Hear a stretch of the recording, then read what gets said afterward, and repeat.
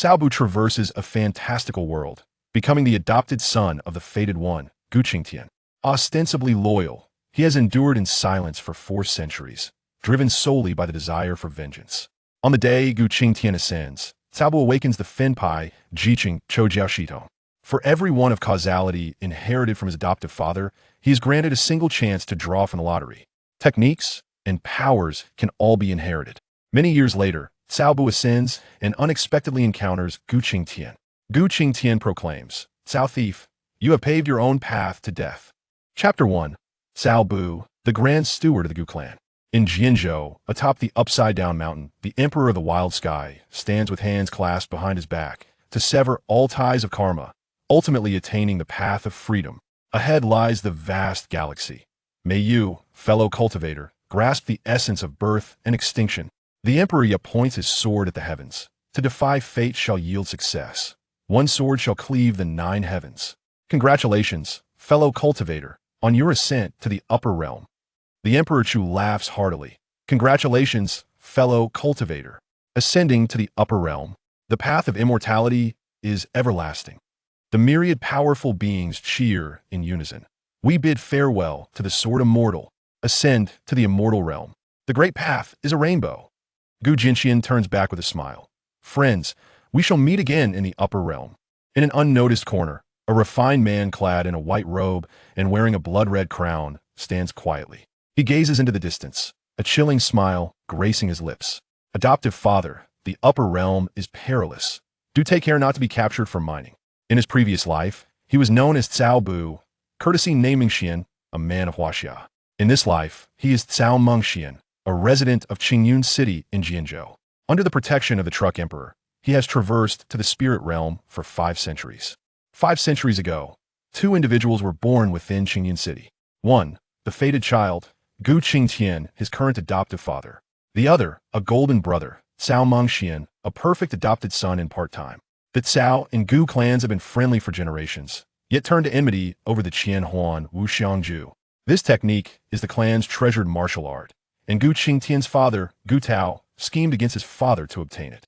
War erupted, but fate proved unyielding, leading to the downfall of the Cao clan. Before his father perished, he was sent away, pursued relentlessly by the Gu family. During his escape, he mastered the Qianhuan Wuxiangju to perfection, and thus his true visage became known to none. An orphan in his past life, in this life his parents are his only warmth. For the sake of vengeance, he transformed himself, kneeling before the same-aged Gu Qingtian. Cao Bu has drifted for half a life, lamenting the absence of a wise lord. If you do not reject me, I wish to pledge myself as your adopted son. Henceforth, he became the sharpest blade of the Gu family, navigating the shadows to clear all obstacles for Gu Qingtian.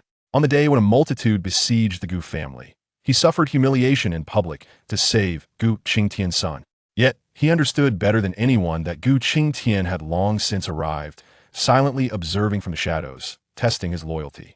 To earn trust completely, he unhesitatingly self-destructed his Dantian, wagering all he possessed. Indeed, at the critical moment, Gu Qingtian appeared to intervene. Alas, it was too late.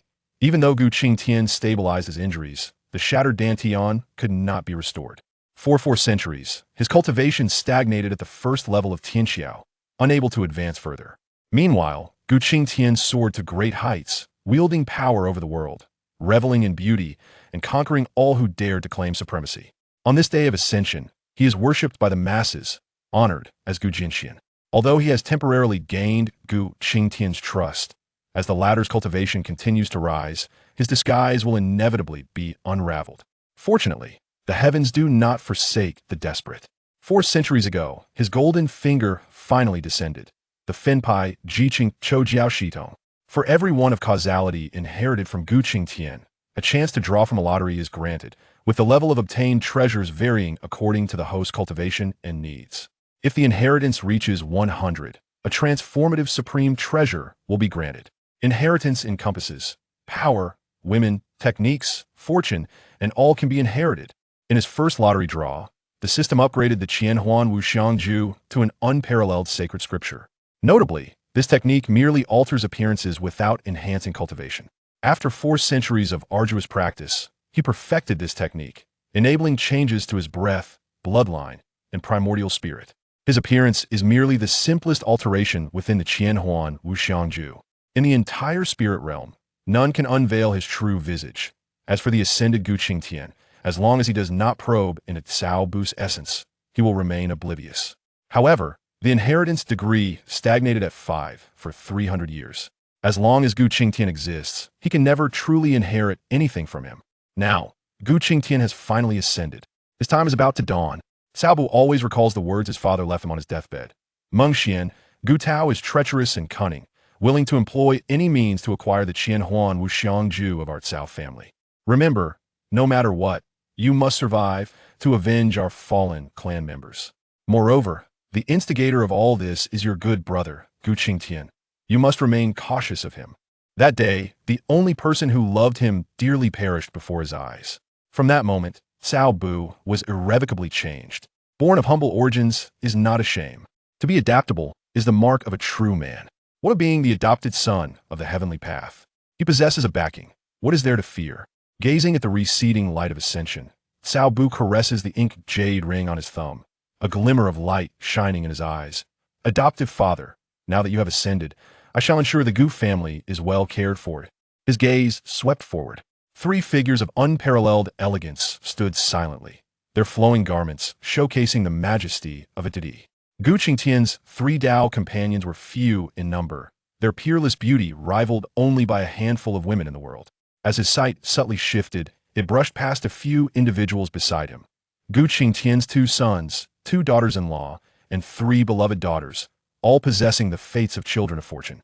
Within the Gu clan's grand assembly hall, the atmosphere was heavy with tension. The matriarch, Gu Qingtian, sat at the head, her purple attire accentuating her voluptuous figure, her breathtaking beauty rendering her almost unapproachable. In her youth, she was the most beautiful woman in the spirit realm. Now, she had transformed into the most exquisite matron of the spirit realm. In the lower left seat, the second matriarch, Lung Yu, donned white garments as pure as snow, exuding a frosty yet alluring charm. In the lower right seat, the third matriarch, Su Li, wore a form-fitting red dress that hugged her curvaceous form, accentuating her sensuality. The remaining seats were filled by Cao Bu, Gu Qingtian's children, and the 9 esteemed elders of the Gu clan. Ladies and gentlemen, with Qingtian ascending, the Jindi and emperors within the Wanfa Forbidden Abyss will surely seek opportunities to act. I have decided to enter seclusion to strive for the imperial realm. To safeguard our Gu clan, Gu Qingtian spoke, her red lips parting as her gaze swept across all present. The Wanfa Forbidden Abyss is one of the most perilous forbidden zones in the spirit realm. Inside, there exist bizarre laws of heaven. Any powerful being exceeding the realm of the King of Realms would find their cultivation forcibly suppressed to that level. Among the 1,000,000 members of the Gu clan, 100,000 are from outside families. During its rise, the clan had offended numerous sacred lands and imperial families.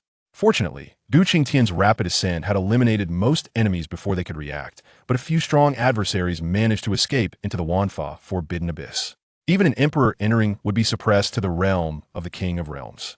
After becoming immortal, Gu Qingtian personally ventured into the abyss, aiming to eradicate these hidden dangers. Alas, he too was suppressed. After a grueling 10-day battle, slaying over a dozen foes, he ultimately succumbed to the force of guidance and had to ascend to the upper realm. With Gu Qingtian's departure, these remaining threats would undoubtedly resurface. As the matriarch of the Gu clan, Gu Qingtian had a plan ahead. Although Gu Qingtian had set up a sealing formation outside the Wanfa Forbidden Abyss, mysterious forces were incessantly eroding the array. According to Gu Qingtian's estimation, within a decade at most, the array would become ineffective. Without an emperor to oversee, the Gu clan would inevitably fall into crisis. Although Gu Qingtian had left behind several life-saving trump cards, as the clan's last resort, they should be preserved and not used lightly unless in dire circumstances. The 9 elders exchanged glances, each reflecting the gravity of the situation. Their talents were not exceptional. Their current cultivation as kings of realms was entirely thanks to Gu Qingtian's patronage. The Gu clan had a relatively short history and lacked substantial depth.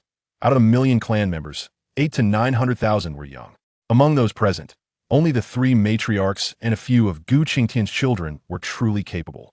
Matriarch, who shall take the position of clan leader during your seclusion? The elder inquired solemnly. Gu Qingtian surveyed the assembly, ultimately resting her gaze on her son, Gu Yun. Yunner, Do you have the confidence to shoulder this heavy responsibility? Gu Yin stood tall, nodding resolutely. Mother, rest assured, I shall devote myself to managing the affairs of the Gu clan. Luo Qingtian nodded in satisfaction. Very well, you shall assume the position of clan leader, and the enthronement ceremony will take place in a month. She paused before adding, I must enter seclusion for cultivation and may not be able to attend your enthronement ceremony. Gu Yin respectfully replied, Mother, do not worry about the ceremony. I will handle everything. The 9 elders exchanged astonished glances. They had expected Luo Qingtian to appoint the second matriarch, Lung Yu, as the interim clan leader, but instead, she directly passed the mantle to Gu Yun. Luo Qingtian turned her gaze to the 9 elders. Do you have any objections? The 9 elders replied in unison. We shall strictly obey the matriarch's command. Luo Qingtian nodded and then looked at the ever-silent Cao Bu. Bu, what do you think? At her words, all eyes in the hall turned to Cao Bu. Within the Gu clan, Cao Bu held a unique status. Had he not risked his life to save Gu Yun, the latter would have perished long ago, and the Gu clan might have faced annihilation. Luo Qingtian felt deep gratitude toward Cao Bu, as he had saved her son's life. Other clan members also held a favorable view of Gu Qingtian's adopted son. Gu Yun's gaze toward Cao Bu was tinged with cold disdain. He could not comprehend why his father and the clan members held this outsider in such high regard. Even if Cao Bu had saved him and the Gu family, he was still an outsider. His rise to this position was purely a stroke of luck. What infuriated him further was that his mother sought the opinion of this outsider regarding his succession as clan leader. This unfounded resentment grew within him, intensifying his hostility toward Cao Bu. Cao Bu rose and bowed respectfully to Luo Qingtian. Aunt, please see clearly. His voice was clear and refreshing, like a spring breeze. Brother Yun possesses exceptional talent and handles matters with composure. He is the most suitable candidate for the clan leader position, he stated, his eyes gently meeting Gu Yun's, perceptively catching the fleeting glint of hostility in the latter's gaze. A deeper smile graced Cao Bu's lips as his fingers subtly stroked the obsidian ring hidden within his sleeve. However, he shifted his tone to one of sincerity. Brother Yun is still young. If Aunt does not mind, I would be willing to assist him. Upon hearing this, Luo Qingtian's expression softened with appreciation. Buer, your kindness is noted. Several elders in the hall nodded discreetly, admiring Cao Bu's humility. Before Gu Qingtian's ascension, it was Cao Bu who had assisted him, and no one questioned Cao Bu's self-nomination. Only Gu Yun clenched his fists within his sleeves, his knuckles turning pale as his nails dug into his palms. That damned Cao Bu had, in just a few words, secured himself a position as the regent. How utterly infuriating! Luo Qingtian stood and declared, in that case, Gu Yun shall succeed as clan leader, and Cao Bu will serve as the chief steward, jointly overseeing clan affairs. Chapter 2. With the love Gu in hand, I possess a beauty. That evening, within the fragrant confines of the Shuxiang courtyard, the flickering candlelight cast a soft glow. Su Li donned a semi-transparent crimson gown, her fair skin subtly revealed. She stood beside a round table, her gaze fixated on the tightly shut door, her heart fluttering with anticipation for someone's arrival. As moments slipped away, the night deepened, yet the door remained silent, causing Su Li's eyes to dim, a wave of disappointment washing over her. At that moment, a pair of warm hands enveloped her slender waist from behind, a sturdy chest pressing against her, completely encasing her within his embrace. Su Li closed her eyes, leaning contentedly into the familiar warmth, savoring this rare tenderness. The man behind her inhaled deeply, relishing the faint fragrance that clung to her, a satisfied expression gracing his features. Did you feel cold during the night? He whispered, opening her eyes. Su Li's gaze sparkled with charm. Now that you are here, I am warm. And if I hadn't come? The man queried further. Suddenly, Su Li turned to face him, cradling his face in her hands, her eyes shimmering with affection. If you did not arrive, I would wait indefinitely until you did. A smile curved the man's lips, his voice low and commanding. From this day forth, the name Su Li shall be etched in my memory. Su Li met his gaze, her eyes resolute from now on. Wherever you go, I shall follow. 2 hours later, a notification chime ding. Congratulations, host. Inheritance level increased by 5, granting 5 lottery opportunities. Cao Bu felt a flicker of intrigue as an attributes panel appeared, visible only to him. Host, Cao Bu. System, villain inheritance lottery system. Inheritance target, the fated child, Gu Qingtian. Inheritance level, 10. Lottery opportunities, 5. Cultivation, First level of the Sky Bridge realm. System space. Primordial yin-yang technique. Spirit stones. Billion manifestations technique. Supreme sword of Taiji. Longevity pill. These 5 treasures were acquired through his previous 5 lottery draws. The primordial yin-yang technique, though a non-ranked method, remained unattainable due to his incomplete dantian. The spirit stones, insignificant to an imperial clan like the Gu, held little value. The billion manifestations technique, originally a celestial level technique, had now ascended to the status of a supreme scripture, second only to immortal scriptures. It was rumored that Gu Qingtian practiced a fragmented celestial scripture, though its recipient remained unknown. However, Cao Bu speculated that his 2 sons likely possessed this incomplete scripture. The Taiji sword, the fated sword drawn by Cao Bu, would elevate alongside his cultivation. Unfortunately, his cultivation stagnated at the first level of the Sky Bridge realm, relegating the sword to the rank of a 4th-grade spirit weapon. He had tested the Taiji sword, finding it superior to the typical 5th-grade spirit weapons. The longevity pill could extend life by a millennium, but with the Sky Bridge realm boasting a lifespan of 1,000 years, he had yet to require it. System lottery all in. Ding. Congratulations, host. You have drawn the love Gu. Beep. Congratulations to the host for drawing the reincarnation flower of the other shore. Beep. Congratulations to the host for drawing a designated Dharma card. Beep. Congratulations to the host for drawing a celestial restoration pill. Beep. Congratulations to the host for drawing the yin-yang demon source. In the realm of emotional manipulation, under the system's influence, a woman afflicted by a love curse will gradually become enamored with the host, ensnared in an inescapable attachment.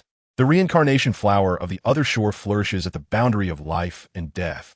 Consuming it grants a fleeting glimpse into the true essence of reincarnation, aiding one in breaking through the constraints of their realm. The designated Dharma card, when employed, allows the user to select any Dharma form as their destined manifestation. The celestial restoration pill can restore a damaged dantian, returning the practitioner's foundational cultivation to perfection. Cao Bu trembled with anticipation, his eyes ablaze with fervor. 3 centuries of seclusion had culminated in this very moment. The yin-yang demon source, once refined, could transform him into the primal yin-yang demon body, achieving an almost flawless affinity with the path of yin and yang, coupled with the primal yin-yang technique. It was evident that the intention was for Cao Bu to ascend to imperial status through the principles of yin and yang. Lear, erect a barrier to safeguard me. Cao Bu rasped, a fervent madness burning in his gaze, suppressed for centuries. He would never forget the tribulations endured during those years. Each day lived on the edge. Every step a dance with the abyss. He had to remain vigilant against Gu Qingtian's awareness. Otherwise, the blood feud that claimed thousands of lives in the Cao family would go unavenged. To this end, he had been forced to bow and serve his family's nemesis as though he were his own father. Now, with Gu Qingtian finally ascending, his dantian on the verge of restoration, and with the addition of the yin-yang demon source, it was time for retribution against Gu Qingtian and his clan, a blood debt that must be settled. Suli observed Cao Bu's current demeanor, her heart filled with uncertainty. Though he appeared to be possessed, his eyes bore an unsettling clarity. Rest assured, unless an emperor descends, none shall uncover this place. With a graceful gesture, she swiftly formed a powerful barrier. Cao Bu sat cross-legged, undeterred by Su Li's probing gaze, and without hesitation, consumed the celestial restoration pill. In the next moment, a brilliant golden light erupted from his dantian. The pill transformed into countless golden threads, weaving through the shattered barriers of his dantian. Wherever these golden strands traversed, fissures healed at an observable pace. The sound of rushing rivers echoed within him, as his once exhausted spiritual veins revitalized with vigor. Suddenly, a blinding golden light exploded from his dantian, illuminating the chamber as though it were midday. His newly restored dantian gleamed as if forged from crystal, bubbling with spiritual liquid that emanated a purer wave of spiritual power than ever before. Cao Bu shuddered, slowly exhaling a breath of foul air, his eyes sparkling with renewed intensity. For the first time in 4 centuries, he felt such abundant spiritual energy flowing freely through his meridians. Not enough, he exclaimed, swiftly retrieving the yin-yang demon source. As the orb of intertwined black and white energy materialized, the spiritual energy within the entire chamber began to tremble violently. Cao Bu opened his mouth and swallowed it, his entire being convulsing in response. The dual energies of black and white surged forth from his 7 orifices, coalescing around him into a swirling vortex of yin and yang.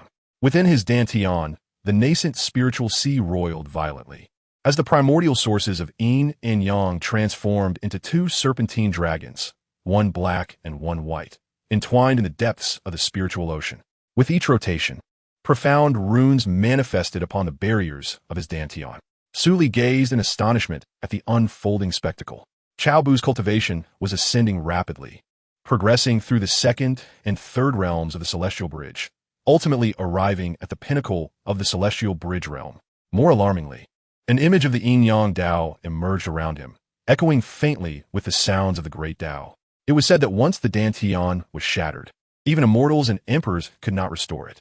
Yet, at this moment, not only had Cao Bu's dantian been restored, but he had also forged the legendary primordial yin-yang demon body.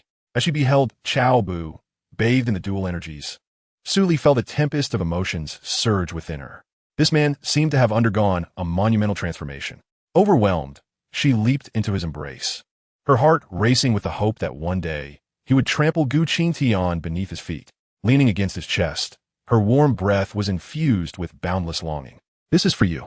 With a mere thought, Cao Bu retrieved the resplendent reincarnation flower from the depths of the system space. "What is this?" Su Li's eyes widened in astonishment, her lips parting slightly. "The reincarnation flower." She turned her gaze toward Cao Bu, incredulous. "Where did you procure such a rare treasure?" Cao Bu has sidki. Do not concern yourself with that. There will be plenty more surprises in the future. You're cultivating the reincarnation laws. While this flower may not directly enable you to ascend to imperial status, it will undoubtedly assist you in breaking through your current realm. He then produced a translucent love insect. Once you achieve your breakthrough, find a way to have Lung Yu consume this. Su Li took the insect with a puzzled expression, scrutinizing it closely. With her quasi-emperor cultivation, she recognized it as a unique insect from the southern wilderness, yet its mysteries eluded her. "What kind of insect is this? What purpose does it serve?" she inquired, curiosity piqued. A mischievous smile curled at the corners of Cao Bu's lips. "It is a love insect. Once Lung Yu consumes it, she will gradually fall in love with me." Unable to extricate herself, Su Li blinked her beautiful eyes, suddenly pouting. "If you end up with Lung Yu, will you no longer want me?" That icy beauty always wears a stern expression. If you could truly win her over, you must feel quite accomplished. A pang of jealousy washed over her. In her heart, Cao Bu was irreplaceable, and she harbored no desire to share him with another. Cao Bu affectionately pinched the tip of her nose. "Silly girl, you will always be the only one in my heart. Others are merely playthings." Upon hearing this, Su Li felt a warmth blossom within her, surrendering completely to Cao Bu's embrace. She was utterly unable to detach herself from this man, who had endured for centuries. The tenderness he offered was something Gu Qingtian could never provide. Even in death, she vowed to remain forever by Cao Bu's side. Suddenly, a thought struck her, and she lifted her face with concern. "By the way, now that Gu Qingtian has ascended, how you plan to deal with the Gu family? Apart from me and Ying Ying, the entire Gu clan stands as your enemy, especially that Luo Qingcheng. She is but a step away from becoming the emperor. With this retreat, she holds an 80% chance of achieving her Tao." The more Su Li analyzed the situation, the more uncertain she felt. This predicament appeared to be a matter of certain doom. Chapter 3. I demand your submission. Cao Bu chuckled softly, pinching her taut little face. "Everything is achievable through effort. Now that my dantian has recovered, as long as I remain low-key, there will inevitably come a day for vengeance." A glimmer of determination flashed in his eyes. "Moreover, for these past few centuries, I have meticulously rehearsed this grand plan countless times in my mind." As he spoke, he tightened his embrace around Su Li, his voice laced with ferocity. "This time, I shall turn the entire Gu clan into the stepping stones for my ascension to the immortal realm." Observing the man's resolute demeanor, Su Li felt a surge of warmth in her heart and pressed herself against him. "I will assist you." She paused briefly before asserting with unwavering conviction, "If we fail, I shall accompany you into the underworld." A warmth bloomed in Cao Bu's heart as he gently caressed her hair, already beginning to devise the astounding layout he had been planning for hundreds of years. The following morning, Cao Bu arrived at Elder Jiu's residence. As he stepped into the courtyard, he saw Elder Jiu beaming as he escorted Gu Yun out. "Rest assured, Patriarch, I shall ensure the succession ceremony is executed flawlessly. Elder Gio guaranteed with a pat on his chest. Gu Yan nodded with a gentle smile. With Uncle Gio in charge, I am naturally at ease. Elder Gio stroked his beard, his eyes filled with flattery. The Patriarch possesses extraordinary talents, having ascended to the Realm King position at over 400 years of age, rivaling even the Patriarch of the Qingtian clan. Surely, you will be another member of our Gu clan to ascend to immortality. While his words were indeed complimentary, they carried a kernel of truth. After all, there were no more than 10 realm kings in the entire spirit realm over the age of 400. With the guidance of Patriarch Gu Qingtian in recent years, perhaps achieving immortality was not an insurmountable challenge. Gu Yan humbly smiled. Uncle Gio, you flatter me. As the Patriarch of the Gu clan, it is my duty to care for the younger generation. Just as he was about to depart, he suddenly caught sight of Cao Bu approaching, and the smile on his face instantly froze. Elder Gio followed Gu Yan's gaze and, upon seeing Cao Bu, also retracted his smile, his eyes flickering with disdain. In his view, this outsider, no matter how loyal, was ultimately not of the Gu lineage, merely a guard dog. However, out of respect for Gu Qingtian's favored dog, he refrained from expressing his contempt openly. Gu Yan's expression darkened upon seeing Cao Bu. He stepped forward, raising his voice slightly. Isn't this big brother? Why are you, the Grand Steward, not where you ought to be, but here instead? The implication of his words was clear. Cao Bu should remain at the entrance of the Gu clan. After all, the position of Grand Steward also bore the connotation of a doorman. Elder Gio observed this exchange with great interest. When Gu Qingtian was present, the Gu clan was harmonious. Now that Gu Qingtian had ascended and could not return, it seemed the Gu clan was due for a reshuffling. As the principal figure of his lineage, the ninth elder naturally sought a formidable ally. Gu Yan, being the eldest son of Gu Qingtian, was undoubtedly the most suitable choice. In the event that Gu Qingtian's lineage were to decline in the future, it would not be impossible for his branch to ascend to the position of clan leader. When faced with Gu Yan's provocation, Cao Bu maintained a gentle smile. Brother Yan, you jest. I have come here precisely for matters concerning the ascension ceremony. He then turned to the ninth elder, respectfully clasping his hands. Ninth elder, the clan's procurement matters have always been under your purview. My adoptive father specifically instructed that this list be delivered to you personally before his ascension. As he spoke, he retrieved a jade slip from his sleeve and presented it with both hands. The ninth elder's expression shifted subtly, compelled to accept the jade slip. For the lingering influence of Gu Qingtian was still formidable, and he dared not openly defy it.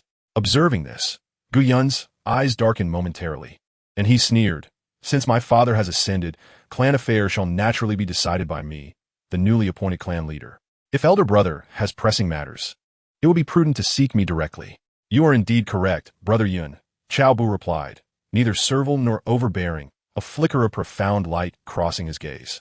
However, this list contains items specially prepared by my adoptive father for the ascension ceremony, I fear. Before he could finish, Gu Yun's expression soured. He snorted coldly. If that is the case, then dear uncle should prepare accordingly. With that, he indignantly swept away, leaving in a fit of anger. Once Gu Yun had distanced himself, the ninth elder finally examined the jade slip, and his pupils constricted sharply, his hand trembling as it clutched the slip. When he looked up again, his eyes were filled with uncertainty. Cao Bu offered a slight smile and lowered his voice. Ninth elder, might we have a word in private? Inside the side hall, the aroma of tea wafted through the air. Cao Bu and the ninth elder sat across from each other, a tea set placed upon the low table between them. Cao Bu leisurely sipped his tea, exuding an air of tranquility. The ninth elder's frail fingers gripped the jade slip tightly, his gaze fixed intently on Cao Bu. This tea is delightful, Cao Bu remarked, taking another sip and deliberately smacking his lips. The ninth elder's brow furrowed deeper, nearly imprinting the jade slip with his grip. Is the content of this jade slip in your possession? Indeed, the content of the jade slip are not a procurement list for the ascension ceremony, Cao Bu replied smoothly. Rather, it bears the words longevity pill. He set down his teacup, a gentle smile gracing his face. Ninth elder, you jest. How could I possibly carry such a treasure on my person? After all, he paused for effect. I am merely at the heavenly bridge stage. What if someone were to seize it from me? You. The ninth elder's complexion altered dramatically, a flicker of murderous intent flashing in his murky eyes. He had indeed contemplated resorting to force, yet the cunning of this young man was undeniable, reflecting upon the dwindling years remaining in his life. The ninth elder felt a tumultuous rise within his chest. That battle years ago had shattered his life essence. A dignified sovereign of the realm should have had several millennia ahead, yet now, contemplating this, he suppressed the murderous intent that had surged within him, his gaze transforming into one of tranquility. Speak then, what is your true intention? Having lived for so many years, he could discern from the three characters inscribed on this jade slip that Cao Bu was not a benign visitor. Due to Cao Bu's unique status, he refrained from taking action, for otherwise, a mere ant of the Skybridge realm could be crushed beneath his finger. I demand your submission, Cao Bu stated nonchalantly. Impudent. Elder Gio erupted, slamming his palm onto the table. With a deafening roar, a fierce pressure instantly surged forth. His gaze was fixed on Cao Bu, his eyes brimming with murderous intent. Cao Bu, do not presume that I am reluctant to act against you. Gu Qingtian has ascended. The Grand Matriarch remains in seclusion. And even young Master Gu Yun harbors great dissatisfaction towards you. If you are wise, surrender the longevity elixir and leave the Gu clan. I may yet spare your life. Cao Bu leisurely retrieved a white handkerchief, gently wiping away the blood at the corner of his mouth. Though he appeared calm on the surface, his heart was rejoicing. Indeed, these old fellows feigned unity while nurturing their own schemes. If they had been as solidly united as when Gu Qingtian was present, he would have to expend considerable effort to topple the Gu clan. But now, the clan's downfall was merely a matter of time. Elder Gio's pupils constricted, and a tempest swirled within him. Although he had not exerted his full strength, his oppressive aura, typical of the realm of a world emperor, would have already crushed an ordinary Skybridge cultivator to the ground, forcing them to kneel and cough up blood. Yet this Cao Bu not only moved freely, but even took the time to wipe the blood from his lips. This young man. A tremor coursed through Elder Gio's heart, his bony fingers instinctively tightening. The jade slip in his palm creaked under the pressure, as if it would shatter at any moment. Is Elder Gio truly afraid? Cao Bu suddenly chuckled lightly, casually tossing the blood-stained handkerchief onto the table. Or do you believe that this insignificant ant deserves to command your submission? Elder Gio narrowed his eyes, gradually retracting his oppressive aura and returning to his seat. He lifted a teacup and took a sip, his gaze drifting into the distance, lost in thought. After a prolonged silence, Elder Gio spoke, his voice low and somber. You may leave, as if today never happened. Cao Bu's smile remained undiminished. For a world emperor to submit? Such a notion was indeed fantastical. However, does Elder Gio truly believe it is I who seek your submission? What do you mean? Elder Gio's brow furrowed. Cao Bu lightly tapped his fingers on the table, speaking slowly. After my adoptive father ascended, I found myself without protection. Young Master Yun harbors resentment towards me. Though I saved his life, he has never shown gratitude.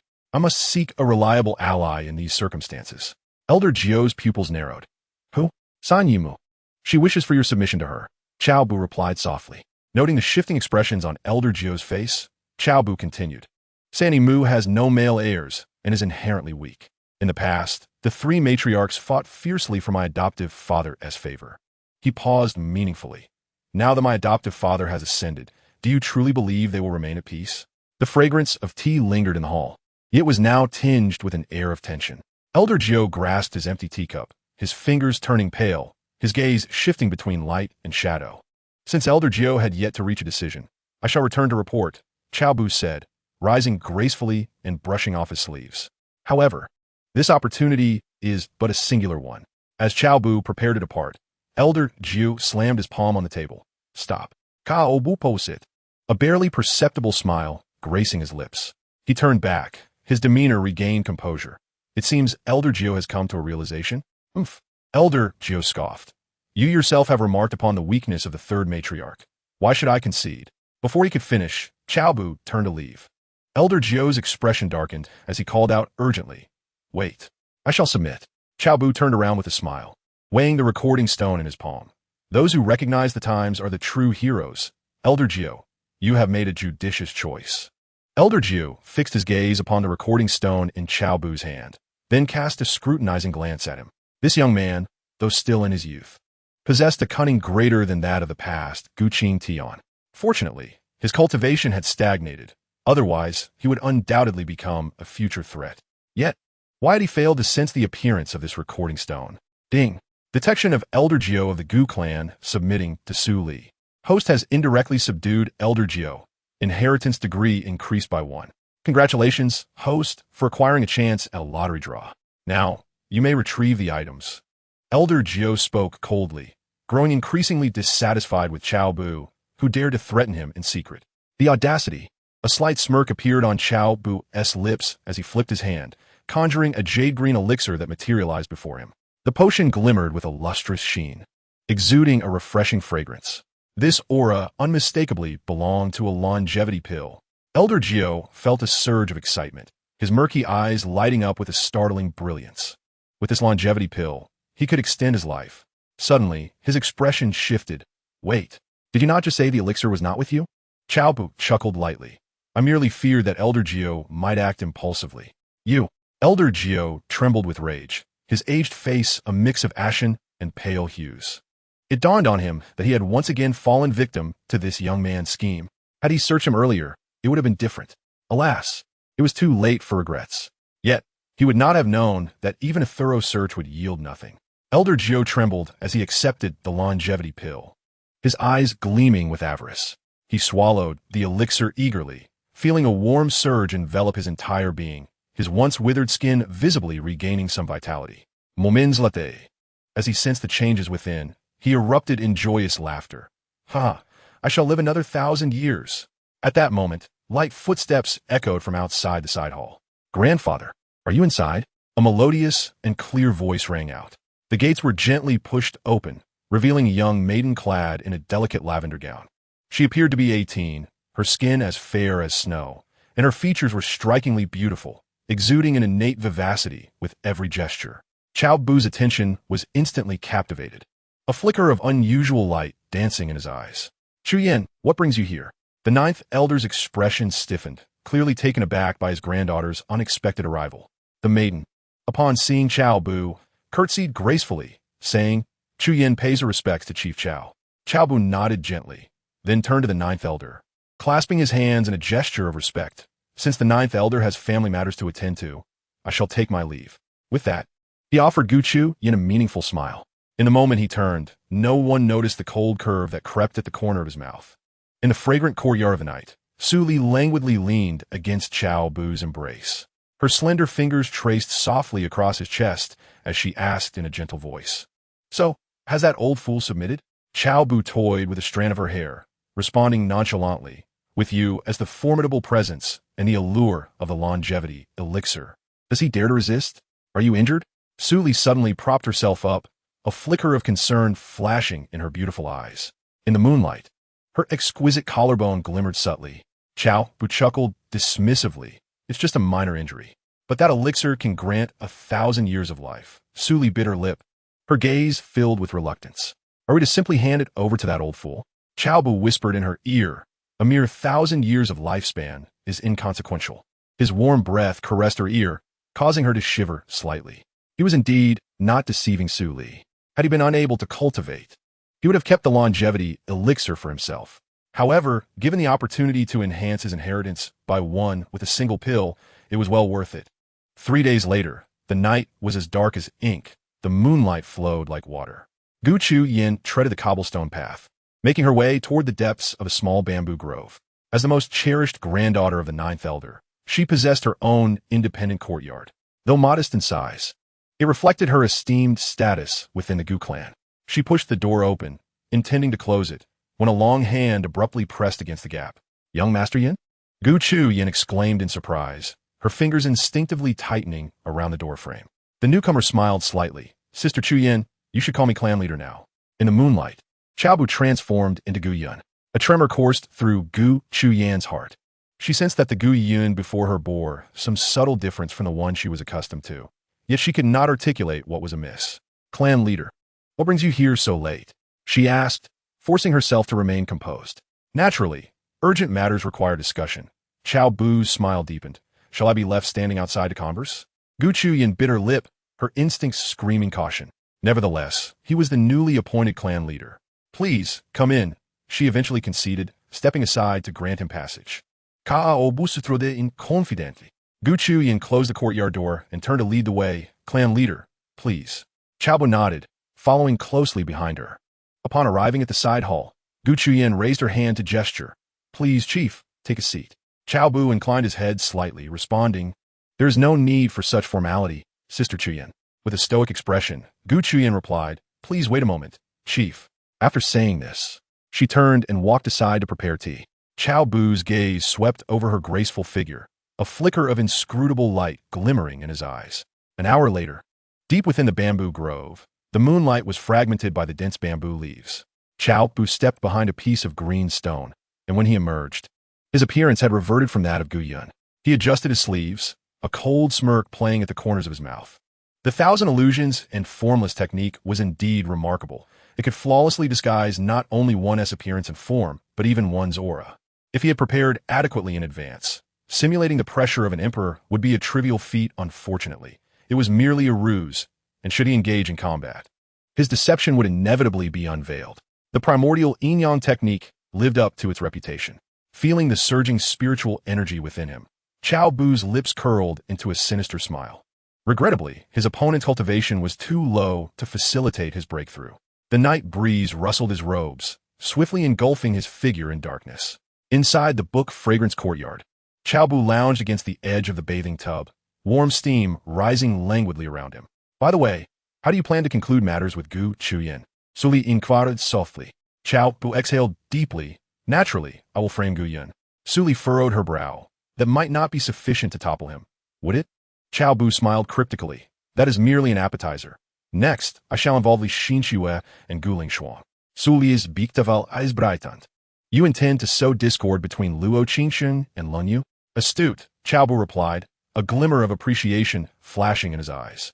Li Xinxue was Gu Yun's woman, destined to be the matriarch, while Gu Lingshuang was Lung Yu's daughter, sharing the same father with Gu Yun. Su Li smiled sweetly, suddenly wrapping her arms around his waist. To be your woman, one must naturally understand your thoughts. Meanwhile, at a mining site in a certain realm of the celestial domain, Gu Qingtian abruptly halted his pickaxe, scratching his itchy scalp vigorously. Crack! A whip lashed across his back. Dare to be idle? The overseer barked. No one is permitted to leave until 100,000 celestial stones are mined. The morning sunlight filtered through the window curtains, spilling into the side hall and casting dappled light upon the blue brick floor. A maid entered, carrying a copper basin, humming a cheerful tune, but her steps halted abruptly upon crossing the threshold. The copper basin clanged loudly against the ground, the sound of splashing water shattering the tranquility. Young miss. Her voice trembled with alarm. There, Gu Qingtian was curled up, her attire slightly askew, her hair cascading over her shoulders, her eyes cast downwards, devoid of their usual vibrancy. Quick, someone! The maid's voice quivered with a hint of tears as she turned and dashed towards the courtyard. Hurry and summon Elder Jiao. Moments later, chaos ensued in the small courtyard. Several elderly matrons hurriedly arrived, wrapping Gu Qingtian in a brocade quilt, carefully carrying her back to her chamber. Soon, a figure in a blue robe appeared at the entrance. I pay my respects to Elder Jiao. All the maids knelt in unison upon ground, their foreheads pressed firmly against the floor, scarcely daring to breathe. The incident involving Gu Qingtian rendered them culpable. Elder Jiao stood at the door, his countenance dark enough to drip with water.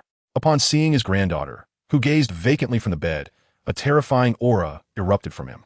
With a gasp, the kneeling maids simultaneously spat blood, their bodies crushed against the ground. Speak, who did this? Elder Jiao's voice was hoarse, each word seeming to be forced through clenched teeth. A bold maid trembled as she replied, reporting to Elder, last night, young Master Gu Yun visited, and the young lady attended to him personally, not allowing us to serve. Get out. All of you leave. Elder Jiao bellowed. The maids, as if granted amnesty, hurriedly retreated from the chamber. Trembling, Elder Jiao approached the bed, and upon seeing the bruises on his granddaughter's neck, his eyes instantly reddened with fury. Chuyen, tell grandfather. Who was it? He would not heed the maid's one-sided accounts, for Gu Yun's identity was not simple. Chuyen's hollow gaze flickered, silent tears streaming down her cheeks. Elder Jiao's emaciated hand trembled, veins bulging. Chuyen, could it truly be that beast, Gu Yun? Yes, yes. Gu Qian's lips quivered, and suddenly, she cried out in hysteria. It was Gu Yun, that beast. He said even if grandfather knew, he could do nothing to him. Chapter 5. the partiality of Cold Moon, and the arrival of Su Li, boom. The windows of the entire chamber shattered into fragments. A violent surge of spiritual energy erupting from Elder Jiu.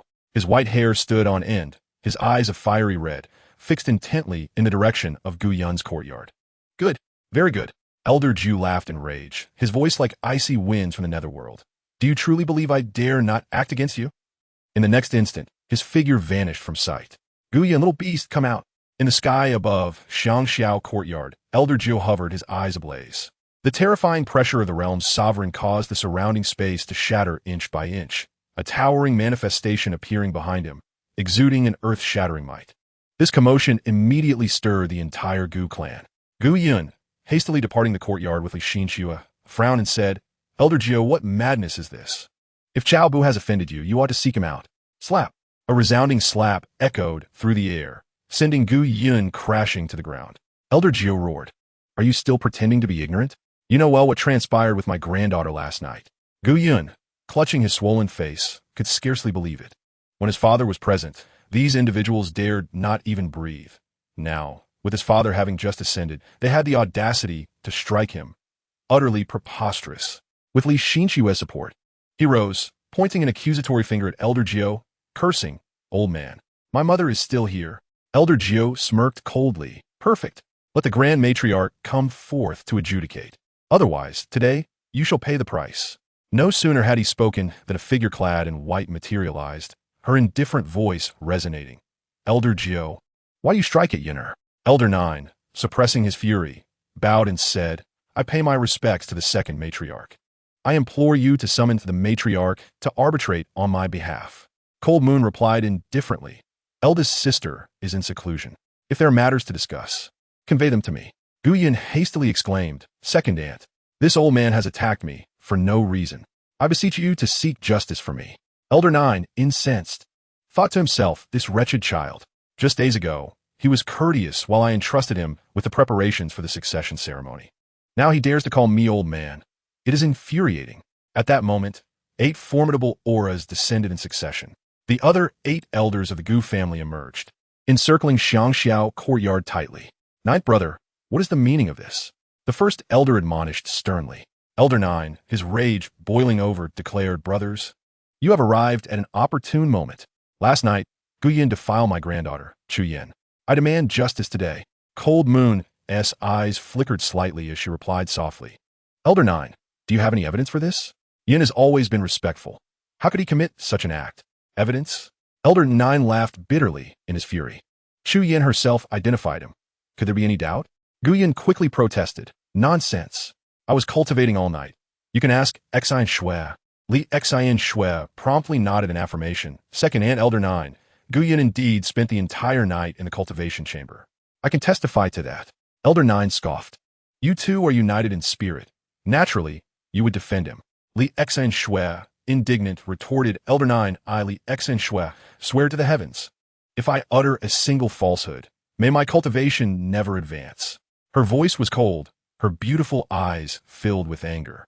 With such a stunning woman present, why would Gu Yun need to tarnish Gu Qingtian's reputation? Furthermore, she trusted Gu Yun, even if he were reckless. He would never commit such a disgraceful act against morality. After all, if this scandal were to leak, not only would Gu Yun's reputation be ruined, but the entire Gu family would be shamed, even jeopardizing the esteemed name of the sword immortal Gu Qingtian. What a sharp-tongued girl. Elder Nine questioned harshly. Then dare you claim that you were with Gu Yun the entire night? If he could not procure justice for his granddaughter today, he, Gu Jioming, would become the laughingstock of the entire clan. Wherever he went, he would be the subject of ridicule, though he himself had little to lose. If his granddaughter were to take her own life over this matter, he would regret it for eternity. With his sons and daughters long perished, Gu Qingtian was his sole reason for living. If anything were to befall her, even if Gu Yun were Gu Qingtian's son, the son of a sovereign, he would risk his own life to ensure their fates intertwined. Li Exine Shui, upon hearing this, hesitated slightly. She too needed to cultivate and could not watch over Gu Yun constantly. Yet she had indeed seen him enter the cultivation chamber. There could be no falsehood in that. Elder Nine, seeing her uncertainty, sneered repeatedly. What is this? Lost for words? Since you cannot prove he remained in the cultivation chamber all night, then my conjecture stands as reasonable. Who can ascertain whether he sneaked out in the dead of night with ill intentions towards my granddaughter? Upon uttering these words, the remaining 8 elders furrowed their brows, their gazes towards Gu Yun now tinged with suspicion. It was truly unexpected to discover that the young master Gu Yun harbored such character. How had this gone unnoticed until now?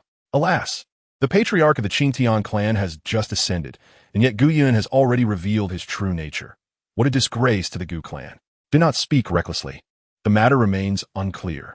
The number of Gu family members gathering around increased, their whispers rising and falling like waves. Gu Yun's complexion darkened, his fists clenched tightly, making a cracking sound. He understood well that if he could not clear his name today, even as the son of the Sword Immortal, he would be branded with the shameful reputation of having wronged his cousin. How could he possibly govern the Gu clan then? Suddenly, a glimmer of insight flashed in Gu Yun's eyes. Who would most desire to prevent him from taking charge of the Gu clan? Cao Bu. Yes, it must be this outsider who is scheming behind the scenes. Ninth Elder, you are clearly slandering me. Gu Yun retorted with a sardonic laugh. I possess a wife as exquisite as Shui. How could she possibly be inferior to Gu Qingtian? Why would I forsake my own wife to tarnish my cousin? This is clearly a frame-up. The Ninth Elder scoffed derisively. Frame-up? Which virtuous woman would sacrifice her own honor to ensnare another? My granddaughter lies in the Yinyu courtyard. You may verify her condition. For the sake of justice. He was willing to risk his granddaughter's reputation, but it was a necessary sacrifice. Gu Yun sneered. Who knows if she did not consort with someone else and then turned on me? Or perhaps, his gaze sharpened suddenly. It is you, this deranged old man, who would sacrifice your own granddaughter's purity to ensnare me. As he spoke, Gu Yun suddenly burst into laughter. Haha, what Ninth Elder. To bring me down, you would heartlessly use your own granddaughter as a pawn. Speak. Who is truly orchestrating this from behind the scenes? Stumbling back several steps, the Ninth Elder's face turned ashen. He fixed his gaze on Gu Yun, utterly astonished that this young scoundrel had managed to turn the situation on its head with mere words. Gu Yun, do you have any conscience left? The Ninth Elder trembled with rage. This scoundrel dares to act without accountability, utterly unworthy of being Gu Qingtian's son. Gu Yun, with righteous indignation, declared, Ninth Elder, it is you who harbors ulterior motives, seeking to incite discord within the Gu clan. Ask yourself, do you honor my father? Now that he has just ascended, you are eager to divide the Gu clan. What is your true intention? Gu Yun's voice rang out powerfully, echoing through the mountains. Each word resonated deeply within the hearts of those present. PFF. The Ninth Elder, overwhelmed by anger, spat out a mouthful of blood. In the next moment, he sensed a shift in the gazes of the surrounding clan members. Their looks were now scrutinizing, filled with doubt and a hint of hostility. In the Gu clan, anyone who seeks to disrupt unity deserves to perish. The Ninth Elder's face turned ashen. He never imagined that what was initially a certain victory could be utterly dismantled by Gu Yun's mere words. At the moment when tensions were at their peak, a crisp and cold voice resonated. Enough. Cold Moon scanned the assembly, her voice unwavering as she declared, this matter ends here. I shall personally investigate the claims made by Elder 9. Should anyone be found to have falsely accused, they shall face severe consequences. If the allegations hold true, a proper resolution will be provided. Luo Qingsheng, in her seclusion, bore the weighty responsibility of considering the Gu clan's interests as the second matriarch. In 10 years, the enemies of the 10,000 Laws Forbidden Abyss would return, and the Gu clan needed to recuperate, not engage in internal strife. Upon hearing this, Gu Yun's lips curled into a smug, cold smile as he provocatively glanced at Elder 9. Old fool, dare to slander this young master? You'll see what happens next. Elder 9's face turned ashen. Having lived for thousands of years, how could he fail to discern the underlying implications of those words? The so-called thorough investigation was merely a stalling tactic. The second matriarch, Chu Yin, is a woman just like you. Elder 9 roared in despair, his eyes burning crimson. Cold Moon frowned inwardly. Even if the matter were true, it must be downplayed. Should it be allowed to escalate? The Gu clan would splinter before the enemies of the 10,000 Laws Forbidden Abyss could even arrive. Rest assured, I shall provide you with an explanation, Cold Moon stated, secretly conveying, even if the claims are valid. Do you truly intend to kill Gu Yun? Do not forget the reason for my elder sister's seclusion. Elder 9 gazed at Cold Moon in disbelief. He was not without a broader perspective. If the situation proved real, He had no intention of harming Gu Yun for the sake of the clan, nor did he possess the courage to do so. Should he slay Gu Yun, their faction would undoubtedly face annihilation at the hands of Gu Qingtian. He merely sought for Gu Yun to publicly acknowledge his wrongdoing, to provide an explanation for Chu Yan. Yet now, a mere phrase about maintaining the greater good would subject his granddaughter to unwarranted humiliation, just as Elder Nine felt utterly despondent. A sultry and enchanting female voice unexpectedly broke the silence. Second sister, Elder Nine merely seeks justice. Are you not merely trivializing his concerns? If such incidents occur again, will they all be brushed aside? She continued, my husband was deeply loyal. As the eldest son, does Gu Yun lack even this small measure of responsibility? Suddenly, she retracted her alluring demeanor, her tone turning icy. Or is it that the Gu clan has now adopted such a dismal atmosphere? The last sentence was like a dagger of ice, sending shivers down the spines of all present. Even Cold Moon, who had maintained her composure, could not help but change her expression. The crowd turned to see a stunning woman clad in a crimson silk gown approaching gracefully. Her captivating figure left many of the young disciples spellbound. The newcomer was none other than Su Li, the third matriarch of the Gu clan. Behind her, Cao Bu followed respectfully, maintaining a three-step distance, his demeanor impeccable and irreproachable. A spark of hope reignited in Elder Nine's previously dim eyes. At that moment, he felt immense gratitude for having complied when Cao Bu had urged him to submit. Otherwise, the matter concerning his granddaughter would undoubtedly have been left unresolved today. At that moment, he cast a grateful glance at Cao Bu. Cao Bu subtly nodded. All his actions were driven by a singular ambition, to transform the entire Gu clan into a stepping stone on his path to transcendence. I implore the third matriarch to advocate for this old man. Elder Jiao declared boldly, preparing to kneel before Su Li in public. With a delicate lift of her jade hand, an unseen force instantly supported Elder Jiao, allowing him to stand upright once more. Lung Yu's pupils constricted slightly. While others remained oblivious, she discerned that Su Li's cultivation had significantly advanced, and she was not far from breaking through to the next minor realm. A sense of alarm stirred within her. This third sister possessed truly terrifying talent.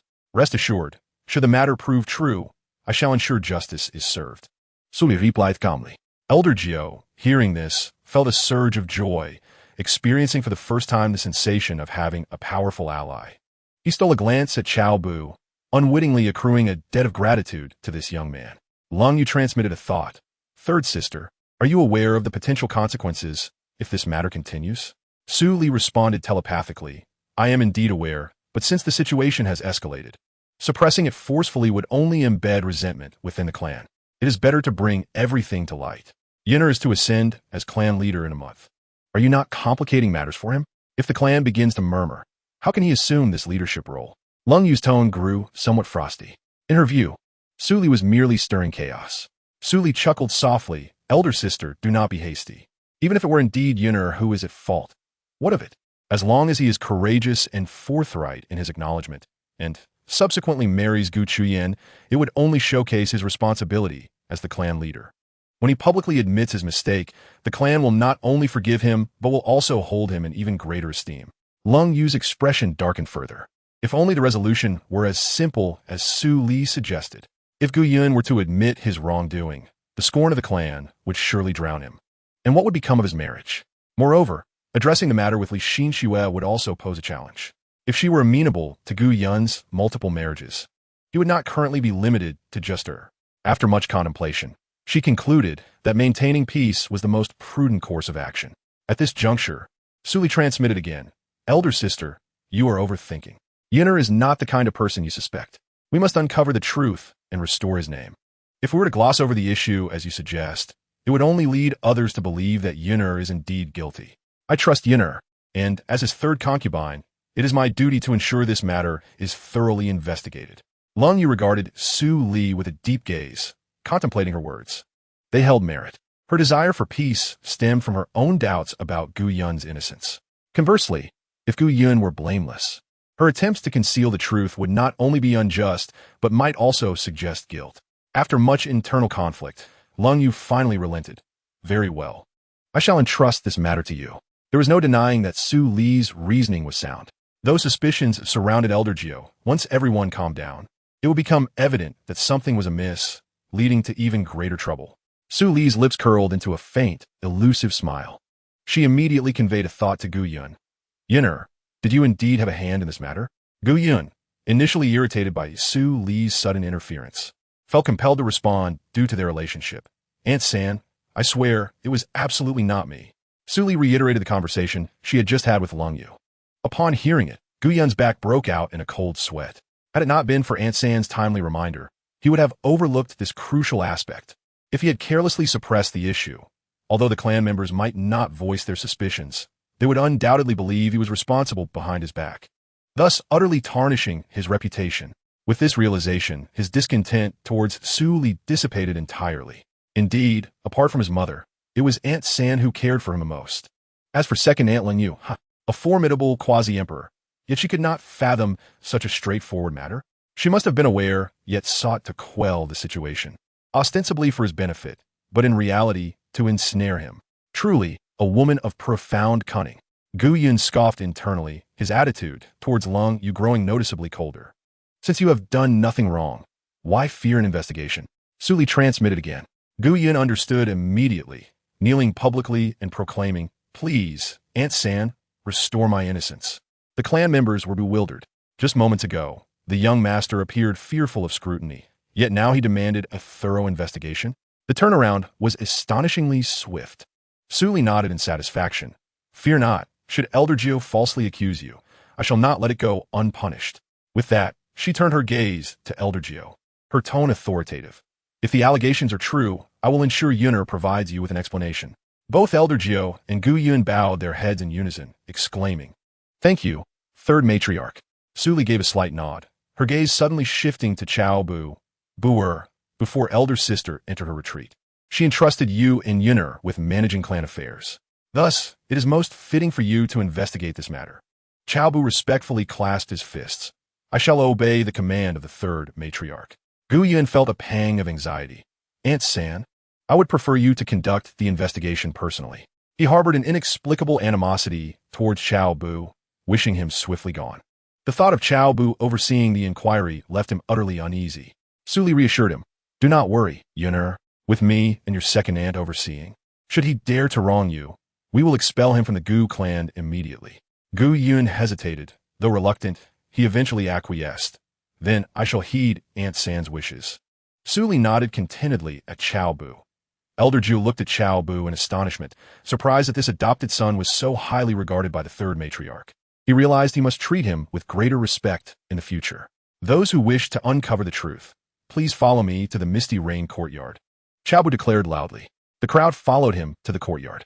Cao Bu solemnly inquired, Elder Gio, let me confirm once more, Gu Qingtian is indeed no longer intact. And it is due to cohabitation? I stake my life on it. Elder Gio affirmed resolutely. He was confident that Qingtian would not deceive him. Moreover, there was no reason for her to lie. Cao Bu nodded. Then I shall trouble Mother San to send a midwife for verification. Sudi promptly commanded. Zhuyi, you go and check. A graceful and alluring matron stepped forward in response. She was a trusted confidant brought from the Su family, second only to Cao Bu in her loyalty. Lung Yu also dispatched her personal maid. By you two should go. Li Xian Shui volunteered eagerly. I wish to accompany them. She harbored no trust in anyone else. As the future matriarch, she would not permit even a hint of blemish upon Gu Yun's reputation. Cao Bu surveyed the gathered individuals, saying, To ensure fairness, I request that the three of you conduct the examination together. Remember to show respect to Miss Gu. This remark warmed the heart of Elder Gio, who cast a grateful glance toward Cao Bu. Yes, Master Cao, Bai and Shui replied in unison, making their way toward Gu Qingtian's chamber with a confident stride. As Li Xian and Shui passed by Cao Bu, he instinctively glanced away before swiftly averting his gaze. This woman was truly captivating. After a brief interval, Li Xian and Shui and the two women emerged from the room, drawing the eyes of all present. Xin Su, what was the result? Gu Yun inquired anxiously.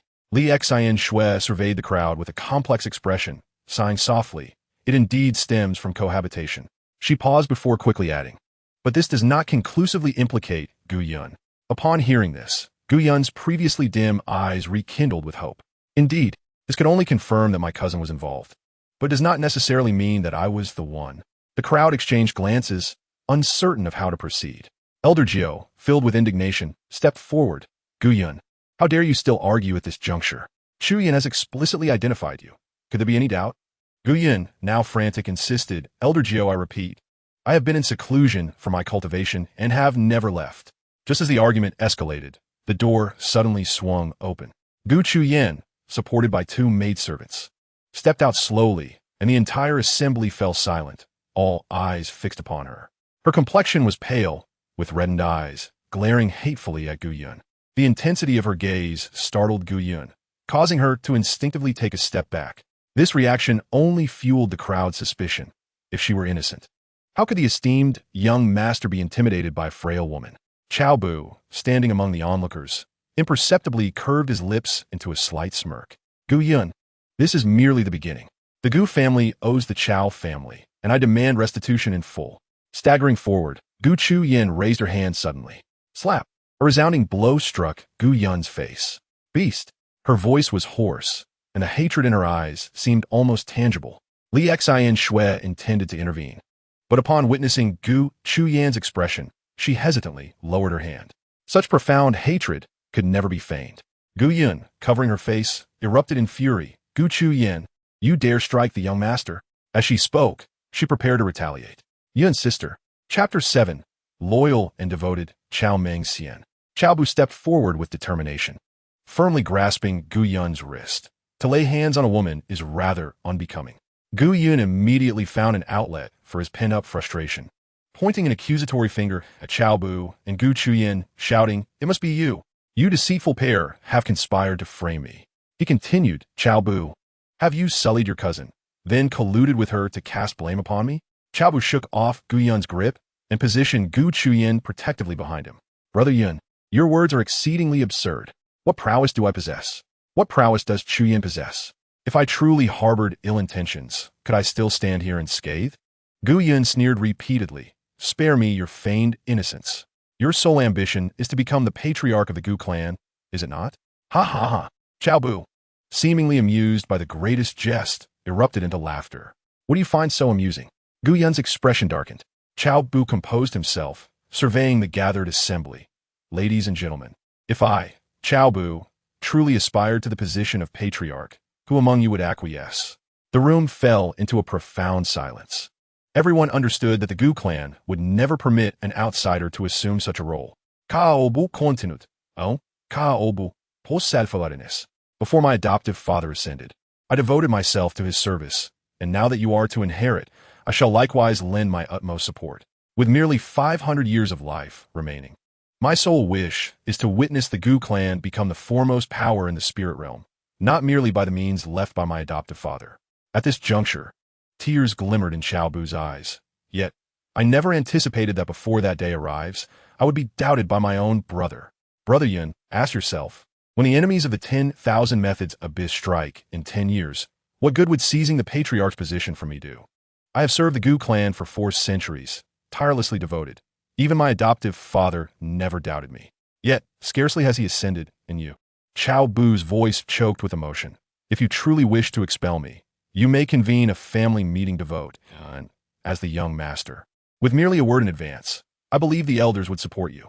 His words resonated powerfully, moving all present. For 400 years, they had witnessed all that Cao Bu had done for the Gu clan, including his salvation of the entire clan. However, while they feigned politeness towards him deep within, they had never truly accepted this outsider. Now, confronted by Cao Bu's candid revelations, they felt an overwhelming sense of shame. Lung Yu and Su Li observed the scene, each stirred by their own thoughts. Lung Yu chose to believe in Cao Bu. A man who remained steadfast for 400 years possesses a loyalty that is indeed rare. Su Li felt a pang of compassion, recognizing that for these 4 centuries, every step Cao Bu took was fraught with peril, where a single misstep could lead to his ruin. Gu Yun stared at Cao Bu, rendered speechless. Gu Qingtian gazed at the not-so-tall figure before her. A warm current suddenly surged within her. She had heard of Cao Bu's deeds and knew that the clan leader held him in high regard. Now, witnessing him firsthand, she realized that this adopted son bore greater responsibility than her own blood brother. If only she had recognized this sooner. She thought to herself with a wry smile. Now, she no longer yearns for anything. She seeks only justice and wishes to dedicate herself to her cultivation. As for romantic attachments, they have long since become irrelevant to her. Whenever she recalls the events of last night, a fierce desire for vengeance against Gu Yun consumes her. Observing that the situation is spiraling out of control, Su Li hurriedly interjects. Today is about seeking justice for Chu Yin, as well as clearing Yunar's name. Let us set aside other matters for now. She turns towards Gu Qingtian and gently urges, Chu Yin, please recount the events of last night in their entirety. Upon hearing this, Gu Qingtian casts a venomous glare toward Gu Yun, gritting her teeth as she states, last night at the hour of the high. After she speaks, all the female cultivators present fix their furious gazes upon Gu Yun. Although some details remain unspoken, the implication is clear to all. Gu Yun, upon hearing this, exclaims in a fit of rage, impossible, absolutely impossible. Even if I'm not a good person, I would never stoop to such base deeds. Li Xin Su, with a countenance severely troubled, struggles to believe that Gu Yun could commit such an atrocity, yet doubt begins to creep into her mind. Gu Yun, noticing the skepticism in Li Xianshui's eyes, panics internally. Xianshui, you must believe me. I was truly cultivating last night. It must be this wretched woman framing me. Gu Yun shouts while pointing accusingly at Gu Qingtian. Gu Qingtian scoffs coldly. Do you not believe me? Then let the young mistress search my soul. At this declaration, the entire assembly falls silent. Soul searching is not a trivial matter. It can lead to madness or, in severe cases, even death. Thus, the implications are unmistakable. Everyone gazes toward Gu Yun, now carry an air of scrutiny. Elder Jiu quickly intervenes. No, soul searching is far too perilous. Upon hearing this, Gu Yun bursts into laughter. Ha ha, you play your part quite convincingly. You wager that we would not dare to search, do you? Xianshui, let us search her soul right now. Wait. Elder Joe suddenly pulls a trembling maid from the crowd. This girl witnessed you last night. If we are to search, let's search her. The maid turns pale at the prospect. Soul searching is a harrowing ordeal. Yet bound by her position, she cannot resist, praying only that the one who performs the search will be merciful enough to spare her life. Li Xianshui approaches the maid, who, in tears, pleads, young mistress, I beg you, spare my life. With that, she closes her eyes, resigned to her fate. Li Xianshui nods and gently places her finger upon the maid's forehead. A memory unfolds from the maid's perspective, seen clearly by Li Xianshui. All present hold their breath, for the truth is about to be revealed. The most anxious of all is Gu Yun. If this matter remains unresolved, his future as the clan leader will undoubtedly be jeopardized. Gu Qingtian's eyes are red with rage as she fixes her gaze on Gu Yun. Regardless of the outcome, she will not forgive this beast. The humiliation of last night lingers vividly in her mind. Had Gu Yun not held the status of the young master, she would have spared no expense to ensure his suffering. After 3 breaths, Li Xianshui withdraws her finger, and the maid's body goes limp, collapsing to the ground in silence. This is the terrifying nature of the soul-searching technique. If the practitioner were to falter even slightly, the soul of the one being searched could suffer a devastating blow. Just moments ago, when Li Xinshui glimpsed Gu Yun's image outside the Misty Rain courtyard through the maid's memories, her emotions fluctuated and compounded by the vast disparity in their strengths. The fragile soul of the maid shattered on the spot. What is it, Xinshui? Gu Yun was eager to uncover the truth. As for the fate of the maid, no one showed concern. Everyone's gaze was fixed on Li Xinshui, who appeared troubled, her expression fluctuating between gloom and uncertainty, leaving the crowd perplexed. Xinshui, what is the truth? Speak. Gu Yun urged, his impatience evident. Li Xinshui scanned the crowd, her gaze lingering on Gu Qingtian for a fleeting moment. Indeed, Gu Yun had entered the Misty Rain courtyard. As those words fell, all eyes turned to Gu Yun, whose face paled, retreating a step as he shook his head and murmured, Impossible, absolutely impossible. I was in the training room all night and never went out. Xinshui, you are deceiving me, aren't you? He suddenly grasped Li Xinshui's shoulders, his agitation palpable. He could not afford to acknowledge the truth. If this were to be confirmed, it would have dire consequences for his ascension. Moreover, he had done nothing of the sort. To his dismay, Gu Yun was indeed a beast. And Gu Matzi lamented his poor judgment in associating with such a person. Why would he forsake the young mistress to pursue his cousin? Such behavior hinted at a troubled psyche. If this man were to become the clan leader, who knew how many women would suffer? Just recently, his wife had become pregnant while he was away, and upon his return, he would insist she terminate the pregnancy to eradicate the problem at its source. Hearing the whispers that surrounded him, Gu Yun bellowed, "Silence."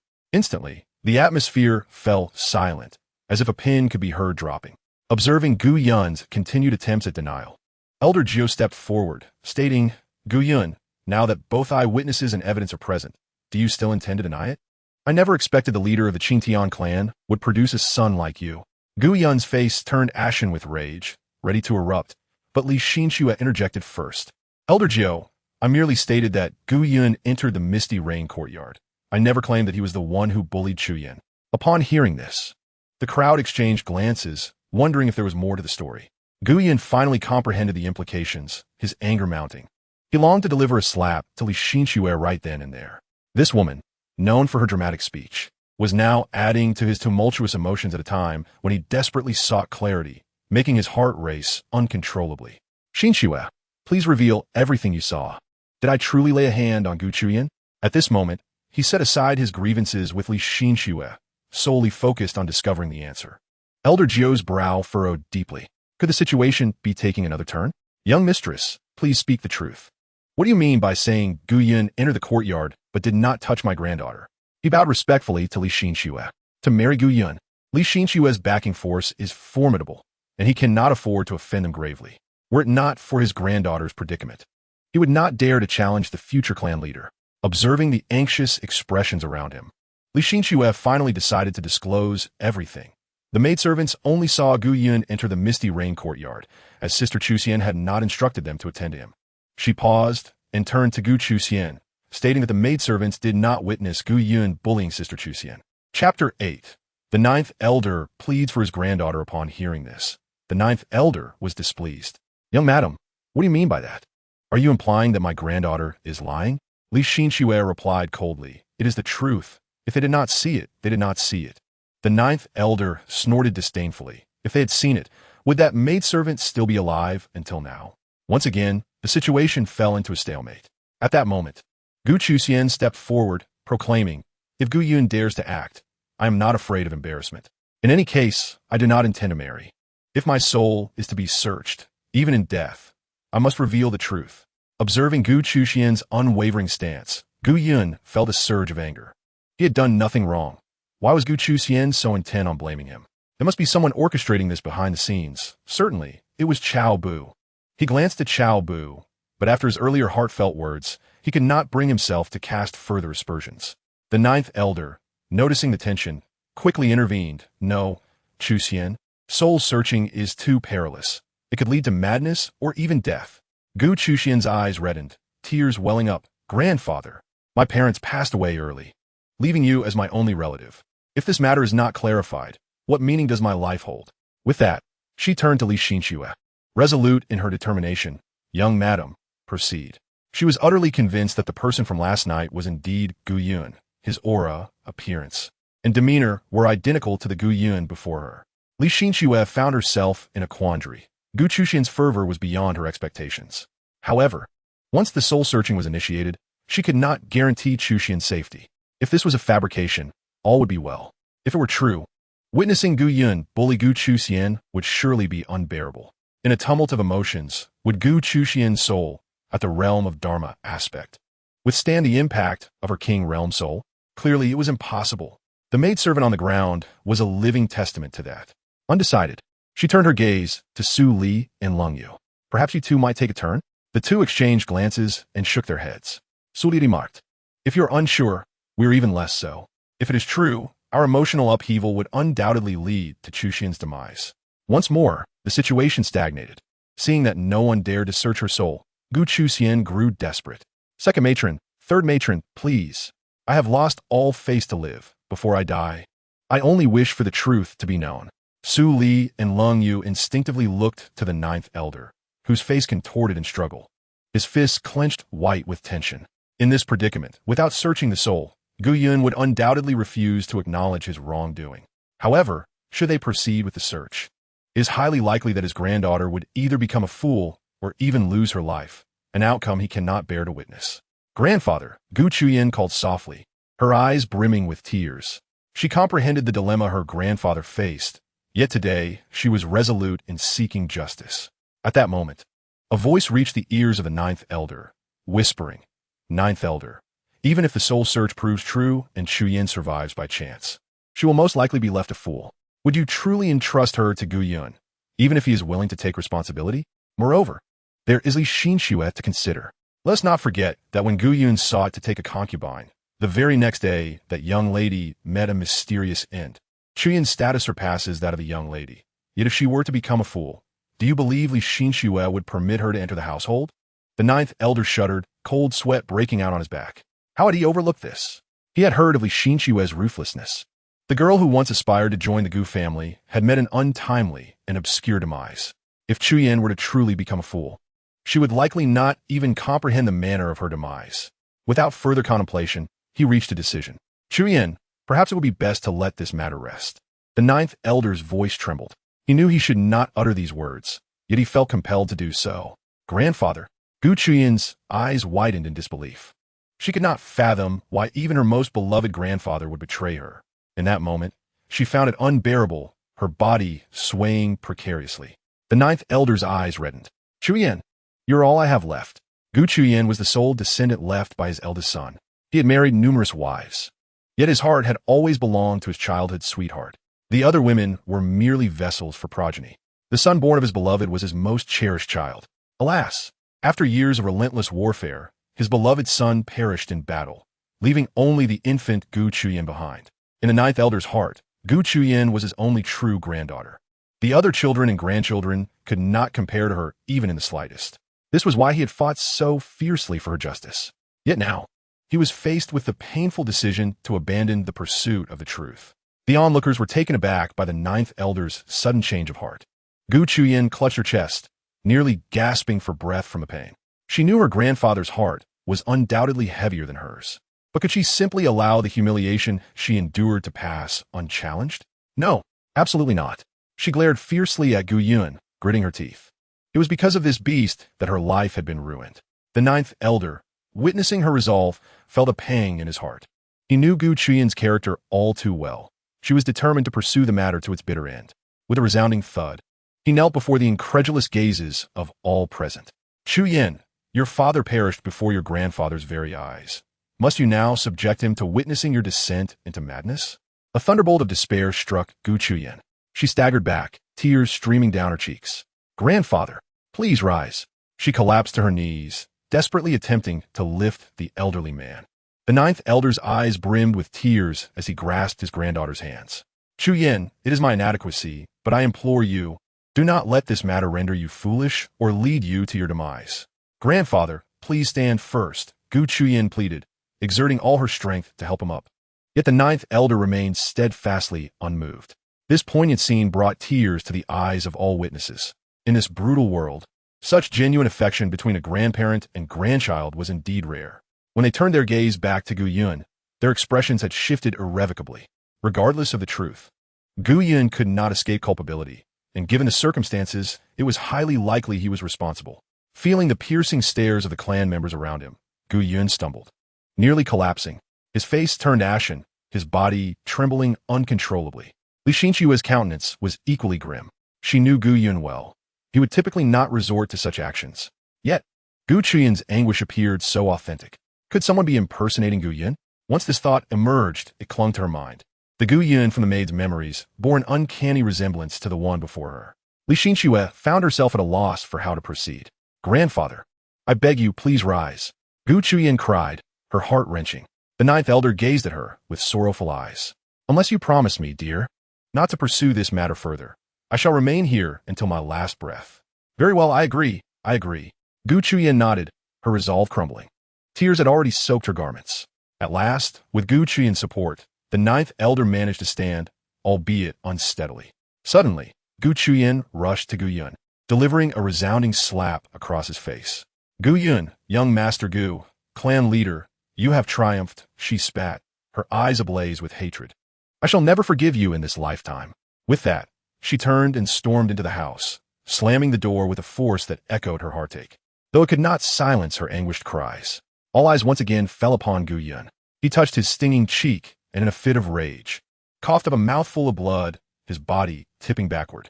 Gu Yun, Li Xinxue rushed to catch him, her eyes filling with tears of concern. She vowed silently to uncover the truth behind this ordeal. "Second aunt, third aunt, we shall take our leave," she stated coldly, cradling the unconscious Gu Yun as she turned away, disregarding the gazes of those around her.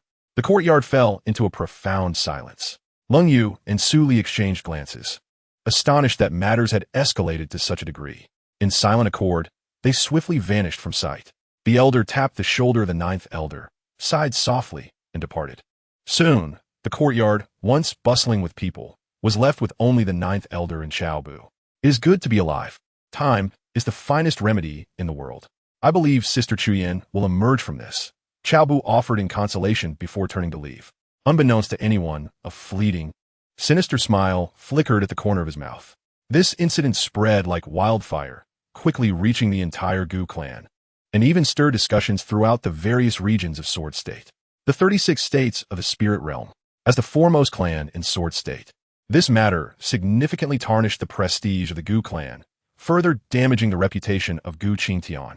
It was initially expected that the Gu clan would intervene to quell the uproar. To everyone's surprise, the turmoil not only failed to subside, but grew increasingly intense. This prompted the leaders of various factions to eagerly anticipate the day of Gu Yun's ascension ceremony. Chapter 9. I Must Learn to Be Bad Too. Within Xiangxiao Courtyard, 3 days had passed since the incident involving Gu Qingtian. Gu Yun slammed his fist onto the table, causing the teacups to clatter. "Damn it! Why does everyone refuse to believe me when I have done nothing wrong?" He had just returned from outside, the scornful gazes of his clansmen still vivid in his mind. Were it not for his status as the young master, he had no doubt that those people would have rushed to slap him. Beside him, Li Xinxue frowned in silence.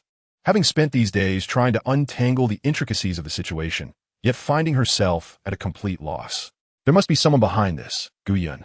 I suspect someone impersonated you to bully Gu Qingtian. Moreover, this individual is adept in disguise and possesses a cultivation level at least one major realm above Gu Qingtian. Otherwise, with her Dharma appearance realm, she would have sensed something amiss. It is even possible that they are a realm sovereign." Gu Yun furrowed his brow tightly. "It is indeed plausible that someone could impersonate me, but how can you be certain it is a realm sovereign?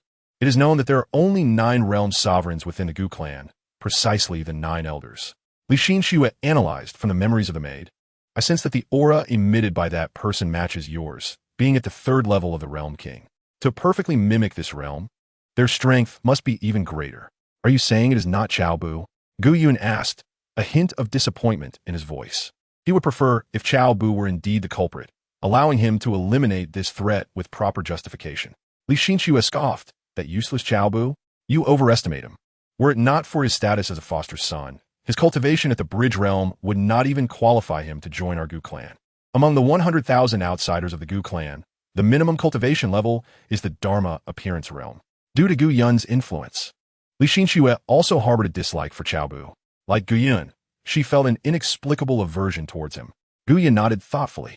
Yet, for reasons unknown, he could not shake the feeling that this matter was somehow connected to Cao Bu. This baseless intuition left him perplexed. What shall we do now? If this issue remains unresolved, it will be difficult to gain the trust of others, even if I assume the position of clan leader. This indeed is his greatest concern. With his cultivation at the 3rd level of the Realm King, he still finds himself unable to suppress certain stewards and the 9 esteemed elders. Were he to possess formidable strength, he would naturally disregard the malicious rumors that circulate. However, at this critical juncture of his ascension, any minor disturbance could jeopardize his position.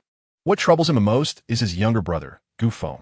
That fellow returned to the sect just a few days ago with his wife, refusing to attend his grand enthronement ceremony, clearly showing disdain for his elder brother. If this matter causes him to lose the support of the people, it might give Gu Feng the opportunity to rise in power. Contemplating this, Gu Yun feels a cold sweat forming on his forehead. To make matters worse, their mother is currently in seclusion, striving to break through to the Emperor realm. Should she emerge to seek justice, it may very well be too late. Do not worry. Their objective is evidently to obstruct your ascension. Though your reputation may have suffered, it is not enough to undermine your position as clan leader, Li Xinxue remarked, her eyes glinting with insight. I surmise that this individual will make another move before your enthronement ceremony. Perhaps we should take turns keeping watch to uncover the perpetrator. Gu Yun nodded helplessly. It seems we have no other option. In the stillness of the night, within the fragrant halls of the study, Su suddenly recalled something and tilted her delicate face to ask, "By the way, why did you not allow Li Xinxue to search Gu Qian's soul? If Gu Qian were to become foolish or perish, would that not serve your purpose?" Su harbored a desire for Gu Qian, a woman touched by Cao Bu, to vanish sooner rather than later. Cao Bu's expression turned serious as he replied, "Purpose? My aim has never been to see Gu Qian dead. As long as she is someone Gu Qingtian cares for, I shall not allow her to perish easily. Gu Qian is but a piece in this intricate game. Her existence is far more valuable than her demise. Would you not agree that this is quite intriguing?"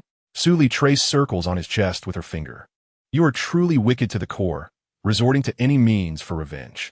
Anyone who crosses you shall never find peace in this lifetime." Cao Bu lowered his gaze upon her. "What? Do you regret following me?" Su quickly shook her head. "I shall never regret being with you. I am merely pondering how I might become as wicked as you, so that I may be worthy of you. Cao Bu genti ruflet hadhu. Let me bear the mantle of the villain. You simply need to stay by my side." Su tightened her embrace around him. "No, if you are so wicked, I must learn to be wicked as well." Cao Bu, hearing this, placed a tender kiss on her forehead. "Rest assured, I shall not allow you to falter." Su beautiful eyes blinked, a flicker of determination stirring within. "I shall not allow you to suffer losses either. Whatever is due to you, I will ensure you receive." The Gu clan is constructed upon the mountains, primarily divided into one main peak, the residence of the clan leader, where the main halls and the assembly hall, equivalent to the administrative center, are located. 3 subsidiary peaks, each governed by one of the 3 matriarchs. 9 central peaks, the domains of the 9 esteemed elders. 36 low peaks, home to 200,000 core clan members. Surrounding these are 4 grand cities: Qinglong City, Baihu City, Zhuke City, and Xuanwu City. Each city houses 200,000 members of the Gu clan. Over the years, with the influx of external forces, the population in every city has surged to millions, all under the management of the Gu clan. The peak where Su resides is known as Shuxiang Peak, with the Shuxiang Academy nestled in its midsection, while the upper regions are designated as Su Li's private domain. Only 2 men have ever visited this place: the ascended Gu Qingtian and Cao Bu. With Su Li's protection, Cao Bu harbors no fear of anyone discovering their clandestine affair. To facilitate their meetings, Su Li has even excavated a secret passage between the Shuxiang Academy and Cao Bu's Zhangfengjit Songfeng residence. After Gu Qingtian's ascension, Cao Bu pays nightly visits to indulge Su Li, returning quietly before dawn. System draw a lottery. With only one opportunity remaining, Cao Bu uses it without hesitation. Ding! Congratulations, host. You have obtained the essence of the 9-turn Linglong body. Cao Bu gazes out the window, already formulating a plan in his mind. Outside, a faint, almost inaudible sound of footsteps resonates. Sudi instingivel, Jules Hadlips, Seiming Lipidasit. Half an hour later, as dawn breaks, Su Li feels a twinge of reluctance. "Will you come tonight?" she asks. Cao Bu replies nonchalantly, "It depends." Without a care for Su Li's mournful gaze, he opens the door and steps outside. The secret passage leading to Songfeng residence lies within the room of Su Li's daughter, Gu Qingtian. This girl is seldom at home, often spending her time in frivolity, completely unaware of the hidden passage in her own room. Su Li's actions are, of course, to safeguard their affair from exposure. Should the day come when Cao Bu has yet to mature, she can use her daughter as a shield, granting Cao Bu more time to develop. Upon returning to Songfeng residence, Cao Bu waits for half an hour before heading towards the Anya Hall. The Anya Hall is a clandestine institution of the Gu clan, dedicated to handling covert affairs, primarily responsible for intelligence, gathering, and assassination missions. As the dark blade in Gu Qingtian's hand, its disciples are comprised of outsiders. His acquisition of the 5th inheritance right largely stems from his control over this shadowy force. Few are aware of the Anya Hall, with the number of people not exceeding 100. Cao Bu arrives at the foot of the main peak, proceeding along a narrow mountain path. After several twists and turns, his figure soon vanishes into the forest. Beneath the main peak lies a subterranean expanse. With a resounding boom, a heavy stone door slowly creaks open. Cao Bu steps forth from the darkness. The disciples of the Anya Hall stationed on either side immediately straighten their postures. Bowing in unison, "We greet the Hall Master." Cao Bu nods slightly, his gaze sweeping over the assembly. "Have the 3 vice masters returned?" One of the guards clasping his fists replies, reporting to the Hall Master. They have not yet returned. Upon hearing this, Cao Bu's brow furrows. Before his ascension, Gu Qingtian had assigned tasks to the three of them. Since he was nearby, they should have reported back by now. Without delay, he strides toward the Shadow Blade Hall, his designated office. As soon as the hall doors opened, Cao Bu paused. Having perfected the Thousand Phantoms formless technique, he was particularly sensitive to the presence of others. There were three individuals concealed within. Their auras were unmistakably akin to those of the three Vice Hall Masters. A flicker of dark light surged within Cao Bu's eyes as an idea struck him. He entered the hall with an air of nonchalance, gracefully took his seat at the head of the table, and lightly tapped his long fingers against the obsidian desk. Time slipped away, second by second. The three hidden figures seemed unhurried, and a stalemate ensued. The hall was enveloped in silence, broken only by the sound of Cao Bu's fingers rhythmically drumming on the table.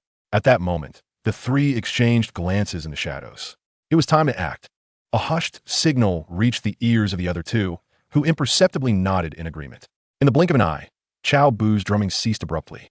The three figures, poised to strike, hesitated in their movements. From behind the column on the left, from behind the screen on the right, and amidst the stillness, Cao Bu's calm voice resonated. He raised his gaze to the beams of the hall's ceiling. "Vice Hall Master you, will you not join me for a cup of tea?" The three exchanged astonished looks, the surprise in their eyes unmistakable. If the earlier remarks had been mere tests, this precise address and naming of one of them unequivocally signaled that their actions had been uncovered. The three figures materialized from the void, standing before Cao Bu. The leading figure, Vice Hall Master Yu, spoke in a deep voice. "Hall Master, you are indeed formidable. Your mastery in the Sky Bridge realm allows you to unravel our concealment techniques." Cao Bu surveyed the trio, his expression betraying no fear. "The task bestowed upon you by Gu Qingtian was, in fact, to eliminate me, was it not?" Vice Hall Master Yu smiled faintly. "The Hall Master is astute." He scrutinized Cao Bu, a flicker of confusion crossing his gaze. He too was perplexed as to why the clan leader had instructed them to discreetly dispose of Cao Bu. They had witnessed Cao Bu's unwavering loyalty over the years, and when he had curiously inquired about the leader's directive, the response had been cryptic. "Buer is commendable. Yet the more loyal he is, the more I fear him. Thus, I send while he descends." Before he could press for further clarification, the leader had vanished, leaving a thorn of incomprehension lodged in his heart. This had been the reason he hesitated to strike immediately. "Hall Master, I truly do not understand. As the adopted son of the clan leader, you have devoted yourself wholeheartedly, even risking your own vitality to protect his son.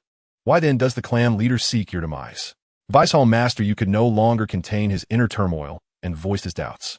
Without understanding this matter, it would become a source of inner conflict, leaving him unsettled. A faint smile played upon Cao Bu's lips, a shadow flickering in his eyes. "Perhaps my adoptive father believes that one day I will pose a threat to him." Upon hearing this, an odd expression surfaced on the faces of the three. One of them, unable to restrain himself, scoffed. "Hall Master, I mean no offense, but you are already half a step into the realm of the dead. How can you still find time to jest with us? A threat to the clan leader? What grand farce! In the past, the clan leader defied the emperor at his peak, achieving the legendary feat of becoming the third individual in the spirit realm to slay an emperor without proof of divinity. Such an existence, how could it be threatened by a mere mortal like Cao Bu, who is but a trifling figure in the realm of the Sky Bridge? Moreover, the current Cao Bu is nothing more than a waste, inferior even to the disciples of the Night Hall." The Vice Hall Master cast a cold glance towards that individual and spoke in a low voice. "Vice Hall Masterly, mind your words. After all, the Hall Master is the adopted son of the clan leader.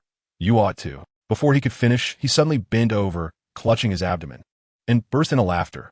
"Ha! This is how one should laugh."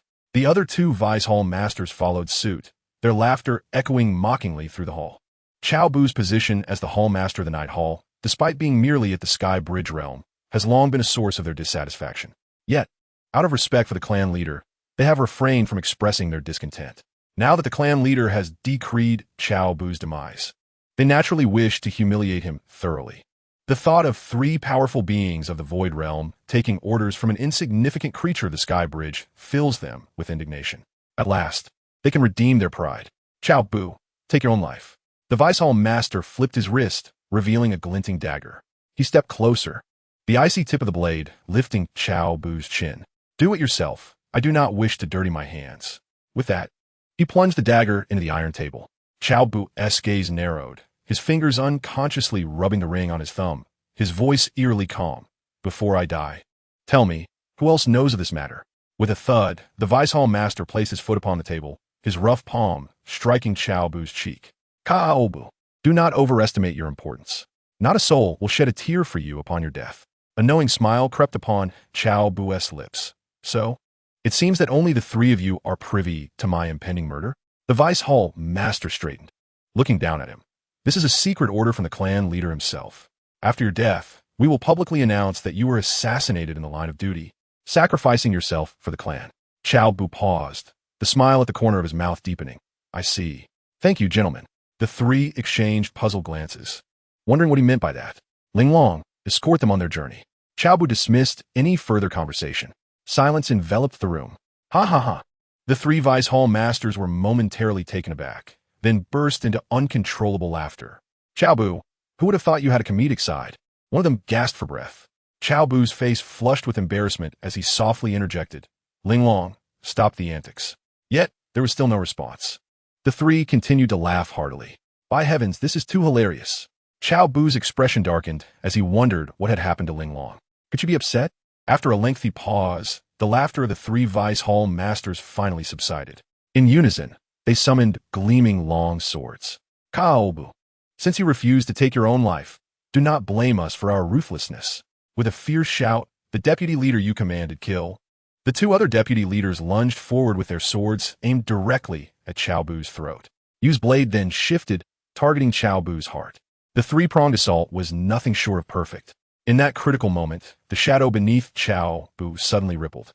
A suffocating aura of murderous intent enveloped the scene, causing the trio to falter in their movements. Swish!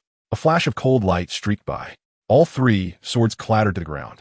The deputy leaders, now terrified, clutched their throats in disbelief as they beheld the enchanting figure that had emerged beside Cao Bu. This woman had seemingly stepped out from his shadow. Compared to their own elusive techniques, this method was infinitely more sophisticated. Impossible, you croaked, his voice hoarse. You are merely at the 8th realm of the void-breaking stage.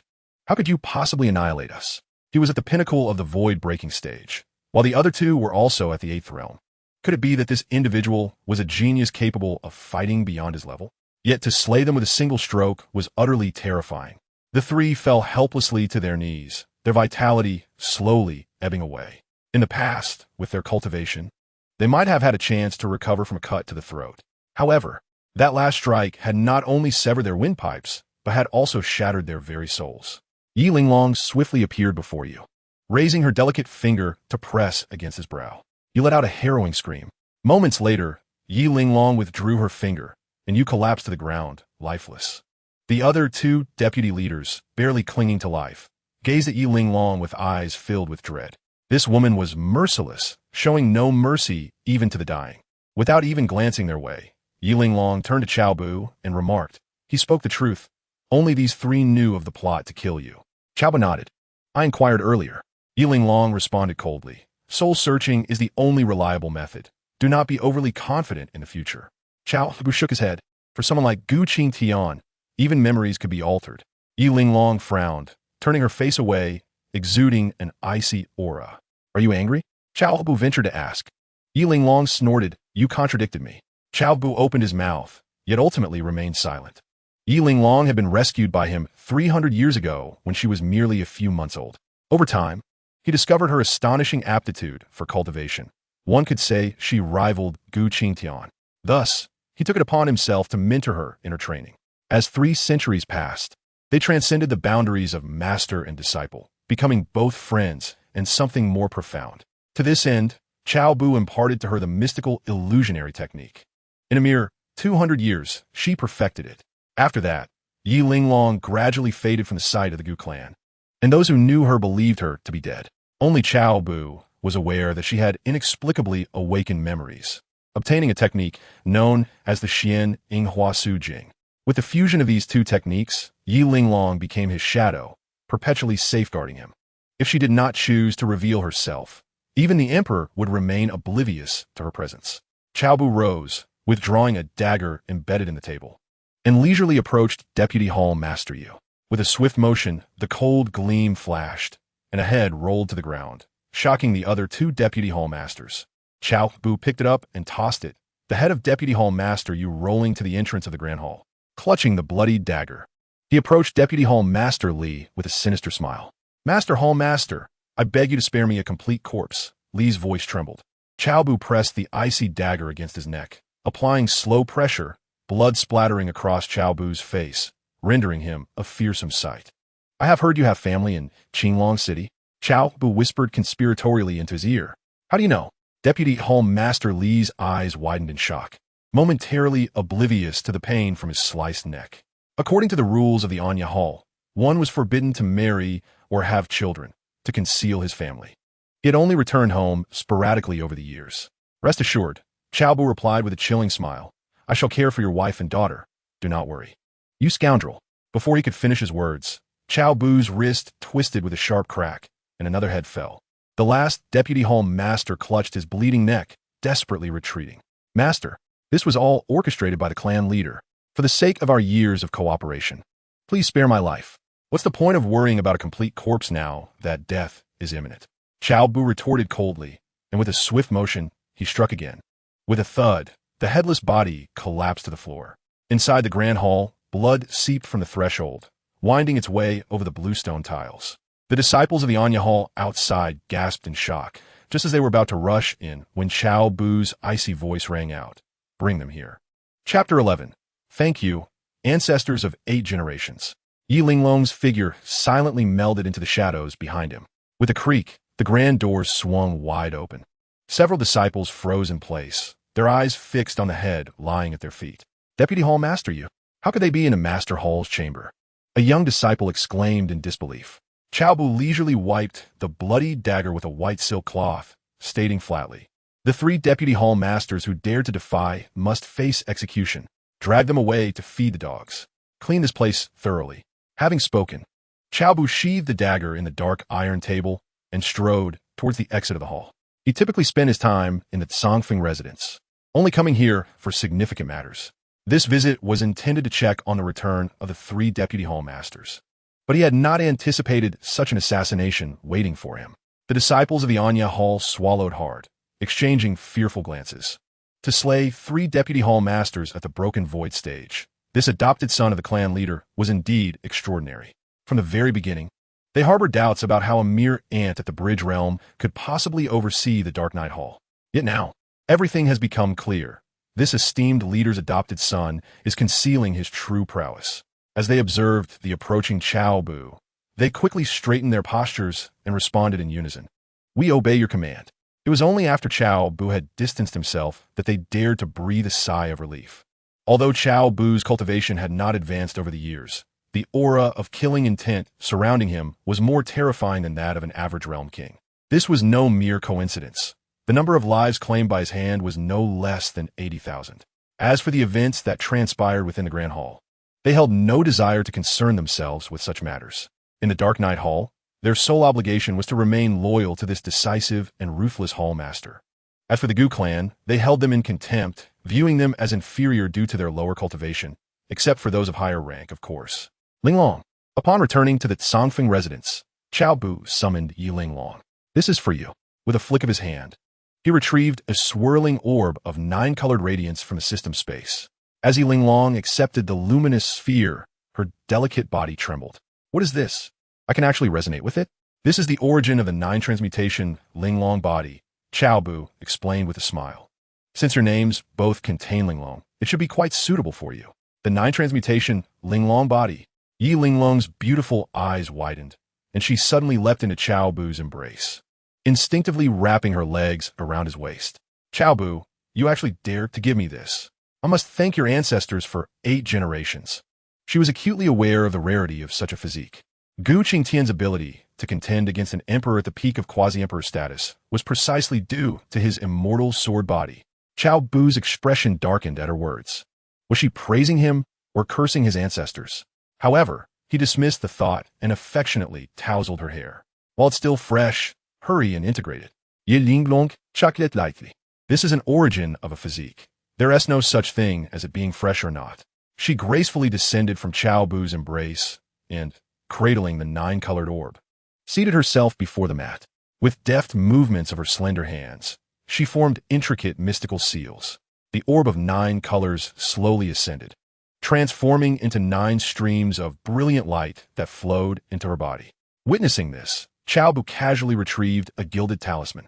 As his spiritual energy surged forth, the talisman transformed into an orange-hued barrier that enveloped the quiet chamber. This was a precautionary measure crafted by Su Li, concerned for his safety, containing a myriad of talismans, if not 1,000, certainly 800, each with varying degrees of power. The barrier talisman he activated could shield against the probing of any force below the realm of a respected master. Suddenly, Yi Linglong radiated a 9-colored brilliance, casting the entire chamber into a dreamlike glow. The 9 streams of light circulated within her, and with each complete cycle, her aura grew stronger. She suddenly let out a soft moan, as points of starlight seeped from her pores. Her 3,000 strands of hair danced without wind, gradually acquiring a lustrous, glass-like sheen. Cao Bu's pupils constricted as he beheld a 9-petal lotus mark manifest upon her brow, each petal exuding a distinct rhythm of its own. Suddenly, the ethereal energy within the tranquil chamber surged violently, coalescing into a vortex around her. With a thunderous roar, a radiant pillar of 9 colors ascended into the heavens, its brilliance clashing against the amber shield, which successfully thwarted its ascent.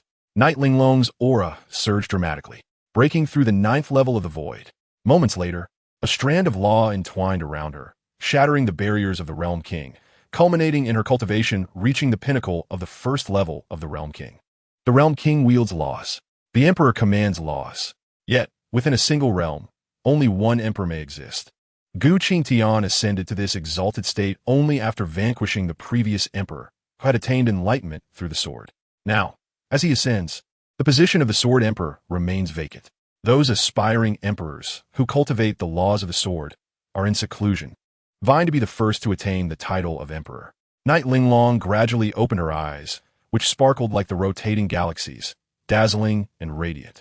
She delicately raised her hand, and behind her, 9 phantasmal figures flickered in and out of existence, each embodying a distinct essence of the Tao. Cao Bu, I have broken through to the Realm King. Her voice resonated with a celestial quality, barely concealing her elation. With a mere thought, the 9 phantasmal figures dissipated. In the next moment, she leaped into Cao Bu's embrace, her legs expertly wrapping around his waist. A resounding kiss landed on his forehead, and Night Linglong beamed with joy. This is a reward for you. Cao Bu settled onto a nearby seat. Aren't you too old for this? You still act like a child. Night Linglong paid him no mind, gracefully seating herself on his lap, pulling his hand around her slender waist, her hands naturally finding rest on his shoulders. What are you doing? Cao Bu felt the softness beneath his palm, his fingers instinctively caressing her delicate waist. Night Linglong huffed softly, this is a reward for you. Besides, if Suli can sit, why can't I? Cao Bu suddenly realized, so you were sulking because you were jealous? He quickly softened his tone, we're all family. Why be angry with her? Night Linglong turned her face away, crystalline tears sliding down her cheeks. Who considers her family? We had an agreement that your first time would be mine, yet you gave it to Su Li.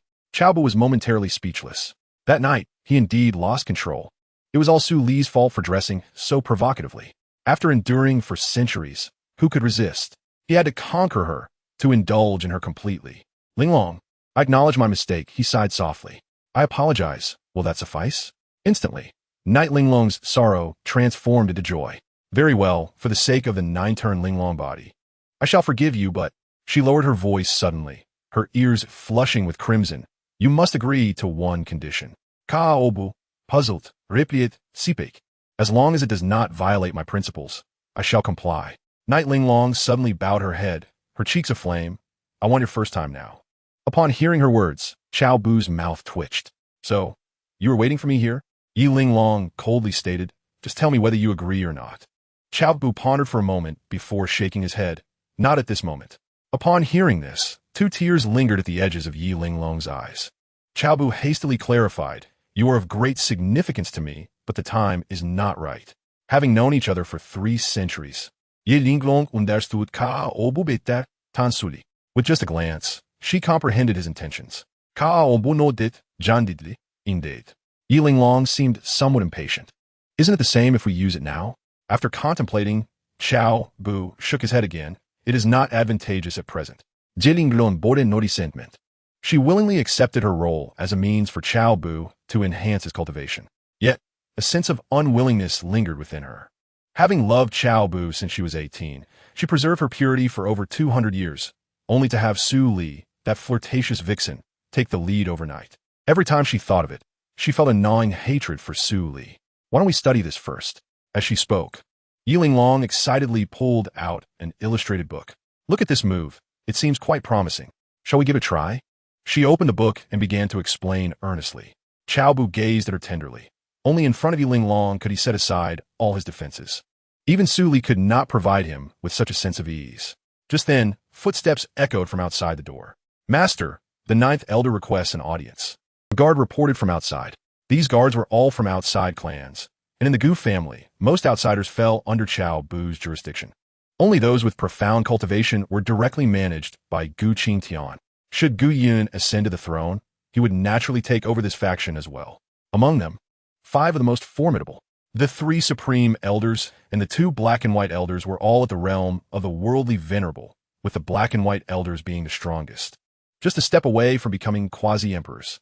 Typically, they focused solely on their cultivation, and now only the 3 main matriarchs of the Gu family could command them. These 5 are distinct from other outsiders. Their lives and deaths rested in the hands of Gu Qingtian. Take him to the hall. I shall come shortly. Cao Bu instructed in a low voice. As you command. Cao Bu gently tousled Yiling Long's hair and said softly, Little girl, let us discuss this another time. Yiling Long pouted, her face filled with disappointment. All right then. Cao Bu smiled, opened the door, and stepped out. Yiling Long tucked away the illustrated book and swiftly transformed into a shadow, merging into Cao Bu's silhouette. Chapter 12. The ninth elder visits to present the saintess. In a reception hall, the ninth elder had scarcely settled when he noticed Cao Bu entering from outside. He quickly rose, a sincere smile gracing his face. Chief Cao, I hope you will pardon my uninvited presence. Unlike a few days prior, the ninth elder now wore a friendly demeanor. Had it not been for Cao Bu's reminder, he might have genuinely clashed with Gu Yun. At that point, he would not only have lost his beloved granddaughter, Gu Qingtian, but would also have escalated the situation significantly. If Gu Qingtian were to be lured out, given that woman's protective nature toward her child, he would not only suffer but endure great harm. What nonsense is the ninth elder speaking? In this humble locale, he can come and go as he pleases. Cao Bu wore a broad smile. Gesturing for the other to take a seat, 2 maidservants entered, carefully placing the steaming teacups before retreating quietly. The ninth elder's personal visit today must be for a significant matter. Cao Bu lifted his cup, ostentatiously blowing on the steam and cautiously taking a small sip. I have come today to express my gratitude to Manager Cao. Had it not been for your timely reminder, I would have nearly committed a grave error, he said, revealing a delicate sandalwood box from his palm. Cao Bu gently set down his cup, feigning ignorance, and inquired, What is this, ninth elder? With a jovial smile, the ninth elder pushed the box forward. This is a 5th-grade spiritual herb, the Yin-Yang Peiyuan grass. Though not of high grade, it can invigorate yang energy and strengthen the foundation. If Manager Cao were to refine it in that aspect, he concluded with a polite smile, the implication clear, which Cao Bu understood well. Yet, he was taken aback by the old man's gift of such a treasure. For ordinary cultivators, the Yin-Yang Peiyuan grass might serve merely to nourish yin and supplement yang. For him, however, the dual energies it contained were precisely what he required.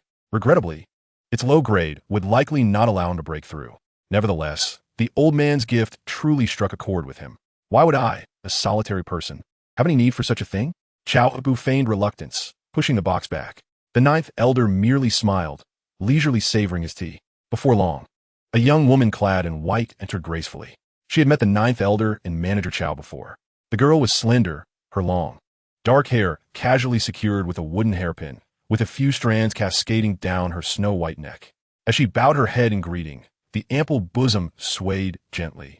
Catching the eye, however, her somewhat revealing attire diminished her innocent allure. What is this, ninth elder? Cao Bu. This old man undoubtedly harbored ulterior motives. Brother Cao, may I call you that? I hope you don't mind, the ninth elder chuckled. Cao Bu's lips curled into a slight smile. Of course I don't mind.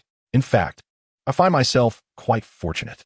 He shifted the topic, a glint of shrewdness in his eyes. However, while we share a bond, let us remain clear on our individual standings. Turning his gaze toward the young woman in white, he remarked with a knowing smile, "Is the ninth elder intending to provide me with some warmth?" What a thing to say. The ninth elder waved his hands repeatedly. "I simply feel for you, having been single for centuries. Yesterday, at the auction in Qinglong City, I spotted this girl, and her beauty compelled me to bid for her. Rest assured, she is pure. I have heard she is a saintess from sacred land, though her sanctuary has fallen, leading to her unfortunate sale." Cao Bu scrutinized the young woman, understanding now the reason for her exceptional demeanor. Yet, her revealing outfit was likely a deliberate arrangement by the ninth elder. Seeing the evident interest in Cao Bu's demeanor, Elder Gio continued, "The first experience is always exhilarating for anyone. I feared that my dear brother Cao might lack restraint, so I procured this Yingyang Peiyuan grass for you. I hope you will accept it."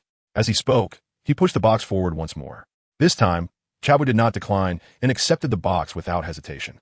"I shall accept the spiritual herb, yet I must insist that you take the girl back," he replied. Uncertain if the woman was a spy arranged by Elder Gio, he ultimately chose to refuse. Elder Gio, undeterred, regarded Cao Bu with a curious gaze. Could it be that he was incapable? A spark of inspiration ignited within him as he lowered his voice and leaned in closer. "This girl still possesses her yuan, which is highly beneficial for cultivation. Although your cultivation cannot progress further, perhaps dual cultivation could restore your dantian. Why not give it a try?" Cao Bu's heart stirred. If the yuan remained, coupled with the right cultivation method, it could significantly enhance his abilities. His path of yin-yang cultivation was arduous, which explained his reluctance to consume night linglong. As for the notion of a spy, that was easily resolved. Noticing Cao Bu's silence, Elder Gio assumed he harbored further reservations and quickly added, "I almost forgot to mention. This girl practices the Jade Maiden Heart Sutra.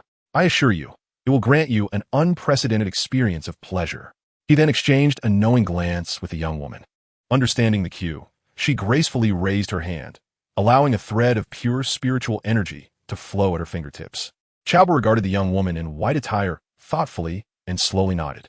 "Very well, since it is Elder Gio's heartfelt intention, I shall accept it. Ha ha ha. Now, that is the spirit." Elder Gio chuckled, his eyes narrowing into slits as he raised his teacup to mask the scheming glint in his gaze. "Rise." Cao Bu intonit solemne. The young woman, quick to comprehend, promptly responded, "Yes, master." With that, she obediently positioned herself behind Cao Bu and began to massage his shoulders. As he reveled in the massage, Cao Bu suddenly inquired, "By the way, how has Sister Chuyan been lately?" Elder Gio's expression fell immediately, his brow furrowing as he set down his teacup. "Alas, that girl has locked herself away in her room since that day, ignoring everyone, even me, her grandfather. It is all my fault. I instigated the situation and ultimately forced her to endure in silence.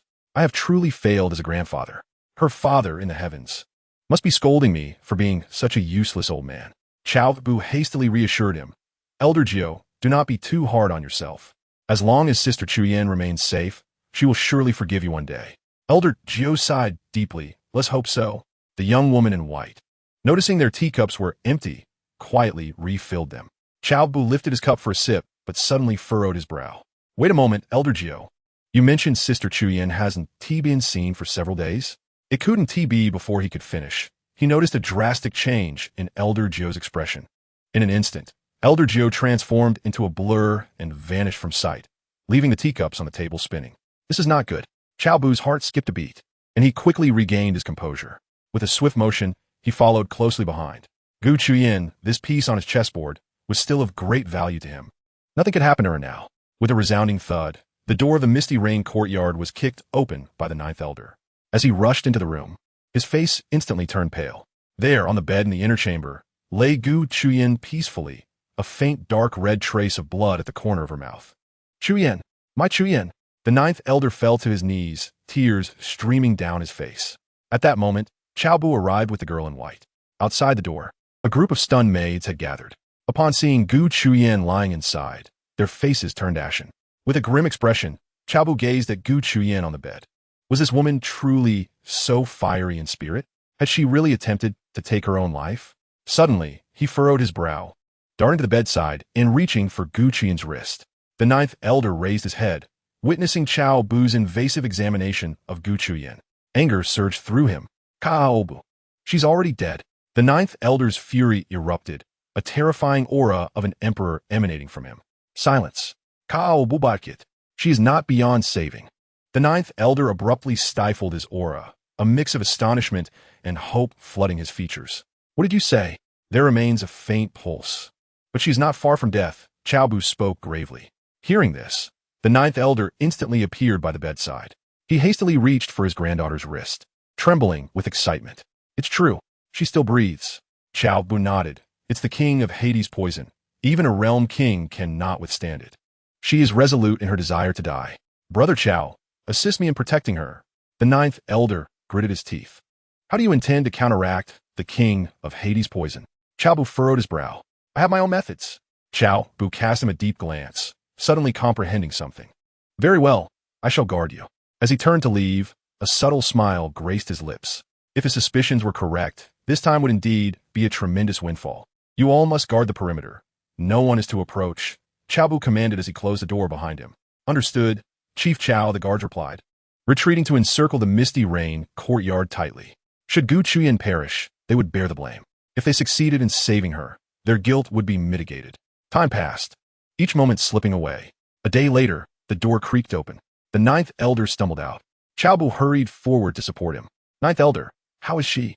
The ninth elder's complexion was pale, his forehead glistening with fine beads of sweat, lips tinged with a faint purple hue.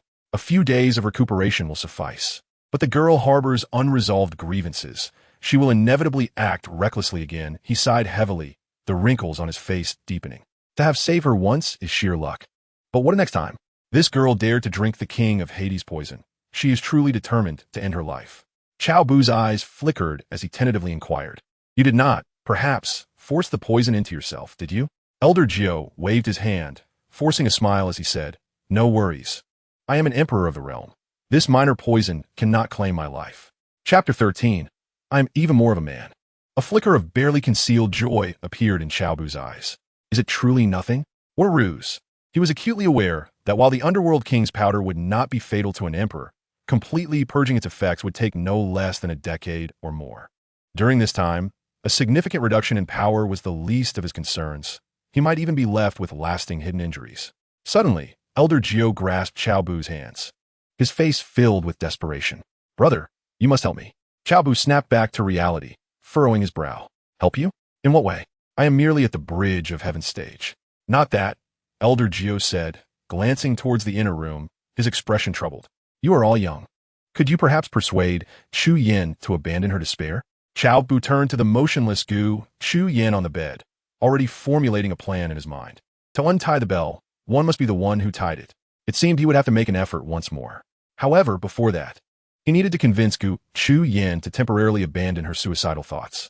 Brother Cao, if you refuse, I shall kneel here until I am answered. Seeing Cao Bu remain silent, Elder Jiu assumed he was unwilling to agree and began to lower himself. Cao Bu quickly came to his senses and supported him. Elder Jiu, I agree. Truly, a glimmer of delight sparkled in Elder Jiu's eyes. To have an old man persuade the youth would likely yield the opposite effect. Perhaps with Cao Bu's involvement, unexpected results might emerge. Cao Bu nodded, considering it. Sister Chu Yin ought to call me elder brother. Though we are not blood-related, our bonds are evident. I cannot simply watch her continue to seek death. However, I must clarify that I cannot guarantee her abandonment of suicidal thoughts. Elder Jiu shook his head. No matter, as long as you do your utmost. This girl has few friends. Wait, she does have a decent relationship with Miss Ling Shuang. She visited just a few days ago. You should go in and try. I will seek out Miss Ling Shuang. With that, he pushed Cao Bu into the room and swiftly made his way towards the courtyard. Cao Bu gazed at Elder Jiu's hunched back, his expression gradually growing colder. Is he to be pitied? Indeed he is. But who will pity his tragically deceased parents? Who will lament for his younger siblings, merely 7 or 8 years old, when this old man led a massacre of the Cao family? He showed no mercy in his actions. Cao Bu turned and walked towards the inner room, the sound of his footsteps echoing in the silent chamber. On the bed, Gu Qingtian remained utterly still, her vacant eyes fixated on the intricately carved ceiling, her breaths so faint they were nearly imperceptible. Cao Bu's arrival seemed to have gone unnoticed by her, or perhaps she acknowledged it but simply did not care. Cao Bu slowly sat beside the bed. taking out a silk handkerchief to gently wipe the cold sweat from Gu Qingtian's forehead, his movements exceedingly tender. Your grandfather, in an effort to save you, drew the poison of the underworld king's powder into his own body. Cao Bu's voice was soft, yet each word was crystal clear. A formidable monarch of the realm now trembles while walking. Gu Qingtian's eyelashes quivered almost imperceptibly. Cao Bu continued. He said that even if it cost him his life, he would ensure your survival. He deliberately paused. But what about you? Will you just lie there awaiting death? Is that truly worthy of him? At last, Gu Qingtian responded, her parched lips moving gently. Why must he save me? Because you are his only kin. Gu Qingtian, are you truly resigned to perish this way? To allow the one who destroyed you to live freely? Suddenly, Gu Qingtian clutched the blanket tightly, her knuckles paling slightly. Her voice trembled. Aren't you his elder brother? Yes, I am his elder brother. Cao Bu stood abruptly, his hands clenched behind his back, knuckles turning white, the joints cracking audibly. But I'm also a man. He has committed such inhumane acts. He faltered mid-sentence, leaving only the sound of heavy breathing in the room. Bang! Cao Bu kicked the stool, splintering it into pieces with shavings scattering. Damn! Gu Qingtian's lashes fluttered. She tilted her head and quietly regarded him for a moment, a fleeting glint of elusive light passing through her eyes. You should leave. She turned away, her voice barely above a whisper. We are ultimately not kindred spirits. Cao Bu remained unmoved, turning to fixate intently on Gu Qingtian. I recall reading a phrase in an ancient tome during my youth. His voice softened, filled with a captivating warmth. A dormant serpent is the most lethal, for it knows how to await the opportune moment. Gu Qingtian's eyelashes quivered almost imperceptibly again. Cao Bu continued, I know a girl who adores raising butterflies. But do you know? The most exquisite phoenix butterfly must remain in its cocoon throughout an entire winter. Sometimes, a temporary restraint is meant to enable one to soar higher. Gu Qingtian's breath suddenly hitched, her chest heaving violently for a few moments. As if changing the subject abruptly, Cao Bu remarked, not long ago, at an auction, I encountered a particularly unique dagger, said to be capable of breaching the defenses of a realm king. Unfortunately, at the time, no one recognized its value, and it was purchased by someone uninformed. He casually added, however, the shopkeeper mentioned that in 3 years, there will be an even better selection. Gu Qingtian's previously unfocused gaze suddenly sharpened, a flicker of keen light flashing in her dark eyes. Cao Bu placed an ancient text on the table. This book, the Heart Sutra of the Dormant Dragon, is said to allow one to conceal their presence at a profound level, undetectable even by a realm king.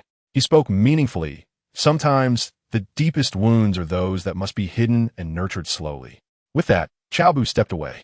Just as he was about to close the door, he heard Gu Qingtian's hoarse voice call out, leave the book. Beep. Detected a significant increase in Gu Qingtian's favorability towards the host.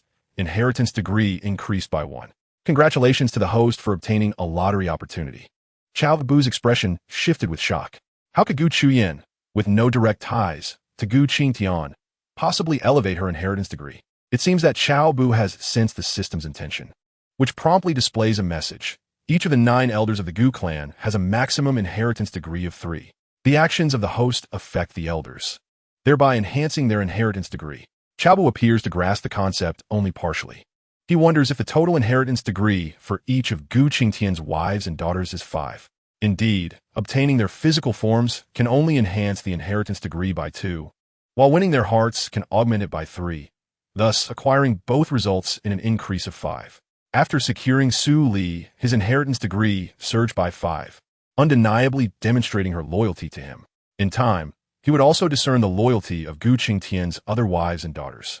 Well done, Brother Tongzi. Cao Bu smiled at the door and quietly closed it behind him. The Zhilong Heart Sutra is a simplified version of the Qianhuan Wuxiang technique, specifically designed for the disciples of the Dark Night Hall to cultivate. Although the two have no essential connection, they exhibit subtle ties. For instance, regardless of how advanced one's cultivation of the Zhilong Heart Sutra may be, one can sense the presence of others, while the others remain oblivious to him.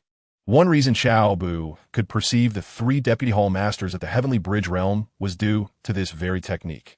Just as Cao Bu turned around, he beheld the 9th elder approaching from outside with a striking beauty, clad in white, her slender waist and the sight of her delicate, fair leg peeking from beneath her skirt were captivating enough to hold one's gaze. Her skin was as white as jade, breathtakingly beautiful, yet radiating an aura that deterred closeness. Cao Bu descended the steps, and they stood before him. Elder brother, the cold beauty called softly, her expression neither joyful nor sorrowful. Gu Qingtian, the eldest daughter of Gu Qingtian and the eldest daughter of Cold Moon, both shared an icy demeanor. Cao Bu nodded, gently responding, Lingu. Inside the room, hearing the commotion outside, Gu Qingtian turned her gaze towards the Zhelong Heart Sutra on the table and swiftly stored it away in her storage ring. Younger brother, how is Qingtian? Is she feeling any better? The ninth elder inquired urgently, disregarding the fact that the Ming Wang toxin had already invaded her heart veins. This urgency reflects Gu Qingtian's significance in the ninth elder's heart. Cao Bu nodded gently. She is fine now. That is wonderful. The ninth elder trembled with excitement, looking at Cao Bu with immense gratitude. I will go in and see her. Once the ninth elder entered the room, Cao Bu turned to Gu Qingtian. Qingtian, I have heard that you share a good relationship with Qingtian. Do spend more time with her during these days. Gu Qingtian nodded in agreement. Elder brother, do not worry. She is my cousin, and I will not neglect her. Suddenly recalling something, Cao Bu asked, by the way, I have heard that you have someone you fancy. When will you bring them home for me to meet? It would be good for elder brother to assess them. Gu Qingtian's face flushed unusually red, and she quietly replied, Elder brother, do you know something? Cao Bu frowned, his expression one of confusion. What do I know? Gu Qingtian shyly remarked, a few days ago, I informed mother that in half a month, he will bring his family to propose. Cao Bu was momentarily taken aback, but quickly regained his composure. He had merely inquired casually, never anticipating the truth of her words. Brother, I shall go check on Qingtian now. Gu Qingtian, concerned for Gu Qingtian's well-being, softly excused herself. As she entered the room, Cao Bu's eyes briefly clouded with a shadow of discontent. A proposal? Not a chance. Your life shall belong to me, Cao Bu. With this thought, he began to ponder. It appeared adjustments to his plans were necessary. Just then, the system's voice resounded once more. Ding! Detected a significant increase in Elder Zhou's affection towards the host, inheritance degree raised by 1. Congratulations. Host has gained a lottery opportunity. Now, he possessed a total of 2 chances for the lottery. A smile graced Cao Bu's face as he strolled away. Hands clasped behind his back. There were no more resources to exploit from Elder Zhou. It was time to deal with the other elders. He needed to carefully consider how to harvest their inheritance degrees. Chapter 14. Do not underestimate a poor girl. Inside the room, Elder Zhou still felt somewhat uncertain and quietly asked, Qingtian, you truly want to engage in foolishness again? Gu Qingtian gently nodded, a faint smile gracing her lips. Grandfather, do not worry. I have come to understand. I still have you to care for, and I will not seek to end my life. At that moment, Gu Qingtian approached, her eyes filled with concern and curiosity. Qingtian, are you truly all right? Having overheard Gu Qingtian's response, she could not help but wonder what Cao Bu had told her. A few days prior, she had been anxious that Gu Qingtian might take drastic measures, and had spent an hour trying to counsel her, yet to no avail. Hearing just now of Gu Qingtian's attempted suicide had startled her greatly. By nature, she was aloof and had few friends. Gu Qingtian was not only her cousin, but her closest confidant. Faced with this situation, she felt utterly helpless. Gu Yin was her half-brother, while Gu Qingtian was her dearest friend. Choosing a side left her in a predicament. However, if one were to weigh the importance of each in her heart, Gu Qingtian outweighed Gu Yin. As women, they shared an understanding. Most critically, her younger brother, Gu Feng, did not have a good relationship with Gu Yin. It is often said that 2 tigers cannot coexist on the same mountain. Ever since the true tiger, Gu Qingtian, ascended, the family had devolved into such a state. Moreover, these 2 were not full-blooded brothers. A layer of bloodline separation diminished their inherent closeness. Had Luo Qingcheng and Lung Yu possessed equal cultivation levels, the rightful heir to the position of clan leader would remain uncertain.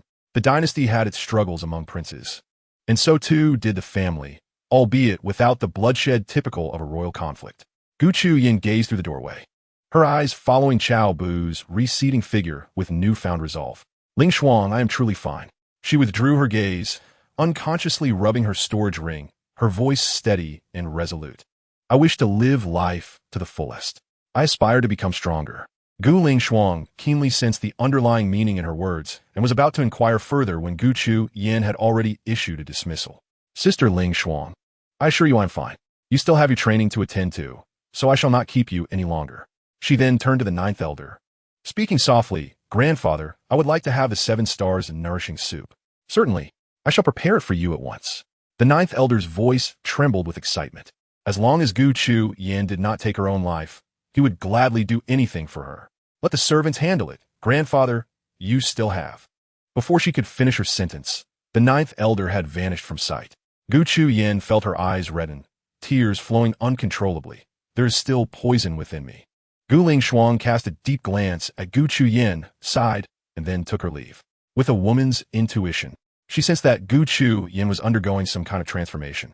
She could not articulate it, but she felt a subtle yet powerful restraint. As the footsteps gradually faded, silence enveloped the room. Gu Qingtian gazed out at the drifting leaves, enunciating slowly, "Guyun, 30 years in the east, 30 years in the west. Do not underestimate a young girl in poverty."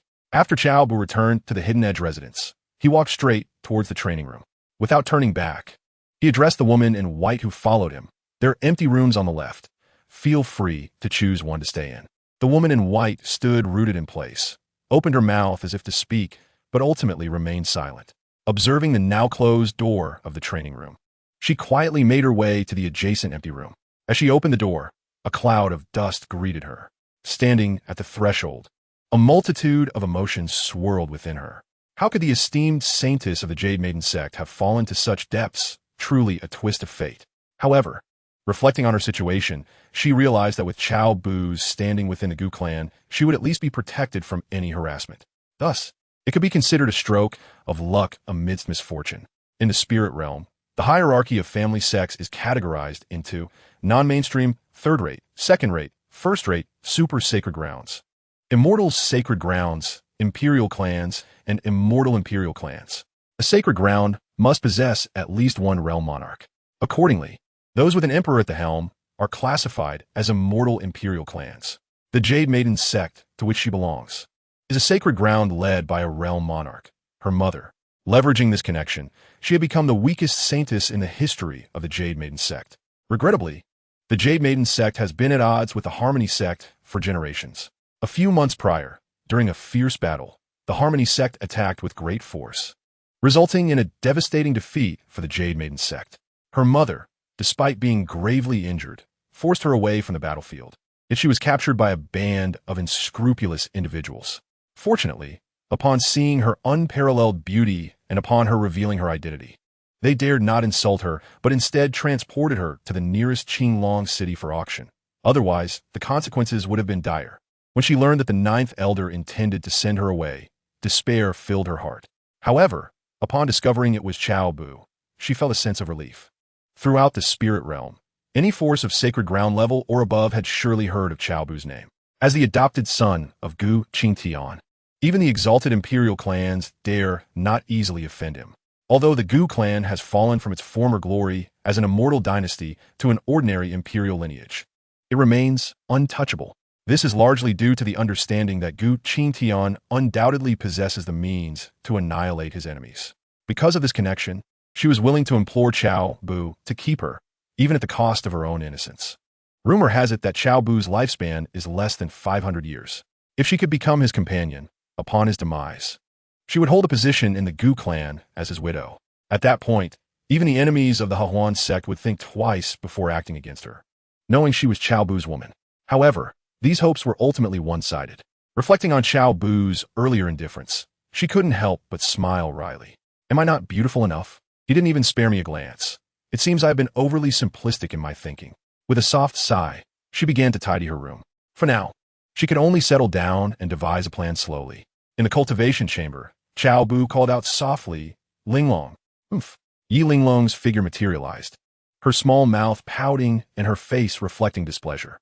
Cao Bu, fully aware of her mood, reached out to ruffle her hair and gently coaxed, "Silly girl, apart from you, other women are but fleeting shadows to me." "Really?" Yi Linglong's eyes sparkled, and she immediately flung herself into Cao Bu's embrace, her soft form pressing closely against him as she tilted her face upward, demanding, "You must not deceive me." Cao Bu chuckled and pinched her delicate nose. "When have I ever lied to you?" "I knew it." Yi Linglong's lips subtly curled upward, her heart swelling with delight. Observing her innocent demeanor, Cao Bu couldn't help but shake his head and smile. This silly girl, so powerful, yet she always trusts him so naively. Linglong, I have a task for you, Cao Bu said, his tone turning serious. Yi Linglong lifted her face, her eyes gleaming with anticipation. Let me investigate that woman's background. Cao Bu chuckled and playfully flicked her nose. Clever, but there is something else. Go confirm whether the words of Elder Jiu are true. Yi Linglong jumped out of his embrace. Hands on her hips. Indeed, everything relies on me. Be careful and return early, Cao Bu gently reminded her. Suddenly, Yi Linglong leaned in and pointed to her cheek. Payment. Cao Bu softly pecked her rosy cheek. Are you satisfied now? You need to do this side too. Yi Linglong promptly turned her right cheek toward him, unabashedly pointing. Cao Bu shook his head and chuckled, kissing her cheek again. Now, can you start working? That's more like it. Yi Linglong beamet, walking toward the door with her hands behind her back, her figure gradually becoming ethereal. Wait for my good news. Watching her vanish, Cao Bu shook his head and smiled. This girl is truly something. He withdrew his gaze and sat down on the mat, pondering whether he could achieve a breakthrough. The yin-yang cultivating herb materialized in the palm of his hand, the intertwining black and white energies swirling gracefully, exuding an enigmatic aura. He inhaled deeply, channeling his innate spiritual energy, and began the slow process of refinement.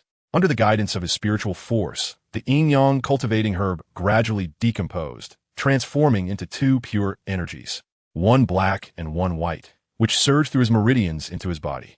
Cao Bu furrowed his brow, sensing the clash of two distinctly opposing forces within him.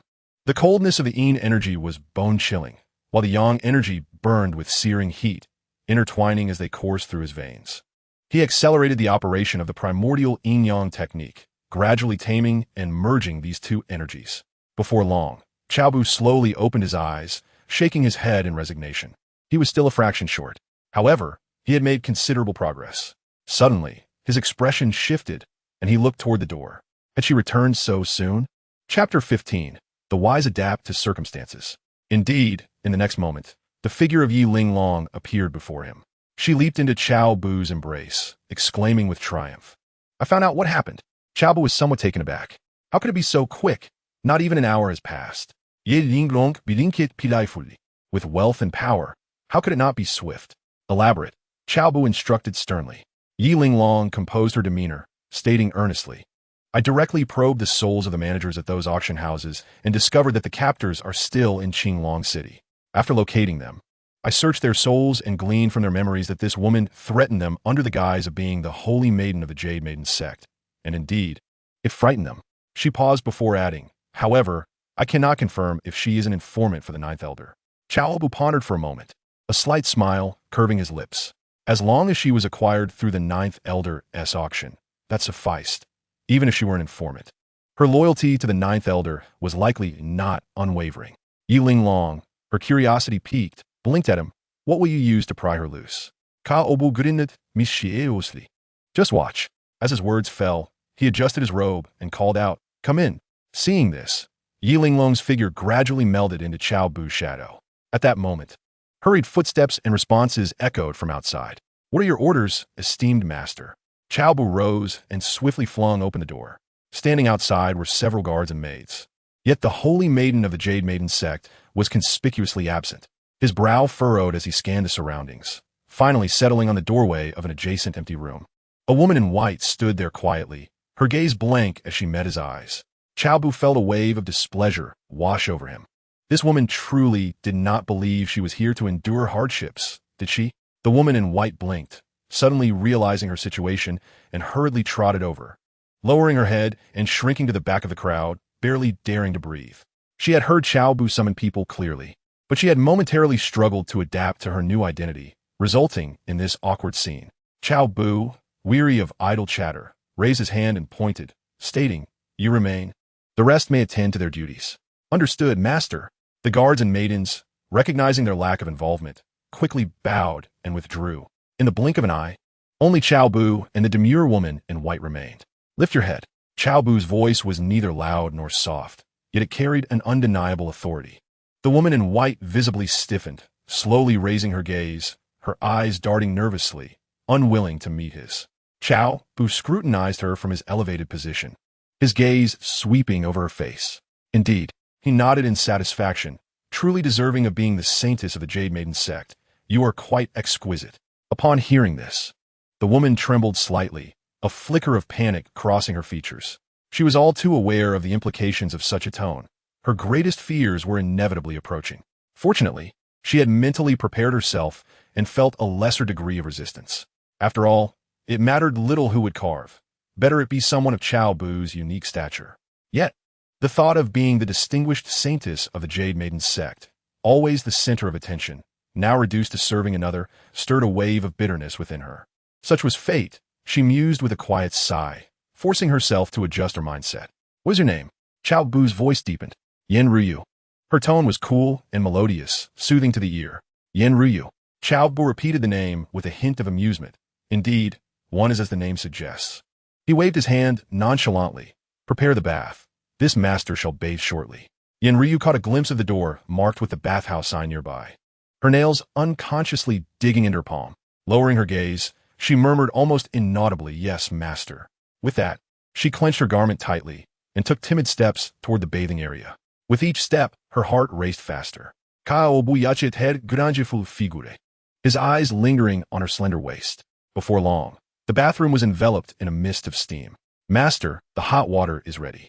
If there are no further instructions, I shall take my leave." Yen Ryu spoke softly, her head bowed, eager to depart. The mental fortitude she had built crumbled in an instant. Her heart pounded like a drum, and her palms grew clammy with sweat. "Stop!" Cao Bu's sharp command pierced the air. Yen Ryu's delicate frame trembled. Her foot faltering in mid-step, gripping her garment tightly, her cheeks flushed crimson. It was over. Truly over. "Come here and assist me with my clothing," Cao Bu commanded. Yen Ryu froze, and as she felt his icy gaze upon her, she bit her lip and stepped forward hesitantly.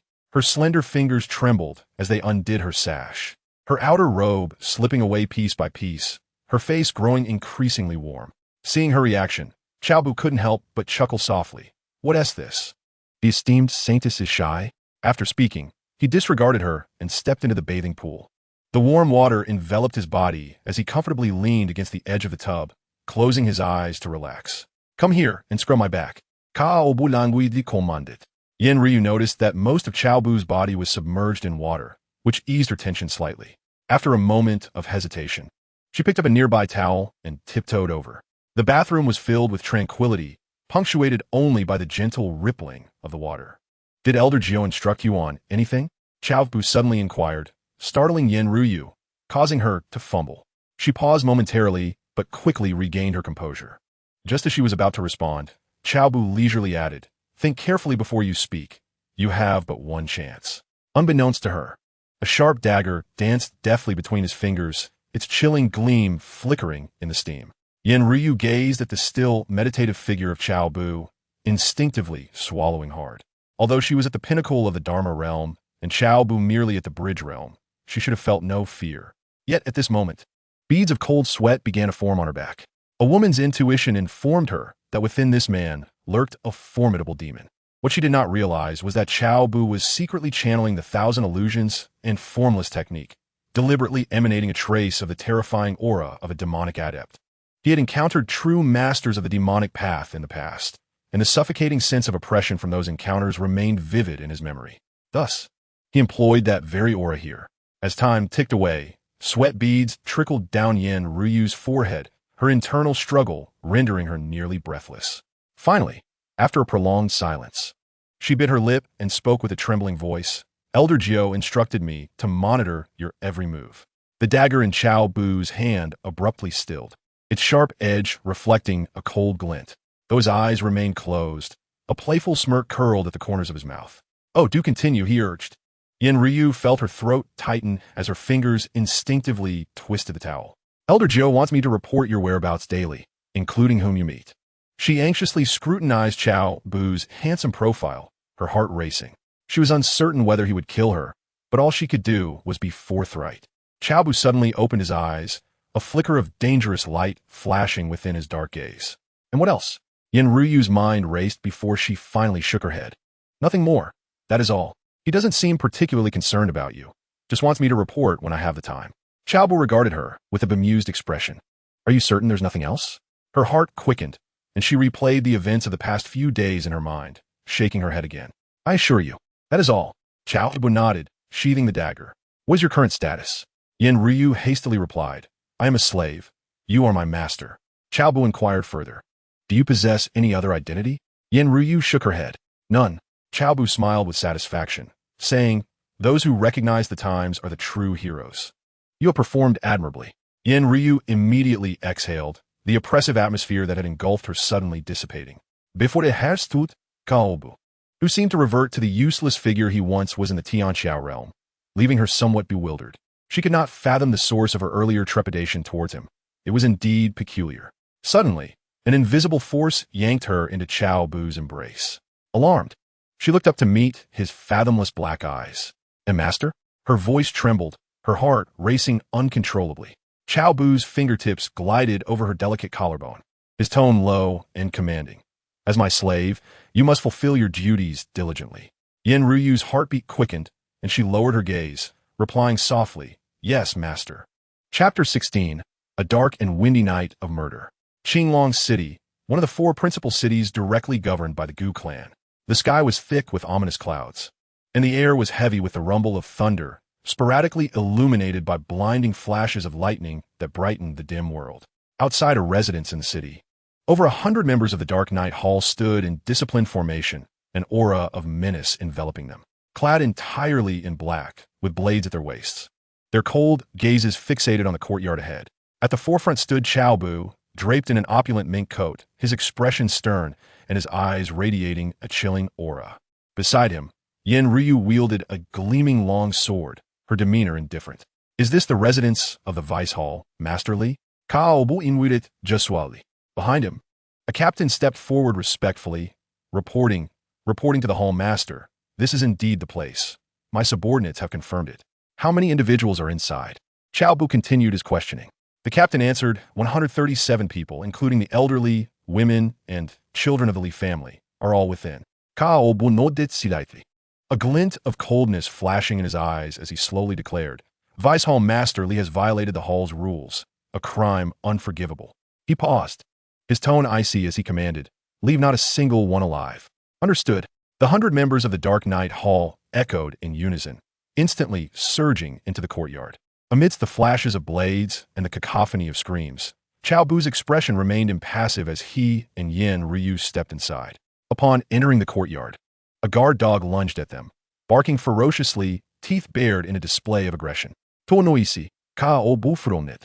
Yin Ryu's sword glimmered as the dog was silenced before it could even whimper, its body cleaved in two, blood splattering onto the ground. The two continued onward, the courtyard strewn with corpses, the stench of blood thick in the air. Suddenly, a petite figure was sent flying by a member of the Dark Knight Hall, crashing heavily at Cao Bu's feet. He looked down to see a young girl in a blue outfit, appearing around 18, her clothing disheveled and blood trickling from her mouth. She looked up into Cao Bu's indifferent eyes. Who are you? Why have you killed my family? The girl's voice was hoarse, filled with fear and rage. Impudent! How dare you show disrespect to the Hall Master?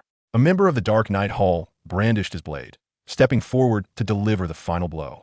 But Cao Bu raised his hand, commanding, step back. After the members of the Dark Knight Hall withdrew, Cao Bu's gaze lingered on the graceful figure of the young girl before him. What is your name? He inquired. The girl obstinately remained silent, her eyes ablaze with a flame of hatred. Were it not for her insufficient cultivation, she would have undoubtedly plunged a dagger into Cao Bu. What is your connection to Li Biao? Cao Bu Sidon. Upon hearing this, the girl became agitated. He is my father. He belongs to the Gu clan. And when he learns of your actions tonight, he will ensure you pay dearly for it. Cao Bu, stroking the ring on his thumb, looked down from his elevated position, his tone indifferent. Li Biao has violated clan rules and has already been executed. Now, it is your turn. Impossible. The girl's face turned pale in an instant. My father is second only to the Realm King. Even if he is heired, the Gu clan would never dare to kill him. Cao Bu ceased his words and instructed Yin Ryu, who stood nearby. Take her into the room. Yin Ryu hesitated, but ultimately ushered the girl into the inner chamber. Moments later, Cao Bu emerged from the room, a satisfied expression gracing his features as he toyed with the ring on his thumb. Dispose of her, he commanded. My lord, Yin Ryu said, her hand trembling slightly around the hilt of her sword. Just moments ago, Cao Bu had treated that girl with such regard. Yet now he ordered her death, she felt a pang of conscience. Cao Bu cast her a sidelong glance, an unspoken pressure causing the air to thicken. Mind your place. Yin Ruyu gritted her teeth and entered the inner chamber with her sword drawn. Inside, she found the girl curled in the corner, her disheveled hair revealing eyes devoid of spirit. "I'm sorry," Yin Ryu said, the cold gleam of her sword flashing abruptly, a line of blood blossoming against the wall. The girl swayed, her lifeless eyes failing to close before she collapsed into a pool of blood. Emerging with her bloodied sword, Yin Ryu looked at the expressionless Cao Bu, a sudden chill washing over her heart.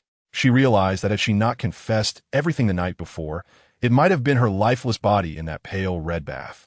Report to the Hall Master. A captain of the Dark Knight hurriedly approached, kneeling on one knee. All 137 members of the Leaf family have been dealt with. Cao Bu no Ditsidaiti. Returned to the hall. Just as he turned, a thunderous roar echoed through the sky, and large drops of rain began to pelt down. Over 100 disciples of the Dark Knight Hall launched their attacks simultaneously, weaving strands of spiritual energy into a protective net above Cao Bu. The rainwater, unable to approach within 3 feet of him, was deflected by an invisible barrier, leaving even the hem of his garment untouched. Behind them, the torrential rain washed over the bluestone ground, the crimson blood mingling with rainwater, flowing slowly down the drainage ditch, gradually fading away until it vanished without a trace. In the Book Fragrance courtyard, Su Li, clad in a gossamer pink gown, tossed and turned in bed, unable to sleep. Suddenly, a warm hand encircled her slender waist from behind. Recognizing the familiar scent, Su Li turned, playfully chastising, "You haven't come for 2 days. I thought you had forgotten about me." The one who had arrived was none other than Cao Bu. Just moments ago, he ascended to the pinnacle of the Sky Bridge realm, his internal spiritual energy surging with such intensity that it threatened to overwhelm him. Left with no alternative, he sought out Su Li. "Did you miss me?" he inquired, his gaze fixated on Su Li's alluring figure, his throat involuntarily constricting. It must be said, Su Li is truly a captivating beauty, far more adept at enticing men than those naive young maidens. "Of course I did. I thought you weren't coming tonight." Su Li replied in a sweet, delicate tone. Cao Bu chuckled. How could that be? Su Li playfully bit her lip, her sultry gaze fixed upon him, her intentions unmistakably clear. Cao Bu dispelled the 1,000 illusions and spoke candidly. "I am about to break through to the law manifestation realm, and I need your protection." Upon sensing the tempestuous energy within him, Su Li abandoned her flirtatious demeanor and nodded seriously. "All right, focus on your breakthrough. I will handle the rest." With that, she waved her hand, instantly establishing a protective barrier.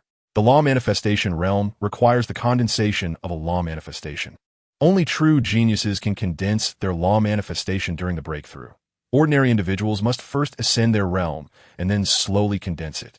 Moreover, law manifestations vary in type and size. She was curious about what kind of law manifestation Cao Bu would create, as it would directly influence his future combat prowess. Cao Bu sat cross-legged, eyes closed, and began to fervently attack the bottleneck of the law manifestation realm. Boom! A tremendous aura erupted from within him. Su Li felt the overwhelming presence of this law manifestation energy, her beautiful eyes flashing with surprise. Truly, he was a remarkable man she had chosen. Cao Bu Stotsitirut. System. Use the law manifestation designation card.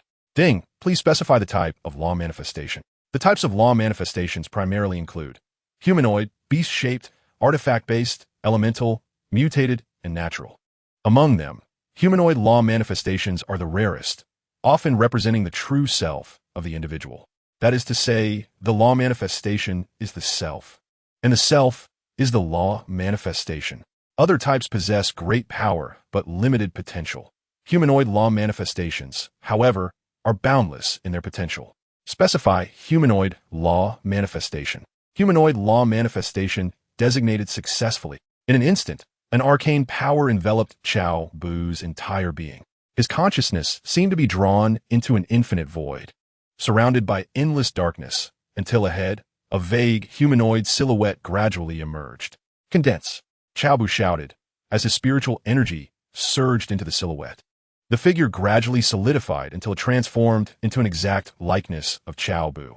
The law manifestation shimmered with golden light, akin to a deity descending from the heavens. Boom! Outside, Cao Bu's body radiated with resplendent golden light. A towering Tianzhong golden humanoid law manifestation slowly materializing behind him, its vast aura instantly engulfing the entire literary courtyard. Su Li raised her hand, swiftly sealing off a 10-mile radius around the literary courtyard to prevent the extraordinary phenomenon from being exposed. From a distance, a golden figure towering Tianzhong hovered above the fragrant academy, its golden eyes surveying the surroundings with an air of authority. Su Li's eyes widened in astonishment, her rosy lips parting slightly. Is this the true form of my Dharma? In her lifetime, she had witnessed only a handful of individuals manifest human-like Dharma forms, and those were typically modest in size, around 1 zhang. A true form of Dharma signifies that Cao Bu's future path of cultivation will lead directly to the source of the great Tao. If a 1 zhang human-like Dharma form emerges from millions of cultivators, then a 10 zhang form is a rarity among billions. The disparity between the two is akin to the vast difference between clouds and mud. In the future, Cao Bu will undoubtedly surpass all predecessors and contemporaries who have cultivated human-like Dharma forms. Of course, as one's cultivation progresses, the Dharma form can also expand. Cao Bu slowly opened his eyes, and the golden figure behind him dissipated. He felt the surging power within, a smile gracing his lips. He had entered the realm of Dharma. Not only that, he had reached the pinnacle of the first level of this realm. Once stabilized, he would be able to continue breaking through. Su Li, regaining her composure, looked at him with sparkling eyes and said sweetly, "Congratulations, my husband, on manifesting your true Dharma form. You are destined to become a formidable overlord in the future." Cao Bu clenched his fists, relishing the overwhelming power within him, his face alight with joy. This sensation surpasses my expectations. Suddenly, Su Li shifted the topic, raising her delicate face to ask, "By the way, do you know that Gu Qingtian is to be engaged?" Cao Bu calmed the tumult within him and nodded. "I just found out not long ago. What do you plan to do about it?" As she spoke, a look of concern crossed Su Li's face. Gu Qingtian is the biological daughter of Lung Yu, who is not like Luo Qingcheng, secluded in a closed-door retreat. Should anything happen to Gu Qingtian, Lung Yu would certainly take notice. Although she had consumed the reincarnation flower, fully refining it in a short time is unrealistic. Nonetheless, it had elevated her cultivation from the early stage of Quasi-Emperor 3rd level to the pinnacle of Quasi-Emperor 3rd level, with a breakthrough to the 4th level imminent. As for whether she could reach Quasi-Emperor 5th level after completely refining the reincarnation flower, she was uncertain. However, breaking through to Quasi-Emperor 4th level was a certainty. At that time, she would be able to provide Cao Bu with a more secure safeguard.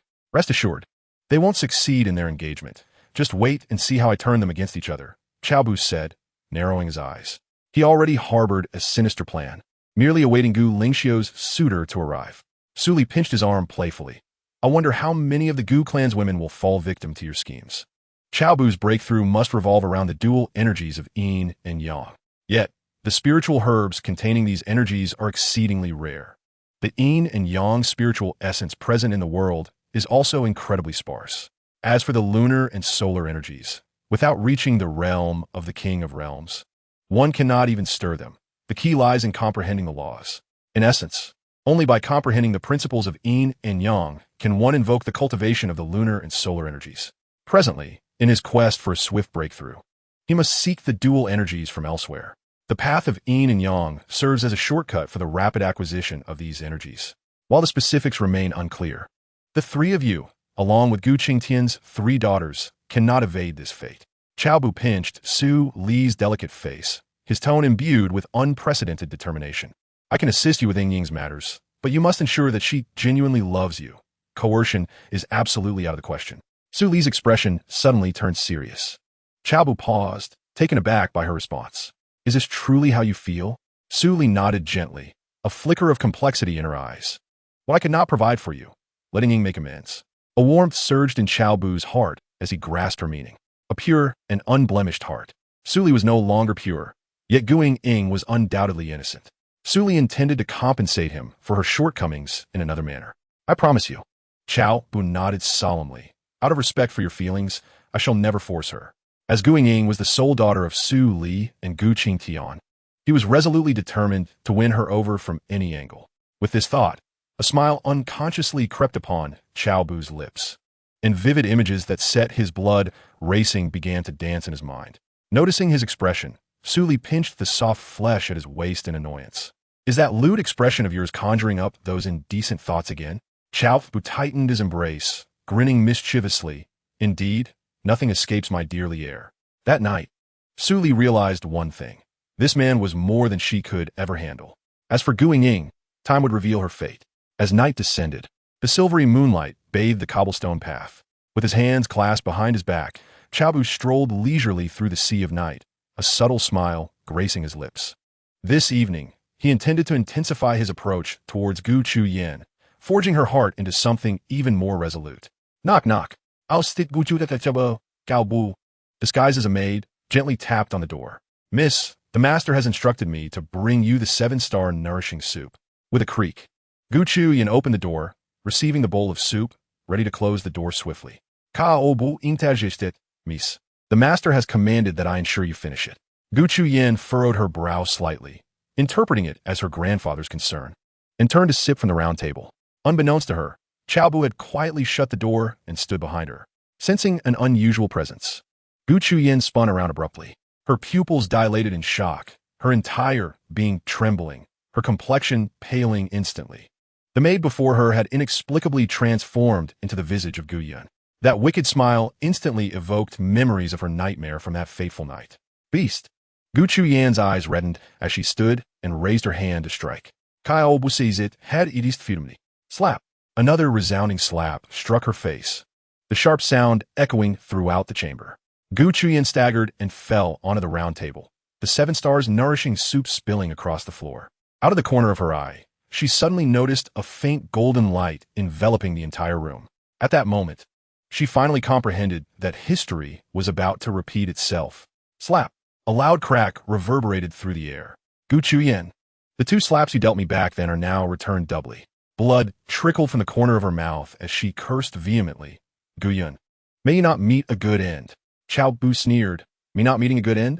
Let me tell you, once I officially ascend to power, the first I will deal with is your grandfather. As for you, you shall never escape my grasp in this lifetime. Grinding her teeth, Gu Qingtian vowed. I swear that I will make you pay in blood for your debts. Cao Bu scoffed dismissively. What can a useless person like you possibly use to contend with me? Suddenly, he spotted the Zhelong Heart Sutra on the table and picked it up to mock her. This thing is only practiced by those worthless Nightshade Hall. Do you expect it to assassinate me? He slammed the Zhelong Heart Sutra against Gu Qingtian's head, continuing, useless, even if I give you a chance. You cannot break through my defenses. Flipping through the Zhelong Heart Sutra in his hands, Cao Bu laughed coldly. My dear brother, I was just lamenting the lack of an excuse to deal with you, and now here it is freely disseminating techniques. That is a capital offense. Gu Qingtian hurriedly explained. This technique was stolen by me. It has nothing to do with Brother Cao. Cao Bu sneered. I only need an excuse. It doesn't matter whether it was given to you by him or not. Gu Qingtian struggled. If you have the ability, come at me. Bullying the innocent is no true skill. Cao Bu laughed coldly again. You defend him so fiercely. Could it be that you have feelings for him? A tremor ran through Gu Qingtian's heart as she recalled the tenderness with which Cao Bu wiped her sweat. Then she thought of the techniques he had gifted her. A pang of pain surged within her. If all these events had not transpired, perhaps there could have been a chance for them. But now, he must surely despise me. I harbor no feelings for anyone. But Brother Cao is innocent. If you dare to harm him, I shall haunt you even in death. A stab of pain coursed through Gu Qingtian. She loathed Gu Yun to the core. Had she not uncovered this matter, she might have enjoyed a sweet romance. Yet all of this had been ruined by that beast. With your 9th tier strength in the law manifestation realm, then let me show you what it means to not let go. Cao Bu laughed maniacally, no longer holding back.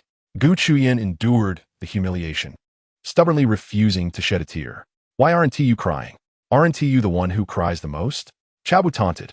Gu Qingtian clenched her jaw, the murderous intent in her eyes growing ever more intense. Soon, under Gu Qingtian's resentful gaze, Cao Bu departed from the room. Gu Qingtian slowly slid down from the table. She did not cry out, nor did she break anything. She merely gazed quietly ahead, a tide of murderous intent flashing in her eyes. Gu Yun, I, Gu Qingtian, will not kill you, nor shall I ever become human. On the other side, after Cao Bu had walked a considerable distance from the Misty Rain courtyard, he transformed back into the guise he presented to the Gu clan. System, Initiate 2 draws. Ding. Congratulations to the host for acquiring the Sovereign's Enforced Servitude card. Ding. Congratulations to the host for obtaining the Supreme God Scripture, Devouring Heaven Demonic Art. Cao Bu suddenly halted, gazing toward the direction of the misty rain courtyard, muttering, "You are fortunate." Time swiftly passed, and 10 days later, Cao Bu sat cross-legged in the meditation chamber, the dual forces of yin and yang swirling around him, casting the entire secret room into alternating shadows and light. Suddenly, a deafening explosion erupted. The yin and yang energies violently shattered, unleashing a tempestuous wave that swept outward, igniting the array patterns that shielded his breakthrough's commotion. Cao Bu opened his eyes, a flicker of black and white lightning flashing within. The spiritual energy within him surged, breaking through the barrier, while the ethereal shadow behind him flickered and vanished, releasing an overwhelming aura. He had ascended to the 2nd level of the Dharma realm. What an extraordinary feat! The initial yin-yang demonic body indeed surpassed expectations, with his speed of advancement. He was leagues ahead of Gu Qingtian. Clenching his fists, a look of elation spread across his face. His previous martial techniques had become virtually obsolete, and he needed to seek out appropriate skills to learn. The martial arts techniques were categorized from low to high as follows: Huang, Xian, Di Tian, Huang, Hong, Zhou Yu, and the scriptures of the quasi-saint and emperor realms. Each level further subdivided into inferior, middle, superior, and exceptional grades, corresponding to the 12 realms of cultivation. Most of the martial techniques he had studied were of the Xian and Di tiers, primarily from the Cao family's martial arts, which were now utterly unsuitable for use within the Gu clan. Venturing into the Gu clan's scripture repository would undoubtedly raise suspicions. Presently, aside from Su Li and Yi Linglong, no one was aware of his situation. Even Yin Ruyu, who had cultivated with him, was oblivious, illustrating the terrifying nature of the Thousand Phantoms' incomparable art. Chapter 18. I do not believe you are empty-eyed. Never mind, this matter can wait. Cao Bu was not in a rush within the Gu clan. He had Su Li and Yi Linglong by his side, alleviating the necessity for him to act personally. Moreover, the highest martial techniques available in the scripture repository only reached the U tier. As for techniques above the U tier, they were core secrets of the Gu clan, accessible only to those of the realm of the king and above. Naturally, core disciples of the Gu clan could also access them, such as Gu Qingtian and a select few. Gaining entry required the authorization of the 3 matriarchs. Suddenly, Cao Bu smacked his forehead, struck by a realization. Of course. I should seek out Su Li and have her guide me. Moments later, Cao Bu arrived outside Su Li's chamber. The book Fragrance Courtyard was divided into an inner and outer courtyard. The inner courtyard served as the residence for Su Li and Gu Qingtian, while the outer courtyard housed guards and maids. Ordinarily, without Su Li's permission, no one dared to intrude even a single step into the inner courtyard. This was one reason why Cao Bu felt relatively unconcerned about being discovered. The only individual he needed to be wary of was that Gu Qingtian girl. From time to time, she would return, and should she happen upon him bullying Su Li, it would not be surprising if she drew her sword on the spot and cleaved him into pieces. Although such scenario was unlikely, one could not be too cautious. After all, in moments of deep emotion, both would lay down their defenses, even Su Li, the formidable quasi-emperor. What brings you here in broad daylight? Su Li inquired as she opened the door, a flicker of astonishment crossing her features. Cao Bu typically visited only in the dead of night. Unafraid of being discovered during daylight hours, she quickly reached out, pulling him into the room. Take me to the scripture pavilion, Cao Bu stated directly. If one wishes to cultivate, it is best to seek the highest level available, to avoid the need for future changes. Realizing the implication of his words mid-sentence, Su Li suddenly understood. You intend to visit another scripture pavilion. Cao Bu nodded affirmatively. Very well, I shall personally take you there. With a graceful lift of her hand, a luminous jade pendant appeared out of thin air. As she infused it with her spiritual energy, the pendant radiated a blinding white light, transforming instantaneously into a swirling portal of transportation. Let us proceed.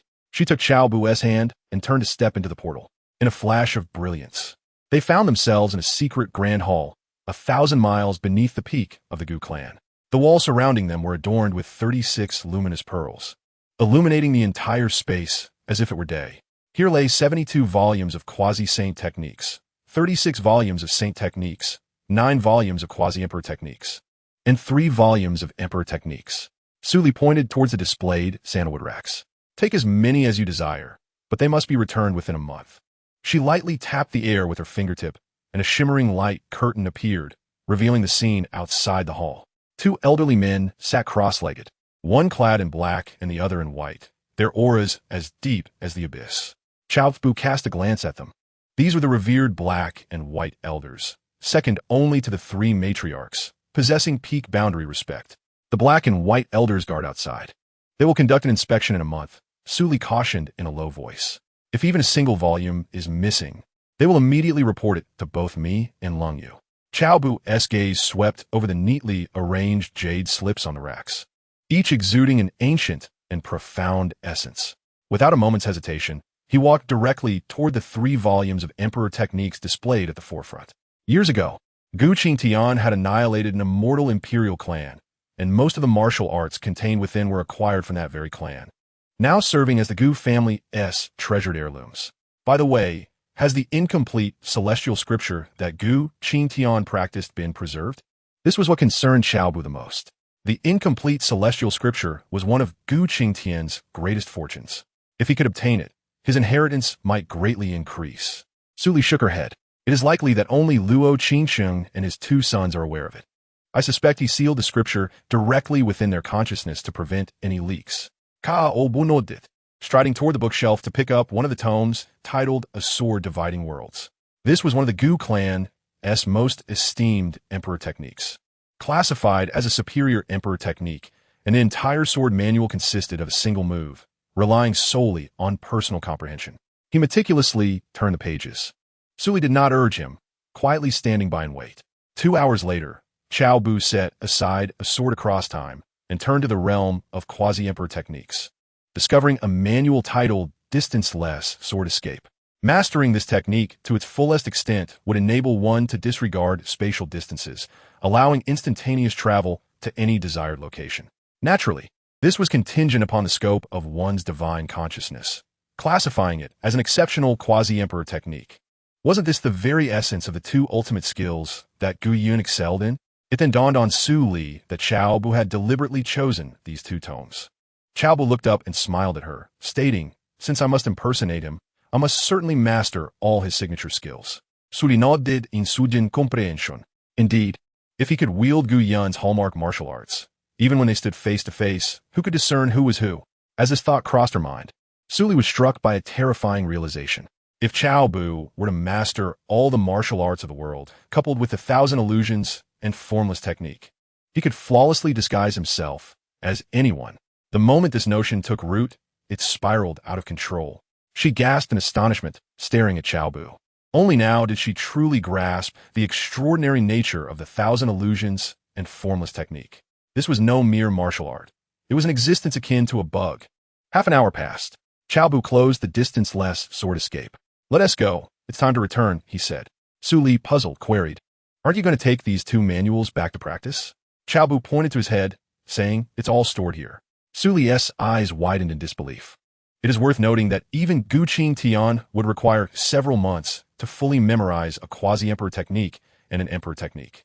The act of remembering here is not merely about reciting words. One must comprehend the underlying principles to form a complete memory circuit. The difficulty in memorizing techniques lies precisely in this aspect. If one merely committed it to memory without understanding, it would soon be forgotten. It is akin to reciting classical texts. Merely recognizing the characters is insufficient. One must grasp the meaning to truly retain it. Cao Bu had committed 2 top-tier techniques to memory in just 2.5 hours. Such a feat seemed almost exaggerated. After the shock subsided, only joy remained in Su Li's heart. She had indeed stumbled upon a treasure. With such talent, it was only a matter of time before Cao Bu surpassed Gu Qingtian. Yet, she found herself puzzled. Given that Cao Bu possessed a treasure capable of enhancing his innate abilities, the Yin-Yang demon sword she had seen before, why hadn't he utilized it sooner? Had he done so, he might have already ascended to immortality. Noticing Su Li in a daze, Cao Bu gently patted her arm. "Let us go." Su Li snapped back to reality and quickly activated the teleportation portal. In the blink of an eye, they found themselves back in her chamber. "I shall return and attempt to practice," Cao Bu declared, preparing to leave. Unexpectedly, Su Li grasped his sleeve, her eyes shimmering with allure. Dear, take a closer look at me. I can't possibly believe you are devoid of thoughts, Cao Bu remarked, arching an eyebrow, a flicker of danger glinting in his eyes. Just then, a clear voice rang out from outside the door. Mother, are you in there? The sound fell upon them like a bucket of cold water, extinguishing their fervor instantly. Cao Bu exclaimed, Did you not set a barrier? Su Li hastily gathered her disheveled attire, her tone laced with irritation. I established a soundproof barrier. It cannot prevent people from entering. Cao Bu ground his teeth in frustration. That wretched girl. Why must she arrive at this precise moment? Just wait until I have the chance to deal with her. He felt an unbearable heat coursing through him, akin to an arrow drawn yet unable to be released. Family. Who could fathom this sensation? It was all Su Li's fault. During the day, she insisted on being affectionate, and now, it seemed they were on the verge of being discovered. Simply exasperating. Su Li shot him a glare. Can you defeat her? Cao Bu was momentarily at a loss for words. Indeed, she was formidable. This girl, so young, had already reached the realm of divine mastery, her talent surpassing even that of Su Li. It seemed her ascension to emperor was inevitable. Quick, hide under the bed, Su Li urged, a spark of ingenuity lighting her eyes. Cao Bu, lacking time to don his shoes, hastily scooped them up and dove beneath the bed. He immediately activated the 1,000 illusions and wuxiang technique to its utmost, holding his breath and momentarily halting his heartbeat. After years spent in the Gu clan, this was the first time he felt such trepidation. As Su Li adjusted her skirt, her peripheral vision inadvertently darted toward the bed. At that moment, the door creaked open. Startled, she quickly averted her gaze, forcing herself to appear calm as she turned to face the entrance. In bounded a vibrant and enchanting young girl, her skirt swirling gracefully with her lively steps. Mother, why are you ignoring me? The girl exclaimed, her voice ringing with clarity and charm. It was none other than Gu Qingtian, the sole daughter of Su Li and Gu Qingtian. She nonchalantly approached the round table, pouring herself a cup of tea without hesitation, before gulping it down. Oh dear, I am utterly exhausted. Chapter 19. The Misfortune of the Villain, Gu Qingtian. Setting down her teacup, Gu Qingtian dramatically patted her chest, her cheeks flushed from her hurried escapade. Su Li, suppressing her inner turmoil, stepped forward slowly. Ying, what brings you back so unexpectedly? Her voice had risen slightly, her fingers unconsciously twisting the fabric of her sleeves. If this girl were to discover her clandestine rendezvous, who knew what chaos would ensue? Gu Qingtian poured herself another cup of tea, finishing it before she spoke. It's because my sister's beloved is coming to propose. She asked me to return 2 days early. Only after uttering this did she notice Su Li's peculiar demeanor. Mother, why is your face so flushed? Su Li's heart skipped a beat, and she quickly fabricated an excuse. I was just practicing my cultivation, and your sudden entrance startled me, causing my blood to surge and my face to redden. Oh, Gu Qingtian accepted her explanation without question. Su Li sat down opposite her, her heart racing with anxiety. If this girl didn't leave, Cao Bu would remain hidden beneath the bed until dusk. Qingtian, you've been rather negligent in your training lately. Why not return to your room and practice for a while? Su Li implored earnestly. Gu Qingtian pouted, expressing her discontent. Mother, you clearly promised me that after breaking through to the Divine Passage realm, I could play for 3 months. It's not even been 2 months yet. Her voice suddenly escalated. Am I still your biological daughter? You don't care about me at all, humph. Su Li felt a deep sense of despair. Little ancestor, if you don't train, how will your Uncle Cao and your elder brother manage? All right, I won't urge you to practice any longer, she conceded, feeling both anxious and helpless. She cast a furtive glance at the space beneath the bed, terrified that Cao Bu might inadvertently make a sound. Mother, what are you looking at? Gu Qingtian tilted her head, following Su Li's gaze as she leaned towards the bed. Su Li's expression changed abruptly as she seized Gu Qingtian's wrist, forcing herself to appear calm. It's nothing. Didn't you have something to discuss with me? Please tell me what it is. Gu Qingtian, with a hint of suspicion, withdrew her gaze. Mother, my elder sister is getting engaged. What kind of gift should I prepare? Seeing her daughter no longer pressing for answers, Su Li secretly sighed with relief. It's the thought that counts. Whatever you choose, Ling Shuang will appreciate it. Should I prepare 1 gift or 2? Gu Qingtian asked innocently, cupping her face. 2 gifts, perhaps, Su Li replied absently. They continued their conversation, exchanging a few words here and there. Eventually, after Su Li's evasive responses, Gu Qingtian finally departed. As she closed the door, Su Li exhaled deeply and gestured towards the bed. You can come out now. The girl has left. Cao Bu crawled out from beneath the bed, putting on his shoes while gritting his teeth. That little girl is simply exhausting. Su Li stepped forward to brush the dust off him. Thankfully, we weren't discovered. Otherwise, where would I, as your mother, put my face? Cao Bu fixed his gaze on Su Li, a glint of danger flashing in his eyes. This matter could not be abandoned midway, lest complications arise. Mother, I have another question. Gu Qingtian's voice suddenly rang out from outside the door. The two froze in place. Su Li exclaimed, "Quick, hide under the bed." "No, through the window." Before she finished speaking, Cao Bu had already leapt through the window. Su Li hurriedly adjusted her clothing and sat at the table, feigning calmness as she looked towards her daughter entering the room. "Qingtian, is there anything else?" Meanwhile, Cao Bu returned to the hidden chamber through a secret passage. "Xiao Yu," he called out impatiently. This matter needed immediate resolution, or it would fester into a problem. "What is your command, master?" Yin Ruyu opened the door, standing respectfully at the threshold. According to protocol, no one was permitted to enter the room without Cao Bu's permission, not even his personal maid. Without uttering a word, Cao Bu forcefully dragged Yin Ruyu into the room and slammed the door shut. Moments later, a melodious voice resonated from outside. "Elder brother, I'm back. Are you home?" It was Gu Qingtian. Instantly, Cao Bu's countenance darkened like the bottom of a pot. How could this girl be so persistent?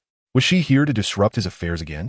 "I'm not home," he began to retort, but before he could dismiss the unwelcome guest, the door creaked open. Time seemed to freeze at that moment. 2 days later, in front of the Gu Clan Plaza, Lung Yu and Su Li stood side by side at the forefront of the crowd, wearing gentle smiles. Behind them, Cao Bu, Gu Qingtian, Gu Yun, Li Xinxue, and Gu Lingshuang formed a straight line.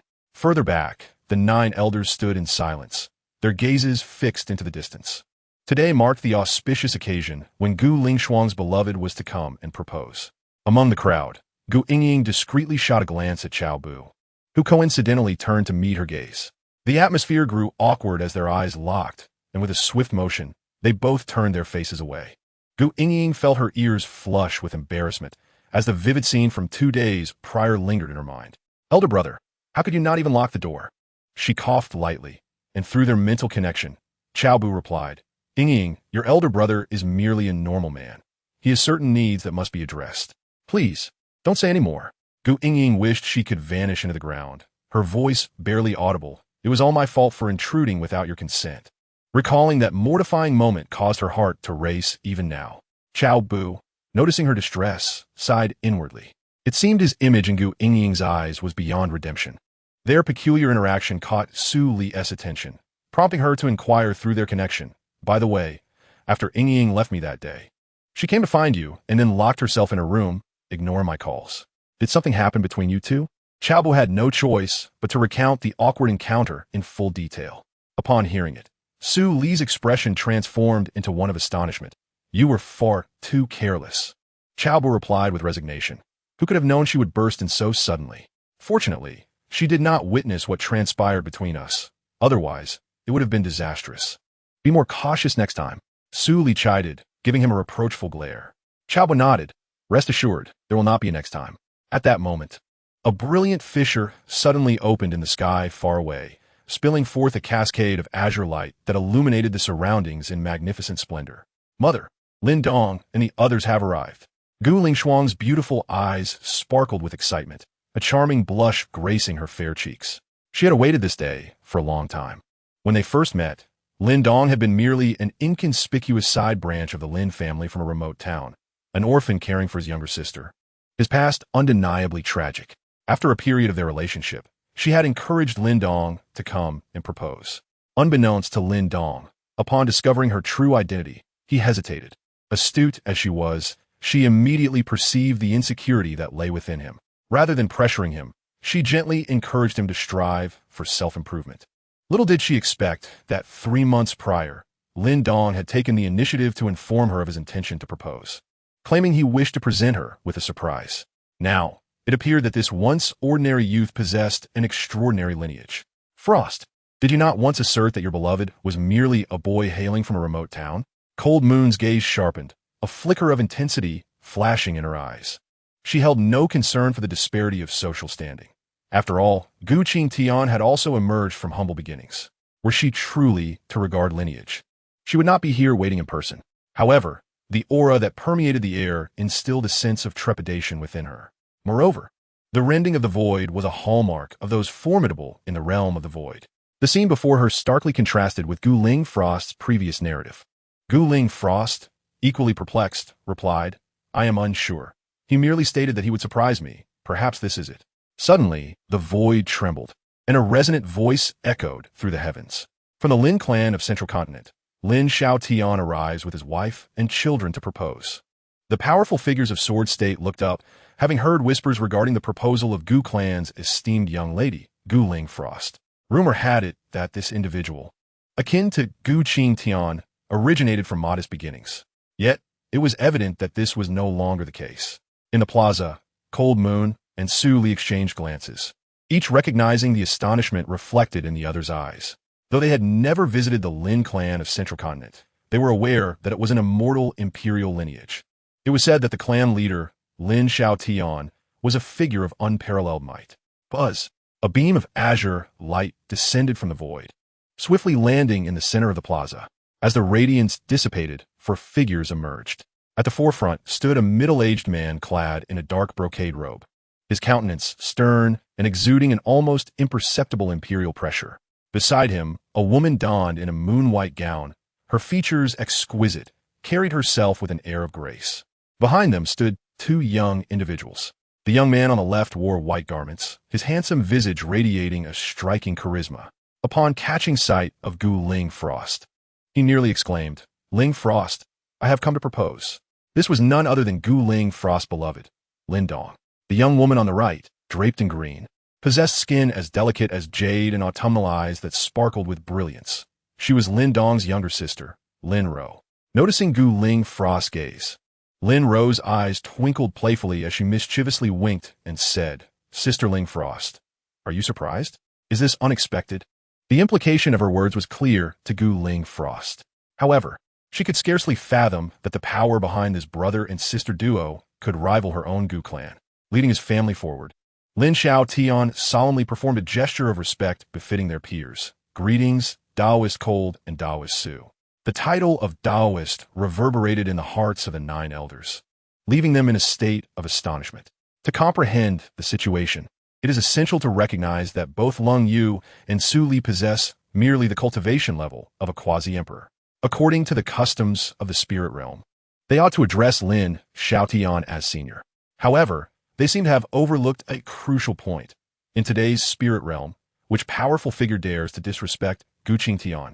Regardless of Lin Xiaotian's status as a great emperor, when encountering the 3 matriarchs of the Gu clan, he must humbly regard them as equals. Having met the Azure Emperor, Lung Yu and Su Li returned the courtesy. Lin Xiaotian beamed with a hearty smile, stating, "In the past, I had the pleasure of a brief encounter with the immortal Sword Master Gu. There is no need for such formality between us, dear friends." He then graciously introduced his family. "This is my wife, Zhao Wei, my son, Lin Dong, and my daughter, Lin Ro." Zhao Wei offered a gentle smile and nodded, acknowledging. "Greetings, esteemed matriarch." Lin Dong and his sister promptly bowed, saying, "Greetings, Aunt Lung and Aunt Su." Lung Yu and Su Li responded with smiles and nods of their own. At that moment, Lin Dong stepped forward, respectfully presenting a list of gifts. "Aunt, this is the carefully prepared dowry list from my father. Please take a look." Lung Yu gracefully raised her hand to accept the list and glanced over it with an expression of calm indifference. "How thoughtful," she remarked, her tone unruffled as she casually handed the list back. "Elder, please store this." "Yes, matriarch," the elder replied respectfully. He hesitated momentarily before cautiously unfolding the list to examine its contents. Upon reading, his pupils dilated in shock, his voice trembling involuntarily. 1 Snow Ginseng King aged for 10,000 years. 10 9-turn profound pills. 1 billion spirit crystals. 1 quasi-emperor weapon. With each item announced, the other 8 elders gasped in astonishment. When the quasi-emperor weapon was mentioned, they trembled with excitement. Such reactions stemmed from their limited exposure to such opulence. Gu Qingtian had only been alive for approximately 500 years, a mere drop in the ocean for these elders. As for Lung Yu and the others, being among Gu Qingtian's closest companions, they had seen much more, including several emperor weapons, and thus were unfazed. For Cao Bu, these items were rather ordinary, even though he did not possess any. Observing the 9 elders' reactions, Lin Dong felt a surge of satisfaction. Once, he had been plagued by insecurities due to his humble origins. Who could have foreseen that on the very day he broke through to the void-breaking realm, the illustrious Azure Emperor Lin Xiaotian would appear and declare himself his biological father? At that moment, he was utterly bewildered. It was only after the bloodline verification results were revealed that he was compelled to accept this astonishing truth. It turned out that the Lin family had an unusual tradition. Each head of the family's son must undertake trials in the outside world until reaching the void-breaking realm before being allowed to return to their roots. Lin Xiaotian, however, was even more ruthless, casting the siblings into a remote branch of the Lin family. Upon confirming their identities, he immediately recalled the matter of Gu Lingshuang's proposal. Previously, he had always felt unworthy of Gu Lingshuang. Now, he could finally hold his head high and say, "Lingshuang, I am worthy of you." As his gaze swept across the room, he suddenly noticed Cao Bu, who wore a tranquil expression. The calmness exhibited by the few under the cold moon is something he can comprehend. As the wife and daughter of the esteemed Gu Qingtian, they have likely encountered imperial weapons. However, what grants this young man from the Tianxiao realm the same composure? Before arriving, Lin Xiaotian had shared the history of the Gu clan's development, yet this individual made no mention of it. Nevertheless, being able to stand alongside Gu Lingxiao and her companions is no trivial matter. He offered a smile to Cao Bu, who returned it with a faint grin, his gaze inadvertently sweeping over Lin Dong's head, a fleeting glimmer of surprise flickering in his eyes. The word child of destiny dazzled him. Just as Gu Qingtian ascended, another emerged to take the lead. The efficiency of the heavenly Tao in recognizing its chosen is indeed remarkable. In any realm, there can only ever be one child of destiny. A new one can only arise upon the death or ascension of the previous. The children of fortune, however, can coexist in multitude. For instance, Gu Yun and her 5 siblings, each embodying the fate of a child of fortune. System, is it possible to bind this Lin Dong? Ding, negative. Cao Bu was momentarily taken aback. What? A succinct summary. In the past, you disregarded me. Now, you are unworthy of my company. After a moment's contemplation, Cao Bu recalled the system's earlier words. The children of fortune are ranked as follows. First tier, child of fortune. Second tier, child of destiny. Third tier, child of chaos. Fourth tier, child of primordial chaos. According to the system's stipulations, should he seek a new adoptive father, that individual must at least be of the third tier, the child of chaos. As for the child of destiny or the child of fortune, to put it plainly, you are unworthy. To be more explicit, those eligible to become his adoptive father must possess either extraordinary strength or unparalleled fortune. With his current potential, he has already surpassed Gu Qingtian. Lin Dong, still within the novice village, is indeed unworthy. Nonetheless, Lin Dong's mother also possesses a captivating charm. Moreover, his sister is strikingly beautiful, rivaling Gu Yingting. Lin Dong withdrew his gaze from Cao Bu and deeply bowed to Cold Moon. I pledge my sincere devotion to Ling Xiao. I shall marry no one but her in this lifetime. I earnestly request your blessing, dear aunt. Upon uttering these words, he turned to Gu Lingxiao, his eyes brimming with unwavering affection. Gu Lingxiao gazed back at him, returning a radiant smile. A flicker of emotion passed through Cold Moon's eyes. This proposal was indeed precious. However, to take away her beloved daughter? That would not come easily. You claim you will marry no one but Ling Xiao. I wish to know. Should someone strip her of her purity, what would you do? She fixed a piercing gaze upon Lin Dong, and whether he could satisfy her would depend on how he responded next.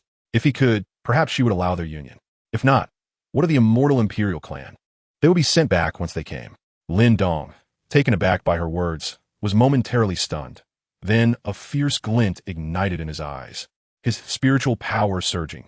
Should anyone dare to harm even a single hair on Ling Xiao, I shall ensure they wish for neither life nor death. He shifted his tone, his voice gentle. Aunt, rest assured, the one I love is none other than Ling Xuang. Even if the heavens were to collapse and the earth to shatter, I would stand by her side through life and death. With that, he suddenly turned his gaze, a smile gracing his features as he looked at Gu Lingshuang. Moreover, Ling Xuang is a celestial prodigy, capable of defeating foes beyond her rank. Which fool would dare to seek death? Upon finishing, Lin Dong bowed once more to Lung Yu. This heartfelt intention, let heaven and earth bear witness, let the sun and moon attest to it. I hope, dear aunt, you will grant us your blessing. Gu Lingshuang's eyes glimmered with unshed tears, her heart swelling with faith in her choice. Lung Yu subtly nodded, her satisfaction with such a response evident, though she had initially wished for Lin Dong to swear a solemn oath. After some consideration, she deemed that excessive and ultimately dismissed the thought. A marriage contract is no trifling matter. If you truly love one another, even without these betrothal gifts, I would still consent, she stated, turning toward Gu Shuang. Shuang, what is your stance? Gu Shuang's face flushed a delicate shade of pink as she shyly nodded. I am willing. Lung Yu turned back, regarding Lin Dong. This union is permitted.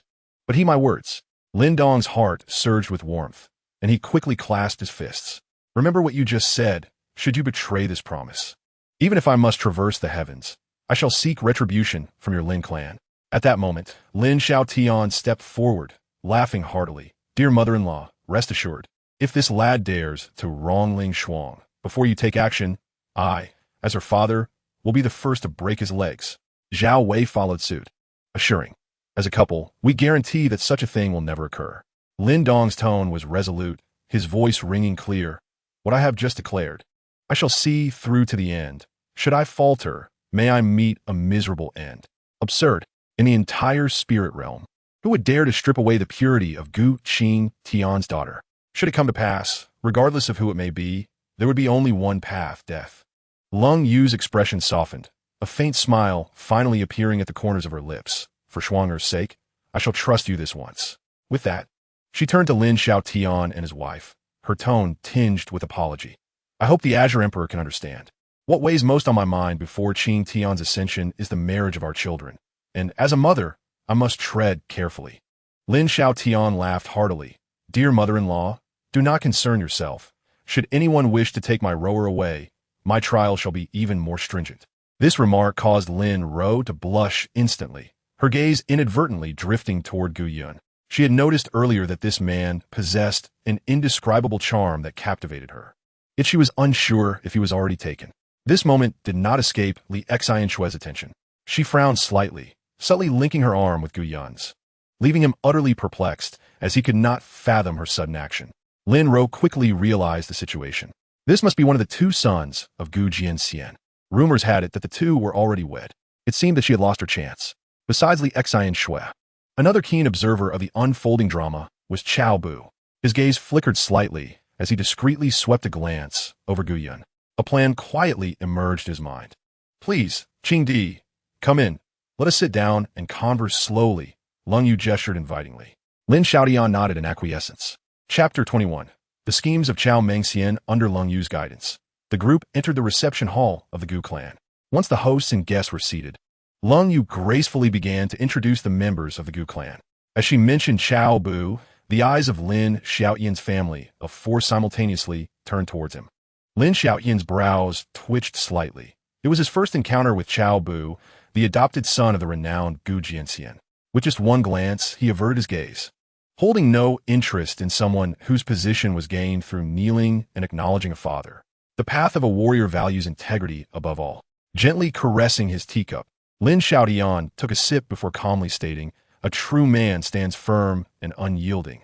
I had not anticipated that in these times. Merely acknowledging an adoptive father could lead one to such heights.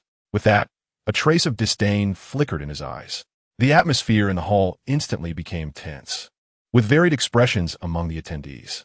Su Li's eyes glimmered with coldness as her delicate hand instinctively clenched into a fist, just as she was about to rise in anger. Cao Bu's timely voice reached her mind. Li'er, restrain yourself, for it may raise suspicions about our relationship. Furious, Su Li retorted, but you are my man. How can I stand by and watch you be insulted? Cao Bu cast a calm glance over Su Li, his thoughts imbued with a reassuring strength. Trust me, even if it is an emperor, today's humiliation will surely be repaid 100-fold in the future. Feeling Cao Bu's unwavering resolve, Su Li took a deep breath and suppressed her anger. Meanwhile, Gu Yingying's voice echoed in Cao Bu's consciousness. Elder brother, this Qingdi is truly excessive. Cao Bu replied with an unruffled demeanor. Yingying, a dragon does not contend with a snake, nor does a tiger bark with dogs. But elder brother, listen to me. After a moment of soothing words from Cao Bu, Gu Yingying finally relented. A warmth spread through Cao Bu's heart. It seemed the incident from 2 days prior had not shaken his standing in Gu Yingying's eyes. As for Lin Xiaotian's insult, He was not the type to suffer indignities lightly, but rather understood the wisdom of concealing one's strength and biding time. When a moment called for patience, he could endure what ordinary men could not. When the time came strike, he casually sipped his tea, his gaze inadvertently drifting over Lin Ro's alluring figure. The emperor may be untouchable, yet surely he could deal with a mere girl? This grudge, much like a woman, was best savored slowly. The exchange of thoughts among the three transpired in an instant. Meanwhile, Gu Yun and Li Xinxue exchanged a meaningful glance. To his surprise, Qing Di had aligned with his own sentiments, both recognizing Cao Bu as a spineless waste. Gu Yun thought to himself, transmitting his mockery silently. Li Xinxue chuckled softly in response. This is what one might call a meeting of heroic minds. I simply do not understand why father initially took such a person as an adopted son. Gu Yun pondered, recalling that back then, his cultivation was nearly on par with his father's. That one meal had greatly satisfied his father's vanity, leading him to show a moment of compassion and accept him. Li Xinxue sighed softly, remarking that her father was indeed too benevolent. A glint of determination flashed in Gu Yun's eyes. It matters not, for my father has ascended. This Gu clan shall inevitably belong to me. Gu Yun. A hint of ruthlessness crossed his gaze. Once I ascend to the position of clan leader, those who defy me shall find no respite. Rest assured, my husband. Li Xinxue gently clasped his hand, affirming her unwavering support. Gu Yun suddenly shifted the topic. Speaking of which, we have been married for several decades now. His words carried an implied meaning, which Li Xinxue understood well. Over the years, they had devoted their time to cultivation, neglecting the matter of offspring. Previously, they had worried about the hardships a child might endure. Now, with his impending ascension to clan leader, it was time to consider this matter earnestly. A faint blush crept onto Li Xinxue's cheeks. With Gu Yun as the clan leader, she would be the clan matriarch, irreplaceable and unique. Their son would be the sole young master of the Gu clan. Meanwhile, the 9 elders maintained their composure, seemingly oblivious to the conversation. After all, they were in the presence of a great emperor, and they dared not voice any objections. Moreover, Lin Xiaotian spoke the truth and could not be accused of slandering Cao Bu. Cao Bu set down his teacup, stood, and bowed to Lin Xiaotian, a humble smile gracing his face. Your Majesty, you speak wisely. My lack of talent is only mitigated by the kindness of my adoptive father, which has brought me to this point. Lin Xiaotian snorted coldly. You certainly know how to speak, but a martial artist relies on strength, not words. Cao Bu lowered his head slightly, his gaze inadvertently drifting over Lin Ro's long, elegant legs peeking from beneath her skirt, the corners of his lips subtly curling upwards. Your Majesty's golden word shall inspire me to cultivate diligently and live up to expectations. Seeing this, Lin Xiaotian felt a surge of uncontainable anger. How could this esteemed emperor be humiliated? And yet Cao Bu remained unfazed. What face did he have left? If you were to insult me even a little, I could easily dispatch you with a mere thought. Since you claim to possess limited talent, let me see what you, as the adopted son of the sword immortal Gu, are truly made of. Just as he finished speaking, a powerful imperial pressure bore down upon Cao Bu. Enough. Lung Yu raised her hand to deflect Lin Xiaotian's oppressive aura. Her frosty eyes glared at him. Your Majesty, are you here to discuss marriage or merely to seek validation within our Gu clan? She cast a glance at Cao Bu, her tone softening slightly. Moreover, Bu is one of us. Your behavior is unbecoming of an emperor. Lin Xiaotian's expression stiffened, but he quickly forced a smile. You are right, esteemed mother-in-law. I have lost my composure. As he spoke, he discreetly glanced at Cao Bu, realizing that this young man indeed had remarkable restraint. Cao Bu respectfully bowed to Lung Yu before quietly returning to his seat. Lung Yu gave a barely perceptible nod. Lin Xiaotian's actions left her feeling quite displeased. The esteemed emperor, bullying a mere practitioner at the bridge of Heaven Realm, is truly a disgrace. Lin Dong's gaze subtly shifted as he scrutinized Cao Bu. It is no wonder this individual could stand on equal footing with Gu Shuang. He is, after all, the adopted son of the esteemed Gu Qingtian. Like Lin Xiaotian, he too holds disdain for such spineless individuals. Cao Bu had long grown accustomed to such contemptuous looks. In this world, only this father and son duo regarded him in such a manner. Nonchalantly, he fiddled with the ring on his thumb, his eyes occasionally drifting towards Zhao Wei's waist. More precisely, he was fixated on the jade pendant radiating a rich aura of yin and yang. Such a treasure must be acquired at all costs. Gradually, the atmosphere in the hall became more congenial. As night fell, The meeting approached its conclusion. Mother-in-law, it is settled then. We shall arrange the union of the two children in 3 months. Lin Xiaotian exhaled deeply, a relaxed smile gracing his face.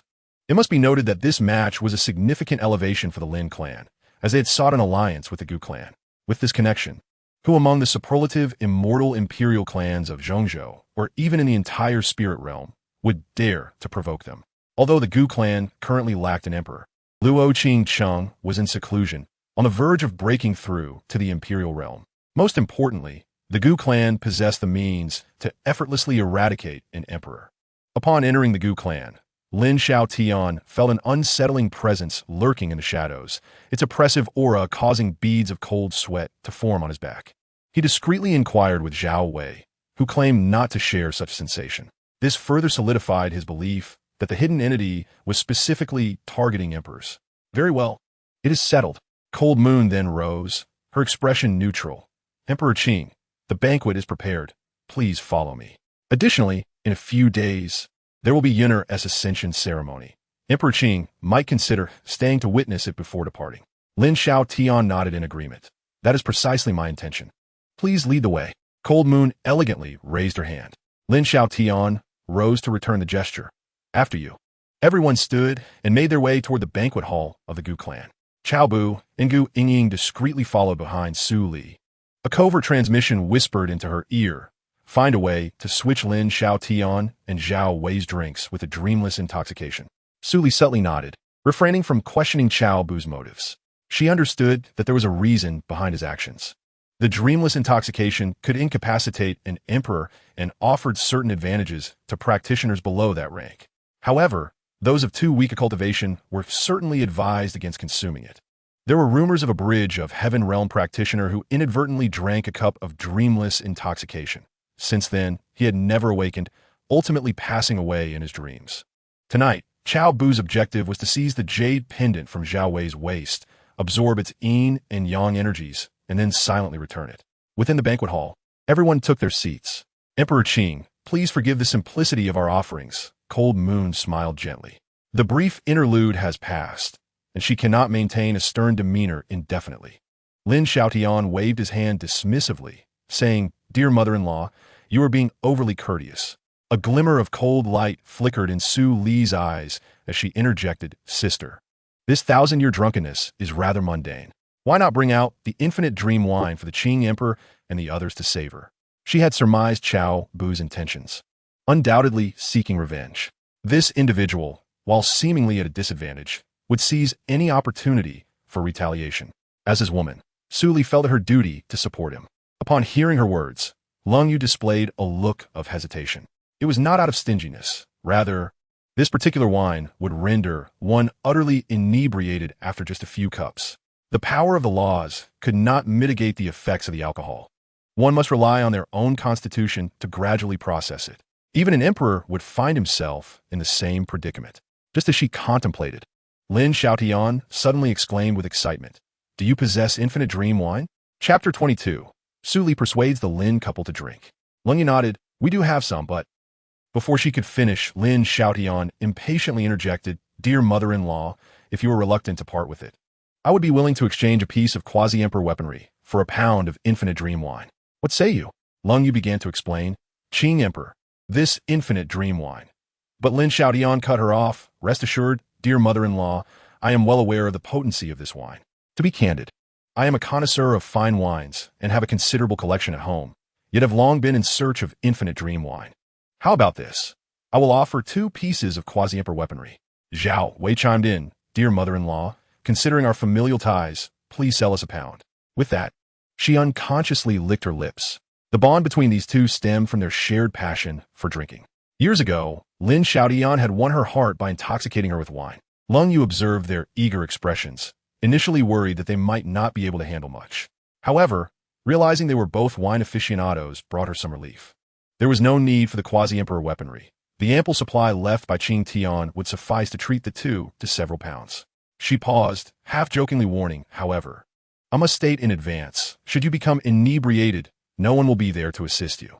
Lung Yu recalled vividly that during Gu Qingtian's quasi-emperor days, he had succumbed to sleep after merely 5 taels of wine. remaining unconscious for a full 10 days. Despite her best efforts to rouse him, she had been unsuccessful. Though their cultivation level surpassed that of Gu Qingtian at the time, even the most seasoned drinkers could manage at most a pound each. Receiving the anticipated response, Lin Xiaotian and Zhao Wei exchanged smiles. To think that their proposal of marriage would come with such a delightful fortune. Thank you, dear mother-in-law. We shall not be polite. Lin Xiaotian bowed in gratitude, his tone revealing a sense of eagerness. Had they known that the Gu clan possessed infinite dream wine, they would not have waited until now to propose. It was also unfortunate that Lin Dong had only recently broken through to the void-shattering realm. Had he done so sooner, they could have arrived to propose earlier and shared a cup with Gu Qingtian. Contemplating this, he shot an annoyed glance at Lin Dong. Lin Dong felt a sense of bewilderment, scratching his head in confusion. Someone, fetch 2 pounds of Wujian Zue Ming. Lung Yu nodded and issued a command to the outside. Yes, second mistress. A maid outside responded and turned to leave. Cao Bu discreetly cast a glance at the two, surprised to find them both to be inebriates, which suited his intentions perfectly. Before long, a maid entered the grand hall, cradling an ancient, quaint wine jar. As she stepped inside, a subtle yet enticing aroma of wine wafted through the air. What exquisite wine! Lin Xiaotian exclaimed, his eyes brimming with longing. Zhao Wei inhaled deeply, a faint blush immediately gracing her cheeks. Shaking her head gently, she exclaimed with excitement, Husband, this wine is extraordinary. Just the scent alone has already intoxicated me by 3 parts. The gazes of Gu Yun and the others grew hazy, their forms swaying precariously. Gu Yingyin collapsed onto Cao Bu's shoulder. Cao Bu sniffed lightly, finding himself unaffected, which intrigued him.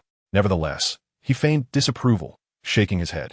Observing this, Lung Yu swiftly conjured a barrier, containing the wine's fragrance within. After a few moments, Gu Yun and the others regained their composure. Gu Yingyin, noticing her position on Cao Bu's shoulder, blushed and quickly withdrew. She couldn't help but recall the impactful scene from 2 days prior, a memory that lingered vividly. The maid approached Lin Xiaotian and his wife, cautiously removing the seal from the wine jar. In an instant, a rich and robust aroma enveloped the entire hall. Fortunately, with Lung Yu's barrier in place, only Lin Xiaotian and his wife could savor the scent, while the others remained oblivious. Lin Xiaotian eagerly poured a cup for himself and Zhao Wei, the liquid emitting a subtle hum as if it possessed a spirit of its own. Come, dear wife, let us toast to our esteemed mother-in-law. Lin Xiaotian proclaimed heartily. Zhao Wei lifted her glass, her smile radiant. Thank you for your generous hospitality, dear mother-in-law. Lung Yu gracefully raised her hand, and a millennium-old wine cup flew into her palm. Please enjoy. The 3 raised their glasses in unison. And as the liquid coursed down their throats, Lin Xiaotian's eyes widened in astonishment, while Zhao Wei's delicate fingers trembled. What fine wine! Lin Xiaotian sighed deeply, his voice lowering slightly. Indeed, Wujian Zue Ming lives up to its illustrious reputation. Zhao Wei slowly closed her eyes, seemingly savoring the moment, and softly remarked, This wine truly deserves the title of the king of all wines. As her words fell, she opened her dreamy eyes, her cheeks flushed with a captivating hue. Cao Bu, observing this scene with a neutral expression, revealed a flicker of inscrutable darkness in his gaze. After tasting Wujian Zue Ming, Zhao Wei seemed to exude a newfound maturity and charm. Su Li, noticing Cao Bu's gaze, followed his line of sight to Zhao Wei. Lady Lin, allow me to propose a toast to you. She spoke, her lips parting with grace as she raised her glass. Zhao Wei, slightly taken aback, filled her own cup. You are too kind, Daoist friend, she replied. The two drank heartily. Su Li took her seat with poise, while Zhao Wei stumbled slightly, nearly losing her balance. Su Li cast a meaningful glance at Cao Bu, who responded with a slight smile and an approving gaze. My lady, is this mere 2 tales too much for you? Lin Xiaotian teased, extending his hand to assist her. Zhao Wei gently pushed his hand away, steadied herself, and declared, It is merely 2 tales. Who says I cannot handle it? At that moment, Su Li filled her glass once more, rising to face Lin Xiaotian. To the Azure Emperor's magnanimity, I toast to you. With that, she downed her drink, not allowing Lin Xiaotian any chance to refuse. Lin Xiaotian's eyes sparkled. What a spirited friend, Su. I shall return the favor with a drink. He then drained his glass in one go. Seeing this, Lung Yu tactfully suggested, Azure Emperor, why not switch to the Millennium Drunkenness instead? Do you regard me with such disdain, my esteemed mother-in-law? Lin Xiaotian furrowed his brow, his tone already tinged with a hint of inebriation. Zhao Wei chimed in, my esteemed mother-in-law worries unnecessarily. This little drink is hardly significant. Lung Yu shook her head inwardly, recognizing that the couple had clearly begun to lose their composure, yet were still putting on a brave front. Su Li lightly touched Lung Yu's arm. Sister, this is your family. Shouldn't you show a bit more concern? The Azure Emperor is a figure of great stature, and Lady Lin is a paragon among women. Two tales are hardly worth mentioning. Sister, since the Azure Emperor just toasted to you, you ought to return the favor. Lung Yu wished to decline, but Lin Xiaotian had already boisterously declared, indeed, my esteemed mother-in-law's handling of matters is certainly not as forthright as that of friend Su. Reluctantly, Lung Yu managed a smile. If that is the case, I shall toast to the Azure Emperor. As the two clinked glasses, Su Li shot a sly glance at Cao Bu, who was indulging himself. His eyes filled with admiration. After several rounds of drinks and dishes, Lin Xiaotian and his wife had consumed 6 cups of the endless drunken dream, equating to 6 taels. Zhao Wei was slumped over the table, her words slurred and indistinct. Lin Xiaotian, struggling to keep up with the 9 elders, was clearly too weak to even stand. As for the others, they were merely tipsy after a few cups of the millennium drunkenness. Lindong, shall we take a stroll in the Gu family's back garden? Gu Lingshuang surveyed the room, and, noticing the others preparing to leave, extended an invitation to Lindong. Lindong glanced at the inebriated Lin Xiaotian and nodded. That sounds good. It is a fine opportunity to appreciate the scenery of the Gu family. After several months apart, he also wished to deepen his bond with Gu Lingshuang. Though they both harbored feelings for each other, they had always maintained a distance, never even holding hands. This moment alone provided a wonderful opportunity. I want to go too. Lin Rose suddenly raised her hand, beaming with delight. Lin Dong frowned slightly, his tone tinged with discontent. Xiao Ro, be obedient and stay here to look after mother. With that, he stood and followed Gu Lingshuang, the two walking side by side toward the garden. Lin Ro pouted, clearly reluctant. Once they had walked far enough away, she quietly rose and stealthily followed them. Gu Yingying watched Lin Ro's departing figure, a flicker of coldness flashing in her eyes. Dare to insult my brother? The Azure Emperor may be untouchable, but you, little girl, are not beyond my reach. Behold how I shall render you weeping and wailing, she mused, and promptly communicated with Cao Bu, saying, Elder brother, I can scarcely swallow this indignity. I shall retrieve some interest for you. With that, she feigned nonchalance and trailed behind. Cao Bu paused momentarily, gazing in the direction of Gu Yingying's departure, and managed a wry smile. Suddenly, a spark of inspiration struck him, and he exchanged a knowing glance with Su Li, who nodded in understanding. Cao Bu rose and exited the banquet hall, his figure swiftly merging into the shadows. The night breeze carried his faint command. Ling Long, stay here. Alert me immediately if there is any movement. Be cautious. Take care, Knight Ling Long replied with concern, quietly separating from Cao Bu. Meanwhile, in the back garden of the Gu family, Lin Dong and Gu Lingshuang strolled side by side, the moonlight cascading over them and casting elongated shadows. Not far behind a stone, Lin Ro peeked out, puffing up her cheeks in irritation as she muttered, Oh, you brother of mine, having found a beloved, you have forgotten your sister. Watch as I disrupt your happiness. Observing Gu Lingshuang diverting Lin Dong's affections, Lin Ro felt a pang of dissatisfaction. She could distinctly sense that Lin Dong no longer cared for her as he once had in their childhood. Just as she contemplated following them further, a sudden thud echoed, and an excruciating pain struck the back of her head.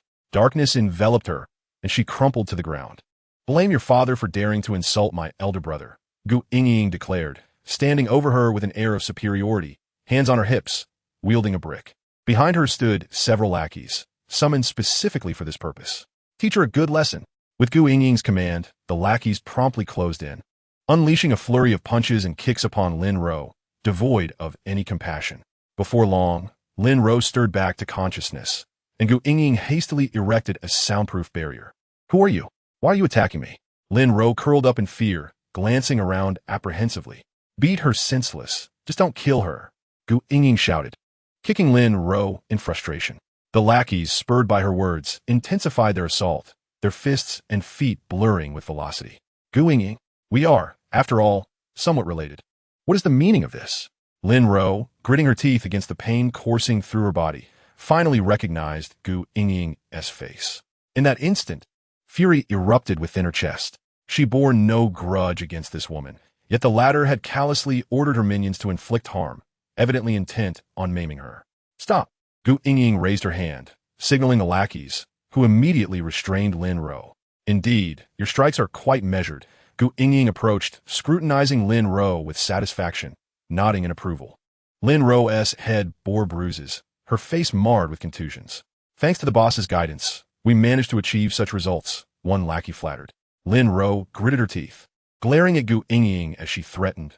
Gu Qingtian, if you do not command them to release me, once my father learns of this, he will not spare you. Your father? Gu Qingtian scoffed with disdain. What does the Azure Emperor amount to? Anyone who insults my brother must pay the price. As she spoke, she reached out and pinched Lin Ro's face, noting her beauty.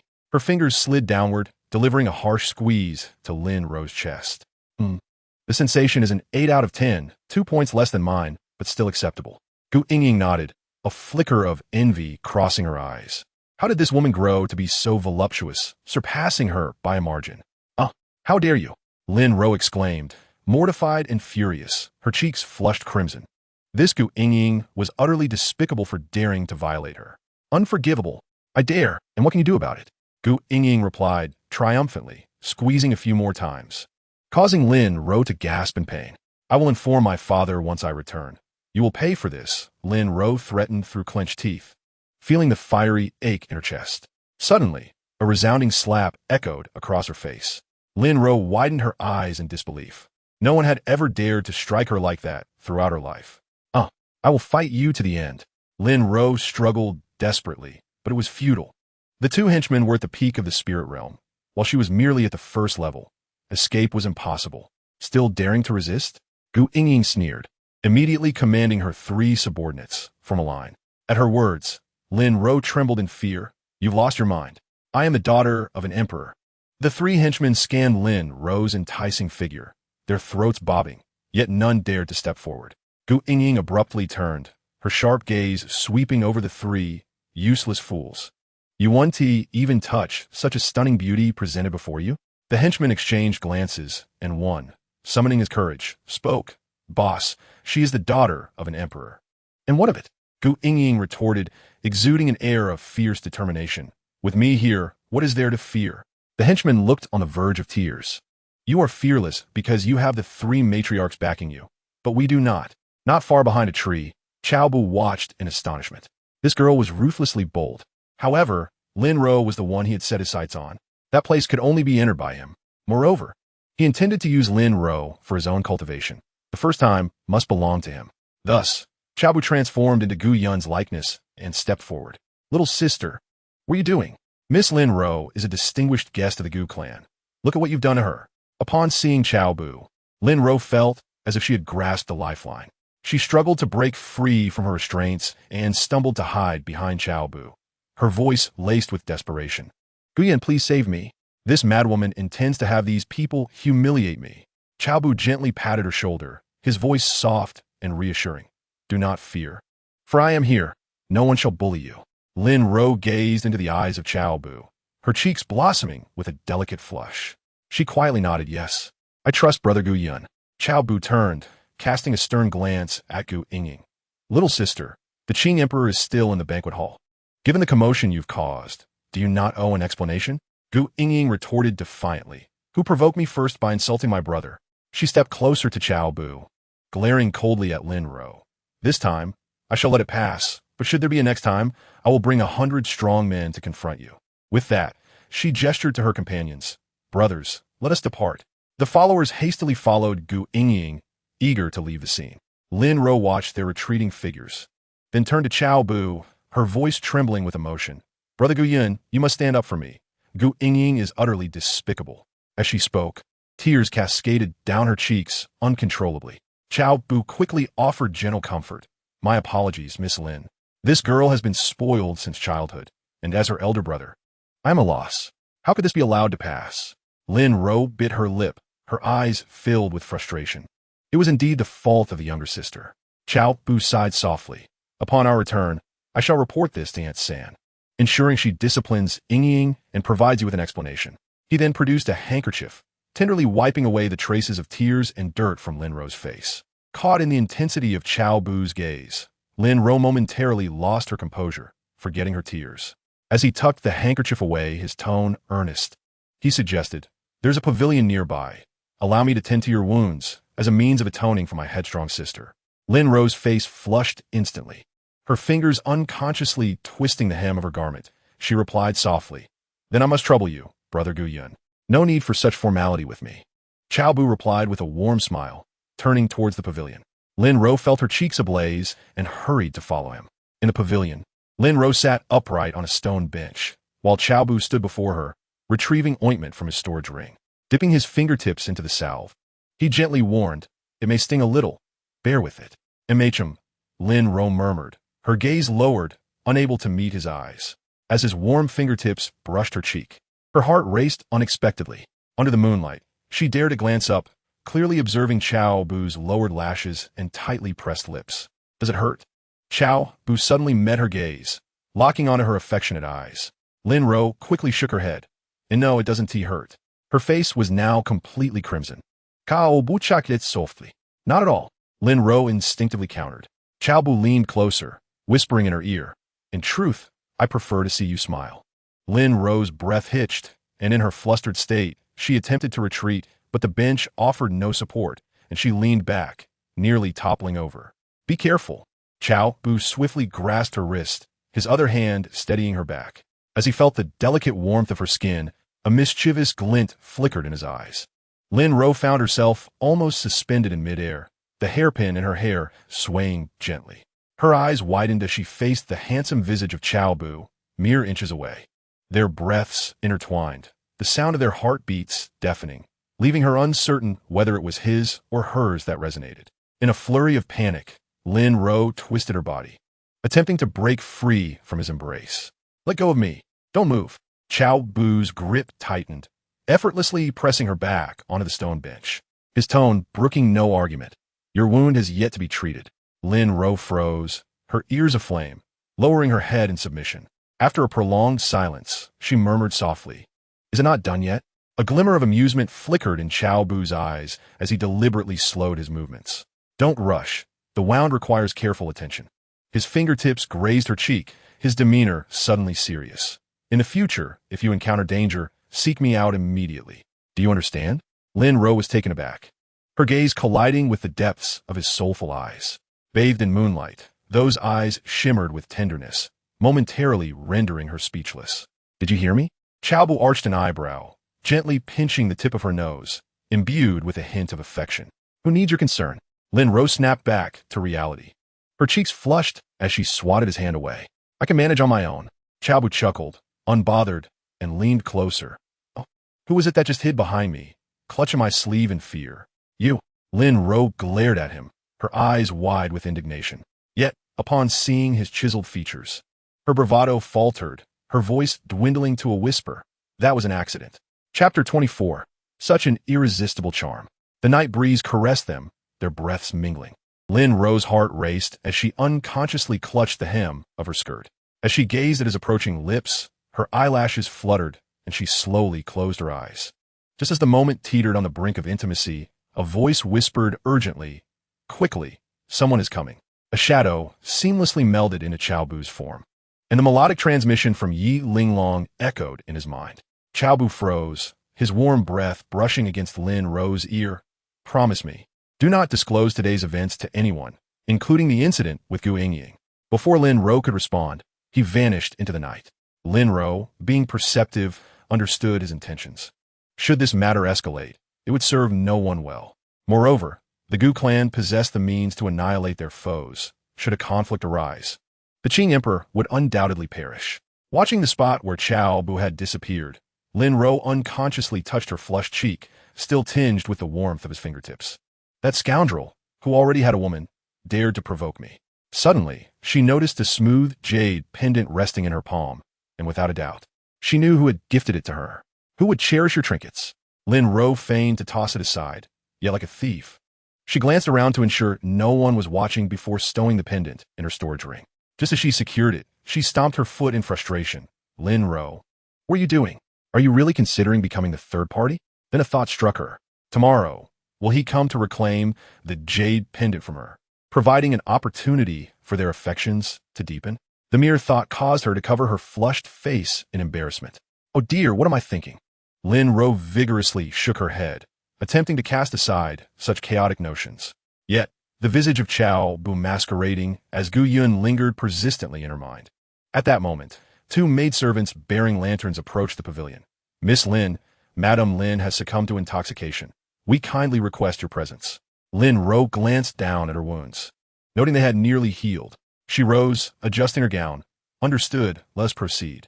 As for the meaning behind Cao Bu's last words, she comprehended it well. After some contemplation, she resolved to swallow her indignation for the time being, vowing to find an opportunity to teach that wretched Gu Qingtian a lesson. At the entrance of the banquet hall, Lin Ro supported the unconscious Zhao Wei as they exited. The two maidservants led the way with their lanterns. Behind them, Lin Xiaotian struggled to maintain his composure, though it was evident to any discerning observer that he was thoroughly inebriated. Even his beloved wine, infinite dream of drunkenness, was too daunting to approach. He merely focused on consuming more dishes. Lin Xiaotian lamented internally. As an esteemed emperor, it would be utterly disgraceful to collapse after just an hour of indulgence. Thus, he devised a plan to endure until the banquet concluded and drink his final cup then. This way, he could drink without compromising his dignity before the crowd. With this thought, he triumphantly picked up another morsel. Outside the banquet hall, the night was as dark as ink. Cao Bu lurked in the shadows, his gaze coldly fixated on the departing figures of Lin Ro and her companions.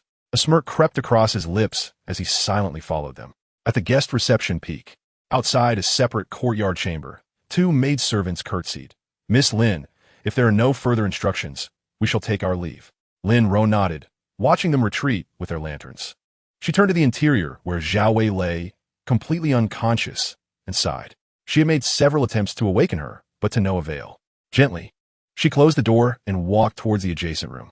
Inside Zhao Wei's chamber, Cao Bu emerged from the shadows, boldly taking a seat on the edge of the bed and removing the jade pendant from Zhao Wei's waist. The pendant gleamed an immaculate white, exuding a gentle luster, hinting at the interplay of yin and yang within. What a splendid treasure! He tucked the pendant into his bosom, his gaze lingering on the unconscious Zhao Wei. An hour later, Cao Bu heard footsteps approaching from outside the courtyard.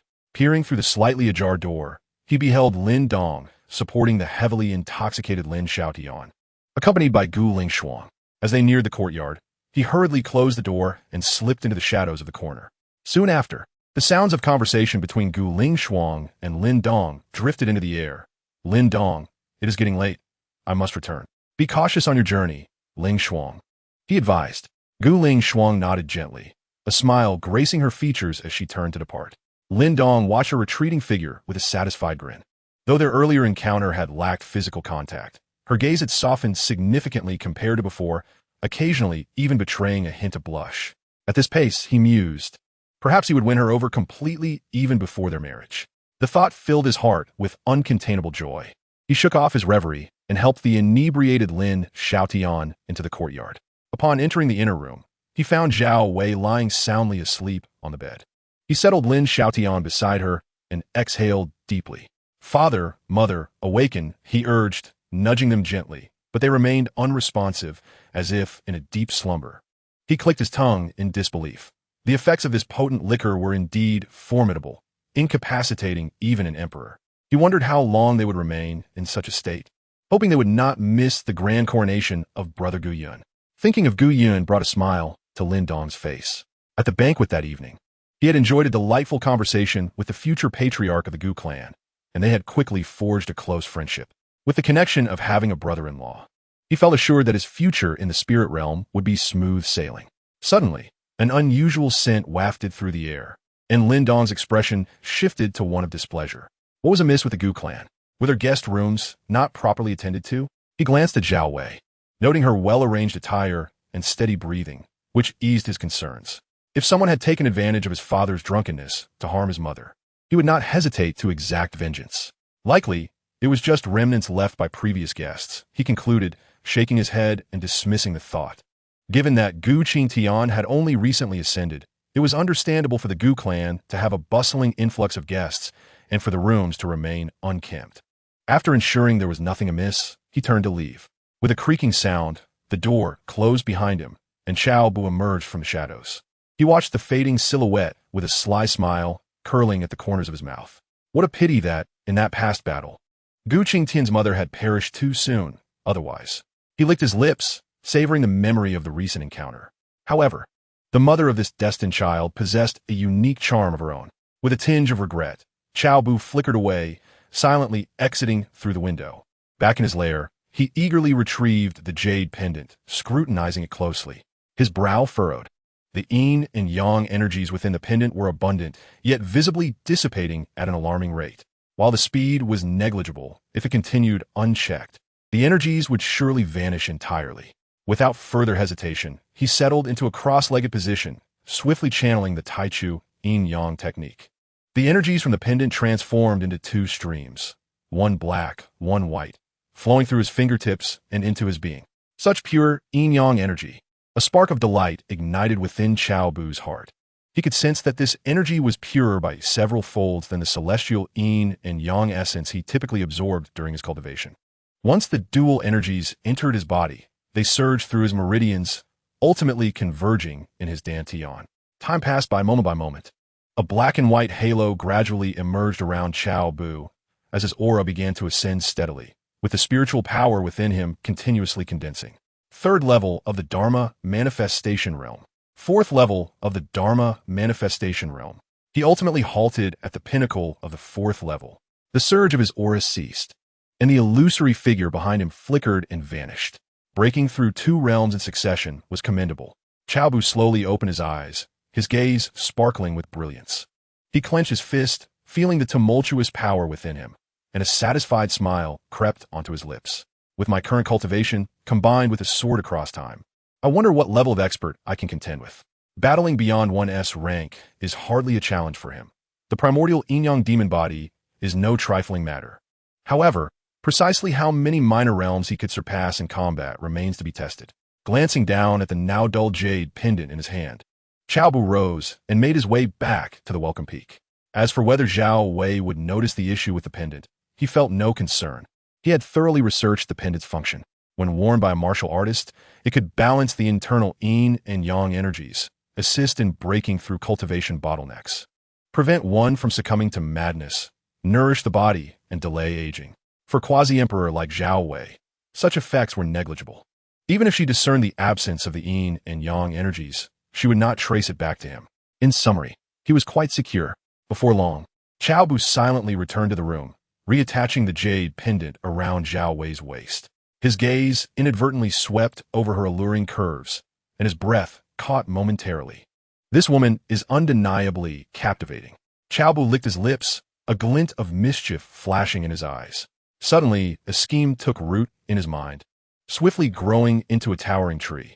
Such a splendid performance deserves a keepsake, does it not? Chapter 25. Controlling the Grand Elder of the Gu clan. Shortly thereafter, the Grand Elder, stroking his white beard, spoke. Madam, I have wronged you. The second elder gazed fervently. I would forsake my position as elder, but you must be mine. The third elder feigned a sigh. My heart has always been as iron, yet you surpass the celestial beings. The fourth elder clenched his fists. What I seek in this life is but to etch my mark upon you. The fifth elder grinned sinisterly. The opportunities is sought after by countless cultivators. Today, I bestow upon you. The sixth elder grasped her chin. Who dares to obstruct what I desire? Who can?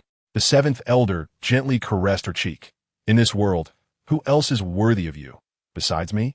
The eighth elder exuded overwhelming pressure. The woman I desire. Even an emperor cannot protect. Mark my words. Elder 9 raised his chin, stating, before me, a beauty either submits obediently or engages in a dance of refusal and acceptance. As the dawn broke, the meticulously orchestrated play of Cao Bu reached its conclusion. He erased all traces that could potentially unveil his presence. Before departing, he left a mark. Meng has visited. The following morning, Cao Bu exited the Songfeng residence, making his way towards the mountain where the clan's esteemed elder resided. Among the 9 elders, this particular one, a formidable figure at the 9th level of the Realm Emperor, posed the greatest challenge. He intended to employ the Realm Emperor's enslavement card he had acquired against him. Once subdued, The remaining 8 would be effortlessly dealt with. Outside the elder's courtyard, guided by a maidservant, Cao Bu approached the reception hall. "Master, the chief steward Cao has arrived," the maid announced with a courteous bow. Inside, the air was fragrant with sandalwood. The elder, who had been sipping tea, promptly set down his cup and rose to greet Cao Bu. "Ha! What brings Steward Cao to my humble abode? Please come in." He gestured warmly, a smile gracing his face. Cao Bu returned the gesture with a respectful nod, his gaze sweeping over the elder's rosy complexion. "Elder, your vitality rivals that of many younger individuals." With that, he stepped into the hall. This cunning old fox was adept at navigating social intricacies, never easily offending anyone. His current cordiality towards Cao Bu was entirely anticipated. "Steward Cao, you flatter me. This old body of mine cannot compare to the youth of today," the elder humbly replied, secretly scrutinizing Cao Bu, who had already ingratiated himself with the third matriarch. Although still perceived as a waste, the elder refrained from offending him, for should this young man ascend to greatness, he would need to curry favor. After all, had not Gu Qingtian also soared to prominence after 3 years of obscurity? He resolved not to repeat past mistakes. Once Cao Bu was seated, the elder promptly called out, "Bring tea." Before long, the maidservant entered quietly, carrying a tea tray, and placed a cup before Cao Bu, retreating without a sound. "Steward Cao, please enjoy the tea." The elder gestured. Cao Bu lifted the cup, took a sip, and his eyes instantly brightened. "Excellent tea." The elder's smile widened. "What do you think, Steward Cao?" Cao Bu savored another generous mouthful. The tea was sweet and smooth, warming him to the core, truly delightful. He swirled the cup, curiosity piqued. "Elder, what kind of tea is this? I have never tasted anything so exquisite elsewhere." The elder, pleased, stroked his beard. "This is my specially crafted spirit tea, harvested from millennium-old tea tree in the back mountain, brewed with spring water. It is indeed unique." Cao Bu nodded in appreciation. "No wonder it is so delicious. You truly know how to indulge, elder." The elder chuckled softly, placing his cup down as his expression grew serious. "Steward Cao, now that we have enjoyed the tea, let us discuss your purpose for visiting." Cao Bu straightened, his gaze fixed intently upon the elder. The grand elder placed his hands upon the armrests of the wooden chair, his countenance still adorned with a benevolent smile. Between the two, an invisible confrontation had commenced. The grand elder, Cao Bu, suddenly inquired, "Have you never considered aligning yourself with anyone?" The grand elder, maintaining his composure, calmly countered, "Oh, with whom should I align?" He lifted his teacup and took a sip, a flicker of inscrutable light passing through his gaze. With the third matriarch, Cao Bu stated bluntly. The grand elder set down his teacup, his fingers gently tapping the tabletop. His piercing gaze fixed intently upon Cao Bu. After a prolonged silence, he finally spoke, "Is that your sentiment, or that of the third matriarch? Does it matter?" Cao Bu retorted. The grand elder smiled faintly. "Is it not significant? Is it truly important?" Cao Bu questioned once more. The grand elder nodded resolutely. "It is of utmost importance." Cao Bu toyed with the jade ring on his thumb, speaking leisurely regarding the matter of the ninth elder. "I trust the grand elder is well aware. Had it not been for the intervention of the third matriarch, that incident," his words trailed off, casting a meaningful glance at the grand elder. The grand elder snorted disdainfully. "As the grand elder of the Gu clan, I heed only the commands of the clan leader." Cao Bu narrowed his eyes, a barely perceptible smile gracing his lips. "So, it seems the grand elder is resolute in opposing the third matriarch." "You speak too harshly, Cao Bu," the grand elder replied, shaking his head. "The Gu clan is a large family. All members must obey the clan leader's directives." "Including the 3 matriarchs?" Cao Bu pidesit. "Including the 3 matriarchs," the grand elder asserted firmly. A moment of silence enveloped them, and Cao Bu ceased his words. The grand elder raised his hand in dismissal. "Cao Bu, if there is nothing further, you may take your leave. As for today's discussion, I shall pretend I have not heard it." He cast a sidelong glance at Cao Bu, a cold derision surging within him. It was evident to any discerning eye that Gu Yun possessed the greatest potential. Though not as formidable as Gu Qingtian, he still harbored hopes of ascension.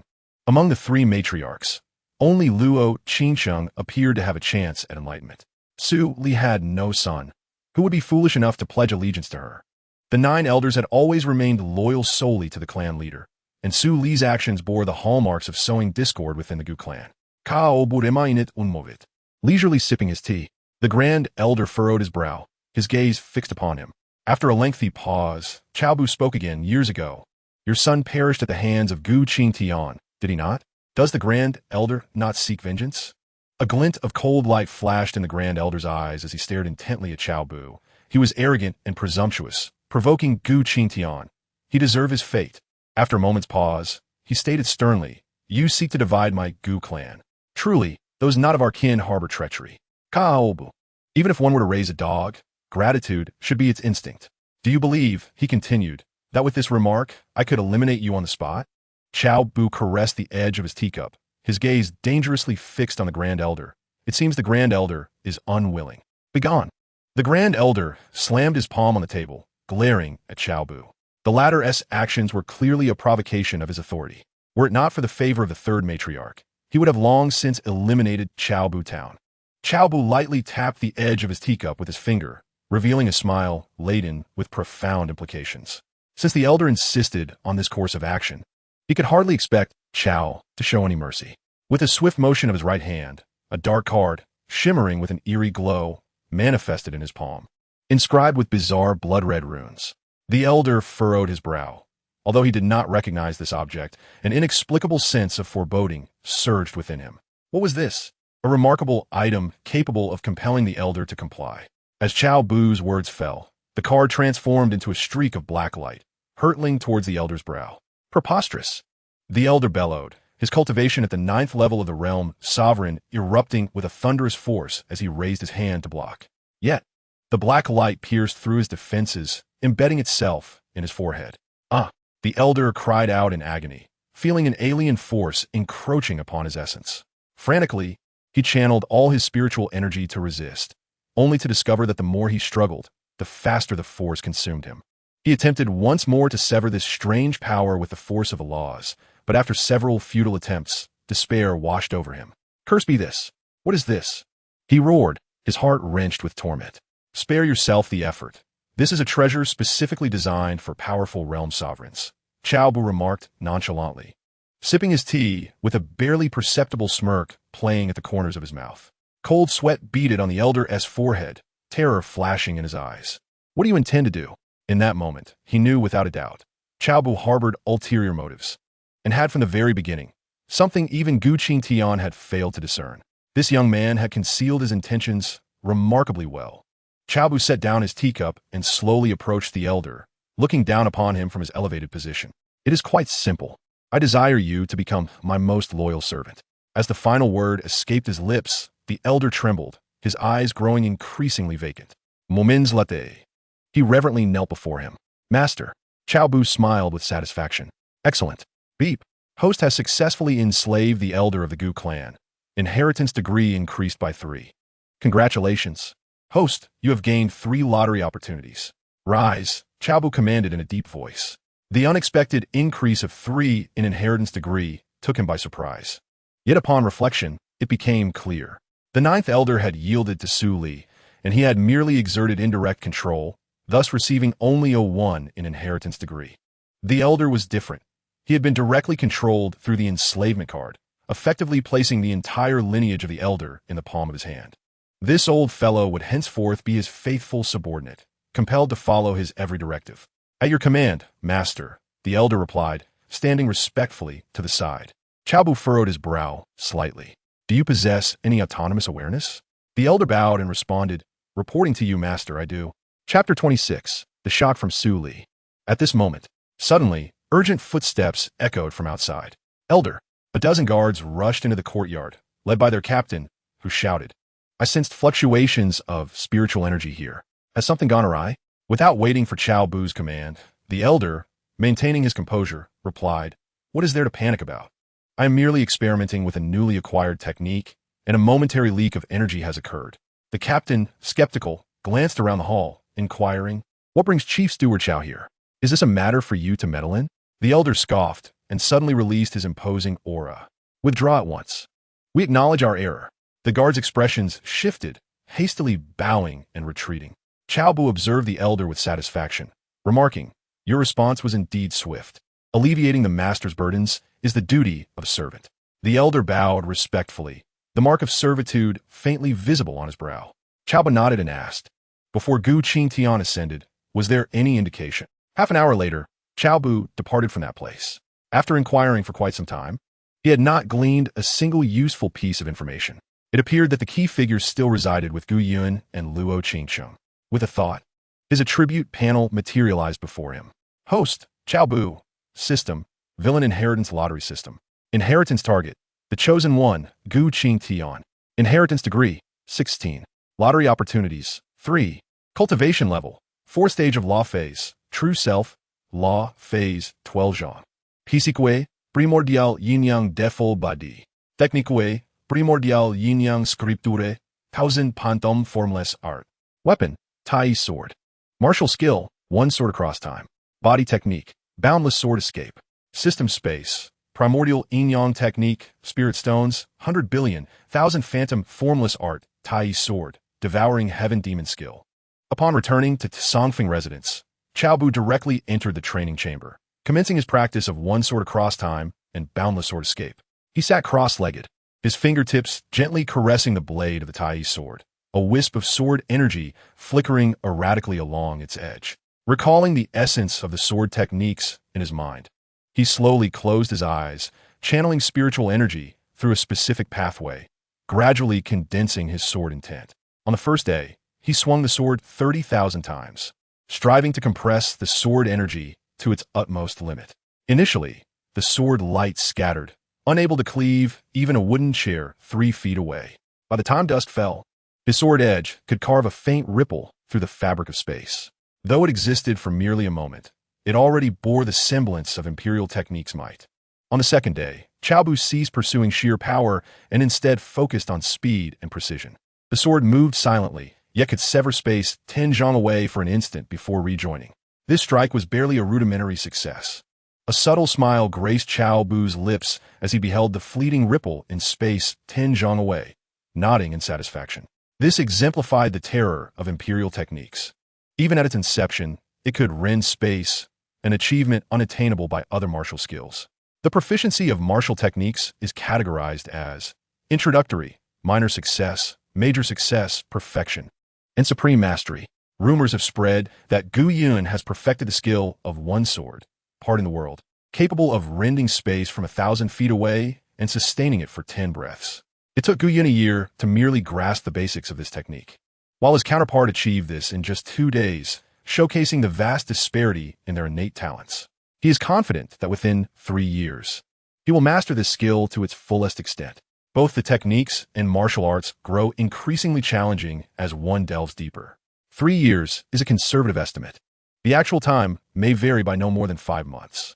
On the 3rd day, Cao Bu commenced his training in the Boundless Sword Escape. The moment his form transformed into a streak of sword light, he collided with the wall with a resounding thud, leaving a sizable bump on his forehead. This quasi-imperial technique is even more mentally taxing than imperial techniques.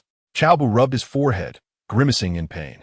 Known for his ruthless nature, not only towards his adversaries but also towards himself, he began his relentless attempts, refusing to rest even as his meridians burned and his spiritual energy waned.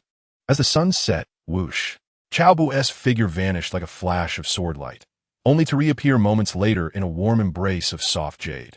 He looked up to find Su Li's astonished gaze meeting his. "You startled me. I thought I had bumped into someone else." Cao Bu Sighit, Ingridief, instinctively wrapping his arms around her slender waist. Su Li, momentarily taken aback, suddenly realized, "We are at least 10 miles apart. You have truly mastered the Boundless Sword Escape." "It's barely the basics," Cao Bu replied nonchalantly. Su Li's eyes widened in disbelief. "You've entered the basics in just 5 days." Cao Bu shook his head. "No, I actually practiced for just 1 day." "1 day?" Su Li's beautiful eyes grew round with shock. She gazed at him as if he were a monster. When Gu Qingtian learned the Boundless Sword Escape, it took him a month to reach the basics. This fellow achieved it in a day, truly monstrous. Suddenly, a thought struck her, and she asked anxiously, "How many days did it take you to master 1 sword, parting the world?" Cao Bu replied vaguely, 2 days. Su Li pushed him away and asked earnestly, "Please repeat that. How many days did it take to master 1 sword, parting the world?" "Just 2 days." Cao Bu responded with remarkable calmness. Su Li stared at him, dazed, and it took her a moment to regain her senses. Such a speed of cultivation is utterly astonishing. With a complex gaze, she sighed, I truly stumbled upon a treasure. At that moment, light footsteps approached from outside the hall. Mother, I brought some spiritual herbs. Soaking them is good for the skin. Gu Qingtian's crisp voice drew near. Su Li's pupils constricted, and in a flash, she shoved Cao Bu into the bath. Striving to maintain her composure, she hastily draped a sheer garment over her shoulders. As the door swung open, Gu Qingtian bounced in, wearing a delicate pink sheer garment that subtly hinted at her form beneath, a basket of spiritual herbs in hand. Mother, try them out and see how they work. If they're good, we can use them again next time. Saying this, she tossed the herbs into the pool. Soon, a more intense fragrance wafted through the air. Suri gently nodded, her face reflecting pure ecstasy. Gu Qingtian set down her basket, shed her pink gauzy robe, and slipped into the pool. As the ripples danced around her, she remained blissfully unaware of any peculiarities. Mother, this elixir is truly soothing. She leaned against the edge of the pool, closing her eyes in relaxation. Su Li bit her crimson lip, her cheeks flushed, and nodded in agreement. Indeed, it is delightful. Noticing Su Li's unusual demeanor, Gu Qingtian inquired with curiosity, Mother, what is wrong? It's nothing. Su Li took a deep breath, forcing a smile as she replied, Qingtian, you continue to soak. I suddenly remembered some matters that require my attention. With that, she hurriedly fled, leaving Gu Qingtian puzzled in the pool. Outside the bathing area, Su Li leaned against the wall, her legs trembling to the point of instability.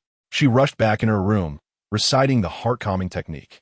Beneath the water, Cao Bu smirked, his figure transforming into an almost imperceptible beam of sword light, vanishing silently. Gu Qingtian suddenly opened her eyes, scanning her surroundings warily. Who's there? Show yourself. She quickly released her spiritual awareness in a sweep, yet found nothing amiss. Strange. Could it be an illusion? I distinctly sensed someone's presence just moments ago. She shrugged it off. Perhaps I've been too exhausted lately. I shall indulge in this soothing soak. With that, she closed her eyes again, a look of comfort gracing her features. This elixir bath is truly delightful. Cao Bu reappeared in the training room. He exhaled contentedly, his face alight with excitement. Truly remarkable. This imperial art, he mused. After a moment of reflection, Cao Bu summoned his spiritual energy to evaporate the moisture clinging to him. Suddenly, a thought struck him. He rummaged through his robes to retrieve a communication jade pendant. Having kept her waiting for 3 days, it's time to reel her in. He chuckled mischievously as he gazed towards the direction of the guest greeting peak, activating the pendant. Meanwhile, at a villa within the guest greeting peak, Lin Ro rested her chin on her hands, gazing longingly at Lin Dong and Gu Lingxue, who were engrossed in laughter and conversation, her lips pouting in dismay. Alas, my elder brother is to be wed, and here I remain a solitary soul. Suddenly, the handsome visage of Gu Yun flashed through her mind. No, Lin Ro, he is already a married man. You cannot covet another's love. She quickly shook her head, her long, dark hair swaying. What if I become Gu Yun's concubine? She pondered. No, he is married. I cannot play the role of the other woman. She shook her head again, but after a moment of contemplation, she bit her lip, considering. While being a mistress is unacceptable, perhaps a concubine would be permissible. Just as the thought emerged, she vigorously shook her head. No. How could the daughter of an emperor stoop to be a concubine? Pausing for a moment, she spoke to herself. But Gu Yun is the son of a sword immortal. What would it matter if I, the daughter of an emperor, were to become his concubine? With that thought, she clapped her hands in excitement. Yet her joy was short-lived, as she slumped her face in despair, collapsing onto the stone table. Still, it won't work. That woman, Li Xinxiu, would never consent. In recent days, she had been diligently inquiring about Gu Yun, and in the process she had also learned a bit about Li Xinxiu. Upon discovering that the woman who once aspired to be Gu Yun's concubine had met an untimely death for no apparent reason, she couldn't help but withdraw her neck in trepidation. This path was fraught with peril. That woman was a realm king, while she herself was merely a divine power, separated by 2 formidable realms. Even if she were to triumph over her, it would likely be too late to savor the victory. As she pondered, she retrieved a communication jade pendant from her bosom, twirling it delicately between her fingers. It has been 3 days. Why hasn't he reached out to me yet? Suddenly, an idea struck her, and she mused aloud. Let us do this. I will count to 3, and if he contacts me, I shall reluctantly agree to be his concubine. With utmost seriousness, she began her countdown. 3, 2, 1, 0.9, 0.1. Lin Ro gazed longingly at the jade pendant, which remained utterly still. 0.09, 0.01. Umph. She huffed in frustration and tucked the pendant back into her bosom, casting a disgruntled glance at the two figures conversing animatedly in the distance. After a brief pause, she stubbornly declared, "Let us try again, but this time I will count down from 100. 100. 99.9999. Just then, the communication jade pendant in her possession began to warm slightly. In a flurry, Lin Ro fished it out, her face flushed with excitement. After 3 whole days, this rascal has finally remembered to seek me out. With a furtive glance at Lin Dong and Gu Shuang, who were engrossed in their conversation, she turned away and discreetly infused the pendant with her spiritual energy. Gradually, 2 golden characters materialized on its surface. Care to meet? Lin Ro's expression faltered for a moment. Those words sounded rather frivolous, leaving her feeling somewhat unsettled. Yet, a flicker of anticipation soon danced in her eyes, and she swiftly typed in response. All right, when and where? After sending the message, she clasped the pendant tightly, her gaze unwaveringly fixed upon it. However, after a prolonged wait, the pendant remained unresponsive. Meanwhile, on the other side, Cao Bu observed the words that appeared on the communication jade pendant, a knowing smirk gracing his lips. He deliberately paused for a moment before leisurely replying, now, at the usual place. Upon receiving his response, Lin Ro felt her heart race with excitement. The usual place? It must be the pavilion where Gu Yun had treated her wounds last time. With this thought in mind, she stealthily glanced back at the 2 individuals behind her, then lightened her footsteps, silently slipping out of the courtyard. As soon as she exited the courtyard, her figure flickered and she swiftly vanished from sight. Within the Gu clan's garden, near the pavilion's vicinity, behind a slab of blue stone, Cao Bu gazed at the slender silhouette within the pavilion, a glimmer of surprise flashing in his eyes. This woman had arrived remarkably quickly. The distance from the welcome peak to here was considerably greater than from his concealed residence. It seemed her feelings for Gu Yun were far more fervent than he had anticipated. With this realization, the matter had become simple. He would hardly need to exert much effort to achieve his objective. In the pavilion, the scene unfolded. Lin Ro's delicate fingers intertwined unconsciously, her heart racing to an extreme. She was, after all, vying for another's husband. Should Li Xinshu discover this, the consequences would be unfathomable. Yet, the flutter in her heart was impossible to suppress. Perhaps this was fate. While lost in thought, a pair of hands suddenly encircled her slender waist from behind. Warm and firm, her back pressed against a solid chest, and she could feel hot breaths near her ear. I hope I'm not late. The familiar voice sent a shiver down her spine, and her instinct to struggle evaporated in an instant. She leaned quietly against the man behind her, allowing his presence to envelop her. No, I just arrived too. Lin Ro's face flushed crimson, her heart beating with an intensity she had never experienced before. After a moment of silence, she finally could not restrain herself any longer. Gu Yun, don't you think this is too fast? This is only our second meeting, and you're holding me like this. Is it appropriate? Her voice grew softer, more akin to bashful musings than outright rejection. Cao Bu let out a low chuckle, tightening his embrace rather than loosening it. Too fast. His voice was deep and laced with temptation. But I feel I have waited far too long. Lin Ro's breath hitched, her ears burning with embarrassment. She instinctively wanted to retreat, but the man's arms held her firmly in place. Please don't do this. Her voice trembled, her fingertips gripping the fabric of her sleeve. This isn't right. What isn't right? Cao Bu gently turned her to face him, compelling her to meet his gaze. Lin Ro averted her eyes in a fluster. Unable to look him in the eye, she bit her lip and murmured softly, "You know very well that you already have a wife." Cao Bu se gazidakinet. His fingertips caressing her cheek as he whispered, "But my heart has long since succumbed to you." Lin Ro's heart quivered, and she turned to meet Cao Bu's eyes directly. "Do you truly love me so?" Cao Bu took her hand, leading her to the edge of a pavilion where moonlight illuminated his profile, casting a deep and alluring silhouette. He tightened his grip on her hand, his voice rich with emotion. "From the moment I first laid eyes on you, I knew you were the inescapable fate of my life." Once more, Lin Ro's heart trembled, her gaze softening as she admired Cao Bu's side profile. He turned to face her, his eyes burning with intensity. "Do you know? Every time I see you, I cannot help but yearn to draw closer." Yet, a flicker of conflict crossed Lin Ro's eyes. Li Xinshu, "Sure, Cao Bu's finger gently pressed against her lips, interrupting her words. Do not mention her. Right now. I only wish to know if there's a place for me in your heart. Lin Ro's heart raced, confronted with his fervent gaze. She shyly lowered her head and gave a soft affirmative. Cao Bu's fingers delicately lifted her chin, their breaths intertwining, the distance between them diminishing. Suddenly, a sharp crack echoed as a branch snapped underfoot.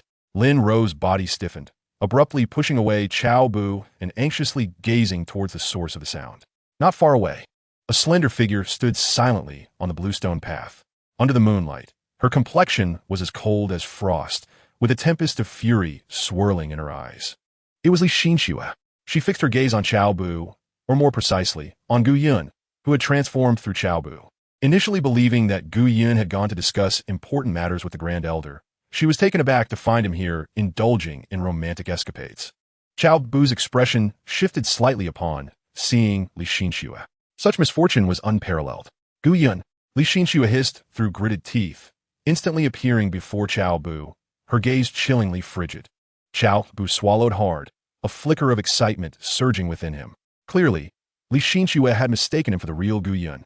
In the next moment, a resounding slap echoed through the tranquil night. Lin Ro covered her stinging cheek, staring at Li Xinxue in disbelief. The murderous intent in Li Xinxue's eyes was palpable as she spoke in a voice as cold as ice. Lin Ro, for the sake of the Qing Emperor, I spare your life, but you must comprehend your own worth. Not everyone is worthy of your aspirations. Another sharp slap landed mercilessly. Lin Ro staggered and fell to the ground, a crimson streak appearing at the corner of her mouth. Li Xinxue glanced down at her from a superior position, her tone frigid. Should there be a next time, do not blame me for being ungracious. With that, she seized Cao Bu's wrist and turned to leave. Lin Ro watched their retreating figures, her eyes brimming with relentless determination. Clenching her teeth, she declared, Li Xinxue, no one has ever dared to lay a hand on me like that. Just wait. Aren't you infatuated with Gu Yun to the core? I will show you how I will snatch Gu Yun away from your side. I will ensure he personally casts you aside. The future matriarch of the Gu clan shall be none other than Lin Ro. In that moment, Lin Ro's gaze became resolutely steadfast. She was determined to contend with this woman to the bitter end. She aspired to be the future wife of an immortal. A woman like Li Xinxue was utterly unworthy. In the courtyard of Xiangxiao Academy, Cao Bu and Li Xinxue sat facing each other, the atmosphere within the room eerily silent.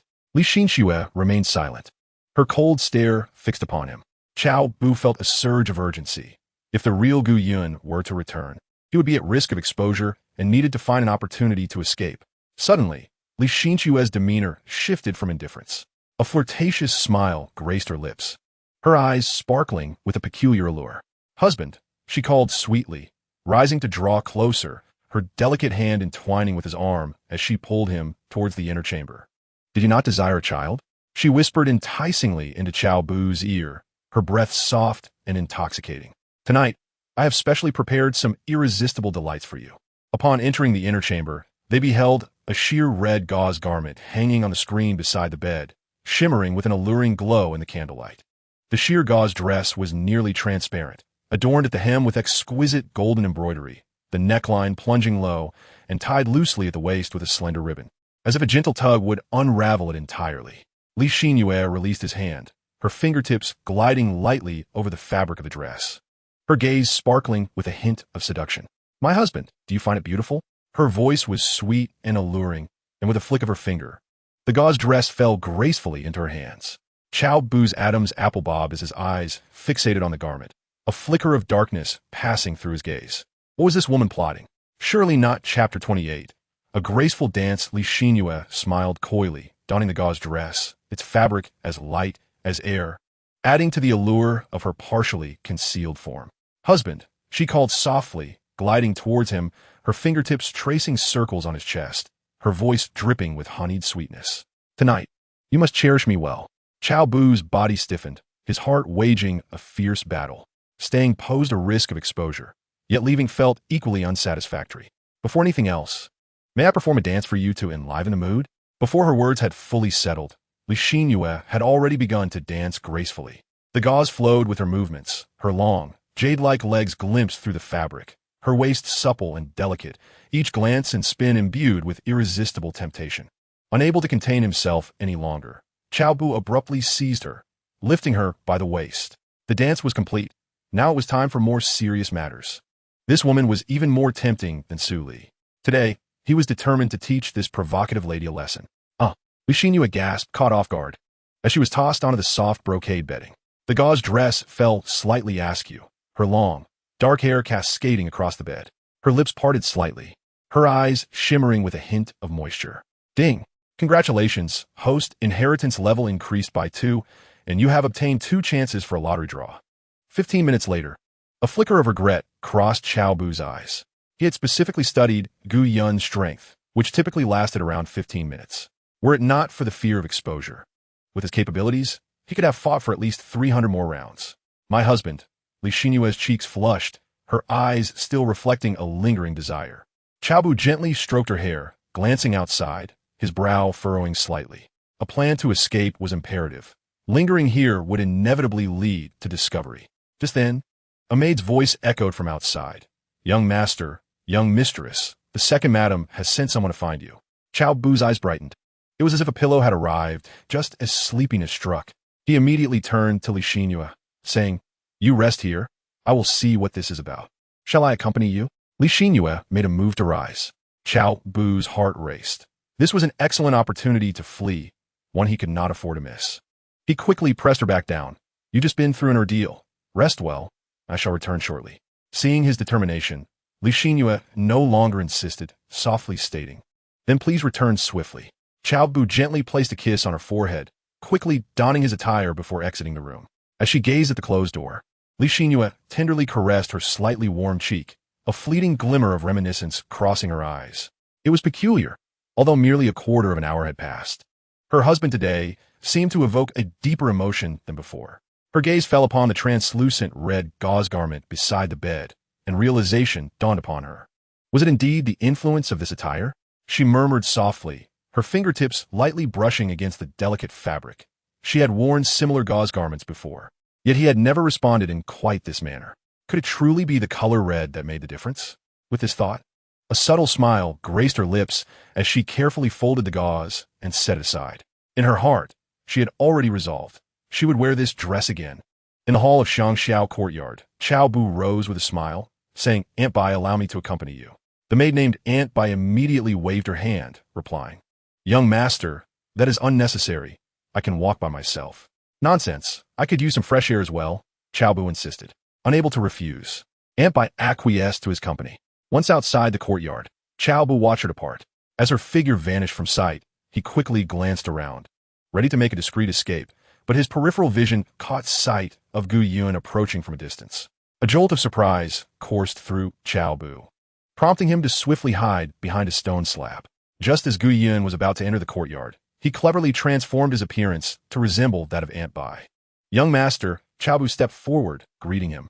Upon hearing the voice, Gu Yun turned, his expression betraying confusion as he regarded Cao Bu. When had he appeared, he had not sensed a trace of his presence. After a moment's contemplation, he decided not to press further. After all, this Aunt Bai was a member of the royal family, belonging to the family of the second matriarch, Lung Yu. As a mere prince, it was quite normal for him not to sense her presence. Aunt Bai, do you have something to discuss with me? Cao Bu recounted the matters Aunt Bai had previously explained to him regarding the upcoming reception in a few days. All the major factions from Jianzhou would be in attendance, including representatives from the immortal imperial families of other states. The second matriarch had specifically sent her to inquire about the preparations. Upon hearing this, Gu Yun's expression darkened immediately. It was that second concubine again. Did she doubt his capabilities? Reflecting on the previous incident, coupled with this latest development, his discontent with Lung Yu deepened. Please inform the second concubine that I have just returned from the Great Elder, and all arrangements have been made, so she need not worry, Gu Yun replied coolly. Cao Bu nodded with a smile, saying, In that case, I shall take my leave. As he turned, he caught a glimpse of Li Xinyue approaching from the direction of the door. A smile crept onto his lips, and he felt a surge of joy within. Truly, fortune favored him. Gu Yun watched Cao Bu depart, only to turn and meet Li Xinyue's resentful gaze. Why did you take so long? She questioned, displeased. Upon noticing the prolonged absence of her acquaintance, she donned her attire and ventured forth in search of him, only to catch a glimpse of Gu Yun engaged in conversation with Aunt Bai from a distance. Gu Yun, under the impression that Li Xinxue was reproaching him for lingering too long with the Great Elder, hastily clarified, "This matter is of great significance. Representatives from the 5 immortal sanctuaries will be present to lend their support, so I must exert additional effort." As he spoke, a hint of pride colored his tone. The lords of these 5 sanctuaries were, after all, brothers and junior associates of his father from years past. Without his father, their power would not have evolved from a mere third-rate force into the esteemed immortal sanctuaries they are today. Gu Yun sighed, his eyes filled with admiration for his father. Gu Qingtian, Li Xinxue, trusting his words, inquired, "Did Aunt Bai come for this matter? Have you not already conferred with the Great Elder?" "Humph. My step-aunt does not trust me," Gu Yun replied coldly. "Her apparent concern is but a guise for surveillance."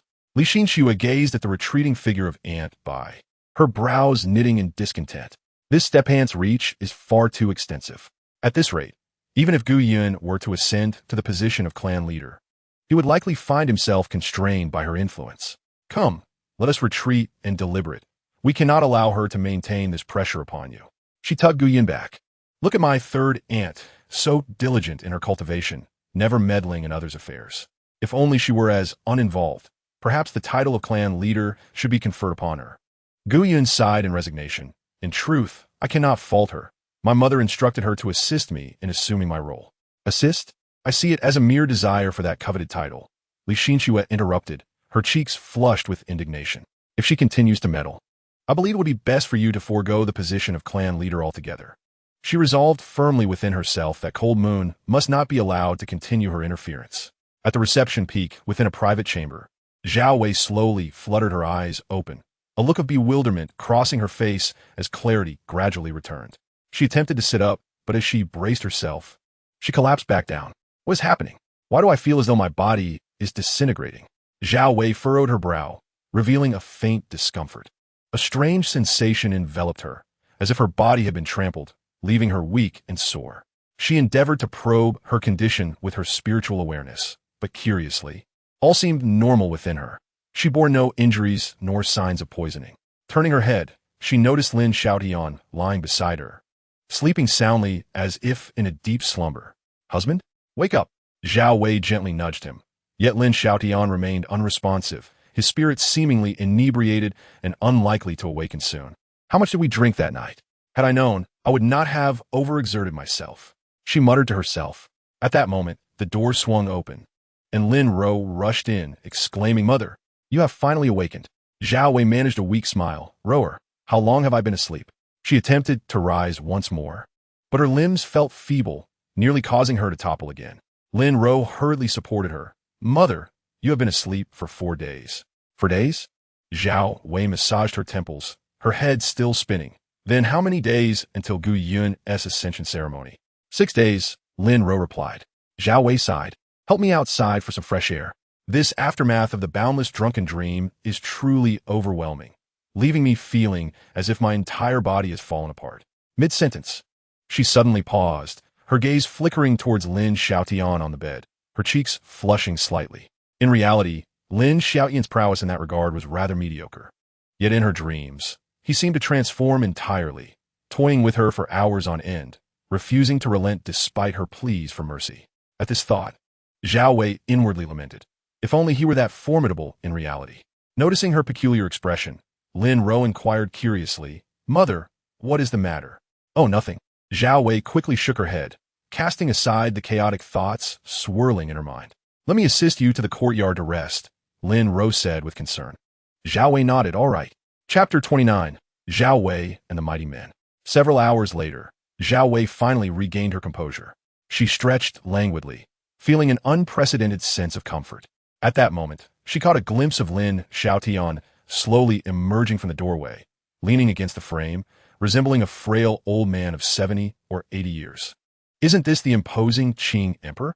Zhao Wei approached to support him, teasingly asking, "A few drinks have taken you down?" Lin Xiaotian shook his head with a wry smile. "This time, I've truly met my match. I never anticipated the aftereffects of the boundless drunken dream to be so potent." He paused before continuing with resignation. "And that friend, Sue, kept pouring drinks for me. I thought her generosity was sincere, but it turns out she merely wanted to see me make a fool of myself."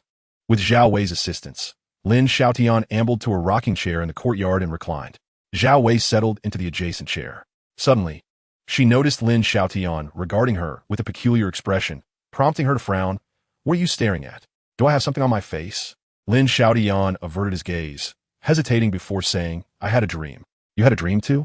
Zhao Wei's eyes lit up as she leaned closer. Do tell. What was it about? Lin Xiaotian was taken aback. So you did too? Yes, yes. Zhao Wei nodded eagerly. You go first. After a moment of hesitation, Lin Xiaotian softly confessed, I dreamed of you surrounded by mighty men. Zhao Wei looked perplexed and reclined back. What kind of dream is that? Seeing her confusion, Lin Xiaotian reiterated, mighty men, surrounded by mighty men. Zhao Wei stared at him as if he were a fool. Growing impatient, Lin Xiaotian revealed, it was 10 mighty men pinning you to the ground. Zhao Wei's expression darkened instantly. 10 mighty men bullying me? And what were you doing? Lin Xiaotian's gaze wandered, stammering. I was trying to stop them. Were you successful? Zhao Wei narrowed her eyes, her tone dangerous. What kind of absurd dream was this? Could it be that he truly thought that way? The more she contemplated, the more plausible it seemed, and her gaze towards Lin Xiaotian grew increasingly displeased. Lin Xiaotian gulped. I tried, but there seemed to be an invisible barrier blocking me. Zhao Wei's expression darkened further. Do you know those mighty men? Lin Xiaotian, feeling a sense of unease, shrank his neck in response. The faces around him were all blurred. Suddenly, a resounding slap echoed as it landed on Lin Xiaotian's cheek. How dare you, Lin Xiaotian? Zhao Wei trembled with rage. You actually had such a dream. Do you wish for me to be bullied by 10 strong men in turn? Lin Xiaotian quickly waved his hands in protest, explaining no, it was merely a dream. Yet another slap followed. A dream? As an esteemed emperor, you cannot even control your own dreams? Zhao Wei fumed. You must have harbored such thoughts deep down. After all these years, you actually want to see me being mistreated? With that, she delivered yet another slap. Lin Xiaotian felt tears welling up. It was truly just a dream. Zhao Wei sneered. A dream is a manifestation of one's subconscious. Have you not fantasized about such scenarios? The most ridiculous part is that you were watching from the sidelines. She demanded, speak. Are you still a man? Lin Xiaotian found himself at a loss for words. Was it truly necessary to take a mere dream so seriously? Suddenly, he had a thought and countered. What did you dream about? Zhao Wei blurted out. I was surrounded by strong men as well. Upon hearing this, Lin Xiaotian's indignation surged. And you dare criticize me? You are no different. Tell me, do you also wish to find another man? Another sharp slap echoed. Lin Xiaotian covered his face, bewildered. Why are you hitting me again? Zhao Wei scoffed. All the strong men in my dream were you. In an instant, Lin Xiaotian was left speechless. He truly had no retort for that. But then, a glimmer of joy dawned upon him. So it was truly me? Of course. Zhao Wei replied through gritted teeth. Lin Xiaotian. One cannot hide the truth of their affections. You dream of me being bullied by other men, while in my dreams, it is all you. That is the distinction. Her excitement grew. Indeed, the one who is loved feels invincible, while the one who expresses love bears the wounds. Bah, you scoundrel. Lin Xiaotian was utterly bewildered. What was the connection? It was just a dream, yet it had escalated into a matter of feelings. He cautiously inquired, Wei, how did I fare in your dream? Zhao Wei's cheeks flushed bright red, and she lowered her gaze, unable to meet his eyes. Seeing her reaction, Lin Xiaotian's interest piqued, and he eagerly leaned closer. Pressing for details. Do tell, how did I perform? Zhao Wei glared at him in embarrassment, biting her lip. How can you even ask? Clenching her small fists. Her voice dropped as she continued. Even though it was my dream, you controlled everything. Lin Xiaotian's eyes lit up, a smug smile creeping on his face. Oh? So that means... Shut up. Zhao Wei, her face aflame, covered his mouth with her hand. No talking, no thinking, and absolutely no gloating. With that, she turned to leave, but Lin Xiaotian swiftly rose and embraced her, pulling her into the room. Moments later, a dissatisfied voice emerged. Useless thing. If only you could possess even a fraction of the prowess you exhibit in dreams. The Misty Rain courtyard lay just ahead. Cao Bu walked side by side with the ninth elder, making their way towards the courtyard. Ninth elder, you summoned me for a specific purpose. What is it? Cao Bu inquired, gazing at the approaching Misty Rain courtyard, a hint of comprehension mingling with confusion. Could it be related to Sister Chuyan? The ninth elder sighed deeply. My dear brother, after pondering throughout the night, I believe it is most prudent to ask you to persuade her. Cao Bu furrowed his brow. What is it? Has Sister Chuyan fallen into despair? and contemplated taking her own life? The ninth elder shook his head. Not at all. Then what is the matter? Cao Bu's face reflected his puzzlement. The ninth elder guided Cao Bu to the entrance of the courtyard, gently nudging open a crack to indicate he should look inside. Cao Bu focused intently and beheld Gu Qingtian wielding a sword, executing moves in the courtyard with a fierce intensity, each strike imbued with a chilling aura of lethal intent. Observing this scene, a barely perceptible smile tugged at the corners of his lips. It seemed that the initiative taken that night had indeed borne fruit. Continue to strive. You are my most promising assassin. Cao Bu feigned observation for a moment before turning back with a feigned look of confusion. Isn't this just ordinary sword practice? What seems amiss? The ninth elder's brow furrowed deeply. Did you not notice that every move she makes is laced with extreme murderous intent? If this continues, she risks being consumed by these thoughts of killing, becoming nothing more than a puppet that knows only slaughter. Moreover, her state has been this way since that incident. She hasn't rested at all in the past half-month. Cao Bu shook his head dismissively. That shouldn't be the case. If she learns to wield the principles of slaughter, Sister Qian's combat prowess will surely ascend to new heights. With increased strength, she will possess the ability to protect herself. Shouldn't you be pleased? The ninth elder wore a troubled expression. My dear brother, you speak lightly. Those who achieve the principles of slaughter in the spirit realm are often regarded as ruthless tyrants. Is this not pushing her into a pit of fire? Cao Bu countered, I cannot agree with you on this, ninth elder. Have you forgotten about my third matriarch? She embodies the principles of slaughter, swordsmanship, and the cycle of laws, yet she is still held in high regard. The ninth elder shook his head vehemently. How can this girl be compared to the three matriarchs? They are unparalleled prodigies. It remains uncertain whether she can even aspire to the status of a quasi-emperor. Cao Bu replied unhurriedly, Your lack of faith in Sister Qiantian is evident. If only the third matriarch were to personally instruct her, there might indeed be a chance for her to master the principles of slaughter. The ninth elder shook his head again. What kind of person is the third matriarch? The clan leader has stated that the three matriarchs are destined to ascend to the position of heavenly emperor and even have hopes of achieving immortality. How could she possibly take this girl as her disciple? Cao Bu gazed at the sword light within the courtyard and sighed softly. Circumstances are shaped by human effort. How can one know without trying? What if she succeeds? The term heavenly emperor denotes the pinnacle of the great emperor, a mere step away from immortality. Ninth elder, this matter is beyond my ability. I must take my leave. With that, Cao Bu turned it apart. The ninth elder hurriedly pursued, Brother Cao. At least go in and persuade her. What if it works? Cao Bu waved his hands repeatedly. Please seek another expert.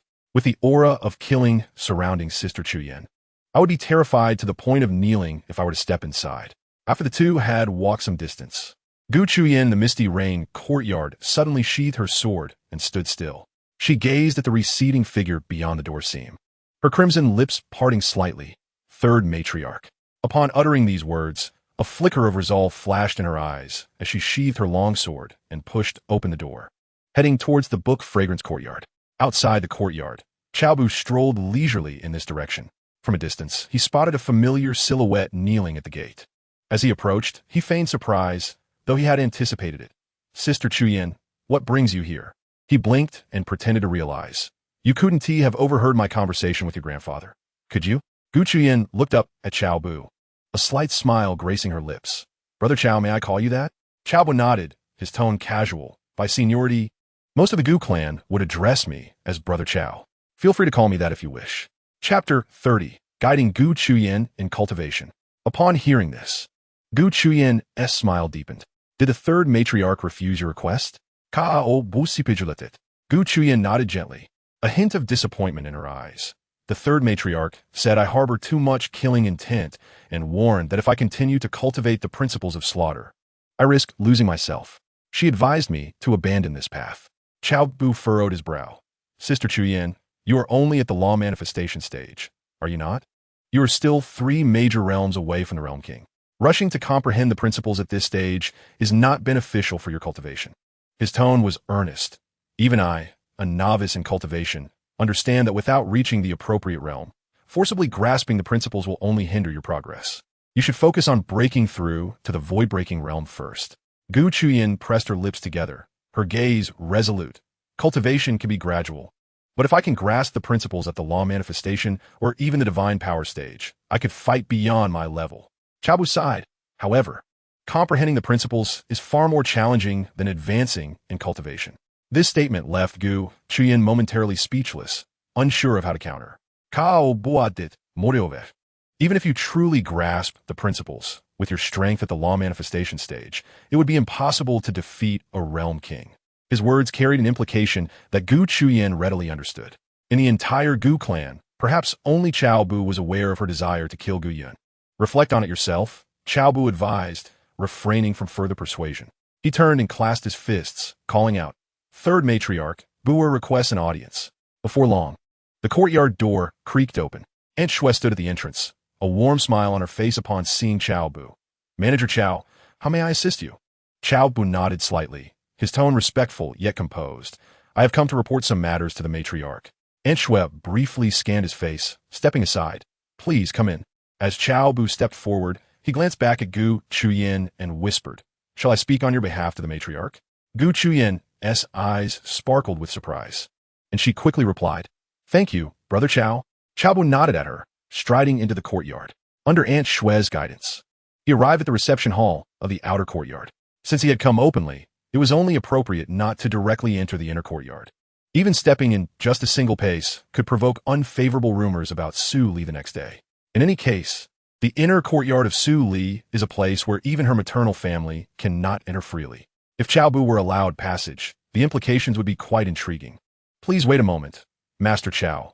I shall summon the young lady," Aunt Xue stated before turning to leave. Cao Bu, unhurried, leisurely lifted his teacup and began to savor the tea.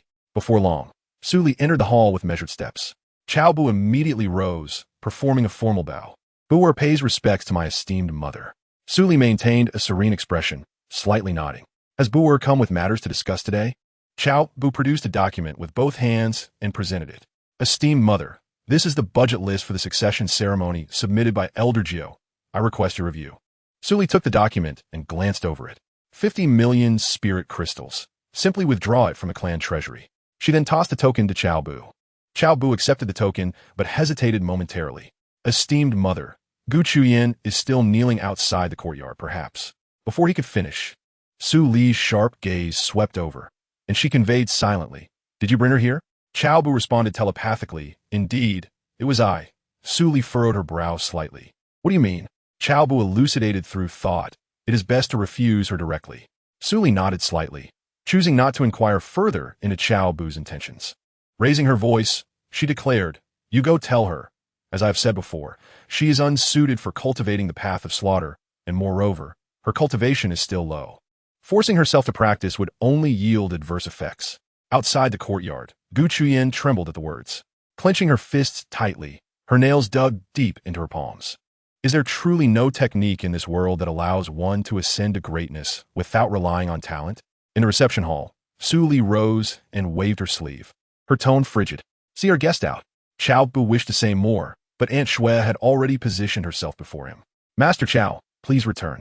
Watching Su Li's resolute departure, Cao Bu could only feign helplessness with a sigh. Outside the courtyard, Gu Qingtian saw Cao Bu emerge, and her tears began to flow uncontrollably. "Cao Gu," her voice choked with emotion, "is there truly no technique in this world that does not require talent to become supreme?" Cao Bu kinat before the head, gently retrieving a handkerchief from his bosom to wipe her tears. "Silly girl, I too wish to find a technique that does not necessitate a dantian for cultivation." A soft chuckle escaped Gu Qingtian, her eyes glistening with tears. Cao Bu tenderly brushed the dampness from her face, and they unconsciously leaned closer together. Gu Qingtian raised her gaze to meet Cao Bu's, her eyes shimmering, with a faint blush adorning her cheeks. An atmosphere of subtle intimacy enveloped them. Cao Bu cleared his throat softly, discreetly retracting the handkerchief. "Enough now. Do not cry. Tears will not resolve the issue." With that, he turned to leave. Having taken only a few steps, he was met with Gu Qingtian's urgent call from behind. "Cao Ge." Cao Bu paused in his steps, only to find Gu Qingtian had caught up with him, gripping his sleeve with an earnest gaze filled with desperation. "Brother Cao, you have followed the old patriarch for so many years and possess vast knowledge. You must know of a way to become stronger without relying on innate talent, right?" Observing the complexity in Cao Bu's eyes, hope ignited within Gu Qingtian. She clutched his sleeve tightly, her voice trembling. "Brother Cao, just tell me what to do, and I shall comply." Cao Bu's brow furrowed deeply, yet he shook his head. Chu Yin, it is not that I do not wish to tell you, but rather. His words faltered, as if treading upon a forbidden topic. Chu Yin, do not press further. With that, he turned to leave. However, Gu Qingtian grasped his arm firmly, feigning to kneel. Brother Cao, I implore you. Cao Bu quickly steadied her, urging, get up, let us speak calmly. If you do not speak, I will not rise. Gu Qingtian defiantly tilted her face upwards. With clenched teeth, Cao Bu resolutely proclaimed, no, this matter truly cannot be divulged. And with that, he forcefully extricated himself and walked away. Gu Qingtian collapsed onto the ground, gazing at Cao Bu's retreating figure, her heart extinguished. Could it be that she would never be able to vanquish Gu Yin? No, she could not concede defeat. Gritting her teeth, Gu Qingtian dashed back to Cao Bu, kneeling and clinging to his legs, tears streaming down her face. Brother Cao, I beg you to help me. Chu Yin, why must you go to such lengths? Cao Bu's expression was one of helplessness. Gu Qingtian lifted her tear-filled eyes. If you tell me, I will be yours from this moment forth. And you may do as you please. Just do not disdain me for being unclean. Cao Bu shook his head. It is not that I refuse to speak. But once this path is taken, there is no turning back. I have no way to retreat. Gu Qingtian choked back her emotions. The sole purpose of my existence is known to you. You bestowed upon me the Zhelong Heart Sutra. Did you not wish for me to personally eliminate that beast? Suddenly, Gu Qingtian's expression hardened. Brother Cao, if you do not acquiesce, I shall claim that you sullied me. I will ensure you cannot remain in the Gu clan. You must understand, with your cultivation, survival outside the clan would be exceedingly difficult. Gu Qingtian abruptly stood, a mocking glint in her eyes. Brother Cao, you surely do not wish for this matter to escalate, do you? Cao Bu was taken aback, clearly unprepared for this turn of events. This woman seemed to have slipped from his grasp. Yet, fortunately, events were unfolding as he had anticipated. Chu Yin, I, Cao Bu, believe I have done no wrong by you. Gu Qingtian sneered. Brother Cao, do not blame your sister for being ruthless. If you tell me, not only will I keep it a secret, but I will also repay you handsomely. However, if you refuse, the entire clan will know you have defiled me by tomorrow. Do you think my grandfather will spare you? Cao Bu fixed Gu Qingtian with an intense gaze, a flicker of struggle passing through his eyes. Gu Qingtian mirrored his intensity, her gaze brimming with anticipation. She did not wish to involve Cao Bu. Her sole intention was to grow stronger, even if it meant resorting to such measures. Even if Cao Bu remained silent, she would never truly harm him. If necessary, she could always devise another plan. All right, I will tell you. Upon hearing Cao Bu relent, Gu Qingtian's eyes sparkled with delight. Brother Cao, I knew you wouldn't abandon me. Cao Bu shook his head in resignation, scanning the surroundings cautiously. Once he confirmed that they were alone, he lowered his voice. Chu Yin, I will ask you one last time. Are you truly ready to embark on this irreversible path? Absolutely and unequivocally, Gu Qingtian replied with unwavering certainty. Very well. Cao Bu inhaled deeply. In truth, this path is known to all. Known all? Gu Qingtian furrowed her brow in confusion. Cao Bu slowly uttered two words, cultivating evil. Instantly, Gu Qingtian's expression shifted dramatically. Cao Bu continued. Now do you understand why I hesitated to speak? Once you delve into the dark arts, you will be shunned by the righteous, hunted for eternity. Moreover, once the truth is revealed, the Gu clan will not shelter you. At that point, you will truly be forsaken by all. Originally, there had been some dark texts in the scripture pavilion, but they were destroyed by my adoptive father. If you insist on pursuing this path, you must seek them beyond our walls. Gu Qingtian lowered her head, enveloped in silence. Cao Bu patit herschuldet, staidesulte. Chapter 31. The Emperor's Weapon, the Path of the Emperor. With that, he turned to leave. No one noticed the chilling smirk that curled at the corner of his mouth. Merely practicing the dark arts was insufficient. What he truly desired was to lead Gu Qingtian into complete depravity. Thunder rumbled as a bolt of lightning cleaved the sky, followed by torrential raindrops crashing down. Flushed crimson. The rain intensified, quickly drenching Gu Qingtian from head to toe. She stood motionless, as water cascaded from her hair, splattering on the ground. Gu Qingtian understood the implications of Cao Bu's words all too well. Once she chose the path of darkness, there would be no turning back. Yet, one thought consumed her. Kill Gu Yun. What else was there to care about? If she was indifferent, what did it matter if she embraced the dark arts? Gu Qingtian tilted her head back, allowing the icy rain to pelt her face. Suddenly, she smiled. Her laughter mingled with the sound of the rain, chilling to the bone. If this world could not accommodate her, Then let Gu Yun's blood testify to her dark heart. As her words fell, she abruptly turned and vanished into the curtain of rain. Not far away, atop the scholar's pavilion, Su Li stood by the railing, her gaze fixed on the direction Gu Qingtian had departed, a slight smile gracing her lips. A heart of darkness has taken root. She could prove to be quite the intriguing subject. She lightly tapped the railing with her fingertips, a glimmer of amusement dancing in her eyes. However, true darkness could not be achieved merely through the practice of evil arts. One must descend into madness to truly embody it. With that thought, she glanced towards the direction of Songfeng residence, curiosity flickering in her gaze. What will you do, my wicked husband? This truly piques my anticipation. In the depths of the Gu clan's scripture repository, a slender figure flitted through the dimly lit space. Gu Qian's fingers deftly turned the jade slips, now dust-laden at her fingertips.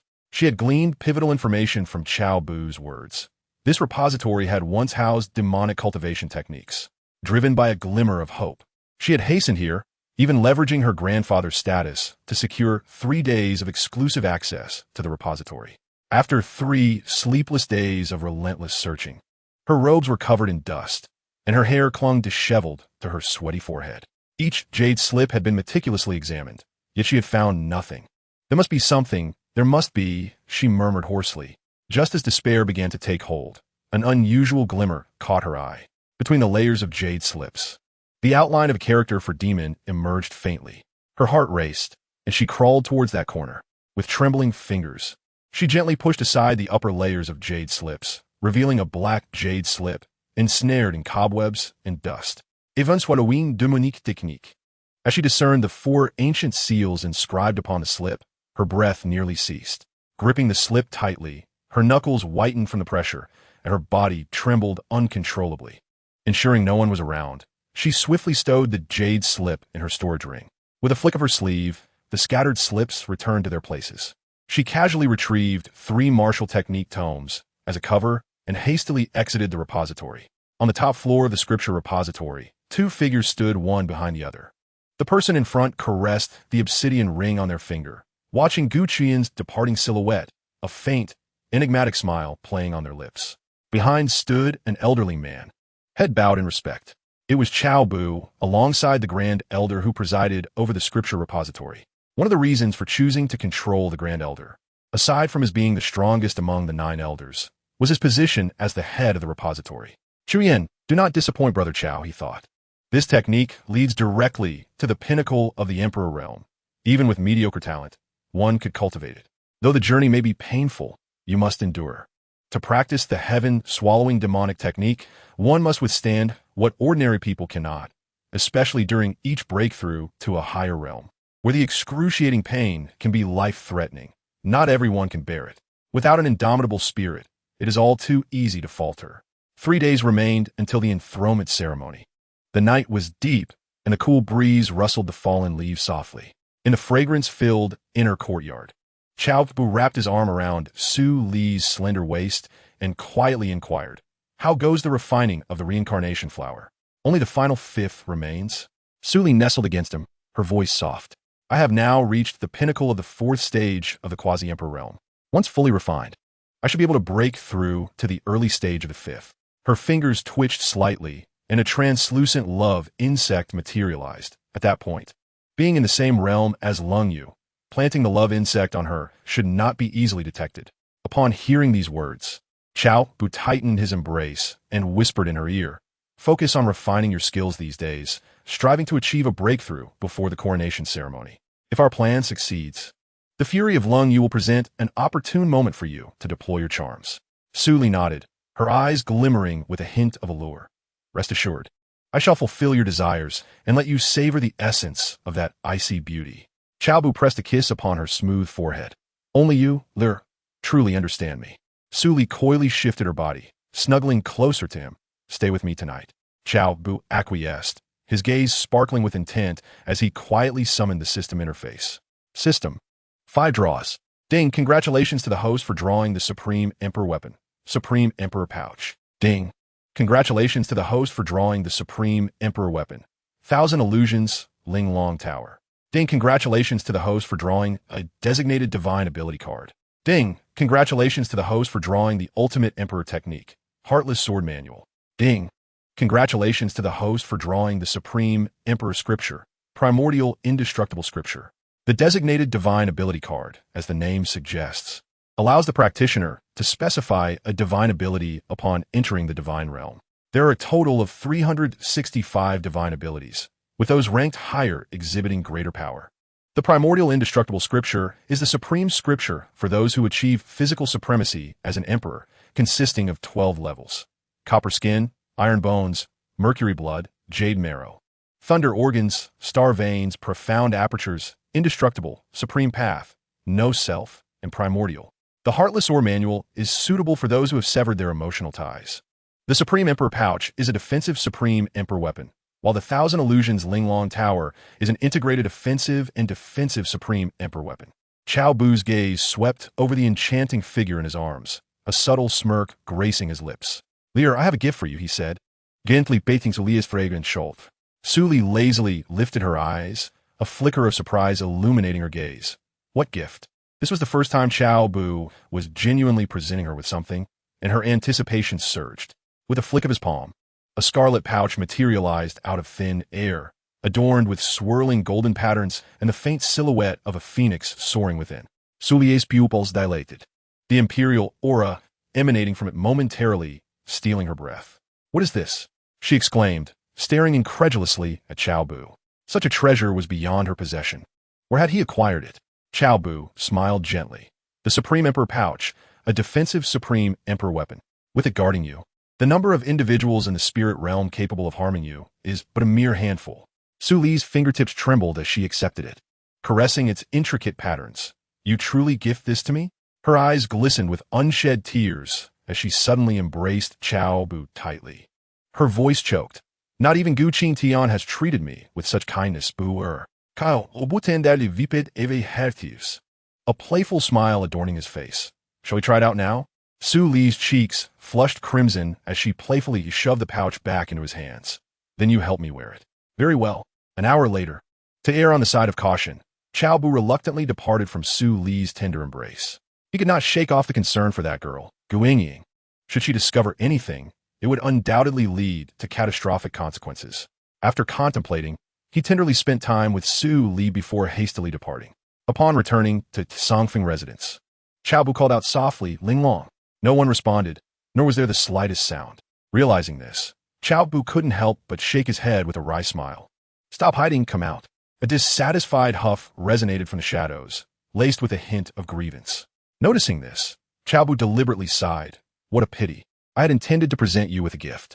Since you seem disinterested, I shall bestow it upon Su Li instead." As soon as these words fell, Yi Linglong emerged from the darkness, hands on her hips, glaring at him with indignation. "How dare you?" Cao Bu feigned innocence. "Who told you not to come out earlier?" Yi Linglong bit her lip, her eyes slightly reddening, her voice tinged with a touch of complaint. "Cao Bu, I was raised by you. If you don't cherish me, why be so close to Su Li? You clearly do not regard me as your woman. And what is so special about Su Li? She merely has slightly larger breasts, longer legs, and a more pert bottom, not to mention her poise. I see you prefer mature women over us young girls." Cao Bu was left speechless. This little jealous one was truly incorrigible. "Linglong, please let me explain." Yi Linglong quickly covered her ears, shaking her head vigorously. I won't listen. You, Cao Bu, only like mature women. Don't try to deny it. I follow you every day. And your gaze towards mature women is entirely different from how you look at young girls. Don't think I can't see through it." Cao Bu, fading utterly helpless, raised the small tower in his hand. "So, do you want this gift or not?" Yi Linglong retorted stubbornly. "What you gave to Su Li was an extreme path imperial weapon. What could you possibly give me that is of any worth? It's likely something you deem useless, merely to placate me. Cao Bu, I've come to understand that in your heart, I will always be second." Chapter 32. The Dominant and Overbearing Lin Ro. Cao Bu presented the small tower before her. Just as Yi Linglong was about to speak, she abruptly closed her mouth. Her eyes sparkled as she accepted the small tower. Curiously inquiring, "What is this?" Cao Bu casually remarked, "It's the Thousand Illusions Linglong Tower." Who cares? It's probably just a worthless trinket," Yi Linglong scoffed, immediately pushing the small tower back towards Cao Bu with a look of disdain. Cao Bu leisurely replied, "This is an extreme path imperial weapon, embodying both offense and defense. That one can only defend and must be hidden beneath clothing. This one can be held in hand, visible to all, perfect for showing off. In the next moment, the small tower in his hand vanished instantaneously. Let me clarify. It's not merely because it's an extreme path imperial weapon that I desire it. Yi Linglong examined the tower from every angle, her face blossoming with delight. Oh, please don't be upset. Even if you had given me a mundane item, I would still be very pleased. As she spoke, her gaze remained fixed on the Thousand Illusions Linglong Tower. Cao Bu could only facepalm. This girl didn't even consider the credibility of her own words. If he fails to present a treasure comparable to that of the Extreme Path Emperor tonight, I reckon this girl might ignore him for an entire year. Not angry anymore, Cao Bu inquired with a smile. Yi Linglong lit out softuf, Cao Bu. Let me tell you, if you provoke me again, even if you possess such a treasure, I shall disregard you. Alright, understand, Cao Bu replied helplessly. After all, he had raised her and spoiled her. With joy in her heart, Yi Linglong stowed away the Thousand Illusions Linglong Tower, intending to refine it when time allowed. Having entered the Realm King stage, she could wield the laws and thus could elicit a slight power from the Thousand Illusions Linglong Tower. Cao Bu, coincidence or instance. Feel free to ask me anything. As long as it's not too excessive, I shall grant your request. She approached him with a beaming smile. Linking her arm with his, her earlier anger completely vanished. Cao Bu waved his hand, his tone tinged with fatigue. If there is nothing else, just accompany me in sleep. Sure, Yi Linglong readily agreed. Shortly thereafter, upon the bed, Cao Bu felt the warmth and softness of her presence, and weariness began to envelop him as he was on the verge of slumber. Suddenly, Yi Linglong lifted her delicate face, her eyes reflecting a mix of hesitation and resolve, and softly said, Cao Bu, why don't you propose another request? I have accepted your gift, and if you do not ask for something reasonable, I shall feel a bit guilty. After all, I have benefited from you since childhood, and now I have received your Extreme Path Emperor weapon. My heart is heavy with remorse. With his eyes closed, Cao Bu replied lazily, You are aware of benefiting from me? Have you ever counted the times you've angered me throughout the years? Yi Linglong immédiately countered, het ton défiant. Himepe. Are you not the one who frequently provokes my ire? We are even now. Cao Bu nodded. All right, let us sleep. Yi Linglong nestled into his embrace, pouting adorably. Suddenly, on the second to last day of the coronation ceremony, within the bathing hall of Songfeng residence, the nearby jade pendant began to tremble gently. Leaning against the edge of the bath, Cao Bu picked up the jade pendant and probed with his spiritual consciousness. Soon, a voice laced with grievance echoed in his ear. Gu Yun, it has been several days. I have sent you hundreds of messages, yet you do not reply. Cao Bu set the pendant down, squinting as he leaned against the pool's edge. For these past few days, Lin Ro had messaged him almost every half hour, but he had not responded to a single one. To handle such a fish, one must adjust her taste gradually, smoothing away her edges, allowing her to languish in uncertainty. Only then, when it was time to reel her in, could he achieve the desired outcome. An hour later, Cao Bu tidied his attire, took out the jade pendant, infused it with spiritual energy, and left a few words, meet at the usual place. In the blink of an eye, a message returned from the pendant. All right, I will wait for you. If you do not come, I shall wait indefinitely. A slight smirk graced Cao Bu's lips as he made his way out of the bathing hall. Before long, Cao Bu emerged from behind the blue stone near the pavilion, gazing at the enchanting figure within. A cold smile crept upon his lips. Today, no matter the cost, he must secure Lin Ro to facilitate his own cultivation breakthrough. With this thought in mind, Cao Bu transformed once more into Gu Yun's likeness and strolled leisurely towards the pavilion. Inside, Lin Ro fidgeted restlessly, her eyes darting around as if anticipating the arrival of someone. Why hasn't he come yet? Could it be that Li Xinxue has discovered something? That wretched woman. How dare she monopolize someone as exceptional as Gu Yun? No, this time, I must ensure that the future matriarch of the clan has only one rightful place. Mine, she murmured to herself, her gaze sweeping the surroundings once again. Just then, she caught sight of a familiar figure emerging from the dense forest ahead. Upon closer inspection, it was none other than Gu Yun. Seeing him alone, Lin Ro's heart soared with joy as she rushed out of the pavilion. From a distance, she called out excitedly, Gu Yun, I'm here. Upon reaching him, she leaped into his arms, resting her head against his chest and wrapping her arms tightly around his waist. Breathing in his familiar scent, Her cheeks flushed as she softly murmured, Gu Yun, do you know? These past few days without you have been unbearable. I sent you so many messages, and you didn't reply. I thought you were ignoring me. Nestit in Cao Bu's Embark. She poured out her longing from the past days. However, at that moment, she sensed something was amiss. Cao Bu stood frozen, his expression unusually grave, devoid of the tenderness she had come to expect. A pang of concern gripped Lin Ro, prompting her to instinctively take 2 steps back, her brow furrowed with confusion. Gu Yun, what is wrong? Cao Bu took a deep breath, as if steeling himself for what he was about to say. Lin Ro, it's best if we don't meet again. With that, he turned to leave. Lin Ro swiftly stepped in front of him, her eyes glistening with unshed tears. Why? Tell me why. A sharp pain pierced her heart. How dare he wish to end their relationship with mere words? A flicker of anguish crossed Cao Bu's face. Lin Ro, don't ask why. We truly are not suited for each other. Suddenly, a resounding slap echoed as Lin Ro struck Cao Bu's face, the force nearly overwhelming him with emotion. She glared at him, enunciating each word with conviction. Not suited? Then why did you pursue me in the first place? Now that I've fallen for you, you deem us incompatible? What do you think of me, Lin Ro? Am I merely disposable trash? Her fists clenched tightly, her heart filled with joy upon seeing him, only to be met with the rejection of being unsuited. Who could accept such a blow? Pain and struggle etched on his face. Cao Bu replied, Lin Ro, it was my fault for pursuing you initially, but some things cannot continue down the wrong path. Seeing the struggle in Cao Bu's eyes, Lin Ro suddenly comprehended the truth. Is it that woman, Li Xinxue, who is coercing you? It must be her.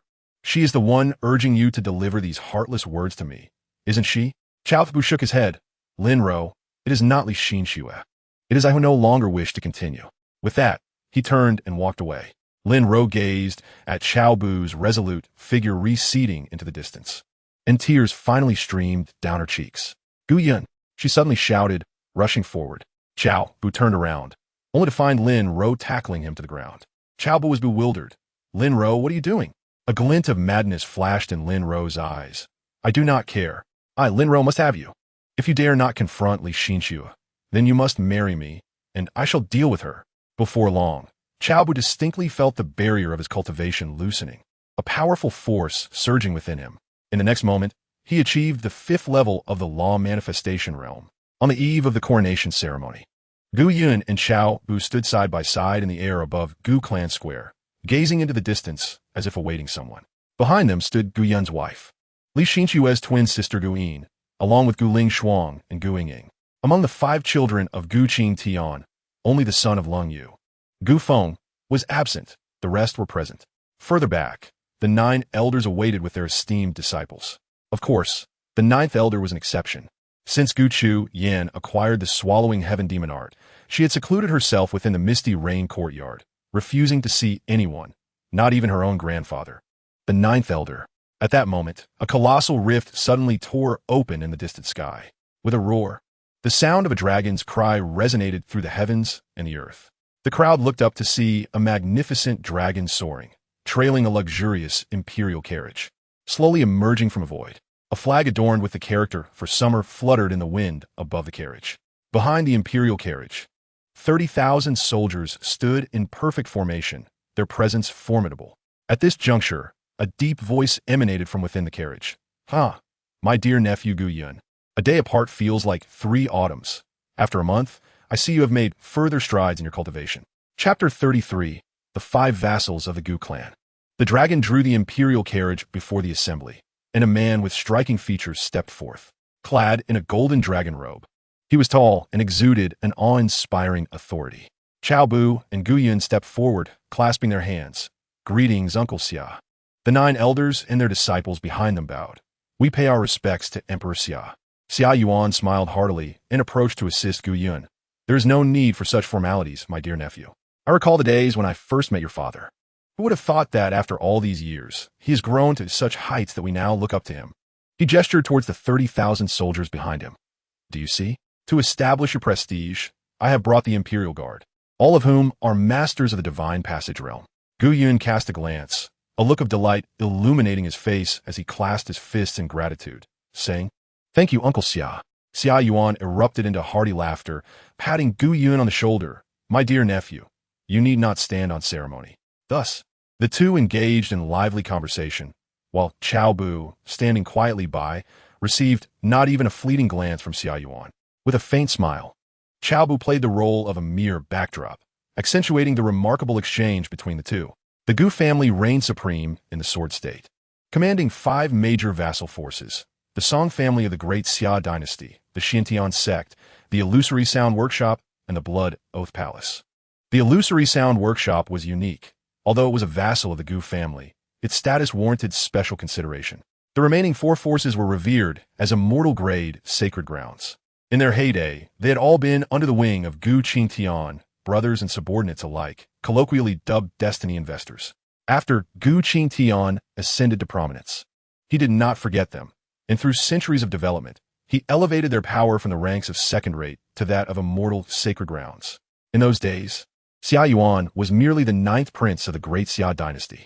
His investment in Gu Qingtian bore fruit, leading to his own ascension as emperor, transforming the Great Xia from a dynasty into an immortal dynasty. The hierarchy of power within the dynasty differed from that of family sects, categorized into princely states, dynasties, immortal dynasties, and imperial immortal dynasties.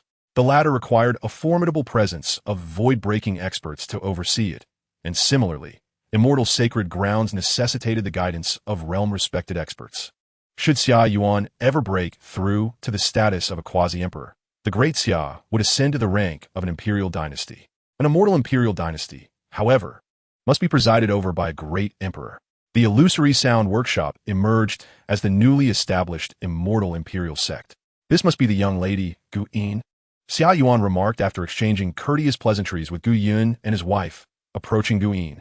Gu Yin performed a graceful bow. Greetings, Uncle Xia. Xia Yuan nodded.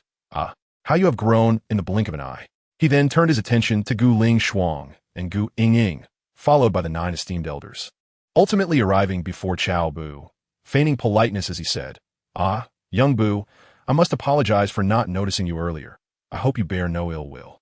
Gu Yun and Li Xinshu exchanged glances, both wearing expressions that indicated they were eager to witness the unfolding drama. Within the Gu clan, aside from the couple, it was only the leaders of the 4 major vassal forces who regarded Cao Bu with disdain. Cao Bu, stroking his obsidian jade ring, replied politely with a smile. Your Majesty jest. My adoptive father often says that one need not observe formalities when in the presence of your Majesty. I am perfectly content standing here. It is you who has gone out of your way to come greet me. Truly a kindness I do not deserve. Xia Yuan's eyes narrowed slightly.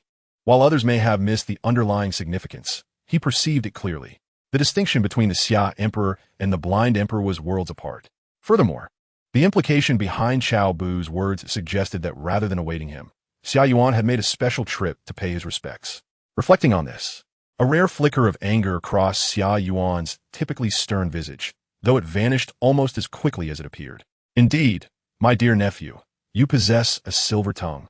No wonder Brother Gu always praises your exceptional wit. Xia Yuan fixed a cold glare upon Cao Bu. Merely having acknowledged a benevolent adoptive father does not elevate one's status. Ultimately, he remains but a dog of the Gu family. Cao Bu chuckled. What a ridiculous compliment. Xia Yuan furrowed his brow, for this young man truly possessed a sharp tongue. Disregarding Cao Bu, he discreetly waved his sleeve and called out to those behind him, "Tur, Jingjing, come here." A young man and woman approached from beside the imperial carriage, and Xia Yuan promptly introduced them. This is my son, the crown Prince Xia Tian, and my daughter, Xia Jingjing. He then instructed the two, do not forget to pay your respects to your elder brother Gu Yun. Xia Tian and Xia Jingjing quickly bowed in greetings, elder brother Gu Yun. Gu Yun raised his hand in a gesture of modesty, saying, there is no need for such formality, my dear younger siblings. As he spoke, his gaze swept over Xia Jingjing, only to find her looking back at him. Their eyes met briefly before they swiftly averted their gazes. Gu Yun maintained a calm demeanor, while Xia Jingjing's cheeks flushed with a hint of color. Xia Huang observed the interaction with a glimmer of satisfaction in his eyes. This was precisely his intent in bringing Xia Jingjing along. Should it succeed, it would be perfect. If not, it would merely be a pity. Meanwhile, Li Xinshu frowned discreetly, casting a cold glance at Xia Jingjing, creating an oddly tense atmosphere. Unbeknownst to all, a pair of eyes was fixated on Xia Jingjing, none other than Cao Bu. He admired her graceful form and nodded silently. Her essence still lingered. and her cultivation surpassed his own. If he could win her favor, it would greatly benefit his own training. He would need to devise a way to pursue her attentions later on. At that moment, a rift tore open in the distant sky, and a formidable aura surged forth. "Dear nephew, I hope I'm not too late, Uncle Song." A streak of light shot from the rift, landing before Gu Yun. As the brilliance faded, dozens of figures emerged. Gu Yun stepped forward. "Greetings, Uncle Song." The head of the Song family raised his hand in a gesture of dismissal. No need for such courtesy. "Dear nephew."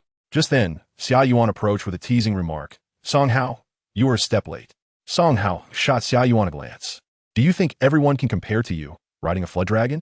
Were it not for elder brother Gu's influence, the dragon clan would have already come to trouble you." Xia Yuan laughed heartily. Indeed, this matter had some relation to Gu Qingtian, but it was not entirely his doing. For the true dragon clan, they did not acknowledge flood dragons as part of their lineage.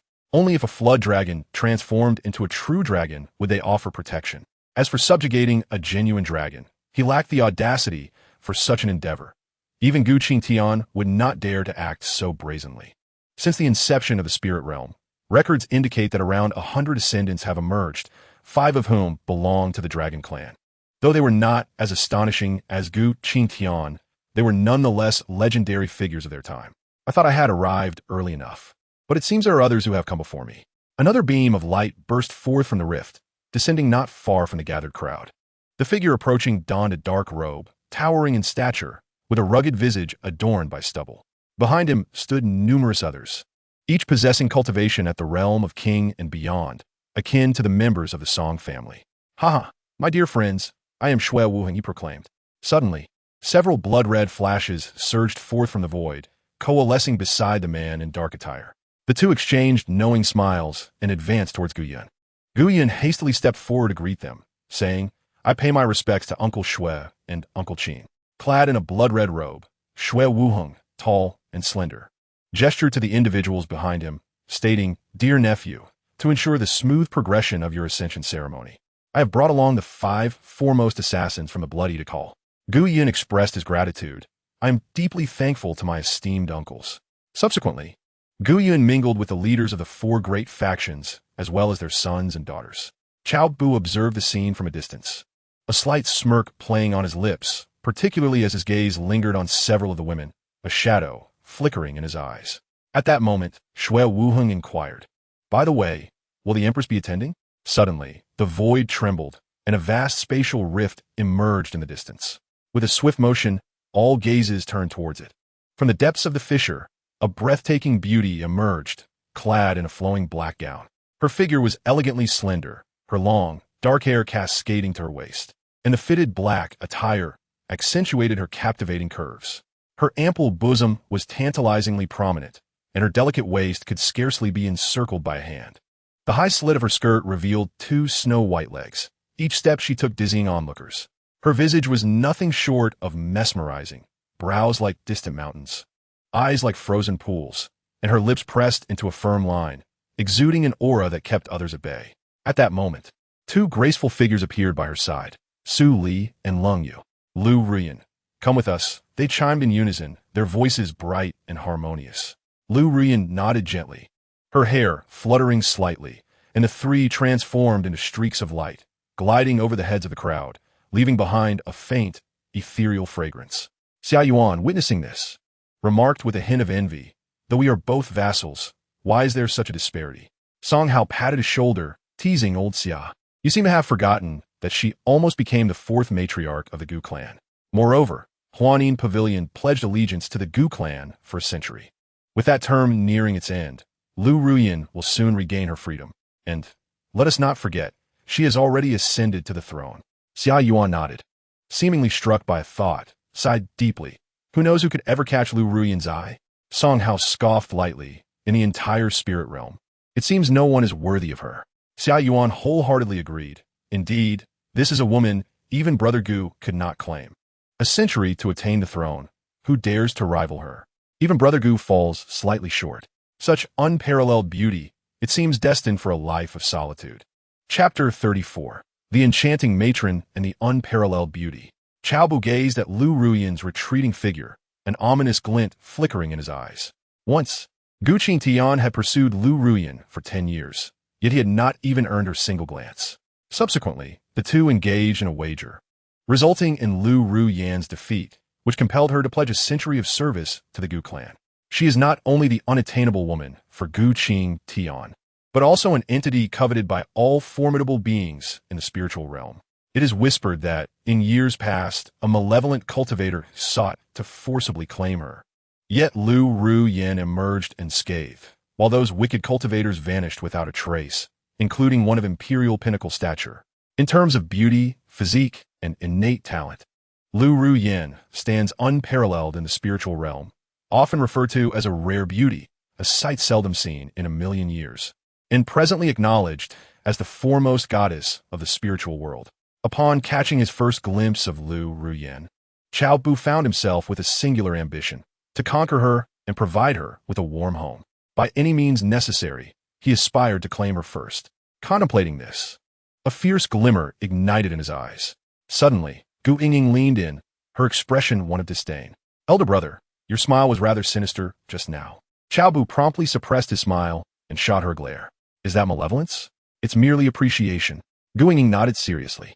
"Indeed, I felt every hair on my body stand on end." Cao Bu quickly scanned the surroundings and leaned closer to her, lowering his voice to inquire, "Did anyone see?" Gu Qingtian shook her head. "No one paid attention.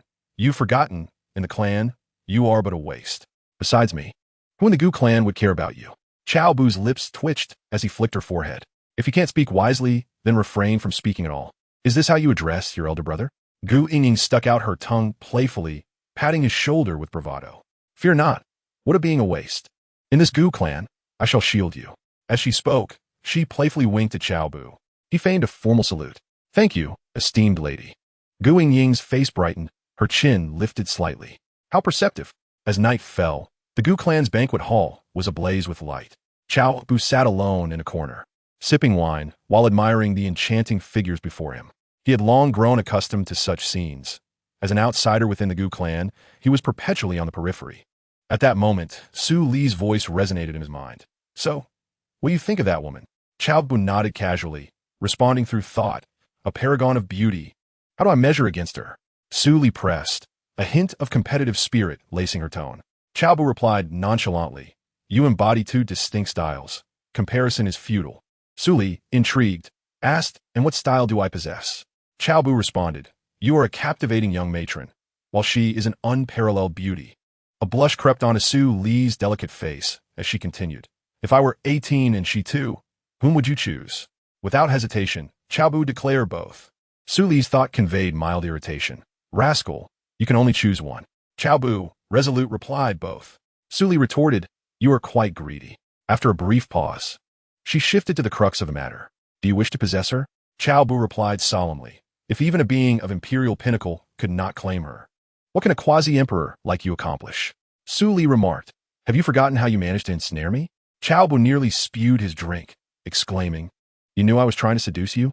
Su Li retorted, "In the past, I was unaware of your identity, but ever since that incident, I am acutely aware of your cunning intentions." Cao Bu feigned discontent. "Women, sometimes it's best not to be too clever." Without engaging in his banter, Su Li pressed on, "So, do you have any confidence?" Cao Bu shook his head. "We shall see once we try." Su Li, brimming with confidence, declared, "If you choose any one of the 4 poems, the Ode to the Goddess of Luo, the Song of Everlasting Regret, the Melody of Tranquility, or the Butterfly Loves the Flower, it would be enough to astonish the world." Cao Bu furrowed his brow. "Didn't you say these 4 compositions belong solely to you, and I should not recite them to other women?" Su Li replied, "This time I shall make an exception, but only this once." Cao Bu nodded subtly. "Very well."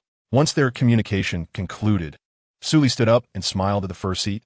"Lu Ruyan, Sister Ruyan, how about this? Let everyone compose a poem for you, and whoever pleases you shall receive a treasure as a reward. What do you think?" Upon hearing this, before Lu Ruyan could respond, Xia Yuan and the others eagerly agreed. "Excellent. I think that essay a splendid idea. Let us write poems celebrating beauty, expressing our admiration for the Empress." The others chimed in. Even the merry Qing Di could hardly restrain himself. Lu Ruyan, renowned as the supreme goddess of the spirit realm, indeed warranted such admiration, whether single or not. Many harbored dreams of winning her affection. Who wouldn't wish to impress her in such a setting? Sensing the atmosphere was ripe, Lu Ruyan found it difficult to decline. and with a slight nod and her crimson lips parting, she said, "Very well. I shall go first." Xia Yuan was the first to rise, unable to contain his eagerness. Should he manage to etch his name in Lu Ruyan's memory, it would be worth any sacrifice.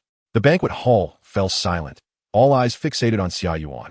Clearing his throat, he proclaimed loudly, "With skin as pure as ice and bones like jade, her gaze stirs the stars and ripples the moonlight." After a brief pause, the poem concluded, and the hall erupted in admiration, applause ringing through the air. "Old Xia, who would have thought you possessed such eloquence?" Song Hao clapped Xia Yuan on the chest.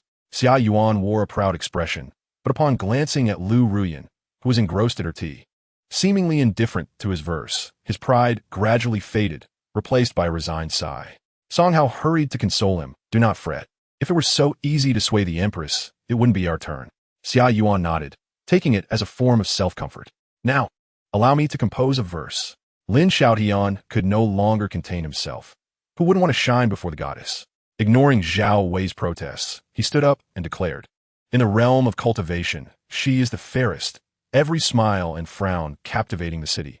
With a glance, she electrifies 3,000 cultivators."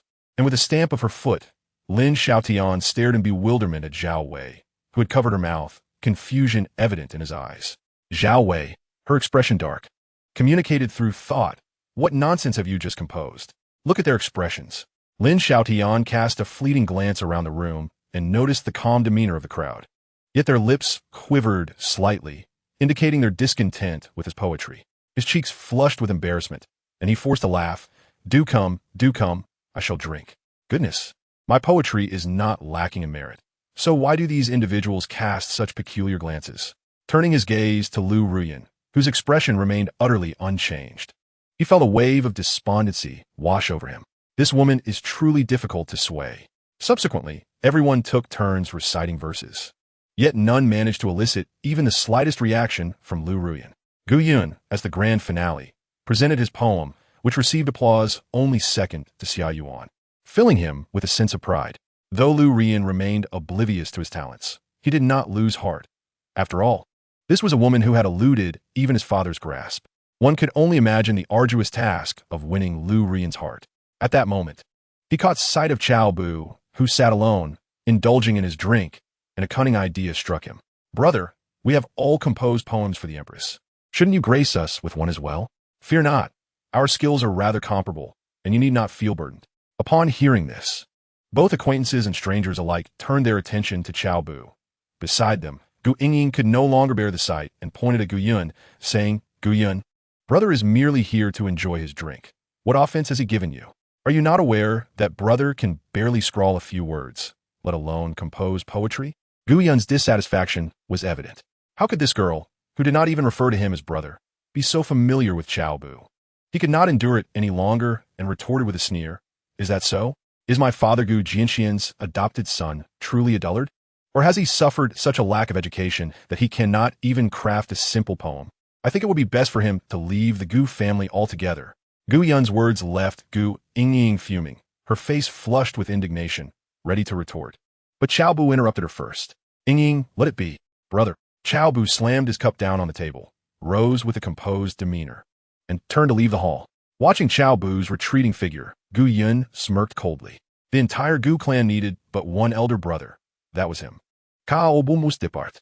Just then, a tranquil voice echoed from outside the banquet hall, distinctly reaching every ear present. "Lonely peak, unmatched beauty, cold as frost. With a snap of fingers, the heavens bow, proud above the world. No reliance on the east wind, nor leaning on the moon." Chapter 35. A solemn determination in an instant. The hall fell into a profound silence. Almost at the moment the verse concluded, Lu Ruyan abruptly lifted her gaze. She stared intently at the entrance, as if anticipating something. The crowd collectively gasped, their faces etched with disbelief. The Empress had actually raised her gaze. How could this be? For countless years, how many extraordinary talents had presented their verses before her. Not only had they failed to make her look up, but even a flicker of emotion was a rare accomplishment. Yet today, she had broken her precedent for a mere fool. Gu Yinshuang clenched his fists, a murderous intent evident on his face. The woman whom his father had devoted an entire decade to, yet failed to win over, was now swayed by the worthless Cao Bu. How could he, of all people, evoked such a response from the Empress. Gu Qingtian pressed her hands tightly against her chest. Her small face flushed with excitement and her eyes brimming with admiration. Gazing at Cao Bu's figure, which exuded an undeniable presence, she could not help but exclaim, "Wow! My brother is truly remarkable. He is simply my idol." Xia Yuan fixed his gaze on the retreating figure outside the hall, his teeth gritted in frustration. A mere wastrel, yet possessed of such talent? However, the poem was conspicuously missing its final line. At that moment, Lu Ruyan, seated at the head, could no longer contain herself. Her cool voice tinged with an imperceptible tremor. "Is there another line?" As her words hung in the air, it felt as though a century had passed before the faint echo of a response drifted in from outside. Unrivaled through the ages, Lu Ruyan. Boom! The instant those 7 words landed, the minds of all present were shaken, a buzzing reverberating in their heads. The phrase, unrivaled through the ages, was audacious, yet precisely pierced through Lu Ruyan's innate pride and overwhelming strength. It encapsulated her beauty, her prowess, and her character, all distilled into these brief 28 words, leaving an everlasting resonance. Lu Ruyan abruptly rose to her feet, her dark skirt sweeping across the surface of the chair, stirring a gust of wind. She gazed towards the door, her voice tinged with an unmistakable urgency for the first time. "What is the name of the poem?" Yet all she received in response was the heavy silence outside the hall. The figure had long since vanished, leaving no trace behind. Beside her, Su Li observed the scene unfold, a smirk of satisfaction curling at the corners of her mouth as she noted Lu Ruyan's uncharacteristic demeanor and the astonished expressions of everyone in the hall.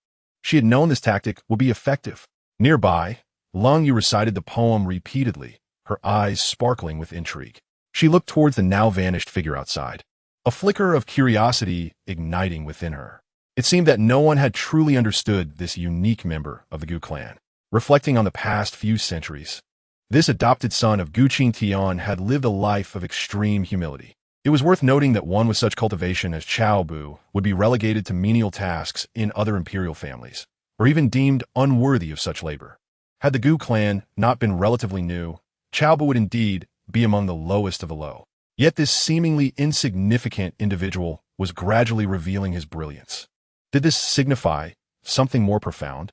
For a moment, a look of inexplicable depth crossed her eyes. It appeared that she ought to pay closer attention to this adopted son. "Ruyan, what do you think of this poem?" Su Li inquired with a smile. Lu Ruyan nodded in agreement. "Good." Long Yu interjected.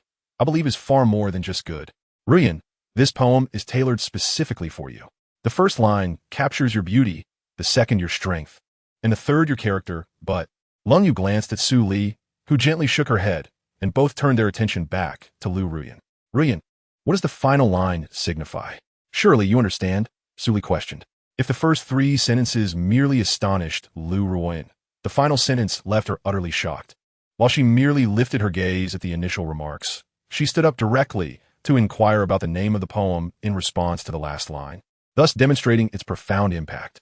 It is likely that they vaguely comprehended the essence of the final line, which essentially praised Lu Ruyan's exceptional prowess. However, the second line has already established her strength. Would it not be somewhat redundant to reiterate this? Only Lu Ruyan truly understands the weight of the last phrase. No one knows, in truth, that she is a reincarnation of a powerful being from the upper realm. Not long ago, she had broken through to the rank of emperor and awakened the memories of her past life. If all the experiences of her previous existence were encompassed, they would perfectly corroborate the final line of this poem. To dominate the ages is no exaggeration. Her former self was among the top-tier beings in the upper realm, making such a claim entirely plausible. Could it be that someone has discerned her reincarnation and cultivation? Or perhaps this individual, like her, is also a powerful reincarnation, intent on ascending to even greater heights? If that is indeed the case, why can they see through her while she remains oblivious to them? What is her name? A flicker of curiosity shone in Lu Ruyan's eyes.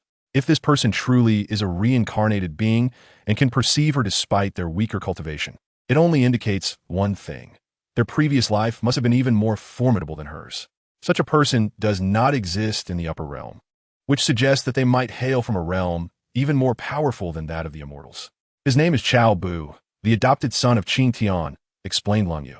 Lu Ruyan's gaze shimmered as she softly murmured. So he is the adopted son of Gu Qingtian. I have heard tales of him, an extraordinary individual. Unlike others, who might look down upon Cao Bu due to his lower cultivation, her memories of her past life remind her that every being and circumstance is fraught with uncertainty.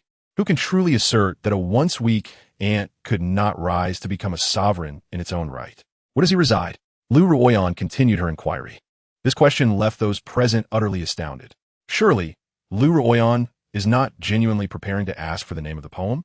A smile danced in Su Li's eyes as she gently replied, Songfeng residence.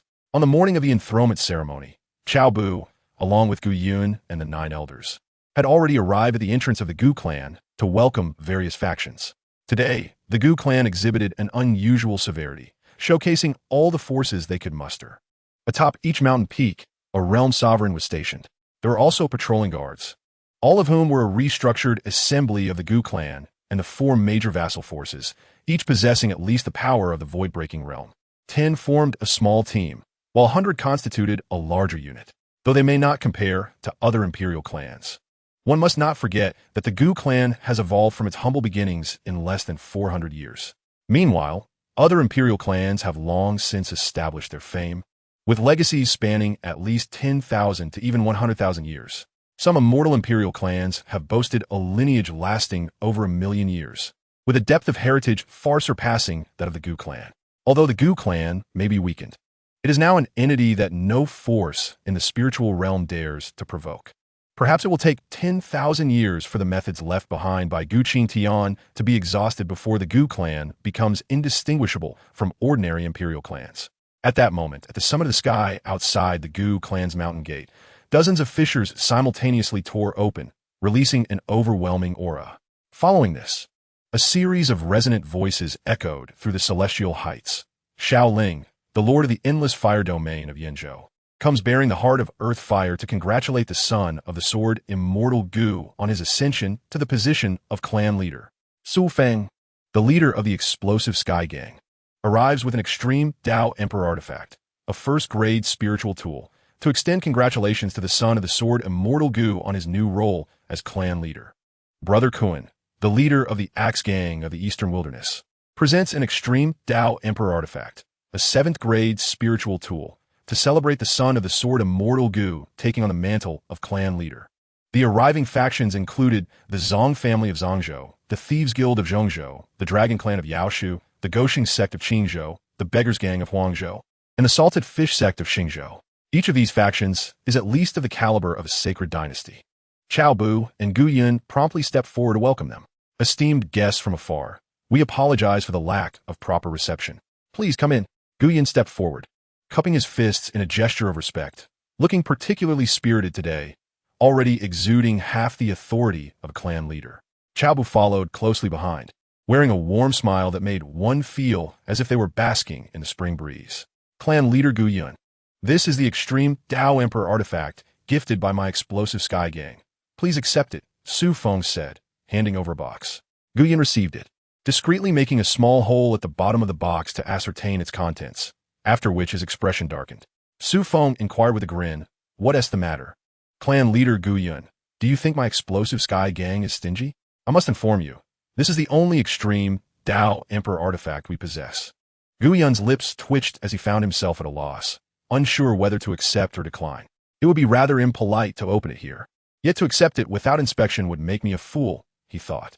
Su Feng gazed at Gu Yun with unwavering eyes, a smile etched on his face. Cao Bu observed the entire exchange, then raised his hand to take the box from Gu Yun. He felt around the hole Gu Yun had made and declared, Upon inspection, it is merely a first-grade spiritual tool that not even a dog would want. Gu Yun, seeing Cao Bu, snatched the box away, was about to erupt in anger. This fool, if you accept it, you will truly have to return an extreme Dao Emperor artifact, he thought, exasperated by the sheer foolishness. However, Cao Bu suddenly spoke loudly. One extreme Dao Emperor artifact from the explosive sky gang. Great Elder, please seal this box with the highest standard seal of our Gu clan, clearly marking it as a gift from the explosive sky gang. No one is permitted to open it without permission. When Su gang leader weds, we shall return it intact. Chapter 36. He. Gu Yun was momentarily taken aback by these words and instinctively cast a deep glance at Cao Bu. While this statement seemed somewhat impolite, upon reflection, It was certainly more advantageous than having to return an actual extreme Tao Emperor artifact in the future. Moreover, these words emanate from the lips of Cao Bu. If one were to speak of embarrassment, it is undoubtedly Cao Bu who should bear it, for as the clan leader, his dignity remains unscathed. It is no wonder that his father places such immense value on him. His remarkable ability to shield others and resolve troubles is indeed unparalleled. Gu Yun swiftly grasped the situation, promptly rebuking Cao Bu. Brother, your words are quite misguided. What do you mean by returning it unchanged? If one is to reciprocate, why not to find a more worthy gift? Cao Bu quickly bowed, his demeanor exceedingly respectful. Yes, indeed, the clan leader is absolutely correct. It was my oversight and thoughtless words. Their exchange harmoniously preserved a precious extreme Tao imperial weapon for the Gu clan. Gu Yun cast another glance at Cao Bu. He doesn't seem particularly disagreeable. How vexing. He has flattered me a few times, and yet I cannot allow myself to feel pleased. No, I must still find a way to send Cao Bu away. Su Feng stared intensely at Cao Bu, having already wished ill upon his ancestors countless times. An extreme Tao imperial weapon. He lacked even a single one in his own sect, and had hoped to deceive the Gu clan into relinquishing one. But this pesky Cao Bu had thwarted his plans. He was not afraid of Gu Yun exposing him on the spot. He could always claim that the servants had made an error. After all, he had a thick skin. Yet, Cao Bu's intervention had directly cost him an extreme Tao imperial weapon. Very well, this young man shall not be forgotten. Cao Bu displayed a benevolent smile. Leader Su, please. Su Feng cast a cold glance at Cao Bu before striding into the Gu clan.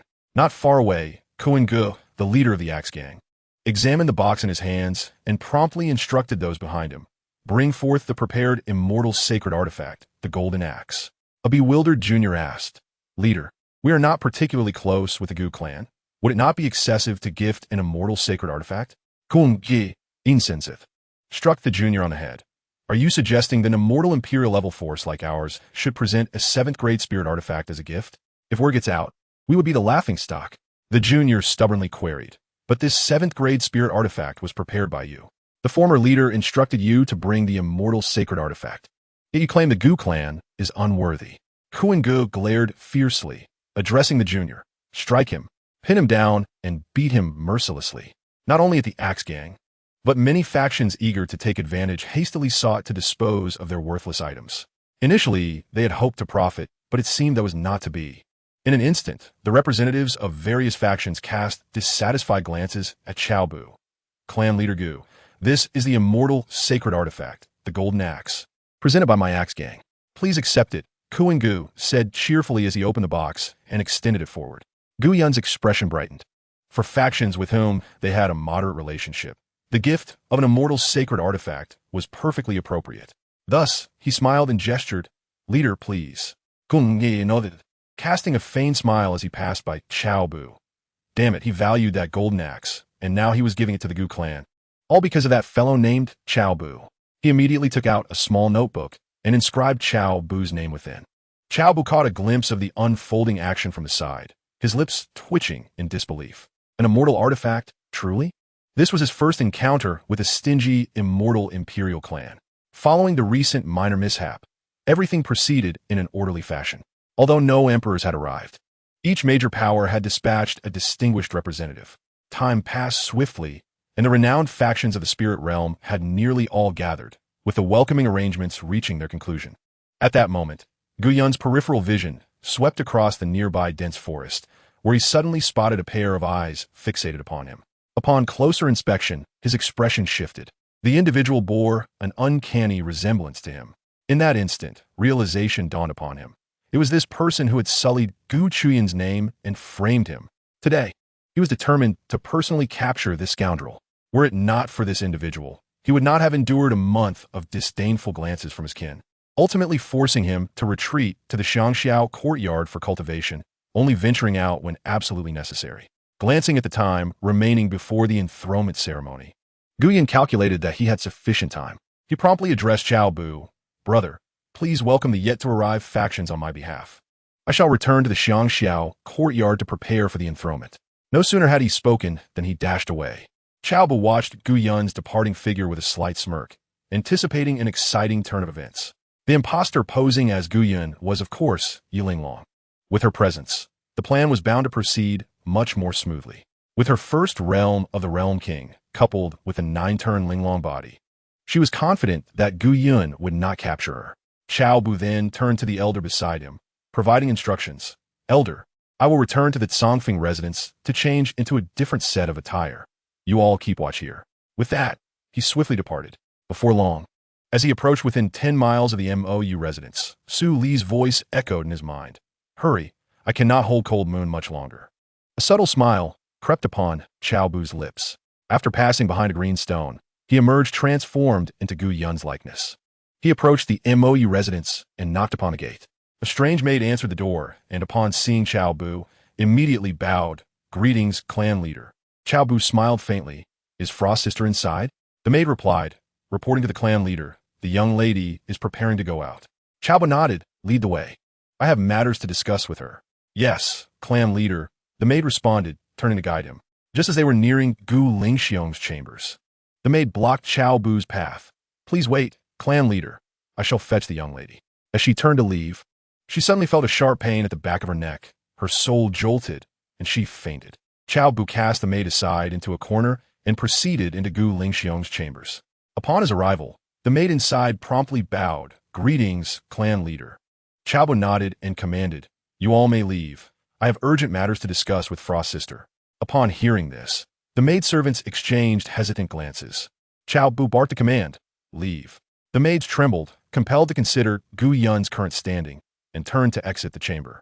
Observing that the maidservants lingered outside the hall, Cao Bu raised his voice once more. Go to the courtyard. Without the orders of the clan leader, none shall enter. After a moment of uncertainty, the maidens retreated from MOU residence. At that moment, Gu Lingxiong emerged from the inner chamber, alone. Elder brother, what is the meaning of this? She inquired, her displeasure evident. This was her chamber, and no man had ever entered before. Gu Yun's actions had already crossed a line with her. Seeing the maidservants outside the courtyard, Cao Bu swiftly turned, quietly closing the door. He then produced a soundproof talisman and activated it. Before Gu Lingxiong could comprehend the situation, he thrust a sealing talisman into her body. Instantaneously, her complexion drained of color, turning pale as she was caught off guard by Cao Bu's sudden assault, leaving her no time to prepare. In that fleeting moment, her mind raced to the matter of Gu Qingtian, recalling how Gu Yun had treated her in a similar fashion. Elder brother, what are you planning? She steadied herself, striving to quell her fear. Yet, with an inkling of what was to transpire, her composure faltered. Leaning against the doorframe, Cao Bu licked his lips and let out a sinister chuckle. Outside MOU residence, the maidservants exchanged bewildered looks, utterly at a loss. Clan leader Gu is neglecting matters of succession to come here and has driven us all outside. It is indeed strange, one maid murmured in confusion. This remark caught the attention of a more astute maid, who recalled the recent rumors circulating within the Gu clan, causing her to blanch in terror. Quickly, inform the patrolling guards nearby. I shall notify the second matriarch, she instructed her companion. The other maid blinked, immediately grasping the urgency of the situation. The pair hastily departed the crowd, racing in different directions. The remaining maidservants exchanged glances, soon realizing the gravity of the moment. Without delay, all the maidens sprang into action. The number of participants in the succession ceremony was vast, with numerous peaks of the Gu clan and surrounding cities teeming with people. The required guards were already in abundance, and in light of insufficient manpower, the guards from various courtyards had been reassigned. Watching the other departing maidservants, the remaining ones stood in a state of anxiety, desperate to intervene. Yet, with Gu Yun as the clan leader and possessing the strength of a realm king, they dared not act rashly. For now, they could only await the return of the second matriarch to take charge. Chapter 37. Gu Yun ensnared in a web of deception. 2 minutes later. Ding. Congratulations, host. Inheritance level increased by 2, granting 2 lottery chances. Cao Bu turned and leaped out of the window. He urgently needed a place to refine his power, otherwise, delays could lead to unforeseen complications. After scaling the wall and leaving the moonlit residence, he headed straight for the Xiangxiao courtyard. From several hundred meters away, he spotted Li Xinxua emerging from the courtyard, a cold smile curling at the corners of her lips. Without further hesitation, he transformed into the guise of a maid and hurried towards her. Is the clan leader still welcoming the various factions at the mountain gate? Li Xinxue inquired of the maid beside her. The maid replied, Madam, when I went just now, the elder said the clan leader had left for urgent matters. Li Xinxue furrowed her brow. The enthronement ceremony was imminent, and Gu Yun should have come to fetch her to the ancestral hall. Had he secretly gone to rendezvous with Lin Ro again? That detestable woman seemed intent on competing with her. In that case, she must not hold back. At that moment, an anxious voice echoed from a distance, Madam. It's bad news. Li Xinxue halted, turning to the panting maid before her, frowning as she asked, What is it? Today is the day of the young master's enthronement, and you dare speak such ominous words? Do you believe I will have you expelled from the Gu clan at this very moment? Cao Bu discrete glanjit atli yinju. Today, she exuded elegance and charm. The fitted purple dress accentuated her upper body curves, while the lower half concealed her form, revealing a beautifully delicate foot. Her stunning visage combined the poise of a noble lady with a hint of allure, igniting a fervor within Cao Bu. Madam, something truly has happened. Cao Bu caught his breath, quickly stating, Clan leader Gu Yun just stormed into the moonlit residence and expelled all of us maids, fearing the recent rumors surrounding him. We rushed to inform you. He implored, Madam, please, you must summon the clan leader. Otherwise, when the second matriarch returns, it may be difficult to explain. Li Xinxue was momentarily taken aback, frowning as she queried, What is wrong with entering the moonlit residence? He is to become the clan leader. Where could he not go? Cao Bu hurriedly clarified, but the clan leader went directly into Miss Ling Shuang's room and closed the door. We have no idea what is transpiring inside. As soon as the words left his lips, Li Xinxue's expression changed dramatically, and she vanished in a flash. Her maids exchanged glances, recalling the recent gossip circulating within the Gu clan, and their curiosity piqued.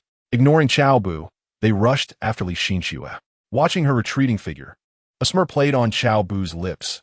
Ling Long, the success of this plan now hinges on your performance. He promptly turned and made his way to the Tsongfeng residence. Upon returning to Tsongfeng residence, Cao Bu commanded Yen Ruyu, Prepare warm water. I shall bathe shortly. Yes, master. Yen Ruyu responded without further thought and went to make the preparations. Cao Bu entered the training room and immediately began to refine the power within him. Until he could fully assimilate this energy, he could not appear before Gu Yun and the others, lest he attract unwanted trouble. The immediate priority now is to refine, and he no longer pays attention to anything else, dedicating himself entirely to this task. Meanwhile, in the forest of the Gu clan, two identical figures brushed past each other. Gu Yun, gazing at the fleeing figure of Gu Yun in the distance, quickened his pace to pursue. Knight Linglong glanced back at Gu Yun and then turned her gaze towards a courtyard nestled in the middle of the mountain, promptly flying in that direction. In no time, she arrived at the side of the main courtyard, peering around the corner to see the anxious maidens waiting at the entrance. She glanced back at Gu Yun, who was pursuing her from below, and then, within his line of sight, she vaulted over the wall and vanished into the MOU residence. Observing this, Gu Yun wasted no time and followed suit, leaping over the wall into the MOU residence. However, in his eagerness to chase, he failed to realize he had entered the MOU residence, as many structures of the Gu clan bore a striking resemblance, and he remained oblivious to the trap laid before him. Barely a few breaths after entering MOU residence, the figure of Li Xinxue appeared outside the courtyard door. The maidens at the entrance promptly bowed in unison, greeting her as Madam. Li Xinxue nodded slightly and inquired, Is the clan leader truly inside? The maidens chorused in reply, Yes. Upon hearing this, a flicker of fear and hesitation crossed Li Xinxue's face.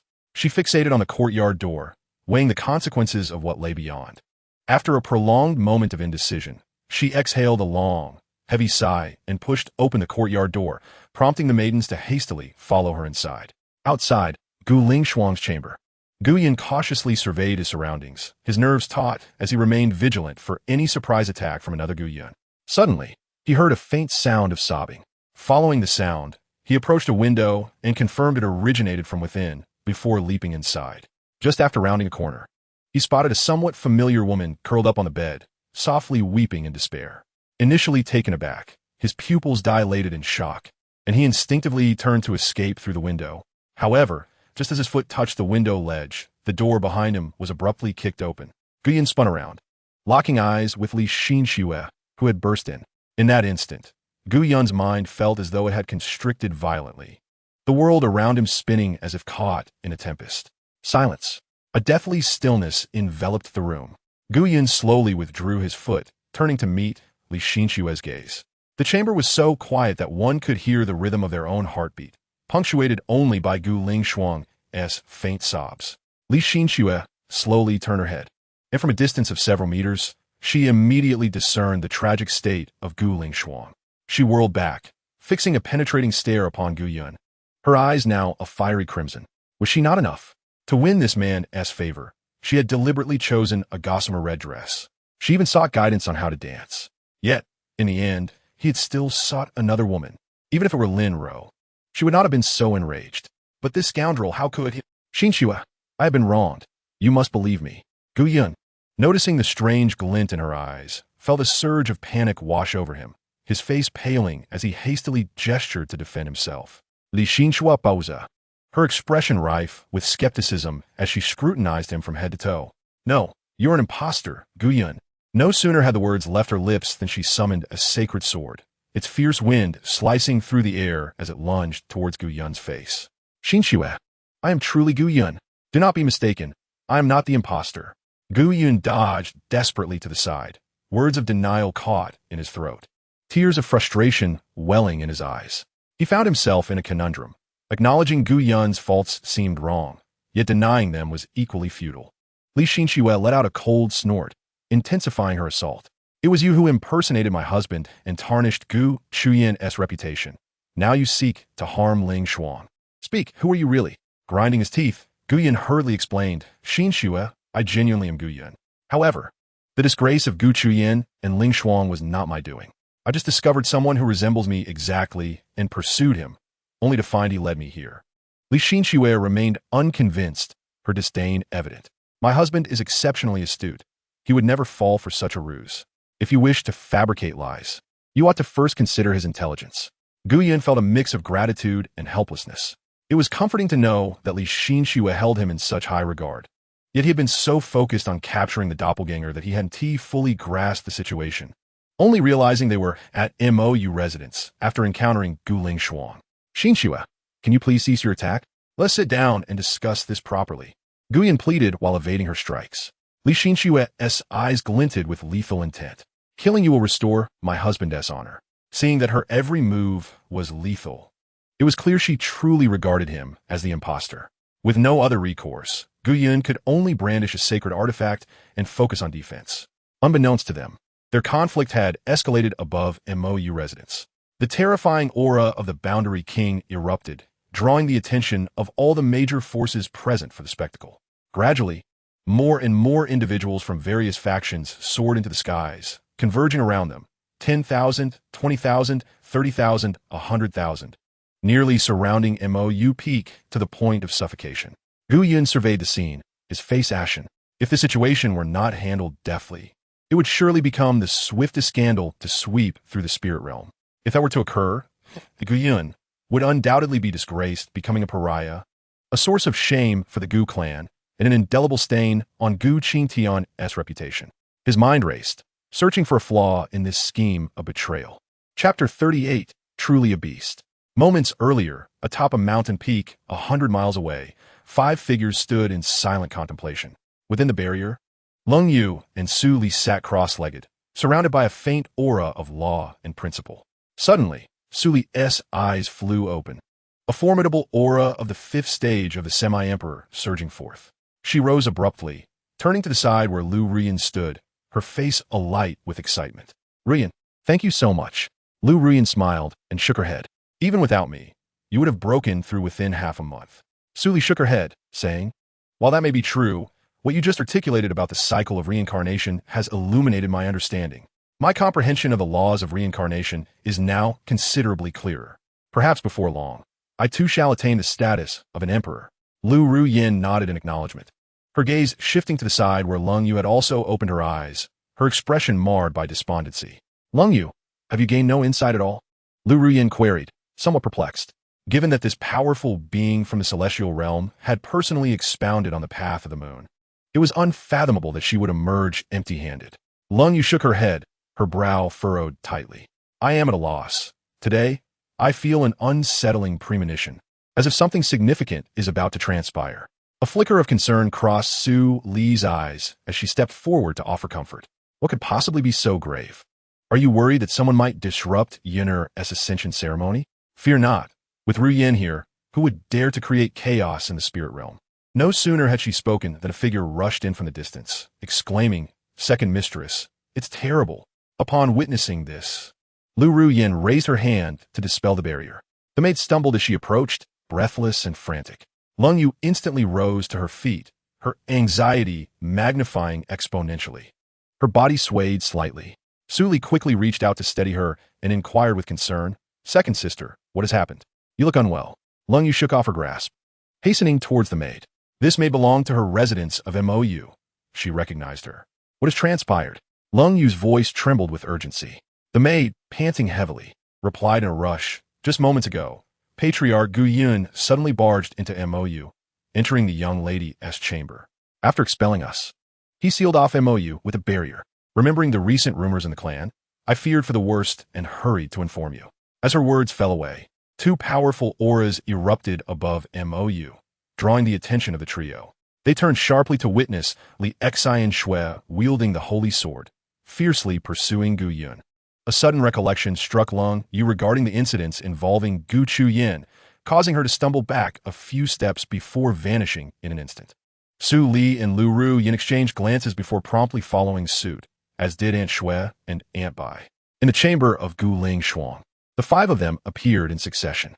Almost as soon as they landed, Lung Yu's gaze fixated on Gu Ling Shuang, who was curled up beneath the silken covers.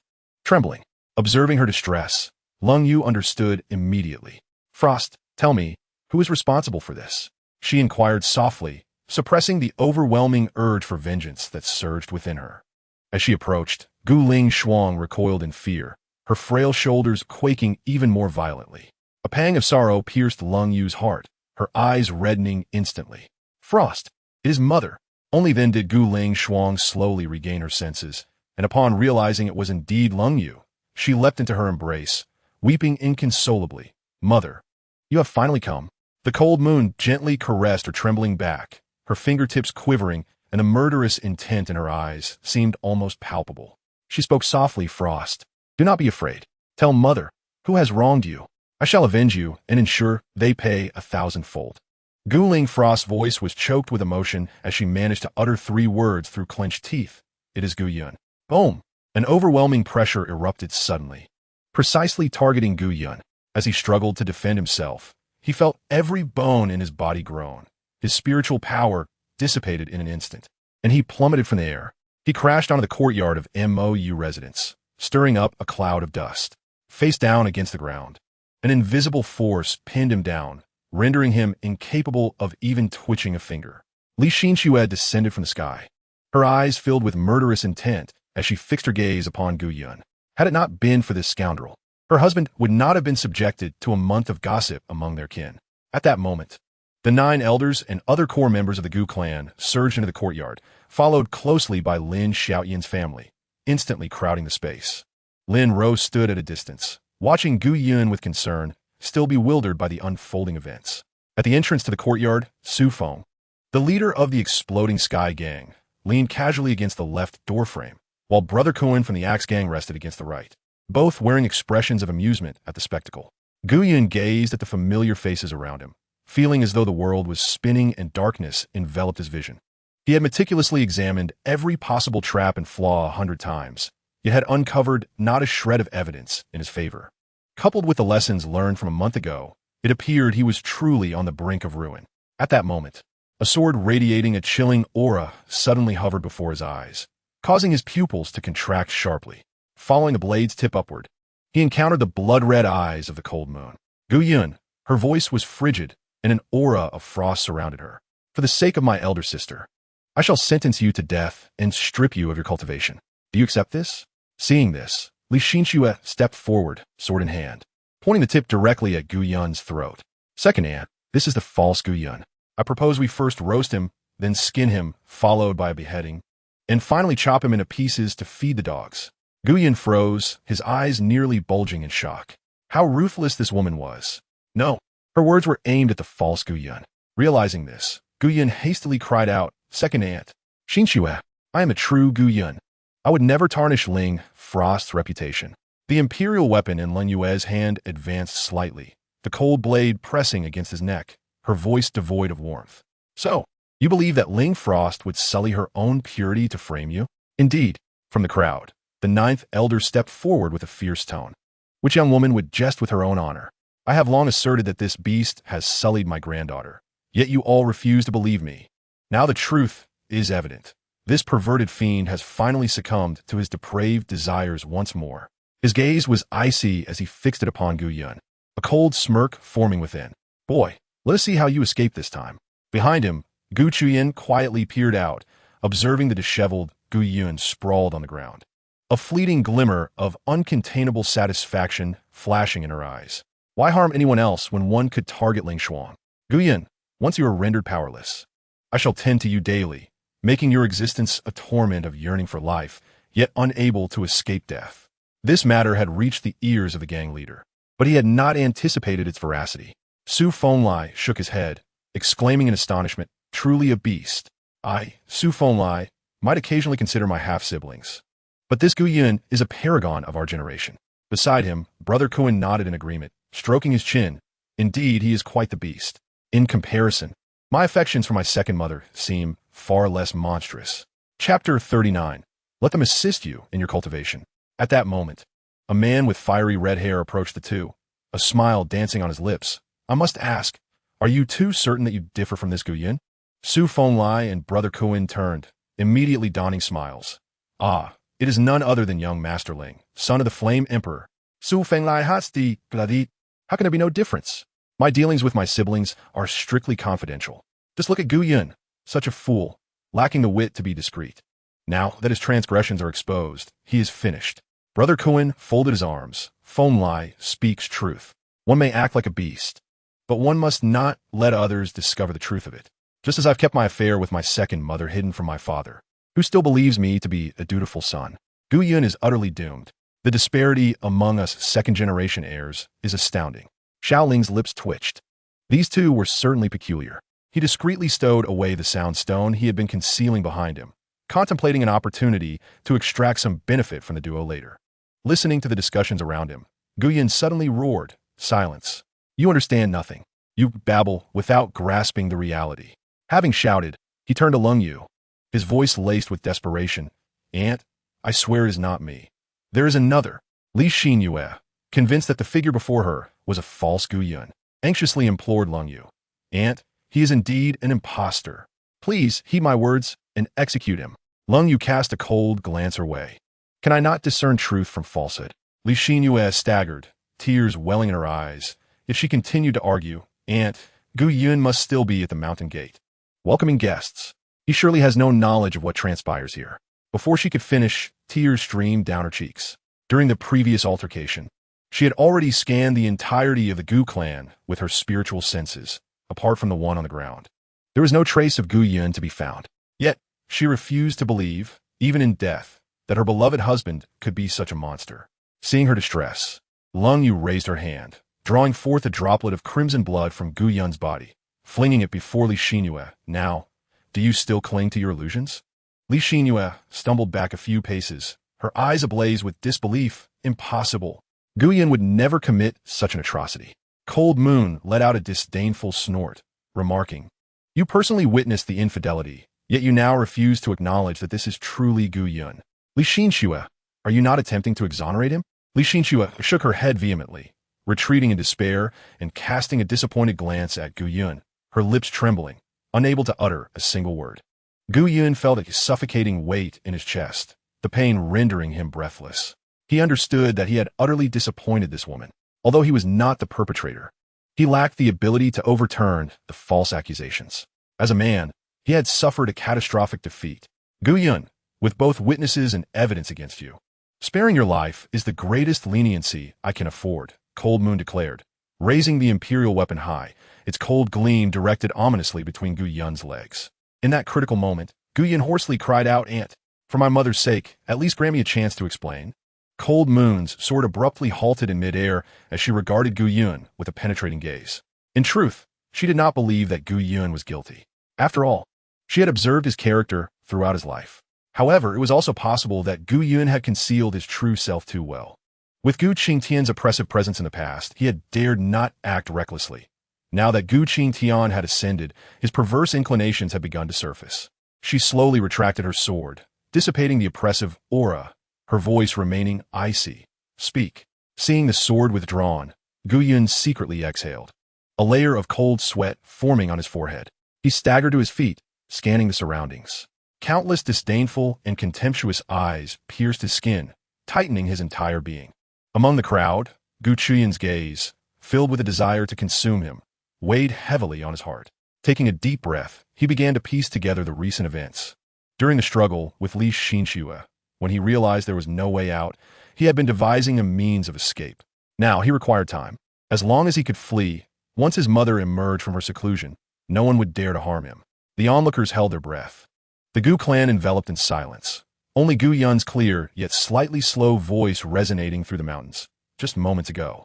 Meanwhile, in the cultivation chamber of Songfeng residence, Cao Bu sat cross-legged on a mat, his eyes tightly shut, as two powerful currents of energy swirled around him. One black and one white, derived from a force he had seized from Gu Lingshuang. His complexion was flushed, veins throbbing on his forehead, a clear indication of the strain from forcibly refining this power. To assimilate such energy in a short span was no simple feat. He devoted himself to the operation of the primordial yin-yang technique, greedily devouring the energy, while his spiritual power surged at an unprecedented rate. Boom! The bottleneck shattered, and his realm began to ascend. 6th stage of the Dharma manifestation. 7th stage of the Dharma manifestation. 8th stage of the Dharma manifestation. Ultimately, his aura stabilized at the pinnacle of the 8th stage, just a step away from the 9th. Cao Bu wished to press on with this momentum, but soon felt his strength waning, forced to halt at this juncture. He abruptly opened his eyes, feeling the surging power within him, a triumphant smile gracing his lips. This constitution, paired with the exclusive cultivation method, was indeed a match made in heaven. As long as there were women in this world, Cao Bu would one day ascend to the pinnacle of greatness. At that time, he would trample on Gu Qingtian, while embracing Luo Qingsheng and Leng Yue. How delightful that would be. Cao Bu examined himself, realizing that his Dharma form had expanded from the original 12 zhang to 14 zhang.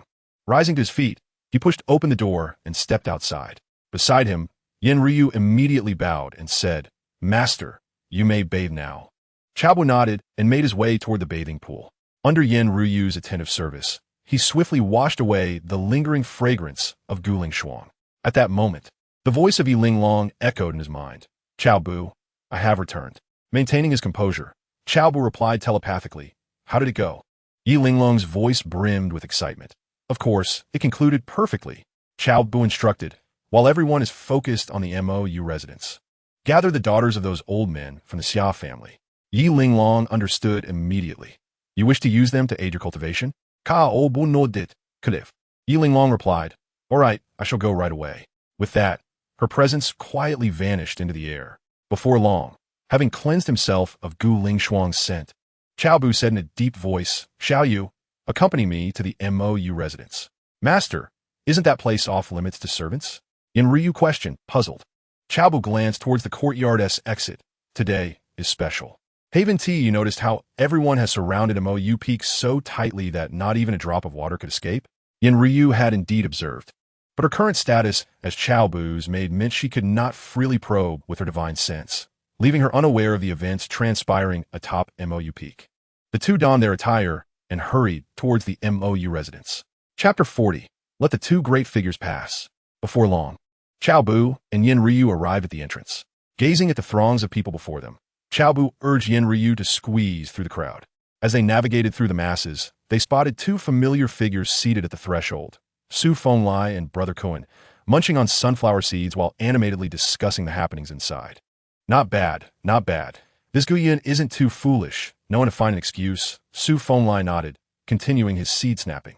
Brother Kuan scoffed, "That excuse is just mediocre. Too low tier to be taken seriously. It pales in comparison to the one I concocted last time." Cao Bu furrowed his brow upon getting a closer look. "How come it's these two clowns?" He reached out and patted their shoulders. "Esteemed gentlemen, kindly make way." Brother Kuan did not even turn his head. "You dare to call us esteemed gentlemen and still ask us to step aside?" You have quite the audacity. Su Fenglai chimed in, exactly. This position cannot be relinquished. This is the front line of gossip. If we move aside, we won't find such a prime spot again. Cao Bu's expression darkened. How did these two presumptuous figures manage to cultivate to their current level?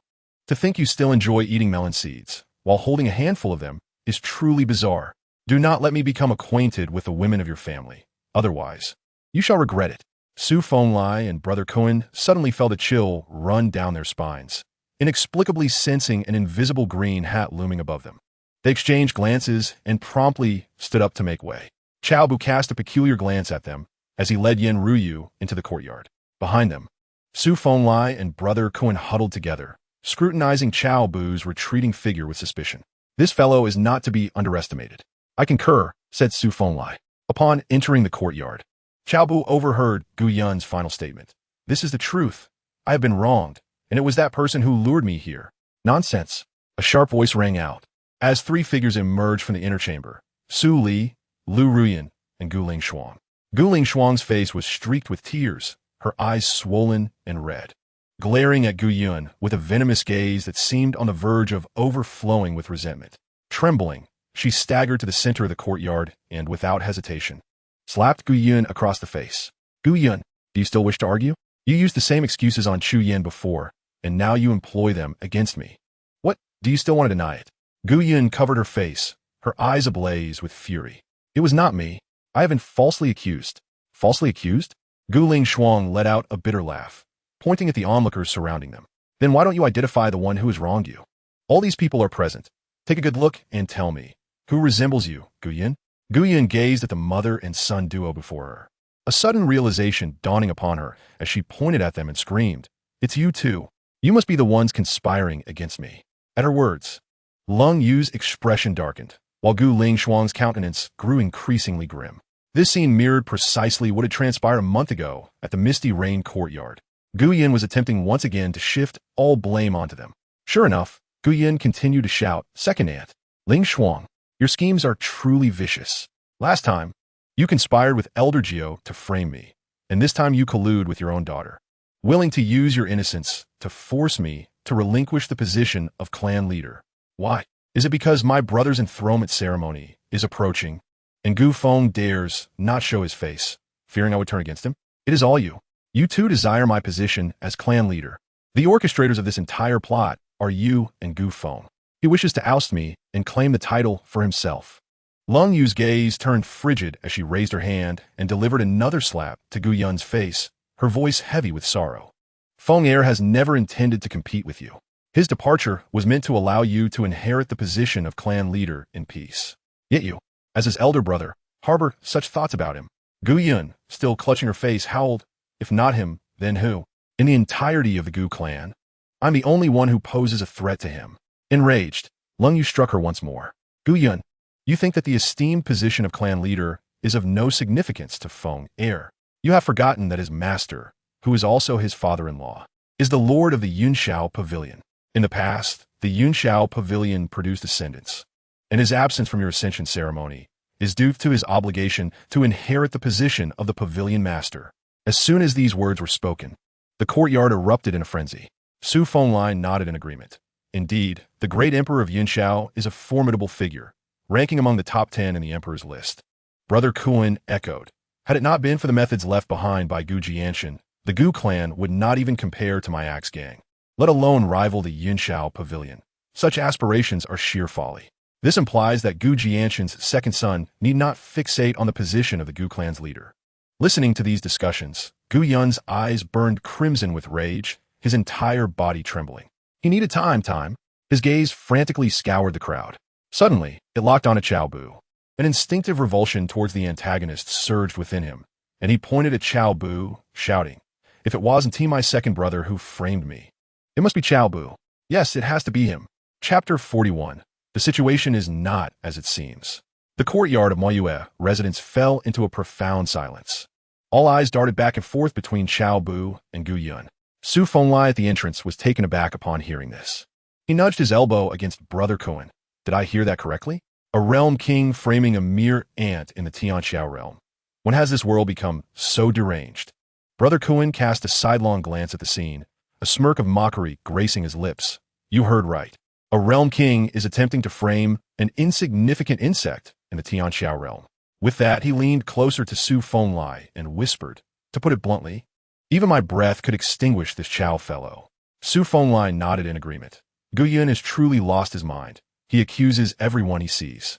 It is truly a tragedy for Gu Qingtian to have fathered such a brainless offspring, thinking everyone else is as foolish as he. As the murmurs around grew louder, Gu Yun's temples throbbed with fury, and he bellowed. Why is it impossible for him? What if he has hidden methods? Cao Bu blinked innocently, a look of bewilderment on his face, evoking pity from anyone who beheld him. You speak nonsense. Elder Jiu roared, his chest heaving with indignation. He could no longer contain himself. Cao Bu is a good person, not only having chosen the right object of loyalty, but also having saved his granddaughter's life. For Gu Yun to commit such a despicable act, now attempting to drag an innocent person down with him, his heart deserves to be condemned, unable to restrain himself any longer. He suddenly appeared before Gu Yun, who wore a look of shock and delivered a resounding slap across his face. Crack! The sharp sound of the slap echoed through the mountains of Mayue Peak, and the million onlookers could not help but silently cheer in approval. Gu Yun is truly beyond redemption, still harboring thoughts of defaming a good person, believing their eyes to be blind. Gu Yun, I warn you, you may wrong anyone. But you must not wrong Chief Steward Cao. Elder Jiu pointed at Gu Yun, scolding him fiercely, emboldened by the support he felt. With the cold moon overhead, one need not speak of punishing Gu Yun. Even if a leg were severed, the second matriarch would likely not intervene, perhaps even commend his audacity in confronting malevolent forces. You old fool, I am the clan leader. Gu Yun tasted the metallic tang of blood at the corner of his mouth, his fury surging to a boiling point. Elder Jiu retorted sharply, until the succession ceremony is complete, you do not qualify as clan leader. As a member of the Gu clan, I am duty-bound to oversee your conduct as the young master. He surveyed the gathering and declared, after a month of observation, I propose that Gu Yun's status as young master be revoked, reducing him to an ordinary disciple of the Gu clan. Is there anyone who disagrees? A heavy silence enveloped the room for 3 breaths. The other elders were not foolish. Though Gu Yun was undeniably contemptible, his powerful backing remained intact, and it was best not to offend him. The most prudent course was to remain silent. Just then, the Grand Elder stepped forward, stating, Elder Jiu speaks wisely. I concur with the proposal to revoke Gu Yun's status as young master. The other 7 elders exchanged glances, raising their eyes to the heavens, feigning ignorance. Elder Jiu scanned the assembly and proclaimed, thus, with 2 votes in favor and 7 abstentions, from this day forth, Gu Yun shall no longer hold the title of young master of the Gu clan. Gu Yun erupted in fury, shouting, you old fool. What right do you have to strip me of my title? Elder Jiu sneered. Simply by virtue of being Elder Jiu, I possess the vote to revoke your status. Furthermore, for someone as ungrateful as you, retaining your identity within the Gu clan is already a favor from the late clan leader. Once, Steward Cao not only saved your life, but also delayed the clan's demise until the return of the sky-soaring clan leader. And now, you, wretched creature, have the audacity to humiliate Miss Ling Shuang and attempt to frame your savior. You are utterly unworthy of being the young master of the Gu clan. Some audience members, having grasped the situation, began to point and scorn Gu Yun. A beast. Truly, he is worse than a beast. To betray even his savior. How does he differ from the fiends of the demon province? He is the son of the sword immortal Gu, and yet he has brought shame upon his father. Gu Yun, in despair, shook his head. No, it wasn't tea like that. Slap. Another resounding slap echoed throughout the hall, instantly capturing everyone's attention. Gu Qingtian stood before Gu Yun, her eyes red and voice laced with venom. Not like that? Then how is it? Gu Yun, you are unworthy to be the clan leader. She pointed an accusing finger at him, each word dripping with anguish. You have framed Brother Cao and sullied my name along with Ling Shuang's. A wretch like you has no right to exist. I did not tarnish your names. I was framed. Gu Yun howled in protest. Beside him, Lin Dong trembled with rage, the fire of anger blazing within his chest. He charged forward, shouting, Gu Yun, I considered you a brother, and yet you. A fierce gust of wind sliced through the air, accompanied by a deafening sonic boom. Gu Yun, seeing the incoming hand, could no longer restrain himself. He infused his foot with spiritual energy and kicked Lin Dong away. What are you, to even dare call yourself my brother? Had it not been for Ling Shuang's favor, I would have paid you no heed. How dare you strike me now? With a resounding crash, Lin Dong was sent hurtling backward, crashing through the wall and coughing up blood amidst the rubble. The expressions of Lin Xiaotian and his wife turned icy as they took a step forward, only to hesitate and withdraw. "Brother," Lin Ro exclaimed, rushing to Lin Dong's side, pulling him from the debris to reveal a clear footprint imprinted upon his chest. "Gu Yun, he is my elder brother. How can you lay a hand on him?" Chapter 42. My heart only holds for exclaims Shui. Lin Ro was taken aback by Gu Yun's beastly nature. Upon witnessing him attack her brother, she immediately confronted him. Gu Yun scoffed. "He is your brother, not mine. How dare he insult me? Why should I refrain from retaliating?" Lin Ro screamed in anguish. "Though he may not be your brother, he is your brother-in-law." At these words, the room fell into a deafening silence. Even Lin Xiaotian and his wife were momentarily stunned. "Xiao Ro, what on earth is happening? How could Gu Yun?" Lin Xiaotian struggled to comprehend, needing time to accept this shocking revelation. His cherished daughter had been so cruelly wronged by such a beast. Zhao Wei and Lin Dong stared at Lin Ro in disbelief. Gu Yun's eyelids twitched, his gaze fixed intently on Lin Ro. Could it be that the Lin family conspired with those who sought to frame him? Pondering this, Lin Ro suddenly burst into tears. Her voice choked. "On the very day we arrived at the Gu clan, this beast, Gu Yun, sought to seduce me. Just days ago, he employed a ploy of feigned affection to trick me into yielding my virtue.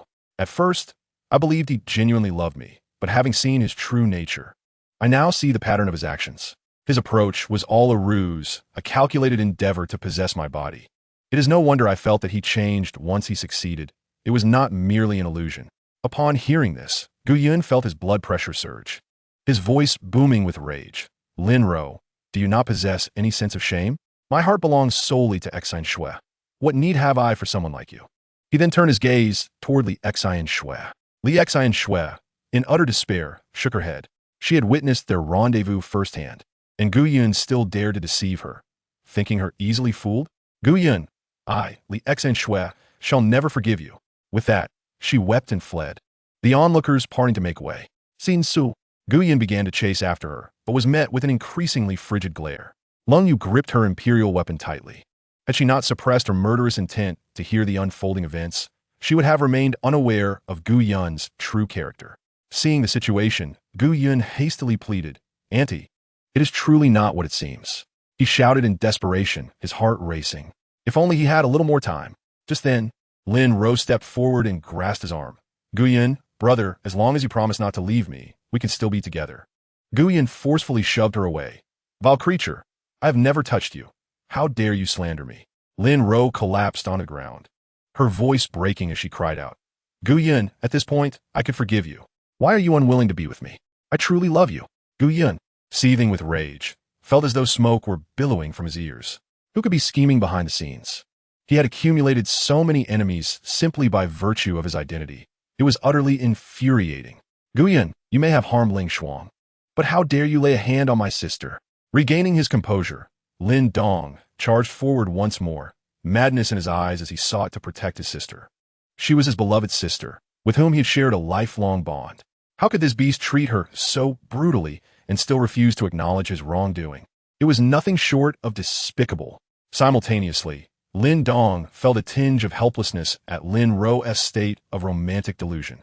"You will pay for this." Lin Dong approached Gu Yun, unleashing a fierce slap. Gu Yun, furious, responded with a sardonic laugh. "How dare you? An insignificant ant at the first level of the Void Realm, presume to strike the patriarch of our clan?" In the next moment, a hand swifter than thought sliced through the air. Slap! Lin Dong was struck firmly by Gu Yun, his hand stopping just 3 inches from Gu Yun's face, his body hurtling backward, crashing through the courtyard wall.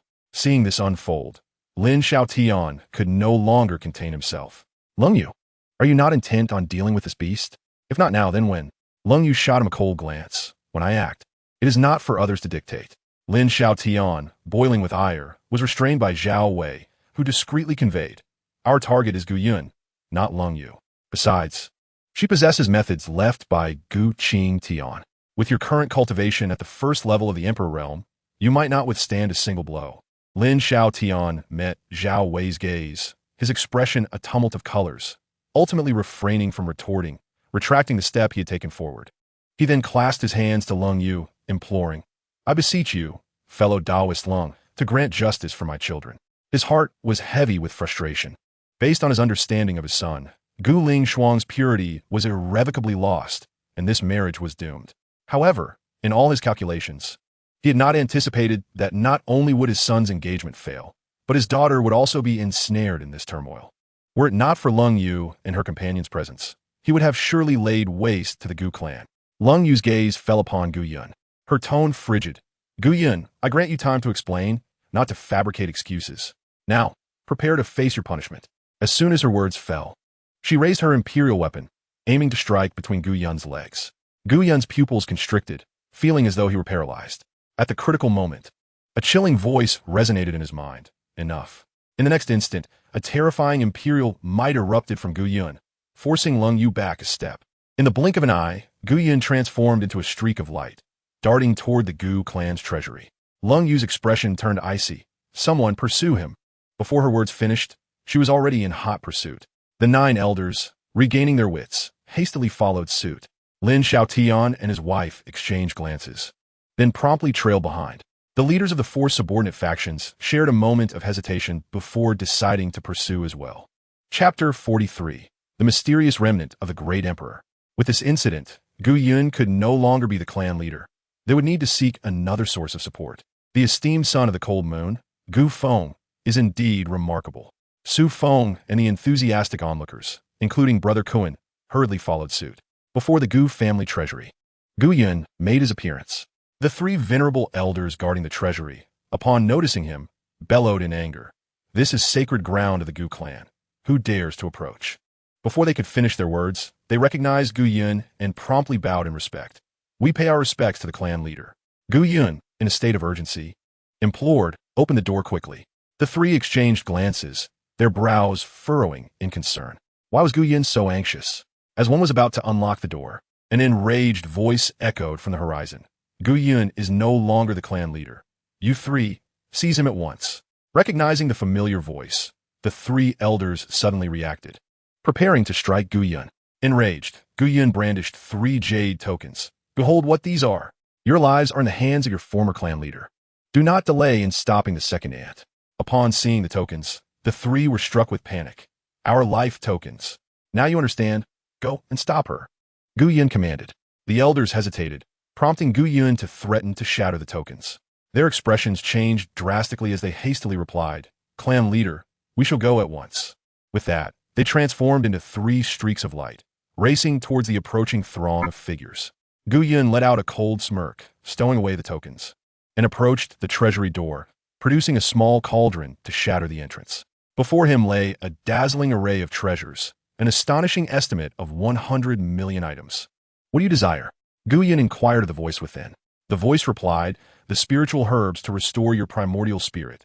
The more, the better, to facilitate your escape. Understood. With a flick of his wrist, Gu Yun activated the cauldron, which began to whirl with a profound vortex, devouring all nearby herbs that could nourish his primordial spirit.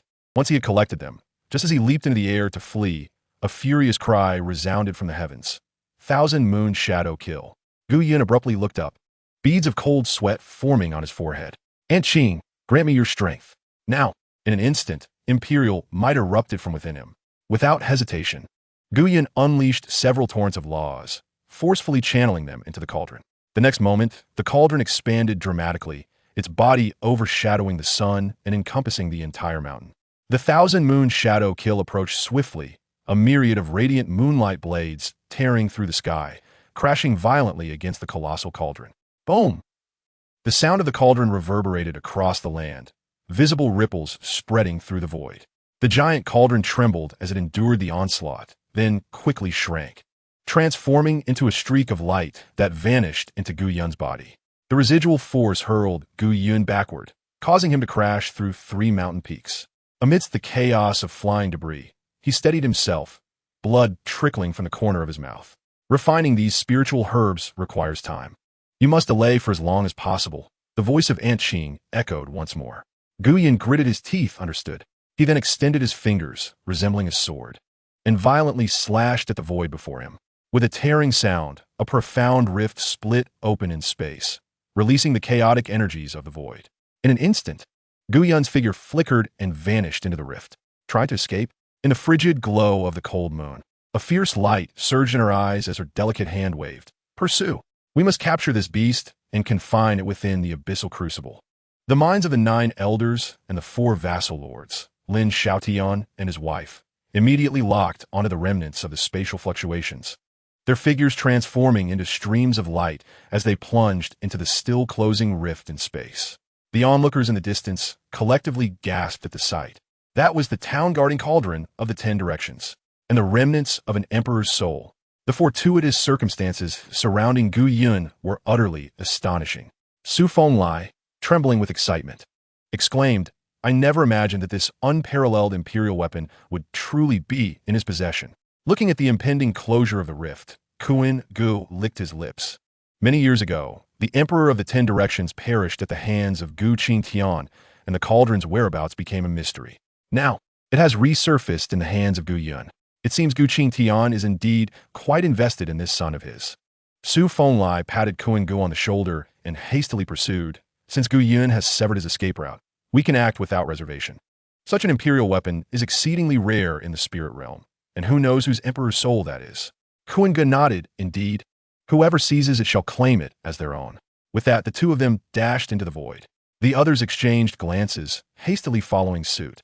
Naturally, some, aware of their limitations, opted not to pursue and returned to the moonlit abode. Su Li and Cao Bu exchanged a discreet glance. Su Li turned to Lu Ruyan and said, Rian, please guard the Gu clan for me while I assist my second sister. Lu Rian nodded without hesitation. Very well. If we can eliminate Gu Yun, it would be best to do so. Su Li, somewhat taken aback, quickly understood. It seemed that Gu Yun's actions had thoroughly provoked Lu Ruyan. She nodded. This matter is not for me to interfere with. I will defer to my second sister's intentions. With that, she discreetly cast a glance at Cao Bu before pursuing the rift as it began to close. Soon, only a few remained in the moonlit abode. Those who pursued were primarily quasi-emperors, while others stayed behind to spectate. For a time, the moonlit abode fell into a prolonged silence once again. At that moment, Gu Qingtian approached and supported the trembling Gu Lingshuang, softly reassuring her, Sister Lingshuang, do not worry. Gu Yun will not escape. He shall receive the punishment he deserves. Chapter 44. You will still marry me, right? Gu Lingshuang nodded, her gaze suddenly drawn to Lin Dong, who was returning from the ruins. Her expression was complex, harboring a hint of barely perceptible anticipation. Upon meeting Gu Lingshuang's gaze, Lin Dong instinctively turned away. This moment sent a chill through Gu Lingshuang's heart. From Lin Dong's eyes, she clearly perceived disdain. Biting her lip, she clung to the last vestige of hope and tremulously asked, Lin Dong, you will still marry me, right? Silence enveloped the scene like a heavy fog. I am here. You are there. Gu Qingtian, witnessing this, immediately stood up for Gu Lingshuang. Lin Dong, do you even consider yourself a man? Lin Dong opened his mouth, but the words lingered unspoken, swallowed back down. Gu Qingtian then remarked initially, Lingshuang spoke highly of you, praising your sense of responsibility, independence, and perseverance. However, it appears that all of that was mere nonsense. Not only have you failed to comfort Lingshuang, but you also regard her with disdain. A man like you is inferior even to Gu Yun. Lin Dong, filled with indignation, retorted, do not mention that beast. If it weren't for him, how could Lingshuang have ended up like this? At that moment, Cao Bu stepped forward, asserting, ultimately, you have never truly loved Lingshuang. It is laughable that, back in the square, someone so vehemently professed their love for her. Yet, how little time has passed, and those vows now resemble nothing but empty words, worthless and foul. Lin Dong cast a scornful glance at Cao Bu, saying, who do you think you are? What right do you have to comment on my relationship with Lingshuang? Cao Bu replied with unwavering conviction, I am Lingshuang's elder brother. Do I not deserve an opinion? Someone of your ilk is utterly unworthy of entering my Gu family's threshold. Indeed, my brother speaks the truth. Gu Yingting interjected, hands on her hips, glaring at Lin Dong with fury. Enraged, Lin Dong pointed at Cao Bu, stammering, you, Cao Bu interrupted. What of it? I recall when your stepmother asked you how you would respond if Lingshuang's purity were to be compromised. What was your answer? If anyone dares to harm a single hair on Lingshuang's head, I will ensure they find no escape from their torment. My love for her is genuine, and even if the heavens were to crumble, I would stand steadfast by her side. This sentiment is witnessed by heaven and earth, and the sun and moon bear witness to it. In retrospect, it truly is absurd. As the onlookers observed, they began to point and whisper at Lin Dong. How despicable it is to lack any sense of responsibility. In the past, my beloved bore 3 children for another man, yet I felt no resentment. I welcomed her and her daughters into my home to care for them. Why can't Lin Dong learn from my example? He possesses not an ounce of accountability.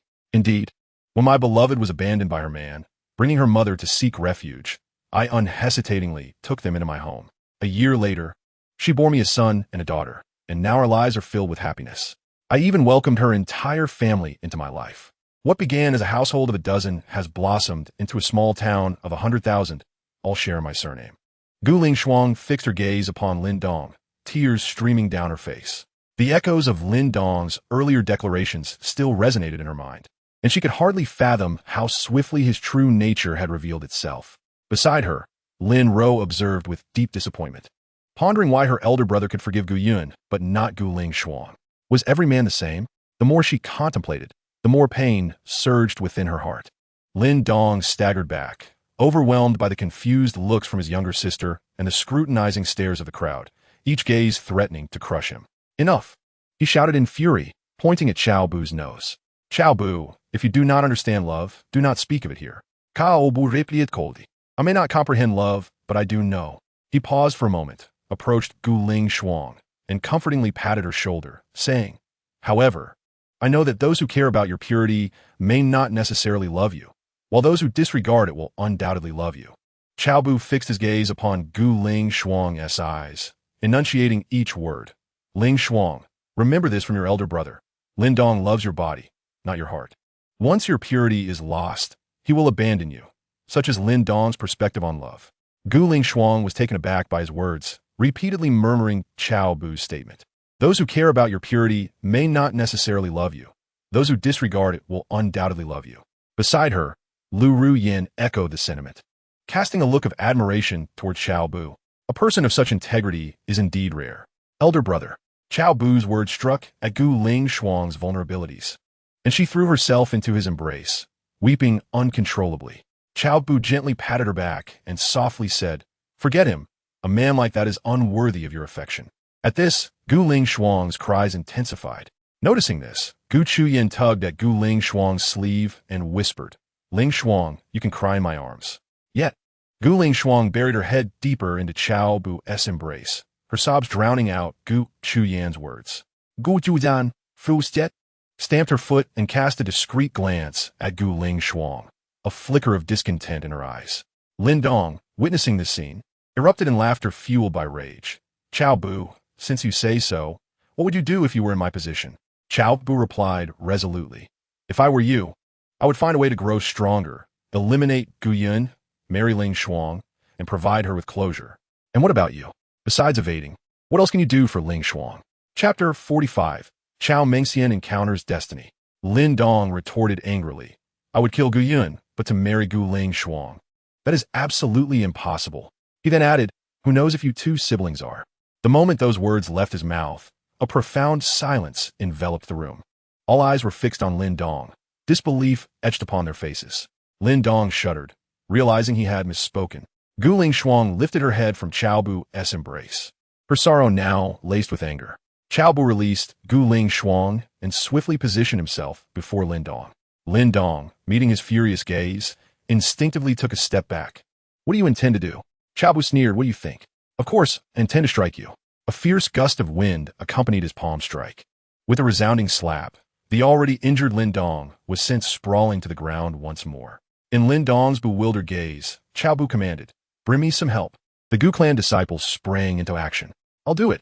Gu Ying was the first to charge forward, delivering a flying kick that sent the severely wounded Lin Dong flying several meters away. His body rolled across the ground multiple times before coming to a halt. Gu Ying shouted to those behind her, everyone, join in. Beat him up. Anyone who dares to insult our esteemed Gu clan's young lady deserves no mercy. In an instant, a dozen of Gu Ying's followers surrounded Lin Dong, unleashing a barrage of punches and kicks upon him. Lin Dong was already gravely injured, his combat prowess severely diminished. Otherwise, he would not have been struck by Cao Bu, whose cultivation was merely at the first level of the bridge realm. Brother, my kick just now was impressive, wasn't it? Gu Ying approached Cao Bu, Qingtian. Cao Bu, maintaining his composure, nodded slightly, indeed impressive. Suddenly, Gu Qingtian sensed something amiss with Cao Bu. A glance revealed that the hand he had used to strike Lin Dong was trembling, and upon closer inspection, blood was trickling down. Noticing this, Cao Bu discreetly concealed his hand behind his back. What are you staring at? Have you never seen your brother in action? Gu Qingtian burst into laughter. Brother, you're utterly pathetic. Not far off, Gu Qingtian observed this scene. Her heart warmed. Her brother, fully aware of the disparity in cultivation levels between himself and Lin Dong, had still exerted his utmost, only to injure himself while failing to harm the opponent. For a moment, she gazed at Cao Bu's back, her heart swirling with an indescribable mix of emotions, gratitude, guilt, and an excitement she could scarcely comprehend. Beside her, Gu Qingtian noticed everything, stamping her foot in frustration, her eyes brimming with discontent. After enough laughter, Gu Qingtian retrieved a golden brick from her storage ring and handed it to Cao Bu. Brother, your cultivation is low. Don't get caught up in this commotion. If you must fight, use this. Cao Bu accepted it, feeling its weight, yet managing to hold it. What is this? He inquired, curiosity piqued. Gu Qingtian whispered, this is called the life-giving gold brick, a sacred artifact. Impressive name, isn't it? Cao Bu Taichit. It seemed rather odd for a young girl to wield such a weapon. Let me give it a try. With that, he approached the group surrounding Lin Dong, commanding, step aside, let this chief give a go with the weapon Qingtian gifted me. The crowd parted, revealing Lin Dong, who looked like a battered pig. As Lin Dong regained his composure and spotted Cao Bu, he scoffed, you think you can even touch me? I'm not merely a spirit cultivator. I'm also a corporeal cultivator. You cannot. Before he could finish, Cao Bu raised the gold brick and struck down with a forceful smash. With a thunderous crack, Lin Dong felt stars explode in his vision, blood streaming from his head and swiftly staining his garments. Cao Bu, you're courting death. Lin Dong bellowed in fury. Observing this, Cao Bu took a few steps back and instructed those around him, fight. If he dies, it will be counted as Qingtian's doing. Immediately, his followers surged forward, encircling Lin Dong once more. Before long, Lin Dong's furious curses began to wane. Gu Qingtian looked at Cao Bu with a pout. Brother, you're so mean. Why should it be counted as my fault if he dies? Cao Bu replied sternly, in our family, we do not speak of such matters separately. Do not be so distant. Gu Qingtian nodded. You're right, then let us go all out. Hearing this, the younger brothers intensified their attacks, though they were careful not to truly inflict lethal harm. Lin Ro observed the unfolding scene, showing no inclination to intervene. She had come to understand that all men were fundamentally the same. Gu Qingtian, unwilling to witness any longer, turned to Gu Qingtian. Qingtian, please help me inside. Gu Qingtian nodded. All right. Cao Bu, maintaining a composed demeanor, discreetly stowed away the golden brick of rebirth, then turned to the gathered crowd. Speaking in a resonant voice, esteemed guests who have traveled from afar, we should have celebrated this grand occasion together. However, unforeseen circumstances have led to the temporary suspension of the ceremony. Nonetheless, it is precisely because the ceremony remains unfinished that your intentions are all the more evident. The value of the gifts you have presented is of little consequence. What truly matters is your presence here today. By accepting these offerings, my Gu clan acknowledges your sentiments. Regardless of future circumstances, this bond of friendship forged today will be etched in our hearts. Furthermore, I humbly ask for your understanding regarding any inadequacies in our hospitality. As your steward, I wish you all a safe journey home. The multitude of onlookers could not help but twitch at the corners of their mouths. How brazen, they thought. It was clear he had no intention of returning the gifts, and yet he spoke in a manner that left them feeling awkward to voice their thoughts. This was indeed a significant loss for them. Cao Bu stepped outside the mountain gate, beaming as he bid farewell to the various factions departing. Chapter 46. The ninth elder sustains grave injuries. Meanwhile, in a certain void, Gu Yun found himself encircled. Gu Yun, are you truly so obstinate? The icy gaze of Lung Yu pierced through the air. She had spared Gu Yun's life out of respect for Luo Qingtian. Yet he showed no intention of accepting his punishment and instead sought to flee. Gu Yun replied with a calm demeanor, Aunt, let me reiterate, I have not sullied Ling Shuang. Whether you have tarnished Gu Ling Shuang is not within my purview, but if you dare to deceive my daughter, you must face the consequences. Lin Xiaoyan's eyes gleamed with a chilling intensity, a murderous intent swirling in the void. Gu Yun scoffed. Lin Xiaotian, I have significant doubts that you are not in collusion with those who seek to frame me. Your hasty accusations reveal your true intentions. Lin Xiaotian, filled with rage, was about to strike. Gu Yun taunted, "What makes you worthy of being called an emperor? You possess no imperial weapon. It seems your clan has truly fallen on hard times. I cannot fathom why Ling Shuang would find any merit in that impoverished boy, Lin Dong." Lin Xiaotian felt a surge of blood rise in his throat, and he spat out a mouthful of blood. Zhao Wei fixed her gaze on Gu Yun, her murderous intent almost palpable. Lung Yu cast a fleeting glance before pointing her sword, declaring, "Gu Yun, return with me now. There is still time to rectify this." Gu Yun retorted with a cold laugh, "Return? If I accompany you, I shall never rise again." As he spoke, he discreetly transmitted to the remnant soul of the emperor within him. "Aunt Qing, how goes the refinement? I can barely hold on." In an instant, Qing Yi's voice resonated within his consciousness. "The refinement is complete." A powerful surge of energy flooded into him, bringing joy to Gu Yun's heart as he subtly gathered strength.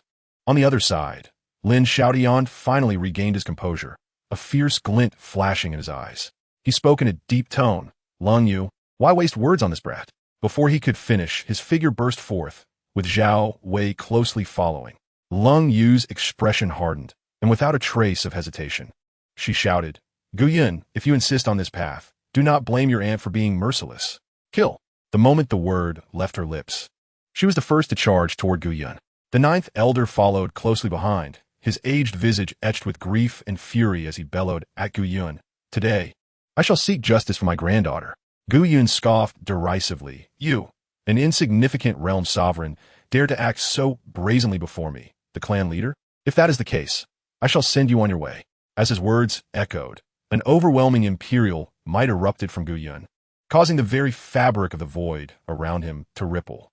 With a decisive motion of his right hand, he unleashed a torrent of laws into the Shifeng town boundary cauldron, obstructing the couple, Lung Yu and Lin Xiaotian.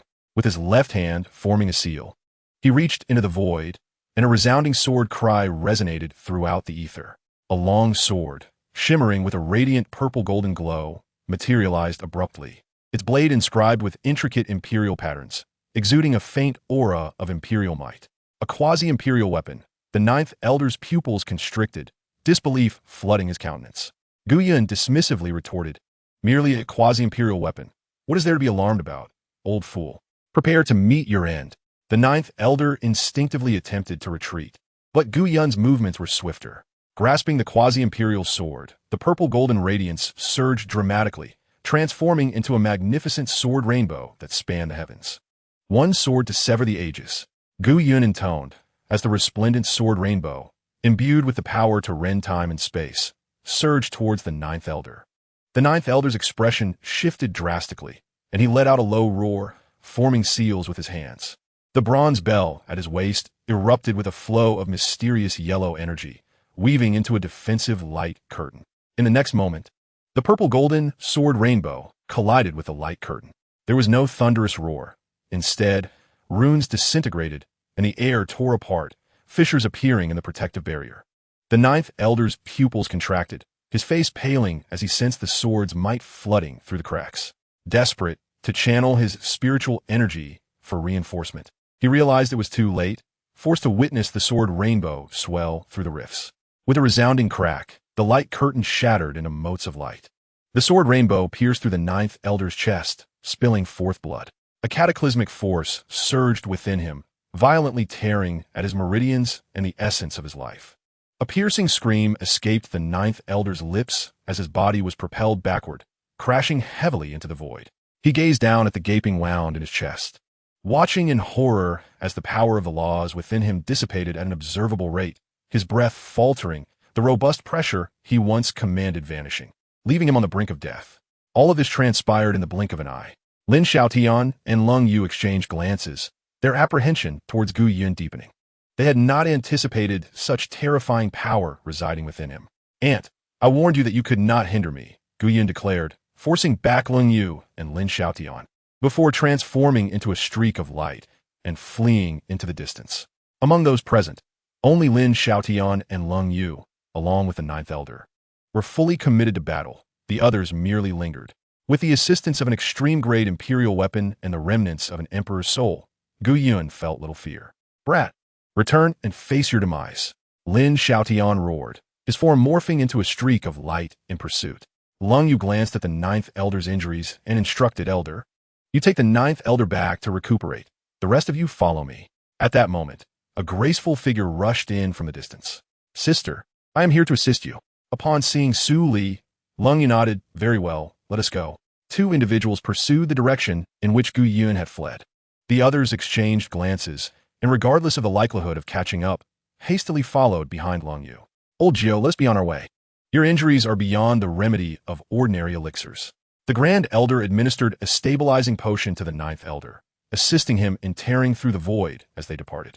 Upon returning to the spirit realm, they made their way directly towards the Gu clan. Chapter 47. How much do I resemble the past? Meanwhile, at the entrance of the Gu clan, after receiving guests throughout the afternoon, the exterior of the Gu clan finally fell into tranquility. At that moment, Yi Linglong's voice resonated within Cao Bu's mind. Cao Bu, the task has been accomplished. Cao Bu inquired through thought transmission. How did it go? Were you injured? Yi Linglong replied, rest assured, I am unharmed. Where have you locked them away? In the underground of Su Li's courtyard, a place that none dare to search. Satisfied? Cao Bu nodded. Well done. Having just seen off the last guest, Cao Bu was about to return to Songfeng residence when suddenly the Grand Elder's voice echoed in his mind. Master, the ninth elder is on the brink of death. Do you wish to save him? Cao Bu paused, a faint smile playing at the corners of his mouth. Where are you now? The Grand Elder responded. I am in a cave 100 miles outside Qinglong City. Wait for me there. Under the watchful eyes of several stewards from the Gu clan, Cao Bu returned to Songfeng residence, concealed his presence, and followed the Grand Elder's guidance to the cave's entrance. Upon entering, he beheld the unconscious ninth elder leaning against the wall, with the Grand Elder standing beside him. The Grand Elder, upon noticing, hastily clasped his fists in respect. I pay my respects to you, Master. Cao Bu nodded imperceptibly, turning his gaze towards the unconscious ninth elder, and inquired coolly, how much strength does he still possess? The Grand Elder answered, perhaps not even 1/10,000th of his former self. Upon hearing this, Cao Bu retrieved the life-returning golden brick he had obtained from Gu Qingtian, performing a victory dance as he approached the ninth elder. Just before reaching him, he abruptly halted, raising the golden brick high above his head. The ninth elder's eyelids fluttered, and he barely managed to open his eyes. Cao, my dear brother, what is this? The brick descended. In the dimly lit cave, it emitted a blinding golden light as it accurately struck the ninth elder's old wound atop his head. A muffled thud echoed, causing the ninth elder's head to jerk back violently, blood trickling down his forehead and carving gruesome trails across his cheek. His eyes brimmed with disbelief. He parted his lips as if to speak, but only a raspy breath escaped him before his eyelids fluttered, and he succumbed to unconsciousness once more. Cao Bu flicked his wrist, weighing the life-returning golden brick in his hand, a smirk of satisfaction gracing his lips. It appeared this item was far more effective than he had anticipated. He crouched down to sense the ninth elder's life force, confirming he was still alive, and commanded, revive him. The Grand Elder promptly stepped forward, producing a blue elixir and placing it into the ninth elder's mouth. In but a moment, the ninth elder coughed and regained consciousness, though his gaze was vacant, clearly dazed from the earlier encounter with the brick. Cao, my dear brother, we bear no grievances nor enmity. What is your intention? The ninth elder attempted to speak, his voice barely a whisper. He found it utterly incomprehensible. He bore no grudge against Cao Bu, so why did the latter strike him with such ferocity upon their first meeting? Cao Bu looked down at him from a position of superiority, then leaned in to whisper in his ear, Gu Qingtian, how much do I resemble my former self? The elder, with a fleeting glance, suddenly noticed the transformation in Cao Bu's visage, which reverted just as quickly. In an instant, his pupils dilated in shock, his face a mask of horror. Cao Bu smiled faintly and whispered again, it was never Gu Yun who sullied your granddaughter, but rather I, Cao Mengxian. As the words fell, the elder's eyes widened in disbelief, fixated on Cao Bu. His emaciated hand reached toward the air, yearning to throttle him, but midway, he found his strength utterly depleted. You shall not die a good death. The elder gritted out, his head tilting as he succumbed to silence. Cao Bu stowed away the golden brick of the deceased and turned his gaze to the great elder, instructing, take him back and declare that he died of untreated wounds. The great elder bowed his head in acquiescence. Yes, master. With that, he stooped to lift the elder's lifeless form and exited the cave, hastening toward the Gu clan's domain. Behind him, Cao Bu's maniacal laughter echoed through the forest, lingering in the air. Upon reaching the entrance of the Gu clan, the great elder did not pause, making his way directly to the misty rain courtyard. He raised his hand and knocked on the door, the sound resonating against the wooden panel. Thud, thud, thud. Who is it? Gu Qian's voice was laced with caution. Peering through the crack, she recognized the great elder and opened the door, albeit with a hint of confusion. Great uncle, what brings you here? Seeing the familiar silhouette slumped over the great elder's shoulder, Gu Qian felt an inexplicable tightening in her chest. The great elder heaved a deep sigh and set the elder down. Qian, you must be strong. The moment she discerned the elder's face, Gu Qian staggered back, her expression one of utter disarray as she gazed at the great elder. Great uncle, my grandfather's merely unconscious, is he not?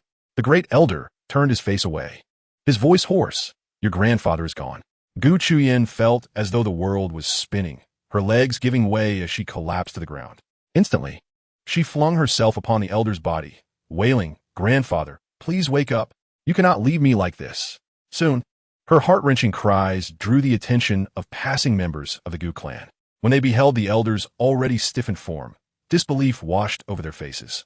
Moments later, the courtyard was besieged by a throng of Gu clan youths, the atmosphere thick with silence, save for Gu Qian's anguished cries echoing in the stillness. Great uncle.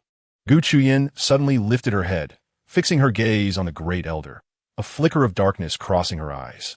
Who did this? Chapter 48. The Emperor of Time. Mu Qing. All eyes turned toward the great elder. Some had begun to piece together the grim reality, yet the absurdity of it all rendered them reluctant to accept it. The great elder sighed deeply. It was Gu Yun. He employed a quasi-imperial weapon, piercing through the essence of old Jiu's life with a single strike of his sword, leaving even his primordial spirit in ruins. Old Jiu fought back with the last vestiges of his strength, intending to consume a phoenix essence rebirth pill. But he could not endure until the end. After speaking, he lowered his head in guilt, lamenting, It is all my fault. If only I had acted more swiftly.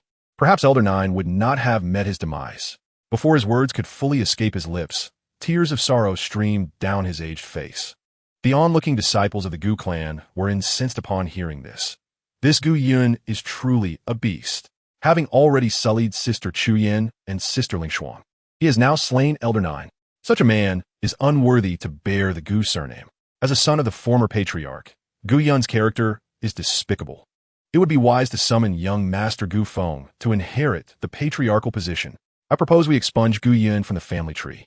From this day forth, let all members of the Gu clan seek his demise. This declaration garnered overwhelming support from 90% of the clan members. Gu Yun, I will kill you. Gu Qian exclaimed, her eyes reddened, the darkness within them deepening. She suddenly attempted to rush forward, but Cao Bu squeezed through the crowd and positioned himself before her. Brother Cao, step aside.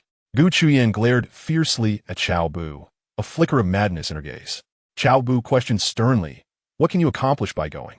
Even if you find him, how can you possibly kill him? His two inquiries left Gu Qian momentarily speechless. She retorted, I do not care. I must kill him. With that, she attempted to force her way past Cao Bu's obstruction. A sharp sound echoed at the entrance of the misty rain courtyard. Gu Qian crumpled to the ground, clutching her rapidly swelling cheek, glaring at Cao Bu with fury. Brother Cao, do you intend to stop me? Cao Bu stepped closer, bending down to grip her shoulders, his words resonating with conviction. If you perish, who will avenge your grandfather? Shall we allow him to escape unpunished? Tears welled up in Gu Qian's eyes, mingling with her overwhelming hatred. My grandfather cannot have died in vain. Thus, you must live. Cao Bu's tone softened. First, we shall lay your grandfather to rest, and you must cultivate diligently. After you have the strength to confront him, you may seek retribution. But I have no family left. Gu Qian's voice suddenly softened, her arms tightly encircling Cao Bu's waist, trembling with sobs. Cao Bu raised his hand, gently patting her back. If you do not mind, I shall be your family from now on. Brother, Gu Qian buried her face in his embrace, her cries tinged with newfound reliance. The onlooking disciples of the Gu clan observed this scene, their eyes glistening with tears. Some were moved to speak. I once held disdain for Chief Steward Cao, believing his skills insufficient to lead our clan. Yet, it is evident now he surpasses that beast Gu Yun by 1,000-fold. I too once thought strength was paramount, but now I understand that loyalty and friendship are far more precious. Indeed, Chief Steward Cao has been with the Gu clan since my birth. His contributions over the years are evident to all. Were it not for his assistance in managing the clan with such diligence, how could we have cultivated in peace? In an instant, the perception of Cao Bu among the Gu disciples ascended to new heights. Chuyan, let us first arrange your grandfather's final rites. Cao Bu gently released her. Speaking softly, Gu Qingtian wiped away her tears and nodded resolutely. Subsequently, under the meticulous arrangements of Cao Bu, the funeral proceedings for Elder Jiu unfolded in an orderly manner. He toiled until the deep hours of the night before departing from the misty rain courtyard. Atop the Hidden Blade Pavilion, Cao Bu stood by the railing, the night breeze lifting his robes as the distant mountains emerged as vague silhouettes beneath the moonlight. He inhaled deeply, his fingers caressing the jet-black jade ring. Indeed, the air of the Gu clan is remarkably refreshing. In the void, dozens of figures stood motionless. Not far away, a rift in the void slowly closed. Gu Yun's boisterous laughter echoed from within. Second Aunt, Qing Di, I, Gu Yun, shall return. Remember, whoever plots against me, I, Gu Yun, will not rest until we are avenged.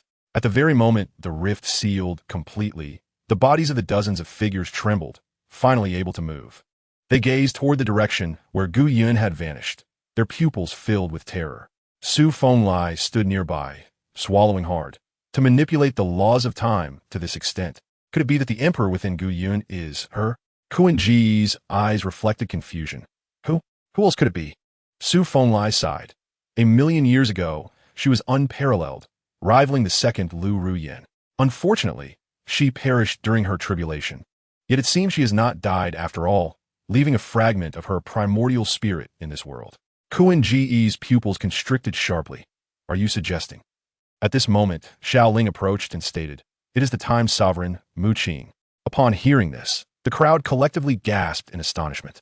If it truly is this protector, Gu Yun may well become the second Gu Qingtian. The hearts of several elders of the Gu clan and the leaders of the 4 major vassal forces swelled with regret. Had Gu Yun not engaged in such beastly acts, she would not have fallen to such depths. Chapter 49. Planting a love curse on Lung Yu. Just then, a chilling aura swept across the surrounding void for thousands of miles. The quasi-emperor's presence shivered, following the source of the aura. Lung Yu was fixated on the direction of Gu Yun's disappearance, her eyes filled with murderous intent that coalesced behind her into a sea of blood. The onlookers displayed expressions of shock. Su Fenglai appeared astonished, although Lung Yu was only at the 5th level of quasi-emperor. Her comprehension of the laws of the moon surpassed all others in the world. Furthermore, no one had yet attained the title of emperor through the laws of the moon. It was likely that she would ascend within a century. He paused briefly before continuing. Luo Qingcheng is currently in seclusion, and Taoist Su Li is also present. After a century, the Gu clan will stand firm in the spirit realm without relying on Gu Qingtian's methods, boasting 3 emperors. Had Gu Yun not encountered this incident, it might have even been possible to have 4 or 5 emperors in one lineage. Alas, the event has transpired, and the Gu clan is destined to lose a great general. On the other side, Su Li observed as Lung Yu neared the brink of losing her composure. She quietly approached her and patted her shoulder. Second sister, no one anticipated that such a powerful entity resided within Gu Yun. Just because we could not stop at this time does not mean we cannot in the future. The most pressing matter now is to break through to the emperor level, for only then can we seek justice for Ling Xuan. As the conversation unfolded, a glistening love insect silently burrowed into Lung Yu's shoulder. Unaware and unguarded against Su Li, she fell prey to its influence. The love insect infiltrated her skin, slithering through her meridians toward her primordial spirit, gradually merging with her essence. Unbeknownst to her, the figure of Cao Bu suddenly materialized in her mind. Lung Yu averted her gaze, frowning slightly. Why at this moment would she think of Cao Bu? It was indeed peculiar. Little did she know that in a few days, she would gradually develop an affection for Cao Bu, ultimately becoming his most devoted follower, without exception. Taking a deep breath to suppress her emotions, Lung Yu turned and departed. She had previously suspected that Gu Yun might possess an extraordinary imperial weapon, yet she had not anticipated the assistance of the remnant soul of the Heavenly Emperor. In the spirit realm, only the 3 heavenly emperors, Huang Yi, Chu, and the likes, could rival the Time Emperor. These 3 were also in seclusion, rumored to be on the brink of ascension. The onlookers, aspiring emperors, gradually dispersed, and after today, the Gu clan would undoubtedly become the subject of ridicule within the spirit realm. Upon returning to the Gu clan with Su Li and the 7 elders, including Xia Yuan, they were met with the news of the 9th elder's untimely demise.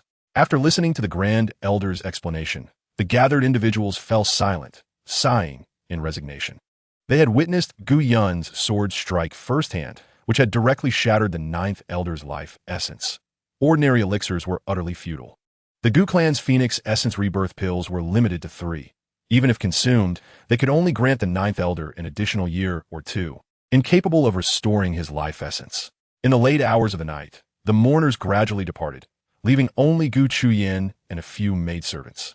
Along with the core members of the 9th elder's lineage, several stewards and his other descendants remained. Gu Qingtian's gaze was vacant, fixated ahead, as she mechanically tossed paper offerings into the flames. Suddenly, in the darkness, the soundproofing and sealing talismans silently ignited.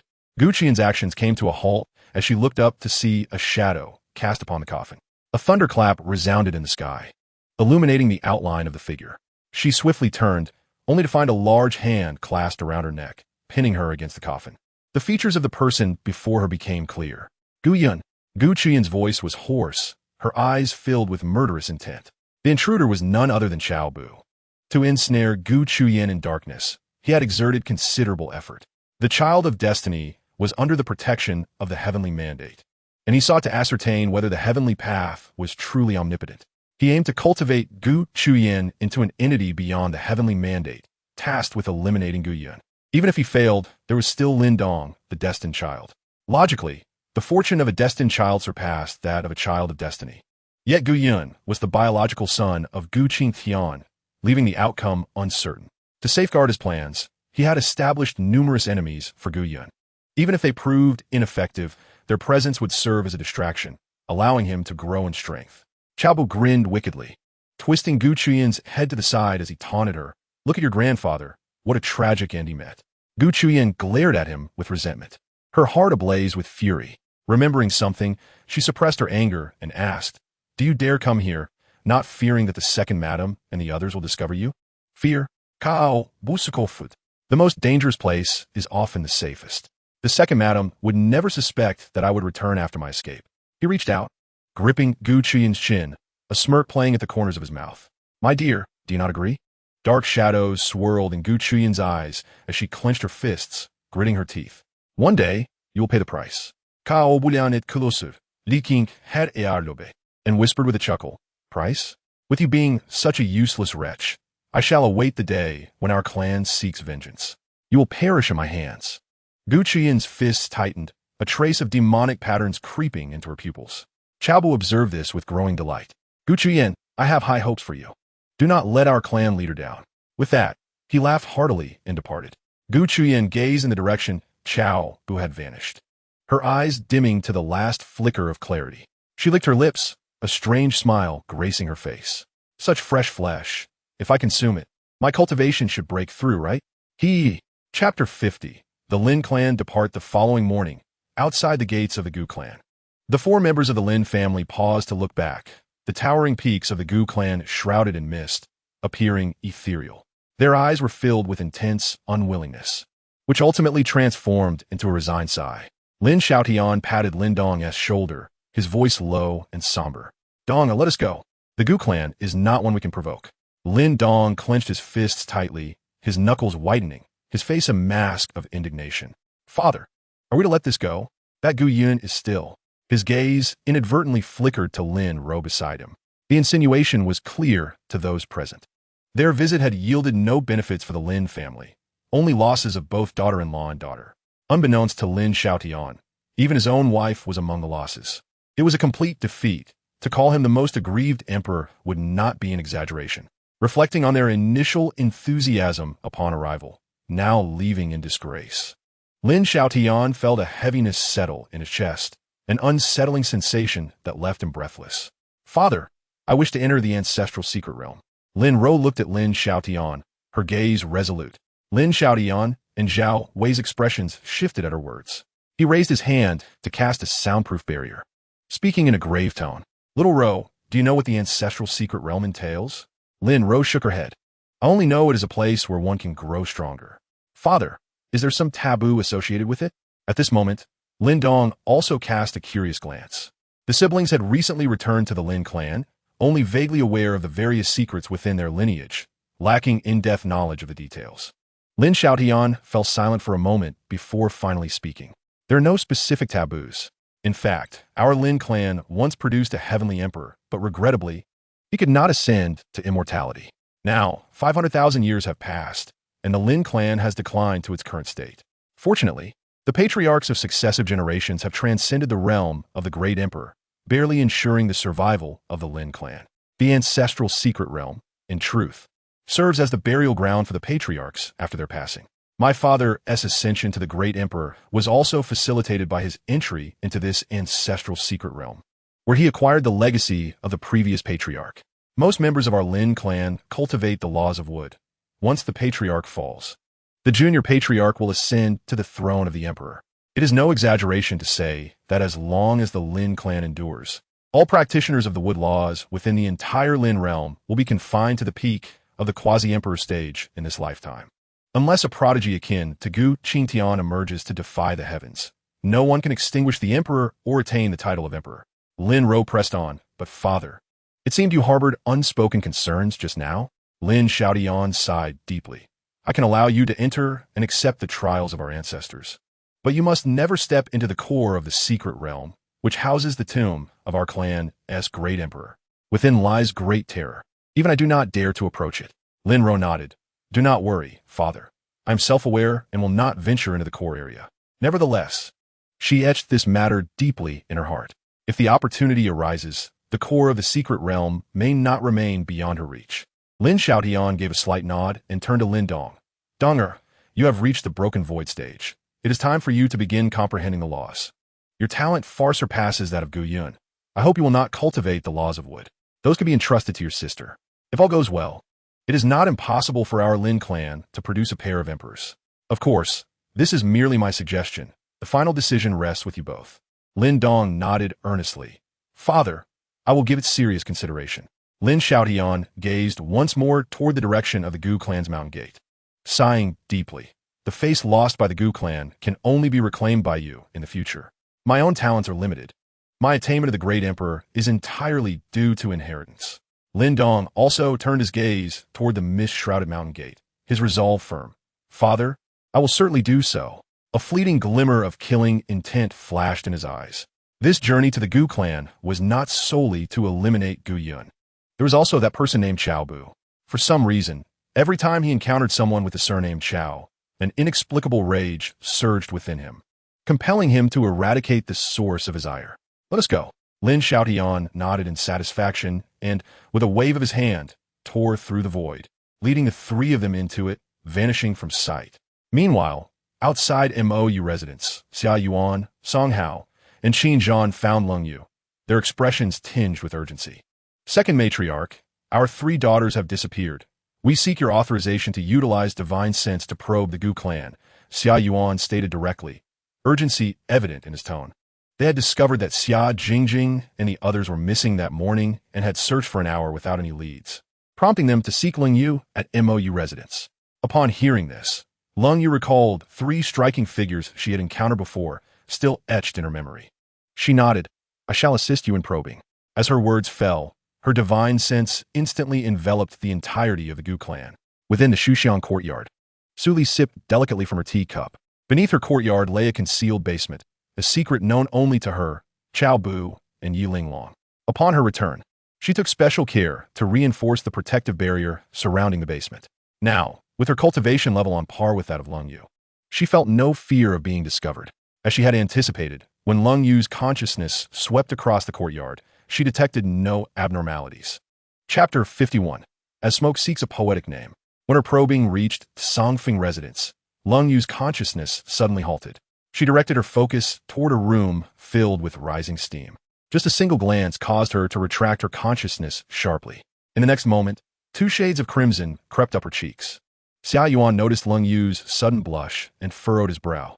Second matriarch, have you found anything?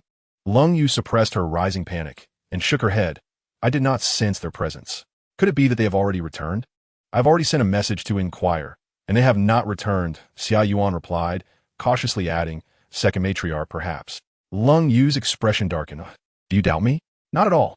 I dare not. Xia Yuan hastily waved his hand. It's just that the 3 children are our treasures. I cannot rest easy without confirming their safety personally. Lung Yu furrowed her brow in silence for a moment before finally nodding.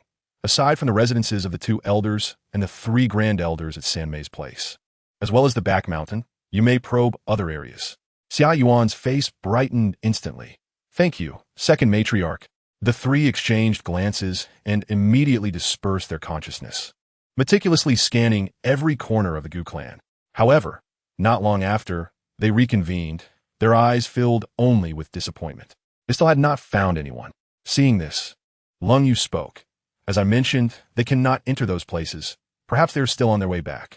You should return for now and wait. With no other options, they can only comply. Then we take our leave, second matriarch.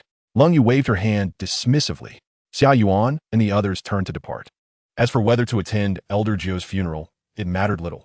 Their relationship was merely average, and with their urgent search for the girl, they wished to return promptly. Lung Yu watched the direction in which they left, her expression momentarily frozen, as unbidden images of Songfeng residents flashed through her mind, bringing a fresh wave of heat to her cheeks. How peculiar! Why do I keep thinking of Bu? She frowned inwardly, feeling that she had been behaving oddly lately. Her thoughts more agile than before. Outside Songfeng residence, Suli arrived with Lu Ruyan. Upon reaching the courtyard's entrance, they observed the maidservants with flushed faces and the guards casting furtive glances at them, creating an unusual scene. As the 2 approached, the maidservants and guards quickly straightened and bowed. We pay our respects to the 3rd matriarch. Suli nodded, her gaze sweeping over the odd expressions of the crowd. What has happened here? As her words fell, a woman's voice echoed from within the courtyard. Suli instantly understood. She discreetly glanced at Lu Ruyan, only to find a latter's cheeks adorned with 2 shades of crimson. This puzzled her, based on her understanding of Lu Ruyan. This woman was completely uninformed about matters of intimacy. How could she be blushing? Suli was unaware that the figure before her, Lu Ruyan, was a reincarnated powerhouse. Although she had never lost her memories, she had certainly heard tales of such beings. Thus, she could not be oblivious to the nuances. It was not merely the voice that had stirred her. The pivotal moment came when she could not restrain herself from probing with her divine sense, inadvertently witnessing the most crucial scene. Someone must notify Cao Bu that this palace and the Empress have matters to discuss, Suli commanded forthwith. The maidservants exchanged glances, hesitating to make the first move. Furrowing her brow, Suli inquired, who is the head maid? Among the crowd, one timid maid spoke up. The head maid is attending to Master Cao inside. Upon hearing this, the faces of the other maidservants turned even redder. Since Yin Ru Yu's arrival, she had assumed the role of their head maid and was responsible for Cao Bu's daily care. Then you shall go and summon him, Suli ordered decisively. Yes, 3rd matriarch, the maid replied, bowing before turning to enter. Just as she took a step, a voice echoed through the courtyard. She halted and glanced back at Suli, whose expression had darkened considerably. Cao Bu truly thinks himself above the law, she thought, her tone firming. No matter what he is engaged in, summon him immediately. The maid had no choice but to steel herself and interrupt Cao Bu. Before long, Cao Bu emerged alongside the maidservant. Upon seeing Su Li and Lu Ruyan, he bowed with neither subservience nor arrogance, saying, I greet the Empress and pay my respects to my righteous mother. Standing upright, he inquired, if my righteous mother has urgent matters, you need not trouble yourself to come here. Simply instruct me to go to the Book Fragrance courtyard. Suli turned to Lu Ruyan and spoke softly. Ruyan wishes to depart, but has a matter to discuss with you before leaving. Upon hearing this, Cao Bu hastily stepped aside, his tone respectful. Ah, it is the Empress who graces us. Please, do come in. Lu Ruyan cast a discreet glance at Cao Bu, feeling an inexplicable sense of unreality about him, though she could not pinpoint what was amiss. Deciding not to dwell on it further, she elegantly strode into the Songfeng residence, with Suli closely following and Cao Bu bringing up the rear. Once inside the reception hall, Cao Bu instructed Yin Ruyu, Xiao Yu, brew 2 cups of tea. Lu Ruyan interjected, no need for that. With a single glance, she discerned Yin Ruyu's true nature. This woman possessed extraordinary talent, with the potential to ascend to quasi-emperor status. Yet here she was, working for Cao Bu and having devoted herself to him, which struck Lu Ruyan as peculiar. Cao Bu waved his hand, and Yin Ruyu bowed before leaving. What questions does the Empress have? Cao Bu fine ignorante. Lu Ruyin wasted no time, directly asking, Cao Bu, do you have a name for the poem you composed that night? Chapter 52, The Pinnacle Verse by Lu Ruyin. Cao Bu shook his head. It was composed on the spur of the moment. I did not bestow it a title. Then how did you create that poem? Lu Ruyin pressed on, her tone laced with curiosity. Logically, even if Cao Bu had heard her legends, he would only be able to craft the first 3 lines. The final line could only be penned by someone privy to her true essence. Cao Bu pondered for a moment before speaking.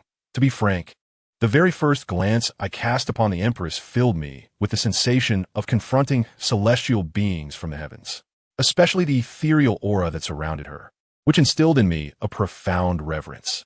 Subsequently, recalling the omnipotent deities from the tales, I naturally found myself associating the Empress with them. Lu Ruyin appeared contemplative. In Cao Bu's eyes, the realm of the great emperor already possessed the capacity for unparalleled dominion. It seemed evident that Cao Bu was not a reincarnated soul.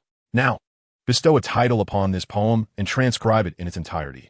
I require it for preservation, Lu Ruyin instructed further.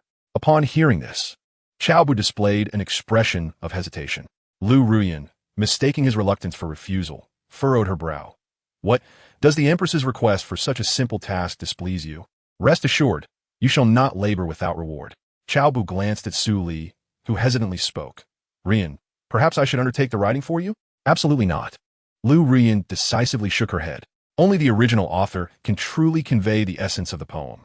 Su Li cast an expression of helplessness towards Cao Bu. Gritting his teeth, Cao Bu called out, Xiao Yu, fetch me some fine ink, paper, and brush. No need for trouble. I shall use my own, Lu Ruyin remarked, waving her hand, causing a set of ink and writing materials to materialize on the desk. Cao Bu's gaze fell upon the brush, and he was inwardly astonished. The brush was in fact pink. He discreetly cast a glance at Lu Ruyin. Coldly, she demanded, What are you staring at? Get to writing. Cao Bu sitiflit achakle. There was a hint of girlish charm in Lu Ruyin. After a moment's hesitation, he inquired, Empress, do you truly wish for me to write? I hope you won't find it lacking. Lu Ruyin nodded. Your writing is your own. Can it be so unworthy? With renewed resolve, Cao Bu stroked his chin, feigning contemplation as he took his position, then dipped the brush and began to write. Ode to the Pinnacle, Lu Ruyin. A solitary peak, cold as frost's embrace. With a snap of the fingers, it defies the world's grace. Neither relying on the eastern winds, nor the moon's light. Alone, it commands the ages. Lu Ruyin in sight. The moment the first character was inscribed, Lu Ruyin regretted her decision. She suppressed an urge to strike him as she watched Cao Bu complete his writing. Before beginning, she had been confident that no inscription in this world could be deemed unworthy. Afterward, she realized that indeed, some were. Here, I hope the Empress does not disdain it, Cao Bu said, gazing at his creation with satisfaction, presenting the Xian paper to Lu Ruyin with both hands. Lu Ruyin cast a look of disdain at the characters before glancing at Cao Bu. He maintained a polite smile. Observing this, Su Li reached over to take the poem from Cao Bu's hands. Ruyin, allow me to write it for you, she offered, preparing to destroy the Xian paper. Lu Ruyin quickly reclaimed it. No need, it shall remain as it is. Upon closer inspection, while the writing might not be of the highest caliber, the essence within the words was strikingly appropriate. She nodded and turned to Cao Bu. In truth, you could venture into the path of Confucianism. Were this poem penned by a Confucian emperor, it would undoubtedly resonate throughout the heavens. Confucianism?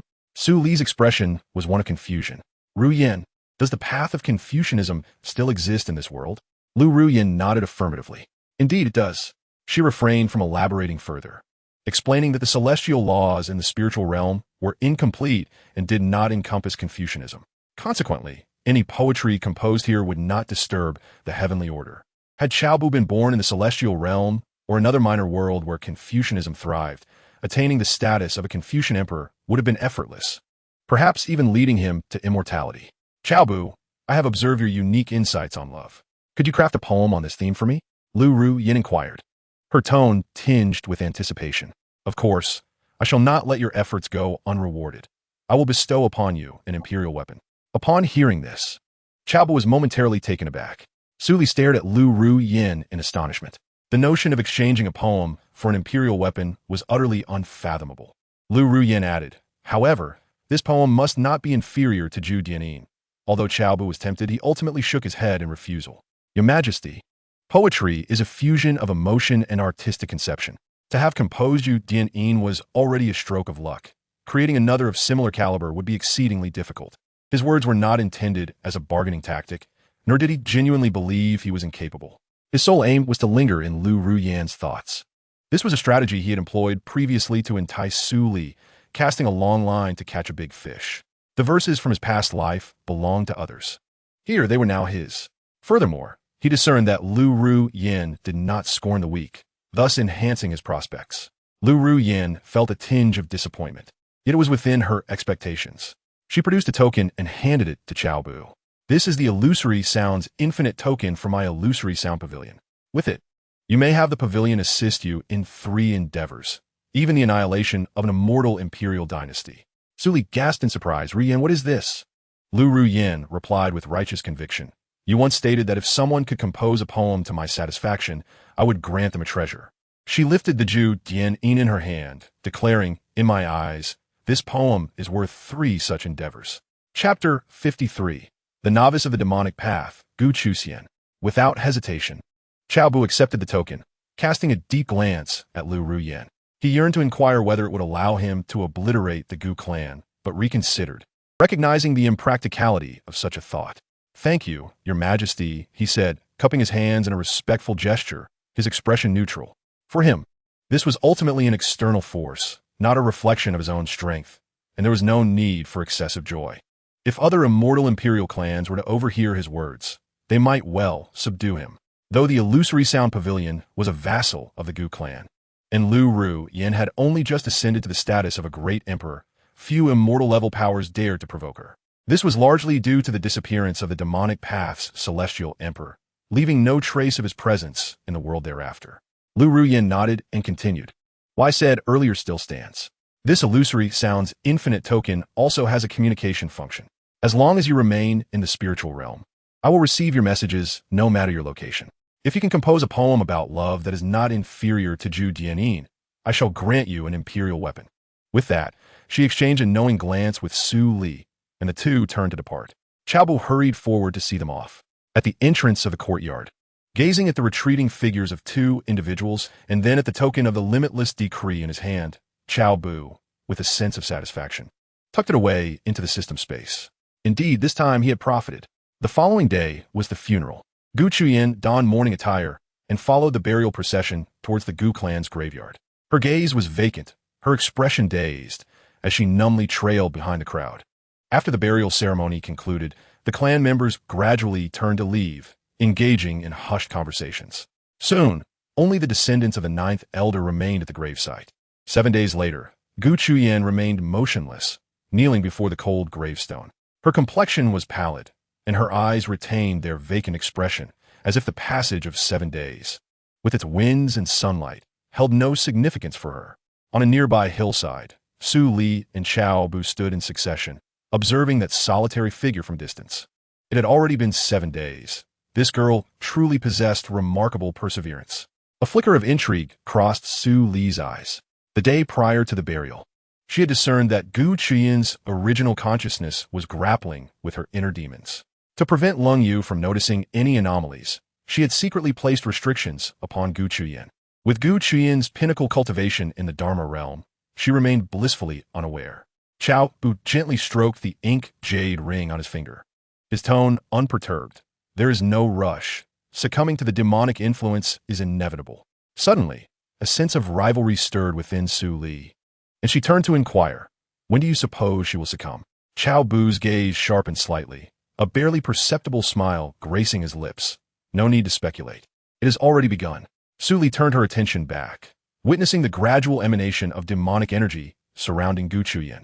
In mere moments, it enveloped a 10-meter radius, the air thick with a chilling and oppressive aura. Indeed, she has succumbed, Su Li remarked in astonishment. Cao Bu promptly interjected, we must take her to the underground of the Shushan courtyard. This place is too exposed. Su Li nodded, her sleeve sweeping through the air, and in an instant, the 3 figures vanished from their location. The next moment, they found themselves in a hidden chamber deep beneath the Shushan courtyard. Just as they confined Gu Qingtian within a secluded room, the demonic energy within her erupted explosively. A heavy darkness consumed the entire chamber, rendering visibility non-existent. Amidst this inky void, a pair of crimson eyes gradually glowed, brimming with an almost tangible intent to kill. Cao Bu and Su Li stood outside the door, their gazes fixed intently on the movements within the room. At that moment, Su Li, her tone laced with intrigue, proposed, "Why don't we place a bet?" Cao Bu's expression remained unfazed, as he calmly replied, "What do you suggest?" With a gentle smile, Su Li said, "Let us wager on whether Gu Qingtian's will can overpower her inner demons, or whether the demons will consume her will." She paused briefly before adding, "Or perhaps, these two wills may merge to give birth to a brand new consciousness." Agreed, Cao Bu nodded, then countered, "What shall be the stakes?" Su Li lightly bit her lip, her gaze like autumn waters, her voice soft and melodious. "If you lose, you must visit the Shuxiang courtyard every evening for the next month." Cao Bu listened, a faint smile curling at the corners of his mouth. "No problem. But what if you lose?" He deliberately paused, leaning closer to Su Li's ear, whispering a few words in a tone audible only to the two of them. Upon hearing this, Su Li's cheeks flushed a deep crimson. She raised her hand and playfully tapped Cao Bu's arm, casting him a reproachful glance as she chided. "You are quite the weirdo." Cao Bu's face bore a hint of mischief as he replied, "Have you never secretly pondered such thoughts?" This question stirred an inexplicable excitement within Su Li, causing her breath to quicken slightly. "All right, I accept your wager. I bet that the will of my inner demon will overpower Gu Qingtian's will. What about you?" Su Li boldly declared her choice. Cao Bu raised his gaze towards the interior of the room, his tone tinged with certainty. "Then I wager that Gu Qingtian's will can engulf that of the inner demon." His initial intention for leading Gu Qingtian into darkness was to gain control over an obedient Gu Qingtian, rather than a mere harbinger of slaughter. If that were the case, he wouldn't need to go through such elaborate measures. Moreover, with the power of the devouring demon art at his disposal, as long as Gu Qingtian was not foolish, it would be exceedingly difficult for her to lose this confrontation. Chapter 54. Breakthrough to the 9th layer of the law manifestation. Just then, the swirling demonic aura within the secret chamber showed signs of retreating. A flicker of surprise passed through Su Li's eyes as she instinctively glanced at Cao Bu, inquiring, "What is happening?" Given her cultivation level, she could only vaguely sense a peculiar devouring force hidden within Gu Qingtian, actively consuming the will of the inner demon. Rather than a simplistic act of consumption, it appeared to be a complete dismantling and assimilation of the inner demon's power. If this were to succeed, Gu Qingtian would embody the demon, and the demon would embody her. She could retain her independent consciousness without succumbing to the puppet of the inner demon. It is worth noting that, among the demonic cultivators of demon state, 8 out of 10 are individuals whose wills have been consumed by their inner demons. Those capable of counteracting their inner demons with their own will are exceedingly rare.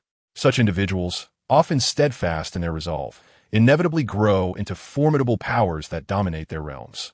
The demon emperor who once coveted Lu Ruyan reached his pinnacle by consuming his inner demon with his own will. Notably, under normal circumstances, when one's will devours the inner demon, remnants of the demon's malevolence linger, magnifying the darker thoughts buried deep within the heart. Should Gu Qingtian succumb to the demon, her murderous intent towards Gu Yun would likely escalate 100-fold. This hatred would transform into the most potent driving force on her path of cultivation. However, what perplexed her was the nature of the force that could, in turn, devour the inner demon. Despite her extensive experience, she had never encountered such an enigmatic capability. "It is due to a specific cultivation method," Cao Bu casually remarked, before turning to walk towards another nearby secret chamber, his tone imbued with an undeniable sense of wickedness. "We cannot allow her to succumb to the demon too easily. She must face some pressure." A spark of intrigue flickered in Su Li's eyes as she briskly followed him. Soon, they arrived at the entrance of a secret chamber laden with restrictions.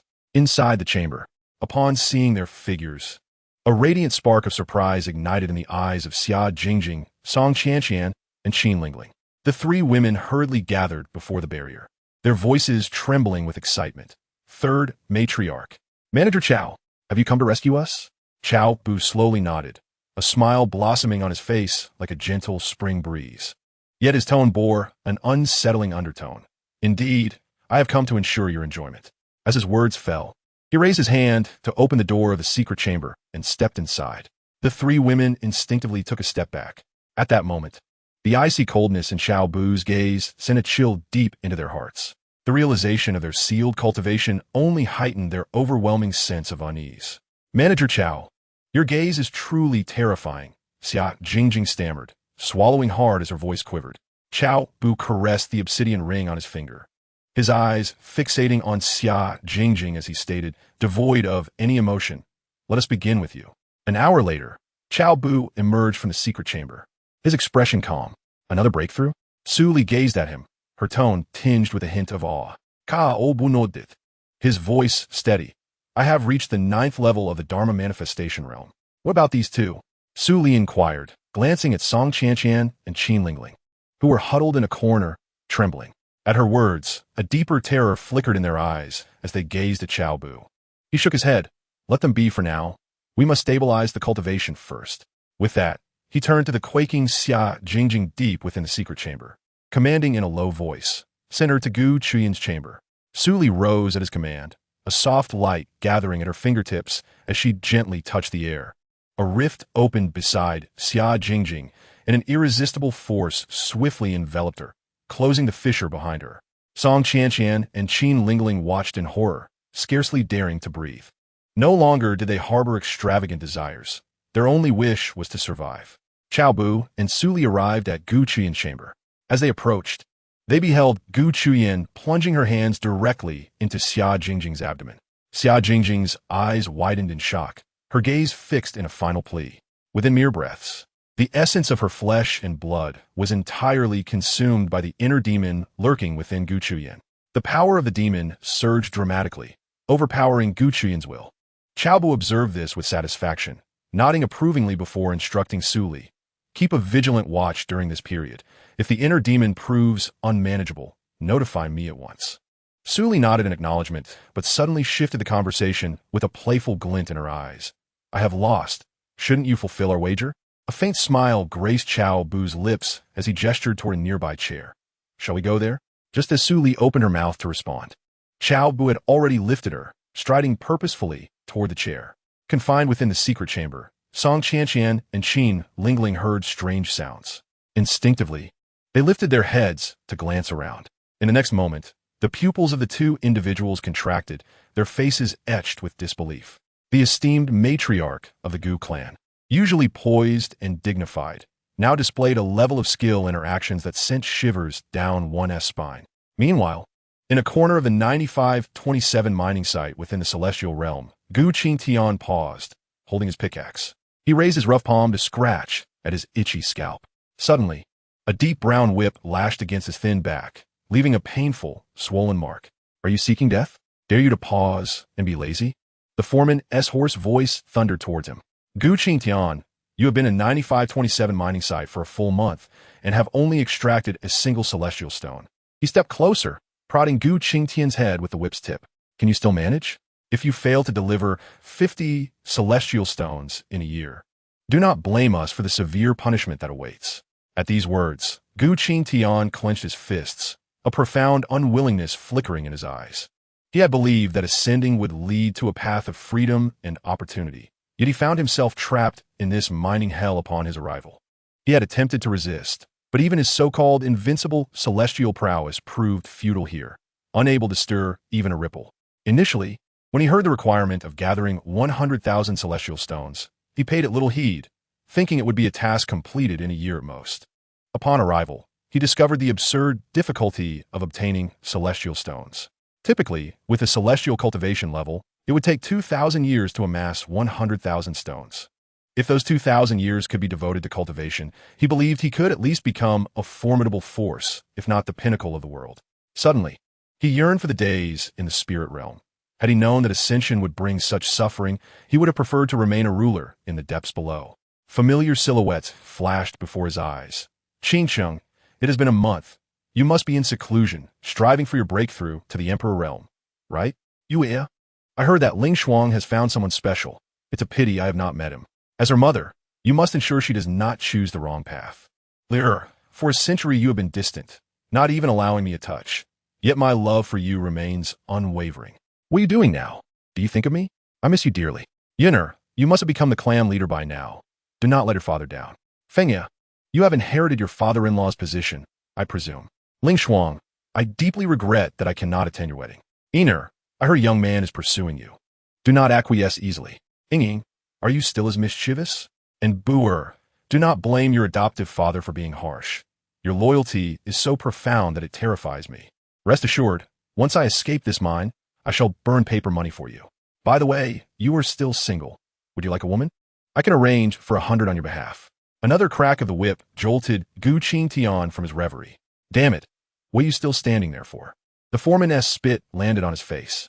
Gu Qingtian gritted his teeth in silence, picked up the pickaxe once more, and resumed his labor. The tip of the pickaxe striking the ore, sending sparks flying. The foreman huffed disdainfully and turned away. Recently, among the hundreds who ascended, it is Gu Qingtian who stands out as the most infuriating. Gu Qingtian cast a fleeting glance at the overseer's retreating figure, etching his appearance firmly in his mind. One day, he vowed, this scoundrel would pay for his transgressions. Just then, a slender worker approached quietly, inquiring, Gu Qingtian, I hear you hail from the spirit realm? Gu Qingtian continued his work, maintaining a composed demeanor as he replied, May I ask who you are, senior? The lean worker chuckled softly, his pickaxe still in hand. I, too, am from the spirit realm, having arrived 100,000 years before you. Gu Qingtian's eyes sparkled with interest, and he eagerly whispered, May I know your esteemed name? And how have you endured here for so long? The worker lowered his voice. I am Yunin from Yunzhao Pavilion in Yunzhao Prefecture. I wonder if that power still exists. Gu Qingtian's pupils contracted, his heart swelling with joy. You are the third Cloud Emperor of Yunzhao Pavilion from 100,000 years ago. The exhaustion on Yunin's face seemed to dissipate slightly, his voice trembling. So, Yunzhao Pavilion still stands? Indeed, Gu Qingtian affirmed, excitement lacing his tone. Not only does it exist, but my son is now betrothed to the daughter of the current Cloud Emperor. The two continued their labor while exchanging words, finally releasing a month's worth of pent-up frustration. An hour later, Gu Qingtian recounted the current state of the spirit realm. Yunin nodded, exhaling a deep sigh. As long as it persists, it is a stroke of fortune. Yunzhao Pavilion made many enemies back in the day. To still endure is a blessing amidst misfortune. Recalling a prior inquiry, Gu Qingtian asked, by the way, Senior Yun, you mentioned being here for 100,000 years. What exactly does that entail? Yun's smile faded as he leaned closer to Gu Qingtian, whispering in a hushed tone as a fellow townsman. I will tell you the truth. Do not think that once you mine 10,000 celestial stones, you will be free. Gu Qingtian furrowed his brow. What do you mean, Senior? Yun elaborated. Once you finish mining the 10,000 celestial stones, they will extract your memories of these several thousand years and send you to another mine. He gestured to the ground beneath them. This is the 50th mine where I have toiled. Gu Qingtian gasped, nearly dropping his pickaxe. At this rate, it seemed he would be trapped in the mines for a lifetime. Do not be afraid. Yunin reassured him, a glimmer of determination flashing in his eyes. Since we have crossed paths, I shall protect you. I have discovered a route for escape, and I will take you with me when the time comes. As for why my memories have not been extracted, that is a secret you shall understand in due time. Gu Qingtian nodded fervently. I thank you, Senior. As fellow townsmen, they shared a moment of emotional camaraderie, and Yunin waved his hand dismissively, reminding him, however, you must increase your mining speed. Otherwise, in a year's time, you will not escape the dire punishment. Gu Qingtian promptly replied, I implore you for guidance. I have devised a method for mining. Please observe. With that, Yunin began instructing Gu Qingtian in the necessary techniques. Gu Qingtian absorbed the lessons with utmost seriousness, for this was paramount to his future, and he dared not be careless. Come, let us see your capabilities. Yunin took a step back. Gu Qingtian immediately complied, picking up the pickaxe and diligently began to excavate the celestial stones. Quite commendable, Yunin nodded in satisfaction, his gaze resting upon Gu Qingtian, a flicker of mischief glinting in his eyes. He licked his parched lips and silently uttered two words, exquisite. Chapter 56. The convening of the Gu clan assembly. 7 days later, in the grand hall of the Gu clan, Lung Yu and Su Li sat at the head, the atmosphere within the hall solemn. On either side, the 8 esteemed elders were seated in succession. Cao Bu occupied the last position on the left, sitting upright, his fingertips lightly caressing the obsidian ring. Lung Yu surveyed the assembly and spoke coldly. Esteemed members, a nation cannot be without a ruler for a day. nor can a clan be without a leader for a moment. The current circumstances are clear to all. Our Gu clan has become the laughingstock of the entire spirit realm. We must find a capable individual to lead the Gu clan out of the shadow and back to its zenith. Are there any suitable candidates? Upon hearing this, the assembly exchanged glances, none daring to speak first. The Grand Elder discreetly turned his gaze to Cao Bu, who gave a slight nod. He then swept his gaze across the remaining 7 elders and declared in a resonant voice, "Second matriarch, at present. The only one qualified to assume the position of clan leader is young Master Gu Feng. I implore you to transmit this message to the Cloud Emperor and summon young Master Gu Feng back to inherit the position of clan leader." As these words fell, the other 7 elders immediately echoed their agreement. Indeed, no one in the entire Gu clan is more suited than young Master Gu Feng. This elder concurs. Among the younger generation, only young Master Gu Feng possesses the capacity to shoulder such a burden. However, with young Master Gu Feng set to inherit the position of the Cloud Pavilion Master, it remains uncertain whether the Cloud Emperor will permit his return. As the murmurs subsided, all eyes returned to Lung Yu. She scanned the hall, her gaze suddenly resting upon Cao Bu. "What are your thoughts?" With a gentle smile, Cao Bu replied. His tone measured. "I believe the elders speak wisely. Currently, our Gu clan has but one individual worthy of the clan leader position, Brother Feng. I support this notion." The matter of Gu Feng had indeed been instigated by him, urging the Grand Elder to propose it. As for the position of clan leader, he held little interest. All his actions were aimed at enhancing his inheritance quota. Once it reached 100%, it would signify the downfall of the Gu clan. Lung Yu nodded in acknowledgement and turned to Su Li. "Third sister, do you have any other opinions?" Su Li shook her head. "I shall defer entirely to second sister's arrangements." She cared not who became the clan leader, given her and Lung Yu's strength. Whoever succeeded would be subject to their influence. Moreover, with Cao Bu's rate of advancement, the Gu clan may not endure for long. Lung Yu secretly sighed in relief. The current Su Li made her feel a twinge of apprehension. She sensed that Su Li's power had already surpassed her own. The 7 elders exchanged bewildered glances. Conventionally, Lung Yu would first inquire Su Li's opinion, and then address Cao Bu. Yet today the order was reversed. They all shot glances toward Cao Bu. Had he gained the second matriarch's favor? Yet it had been stated that Cao Bu was aligned with the third matriarch. Could this young man truly navigate between the 2 matriarchs? Since such thoughts abound, let Gu Feng assume the role of clan leader. Lung Yu paused momentarily, then shifted her tone. "I've already contacted the Cloud Emperor, who is willing to allow Fenger to return. However, Fenger is currently in seclusion, striving to break through to the Realm King, and will not return anytime soon. To ensure the normal operations of the Gu clan during this period, I shall temporarily assume the position of clan leader." The assembly was not surprised by Lung Yu's foresight. Rather, they were astonished that Gu Feng was in the midst of a breakthrough. Gu Yin was nearly a century older than Gu Feng. Should Gu Feng truly achieve the Realm King status, their realms would differ by only 3 or 4 minor levels, indicating that Gu Feng's talent surpassed even that of Gu Yun. The Grand Elder spoke solemnly. "Matriarch, is this truly the case? I recall that just over a month ago, young Master Feng had only reached the 7th level of the void-breaking realm." The second elder added, "Indeed, considering young Master Feng's prior pace of cultivation, he would require at least another decade to attain the Realm King." The crowd's gaze turned toward Lung Yu, filled with inquiry. A hint of a smile graced Lung Yu's icy visage, her eyes shimmering with profound pride. The Cloud Emperor intended for Fenger to inherit the Cloud Pavilion, and thus could not allow him to possess inadequate cultivation.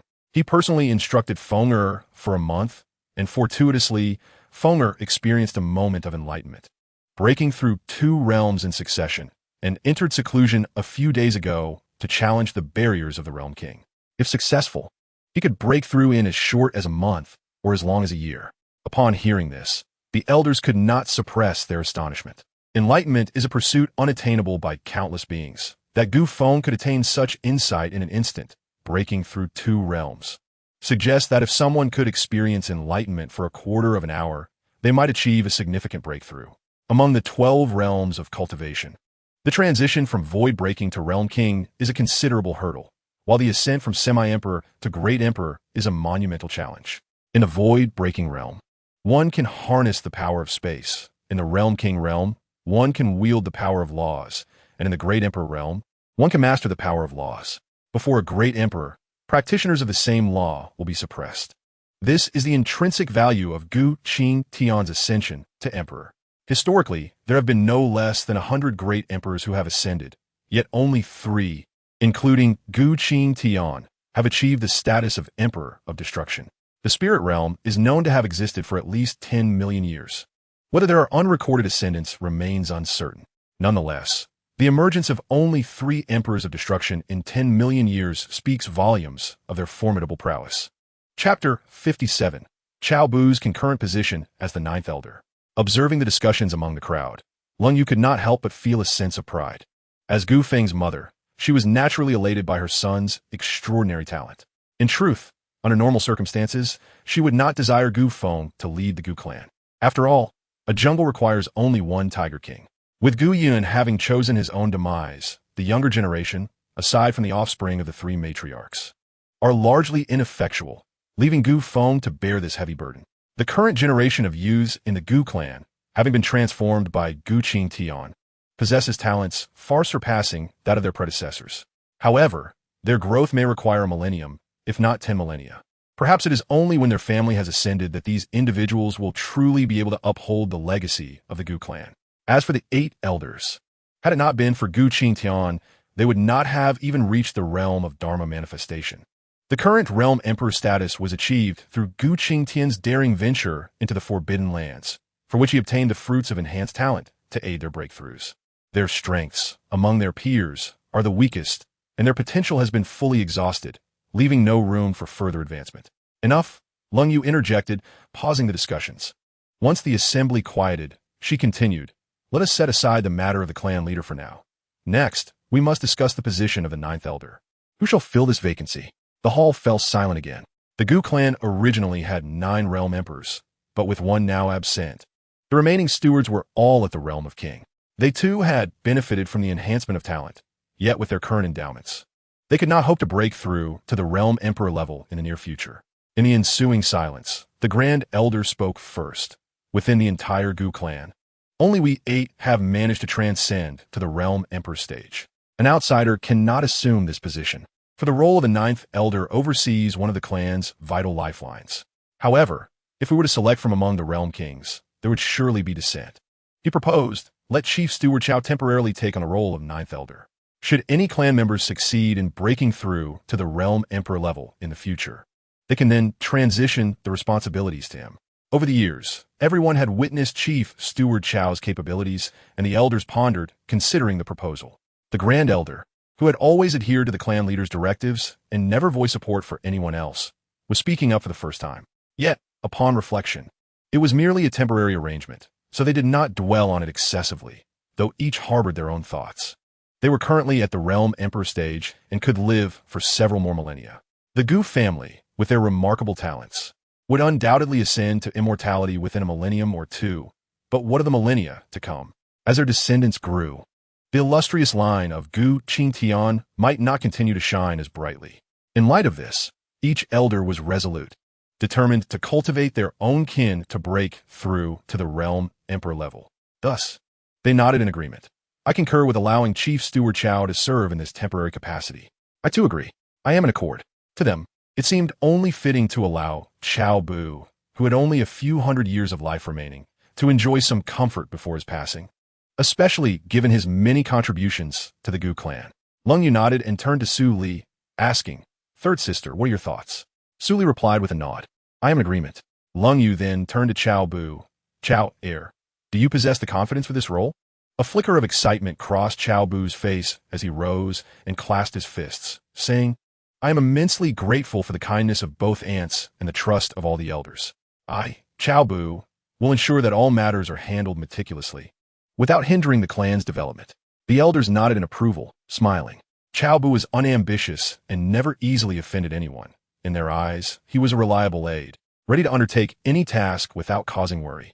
Leng Yu observed Cao Bu with growing satisfaction, sensing no flaws in him. Cao heir fortuitously, "You shall accompany me to Zhongzhou in 10 days. She then glanced at the others, explaining the celestial talents battle of the spirit realm, held once every century, is set to commence in 3 years. This time, our Gu clan has received an invitation to draw for the opportunity to host the event. Should we secure the hosting rights, it would immensely benefit the development of our clan.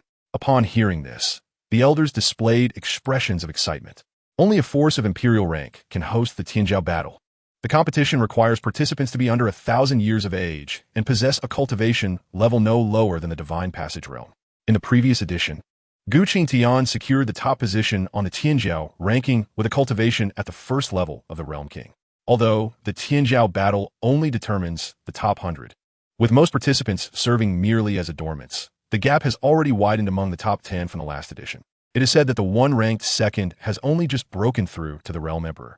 This illustrates the distinction between genius and prodigy. Moreover, the 3 matriarchs of our Gu clan have all been among the top 3 in previous Tianjiao battles.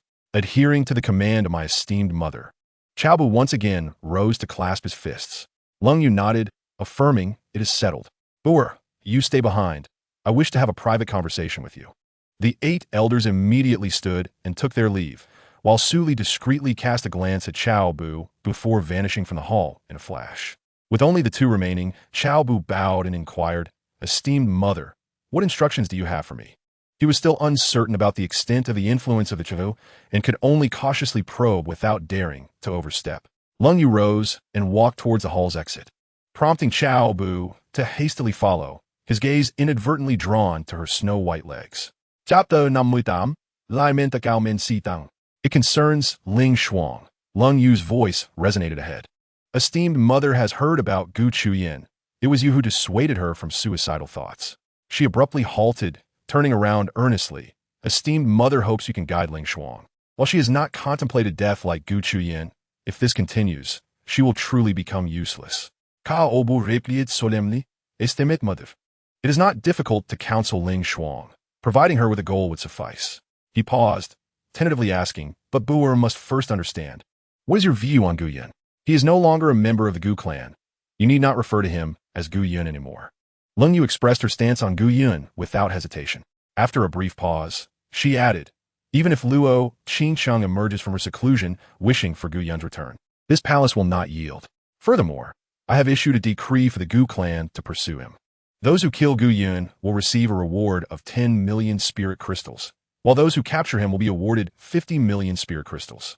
Now, you should understand my position, correct?"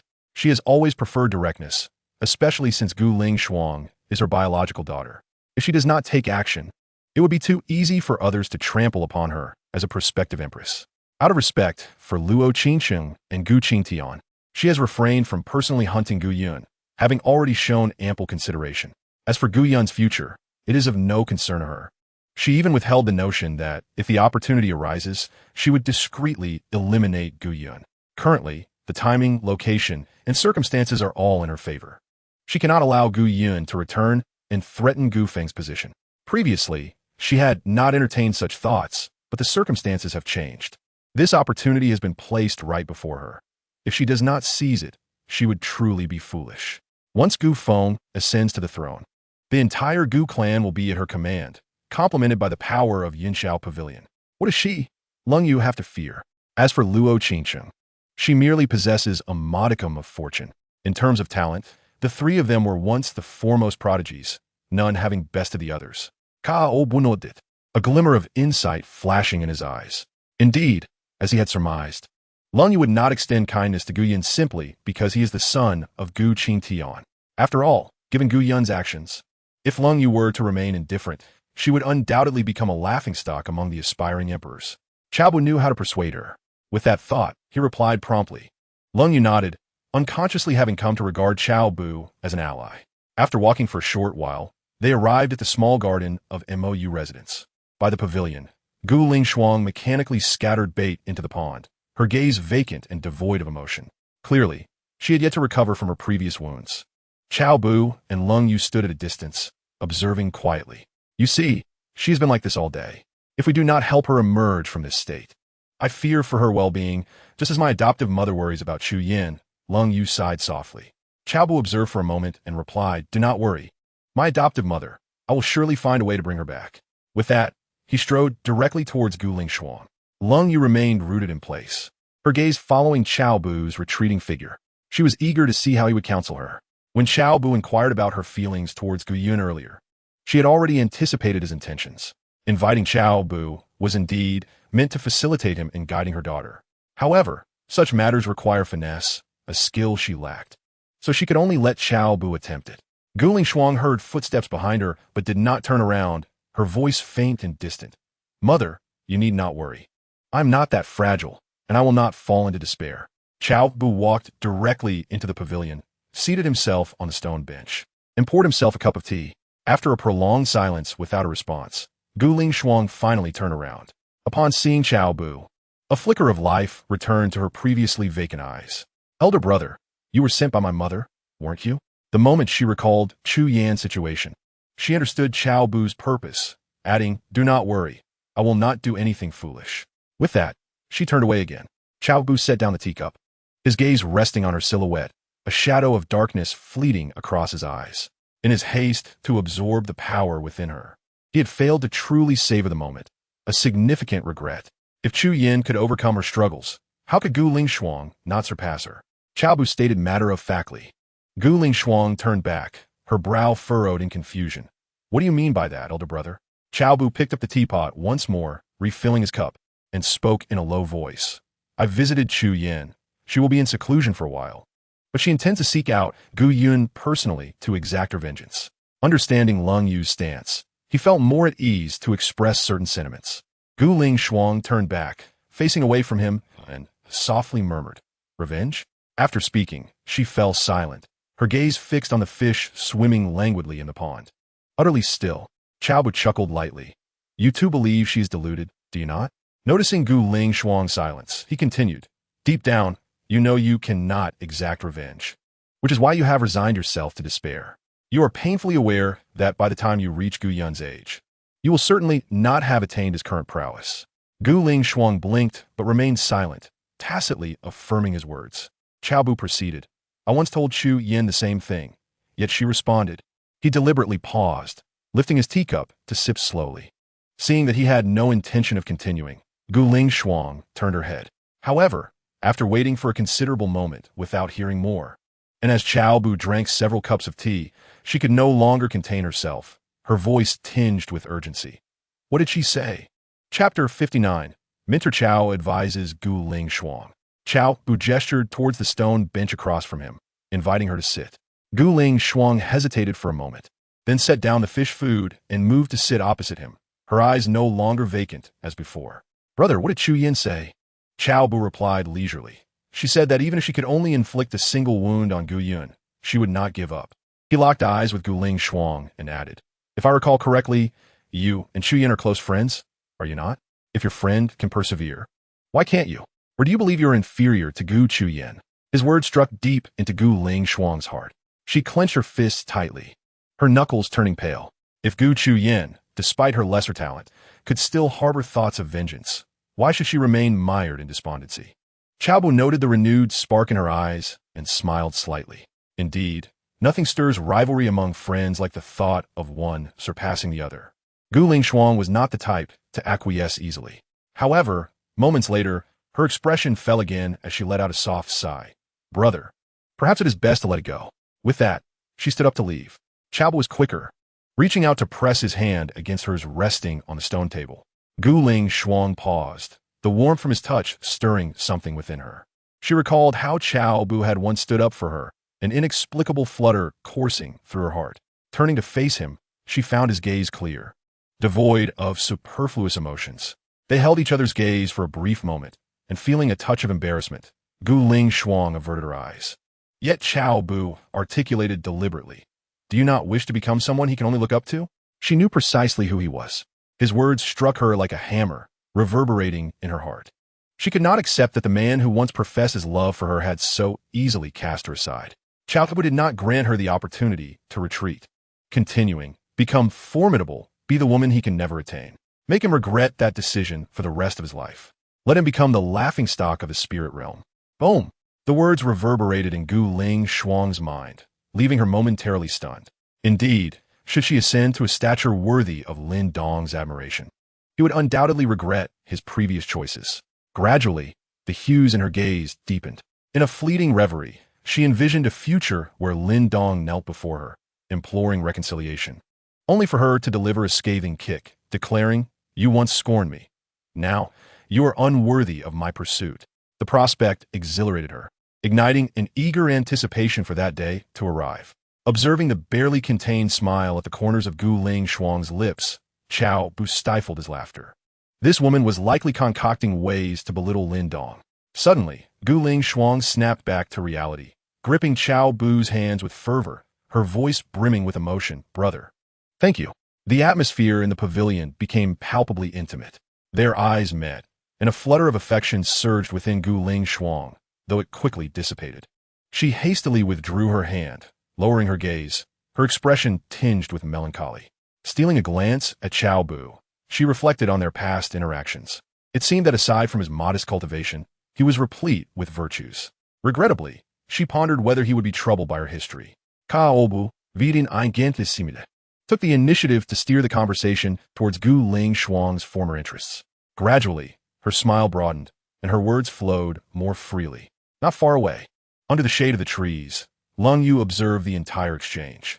She had previously attempted to counsel her daughter with similar sentiments, but none had the compelling force of Cao Bu's words. It became evident to her that conveying the same message could indeed be an art form. With a sigh of relief, she turned and walked away with a smile.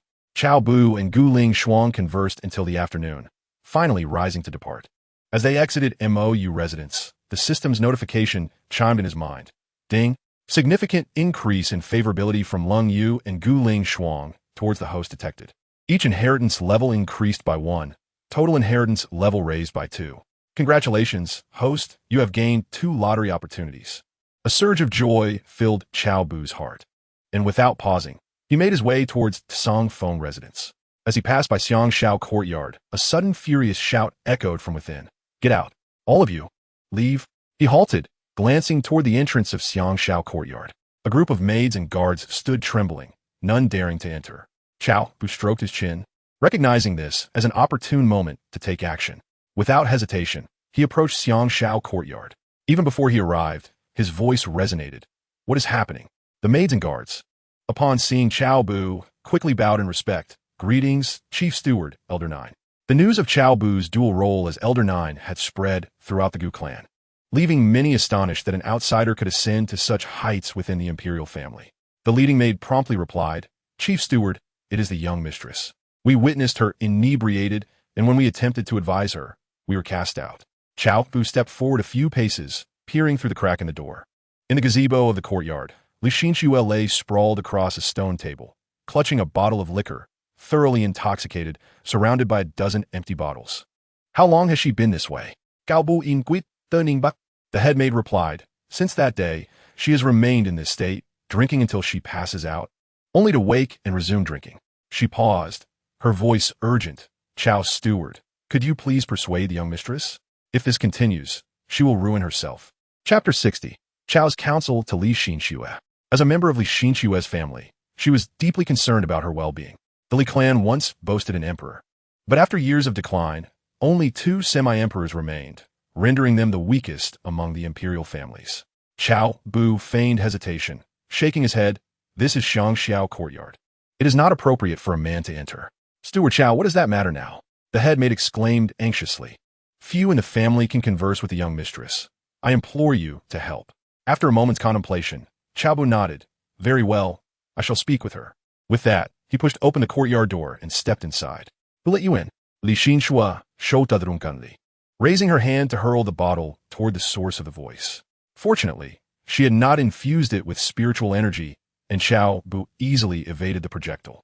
"Drinking alone is rather dull," he remarked calmly as he approached the gazebo. Only then did Li Xinxue lift her head, her intoxicated gaze settling on Cao Bu with a flicker of surprise, quickly replaced by coldness.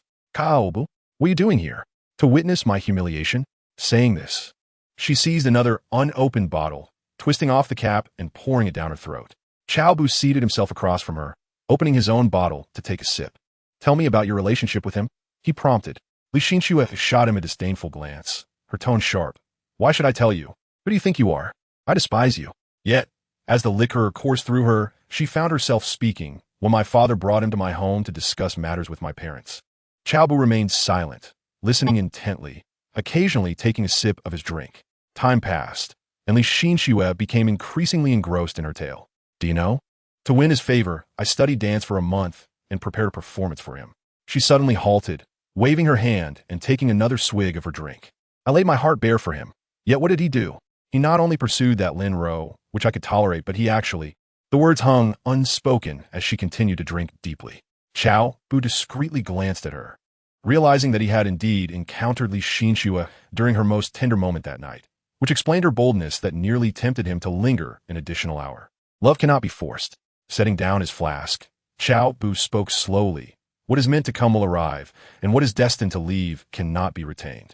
His departure is the heavens clearing your path of obstacles, allowing the one who truly resonates with your soul to walk alongside you through the endless years.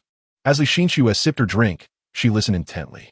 Upon finishing, she cast a cold glance at him and remarked, "Are you incapable of offering advice? If you cannot counsel, then drink instead and spare me your idle chatter." Cao Bu smiled faintly and tilted his head back to drain his glass. Li Xinxue scrutinized him, a flicker of complexity flashing in her eyes. For reasons unknown, she found that her disdain for Cao Bu had diminished. "Is this acceptable?" he queried, turning the empty bottle upside down to indicate he had finished. Li Xinxue averted her gaze, her expression growing more obscure. "Is that all? Keep drinking. Weren't you supposed to persuade me? If you can outdrink me, I shall cease." Cao Bu laughed heartily. "You said it yourself. Though my cultivation is modest, I am renowned as the emperor of wine." Li Xinxue scoffed.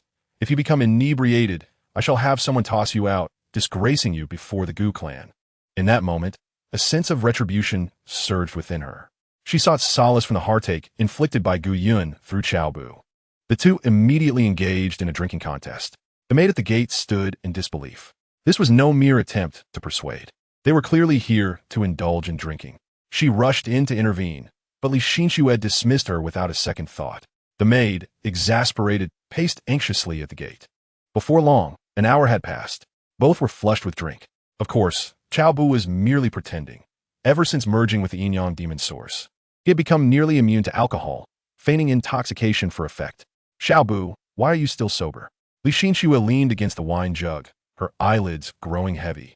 Seeing Cao Bu still composed, she felt a surge of defiance. With a rosy complexion, Cao Bu chuckled. "Xiao Shui, I am no braggart. With this wine, I could consume 10 more bottles without issue. Su Dendi, Li Yinju shouted, "Xiaoya, fetch me a cup of Wujian Zue Meng." The maid, Xiaoya, hurried inside, urging Madam, "You mustn't drink any more." Li Xinxue raised her hand as if to smash the wine jug, but her strength faltered. The jug clattered to the ground. She resorted to threats. "Go. I am determined to outdrink Cao Bu today." Cao Bu, feigning heavy intoxication, protested. "A mere Wujian Zue Meng? Who fears whom? Let us see who falls first." Xiaoya hesitated for a moment, but ultimately turned to fetch the wine. Wujian Zue Meng was potent enough to quiet the young mistress for a spell. Shortly after, Xiaoya returned with 2 glasses filled with amber-hued Wujian Zue Meng. She placed the cups on the table and discreetly communicated with Cao Bu. "Master Cao, take the cup before you. It is not genuine Wujian Zue Meng." Cao Bu remained unresponsive, naturally picking up the glass in front of him. Li Xinxue raised the other glass, narrowing her eyes. "Come now, Cao Bu. If you do not spill this cup, I, Li Xinxue, shall acknowledge you as my elder brother." Hearing this, Cao Bu clinked his glass against hers and downed it in one gulp. He then pretended to sway, muttering, "Ah, exquisite wine, truly exquisite." Li Xinxue squinted her eyes and rubbed them, only to feel as though several Cao Bu were swaying before her. "Cao Bu, have you succumbed to intoxication?" "No, not at all. It is your turn," Cao Bu mumbled. Upon hearing his voice, Li Xinxue confirmed he was indeed sober and asked, "Impossible. You cannot be drinking counterfeit liquor, can you?" Cao Bu waved his hand dismissively. "How could that be? I, Cao Bu, would never indulge in fake spirits." Ding! It has been detected that Li Xinxue's affection for the host has significantly increased, and the inheritance degree has risen by 1. Congratulations, host. You have obtained 1 opportunity for a lottery draw. A surge of joy filled Cao Bu's heart. It was indeed effective. It seemed he ought to engage more with the other elders, offer some gifts to foster goodwill, which should further elevate his inheritance degree. However, based on the experience of the past month, enhancing affection could only yield an increase of 1. To acquire the remaining 2 inheritance degrees from the elders, he would need to devise alternative strategies. Are you truly not inebriated? Then I shall drink. Li Xingxue inadaze. Lifted her cup and downed its contents in one gulp. As the wine settled in her stomach, her body softened, and she collapsed onto the table, falling into an unmoving slumber. Xiaoya breathed a sigh of relief, thinking the young mistress should be able to sleep for 10 days or half a month now. She turned to Cao Bu, her tone laced with urgency. Cao Zhongwan, the young mistress is intoxicated. Can you still leave? Cao Bu unsteadily rose to his feet, staggering toward the courtyard. Rest assured, I'm fine. Xiaoya nodded, suddenly realizing, and hurriedly stepped forward to stop him. Cao Zhongwan, you are going the wrong way. That is the young mistress's chamber. Cao Bu squinted, pointing ahead. Isn't the courtyard gate here? Not at all. Xiaoya supported him as she redirected him. Cao Zhongwan, just walk straight, and you will exit the courtyard. Oh, this steward has seen clearly now. This is indeed the courtyard gate, Cao Bu declared, swaying as he made his way outside. Once Cao Bu departed from the Shangxiao courtyard, he paused, the haze of drunkenness evaporating instantaneously. He concealed his presence and stealthily returned. Such a splendid opportunity could not be squandered. Last time, he had not fully indulged. This time, he must make amends. Outside Li Xinxue's chamber, observing that the maidservants had left, Cao Bu slipped through the window. He produced a barrier talisman, activating it to envelop the entire room. Having not fully satisfied his desires the previous time, this occasion would be different. He intended to relish every moment.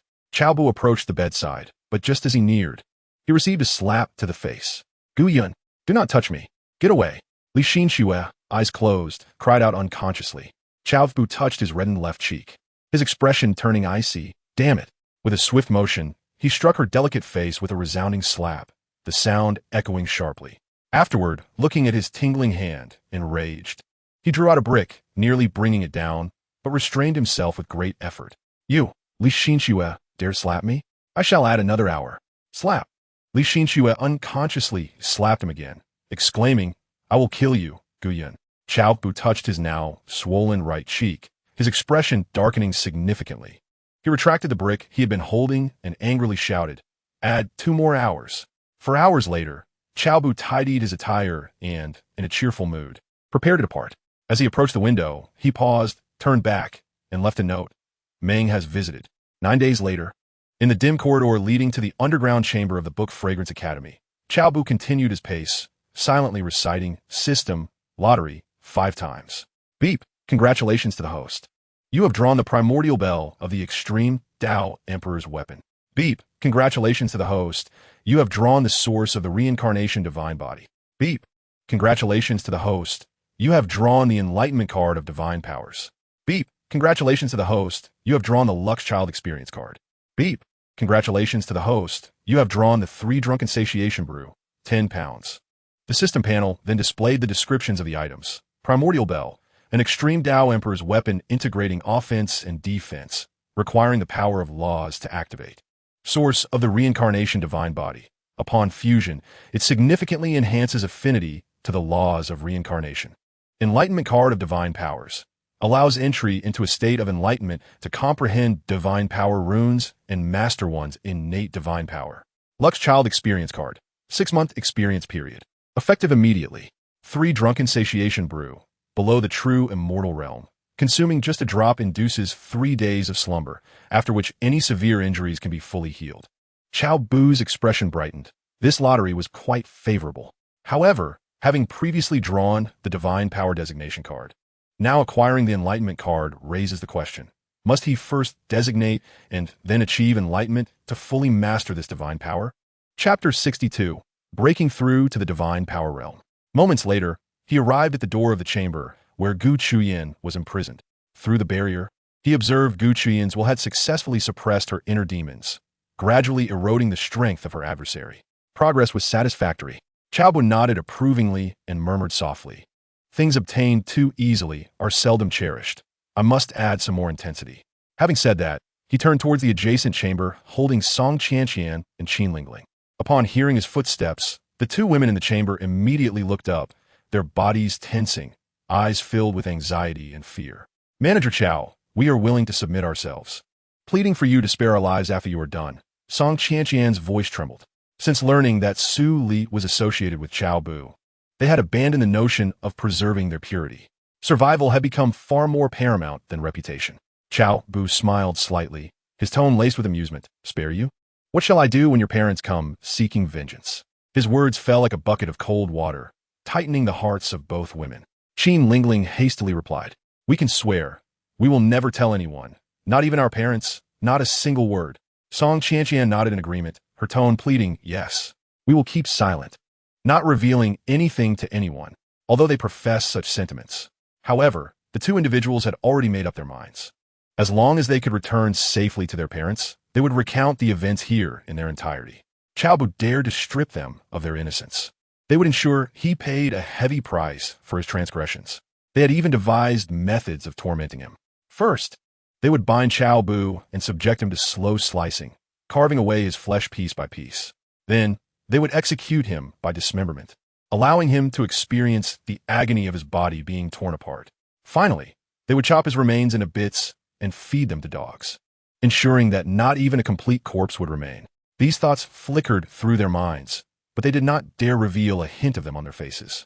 They could only lower their heads, feigning submissiveness and trepidation, fearful that Cao Bu might discern their true intentions.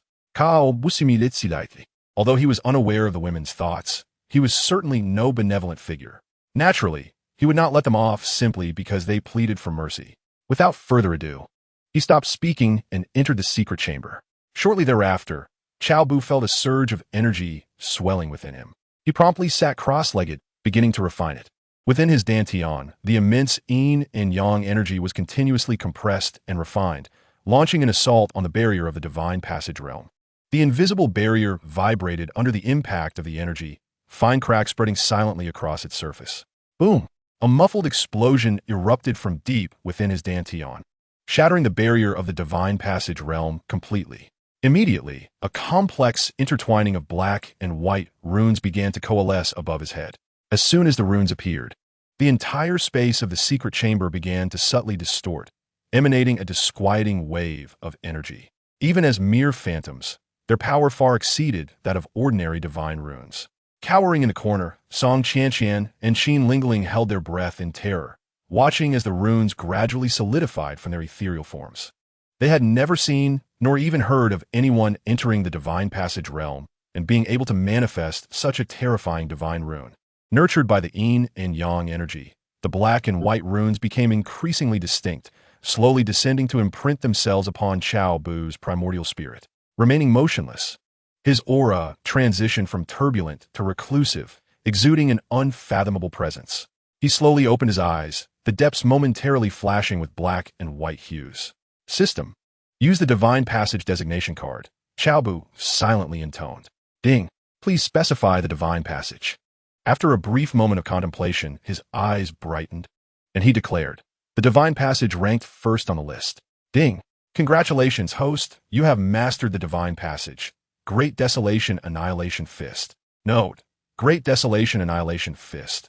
When activated, it can absorb spiritual energy from a radius of 1 mile to 100 million miles, unleashing power ranging from 110,000 with a specific intensity depending on the host's physical endurance and accumulation time.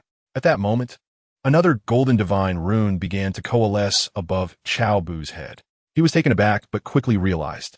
The divine comprehension card was meant for grasping one's innate divine passage, while the divine designation card allowed for the acquisition of an additional divine passage. While an ordinary person could master only one divine passage in their lifetime, he could possess two. The disparity was self-evident. Song Qiantian and Qin Lingling had long been rendered speechless, watching as the second divine rune transformed from the ethereal into the tangible, merging into Cao Bu's primordial spirit as a radiant beam of golden light. In their eyes, only disbelief remained. Ignoring the astonishment of the two women, Cao Bu continued to command inwardly. System. Activate the Enlightenment card. Ding. The Enlightenment card has been used. The host is about to enter a state of divine comprehension. As the system's prompt echoed in his mind, Cao Bu felt a sudden jolt through his primordial spirit, and his consciousness plunged into an unfathomable realm. His mind fused completely with the dual energies of yin and yang surrounding him, and with a mere thought, the currents of energy began to swirl. Deep within his primordial spirit, the black and white rune radiated with brilliance. Countless insights regarding the concepts of the ethereal and the tangible, as well as yin and yang, surged into his consciousness like a torrent. He perceived the separation of clarity and turbidity, the harmony of yin and yang, the interplay of reality and illusion, and the cyclical nature of dimensions. A profound understanding began to blossom from within. Cao Bu's innate divine ability was not conjured from thin air, but was rooted in his own foundation. The magnificent powers of primordial yin and primordial yang resonated with his physical and mental cultivation, giving birth to a new divine ability. Chapter 63. Innate Divine Ability, the Yin-Yang Realm. How enlightening the concepts of reality and illusion, yin and yang truly are, Cao Bu murmured, his hands instinctively tracing patterns in the air before him. Streams of black and white energy flowed from his fingertips, delineating a small domain around him that continuously shifted between the ethereal and the tangible. Ding! Congratulations to the host for comprehending the innate divine ability, the Yin-Yang Realm.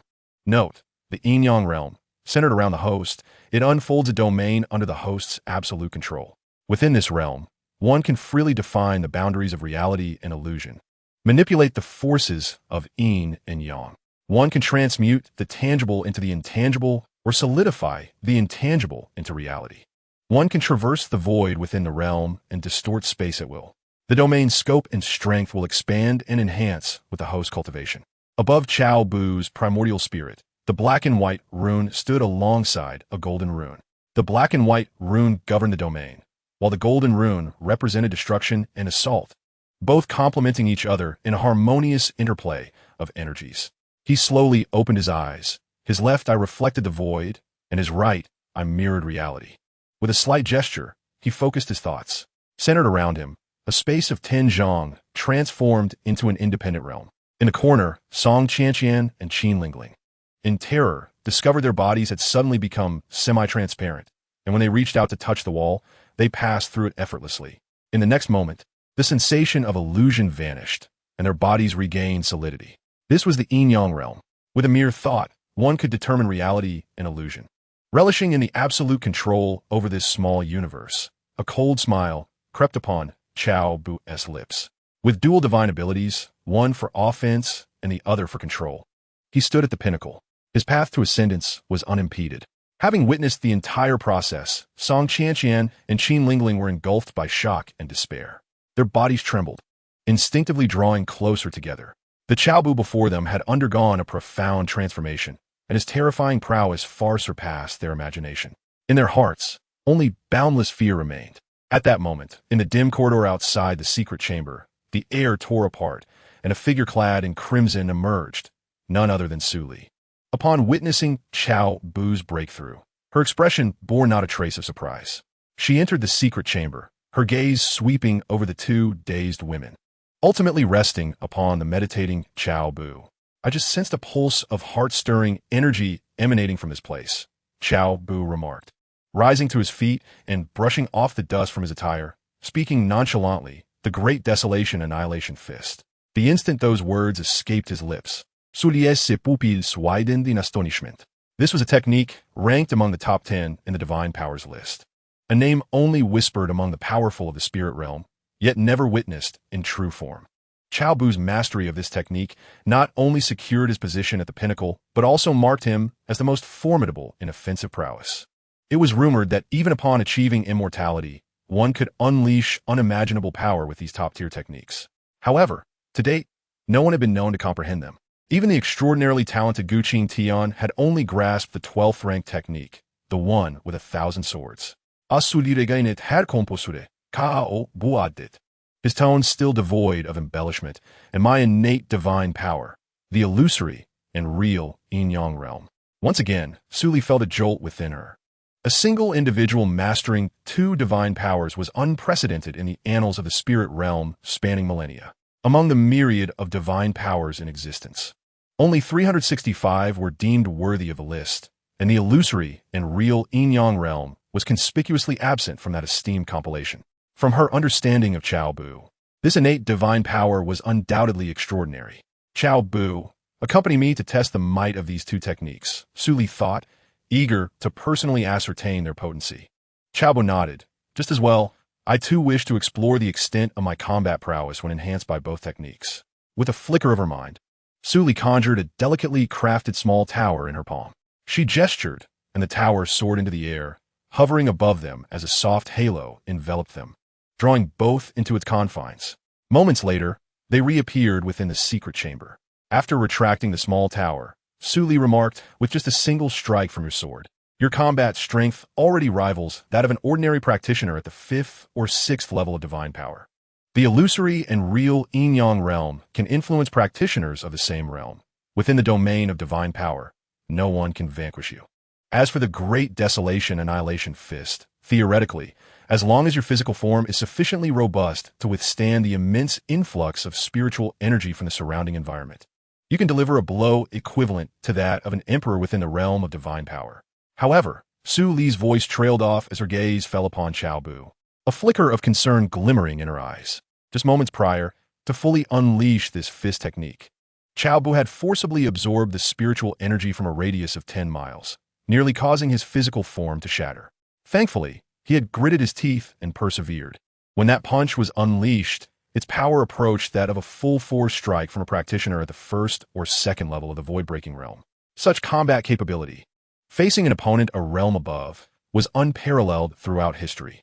Even Gu Qingtian of Ur could only claim invincibility within his own realm. Cao Bu similite faintly, lifting his hand to gently touch Su Li's forehead. A tome of martial arts transformed into a stream of light, flowing into her consciousness. The eternal Hunyuan scripture. Su Li murmured softly, immediately grasping the essence of the content. Cao Bu elucidated, you should gather the materials required for this cultivation technique. I intend to practice it. After perusing the text, Su Li exclaimed in delight. With this technique, you can remedy the deficiencies of your physical form. If you can cultivate your body to a level commensurate with your cultivation, you'll be able to withstand a greater influx of the world's spiritual energy. At that point, the might of the Great Desolation Annihilation Fist may potentially amplify tenfold the power at that juncture. Here, Su Li swallowed hard, realizing the formidable nature of the top-ranked offensive technique on the divine powers list. Cao Bu nodded, adding, you should practice alongside me. Otherwise, if I unleash my full strength next time and you perish on the spot, it would pain me greatly. Su Li, understanding his veiled implication, shot him an exasperated glance. Though I am not a physical cultivator, my bodily strength is not something you can compare to. Moreover, even if I cannot endure, I can still utilize protective laws. Nonetheless, she recognized the necessity of learning this technique for the future. Otherwise, once Cao Bu commenced his cultivation, she might indeed be unable to withstand it. Pausing briefly, Su Li continued, I reviewed the materials, and those needed for levels below the 10th are relatively easy to find. However, to reach the 11th level of the Wu realm and the 12th level of the primordial realm, the required materials are likely only located in forbidden zones. Let us not dwell on that for now. Just gather what you can find. Cao Bu instructed, additionally, seek out treasures imbued with the energies of yin and yang. By the way, Linglong has exhausted her cultivation resources. Procure some for her as well. Su Li retorted. She wanted to even call me mother, yet expects me to find resources for her? Bring her out, and if she addresses me as mother, I will immediately gather them. In the next moment, a cool female voice emanated from Cao Bu, belonging to Yi Linglong. If you call me big sister, I will acknowledge you as Cao Bu's woman. Su Li chuckled, her tone laced with mockery. Whether you acknowledge it is not for you to decide. Besides, you were raised by Cao Bu. By lineage, shouldn't you address me as mother? Yi Linglong's voice rang out again, tinged with defiance. You are talking nonsense. Without my acknowledgement, you are merely Cao Bu's plaything. Of course, if you call me big sister, I might allow you to be Cao Bu's concubine. If you gift me an imperial weapon, I might even permit you to be a primary wife. A glimmer of amusement danced in Su Li's eyes. Engaging in banter with Yi Linglong was, at times, quite entertaining. Cao Bu shook his head helplessly and retrieved a luminous orb of primordial power from the system space, handing it to Su Li. Refine this. It will assist you in attaining the status of emperor. As Su Li reached out to accept it, feeling a surge of yearning emanating from her soul upon her fingertips' contact with the primordial power, she pondered, what is this? Her gaze toward Cao Bu was filled with an unspoken tenderness. This treasure was even more formidable than that extreme Dao imperial pouch. Before Cao Bu could utter a word, Yi Linglong's voice interjected with a hint of pride. This is the essence of physical constitution. Cao Bu has already bestowed one upon me recently, making you the second. Henceforth, you shall be known as my second sister. Su Li, disinterested in engaging in a debate, turned her gaze towards Cao Bu, awaiting an explanation. This is indeed the essence of physical constitution, intricately linked to your innate laws, Cao Bu elucidated slowly. Refining it will not only aid you in manifesting the reincarnation divine body, but will also significantly enhance your affinity with the reincarnation laws. A myriad of questions swirled in Su Li's mind regarding how Cao Bu had acquired such a treasure. However, she understood the need for discretion and refrained from pressing further, carefully securing the essence for focused refinement upon her return. As for expressing gratitude, the formality was unnecessary between them. Very well, please escort the two of them to Gu Qingtian's secret chamber. Cao Bu redirected the conversation. Su Li nodded and snapped her fingers. Suddenly, the void behind Song Qiantian and Qin Lingling tore open, and an unseen force drew them into it. As Cao Bu and Su Li exited the secret chamber, they had not yet approached Gu Qingtian's chamber when they were startled by two terrified screams. Upon reaching the chamber, they beheld Song Qiantian and Qin Lingling transformed into lifeless husks, sprawled in a corner. The demonic energy within the chamber surged dramatically, and the will of the heart demon not only regained its full strength, but was even more potent than before. In stark contrast, Gu Qingtian's was once again firmly suppressed. Cao Bu observed for a moment before turning to leave with Su Li. Tomorrow, I shall accompany Leng Yu to Zhongzhou, and I am uncertain when I shall return. Gu Qingtian may complete her transformation ahead of schedule, so please remain vigilant. Su Li nodded in agreement. Rest assured, I will keep a watchful eye. The two emerged from the underground chamber and arrived at Su Li's quarters. Sudenli, Sudi graspet Cao Bu sidive ain't visperet meaningful. By the way, that girl Yinging has run off again to frolic around. Cao Bu paused, casting a deep glance back at her, a knowing smile slowly gracing his lips. On the following morning, in the Gu clan square, Cao Bu stood behind Leng Yu, bidding farewell to the assembly. Sister, while I am away, I entrust the clan's affairs to you. Leng Yu turned towards Su Li, her tone imbued with earnestness. Su Li smiled gently and nodded. Do not worry, second sister. With me here, nothing will go amiss. She had already resolved to hasten the refinement of the reincarnation divine body essence bestowed by Cao Bu. Once completed, her power would undoubtedly surpass Leng Yu, positioning her as the second most formidable individual in the clan after Luo Qingqing. Just as Leng Yu was about to lead Cao Bu away, Gu Lingshuang suddenly spoke up, elder brother. Cao Bu turned to regard her, a hint of curiosity in his eyes. Is something amiss? Gu Lingshuang bit her lip, softly saying, safe travels. Cao Bu smiled and nodded. Indeed, in the previous night, he had already entrusted the Heartless Sword Manual to Su Li, specifically instructing her to find an opportunity to pass it to Gu Lingshuang for her cultivation. Given Gu Lingshuang's animosity towards Lin Dong, practicing this sword manual would surely yield remarkable results. He had attempted to cultivate the emotionless sword manual himself, and not only was he able to practice it, but he also progressed swiftly, having already grasped the basics. As he pondered this, Cao Bu caught sight of a graceful figure standing at the edge of the square, not far behind Gu Lingshuang. It was Li Xian Shui. She held a wine bottle in her hand, her gaze seemingly wandering in this direction. Cao Bu discreetly nodded in her direction, but Li Xian Shui did not even glance at him and turned to leave. Cao Bu reminded unfazit. The fact that Li Xian Shui had come here already indicated that she regarded him as a friend. Ling Yu's eyes swept between Cao Bu and Gu Lingshuang, noticing the faint blush on her daughter's face, causing her to frown inwardly. She understood her daughter all too well, and this demeanor likely suggested that Gu Lingshuang had developed feelings for Cao Bu. She sighed silently, reflecting that her daughter's reputation now surpassed that of Cao Bu. What ordinary man would dare to pursue her? Was her life destined for solitude? Yet, she thought, if Cao Bu did not mind, she might be inclined to approve. However, as this thought arose, she also felt an inexplicable sense that her daughter was not worthy of Cao Bu. Ling Yu shook her head, casting aside these impractical notions, and said to Cao Bu, "Buer, let us depart." "All right, mother," he replied. With a wave of her hand, Ling Yu opened a rift in space before them. She placed her hand on Cao Bu's shoulder, guiding him as they stepped into the void. Within the void, a silvery moonlight surged swiftly towards the central continent. Ling Yu glanced at Cao Bu beside her, suddenly lost in thought. She had never scrutinized him closely before, but now, upon careful observation, She found that this man perfectly aligned with her aesthetic sensibilities. "Mother, is there something on my face?" Cao Bu inquired, feigning confusion as he touched his face. He was already aware that the closer they were, the more the emotional enchantment would intensify. This time, he needed to find an opportunity to deepen their relationship during their visit to the central continent. Ling Yu snapped back to reality, blinking as a feint. Unnatural blush crept on her cheeks. No, of course not," she stammered, feeling embarrassed for having gazed at Cao Bu for so long. Quickly, she shifted the topic. "By the way, Buer, how much do you know about the celestial battle?" Cao Bu answered honestly, "I know some basics, but I only understand half of the deeper aspects." Ling Yu nodded and began to explain. The celestial battle originated over 1,000,000 years ago. At that time, the conflict between the righteous and the demonic factions had reached a stalemate. Eventually, both sides agreed to settle their differences through the celestial battle. 3 years later, the battle concluded, with the demonic state dispatching 10 of their best to engage in a life-and-death duel with the top 10 chosen from our side. The losing side must surrender 100 billion spirit crystals, 10 quasi-imperial weapons, 30 immortal artifacts, and 100 sacred artifacts. In the last round, your adoptive father participated, and we emerged victorious. For the past century, they have harbored resentment. This time, it may not be so simple.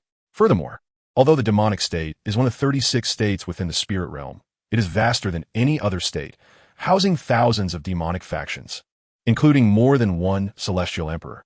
Cao Bu felt a surge of curiosity and asked, "Mother, are there any emperors in the entire spirit realm who have attained their status through the principles of yin and yang?" The cold moon pondered briefly before nodding affirmatively.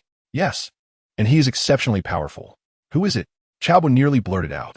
This individual was destined to be his future adversary, and preparation was imperative.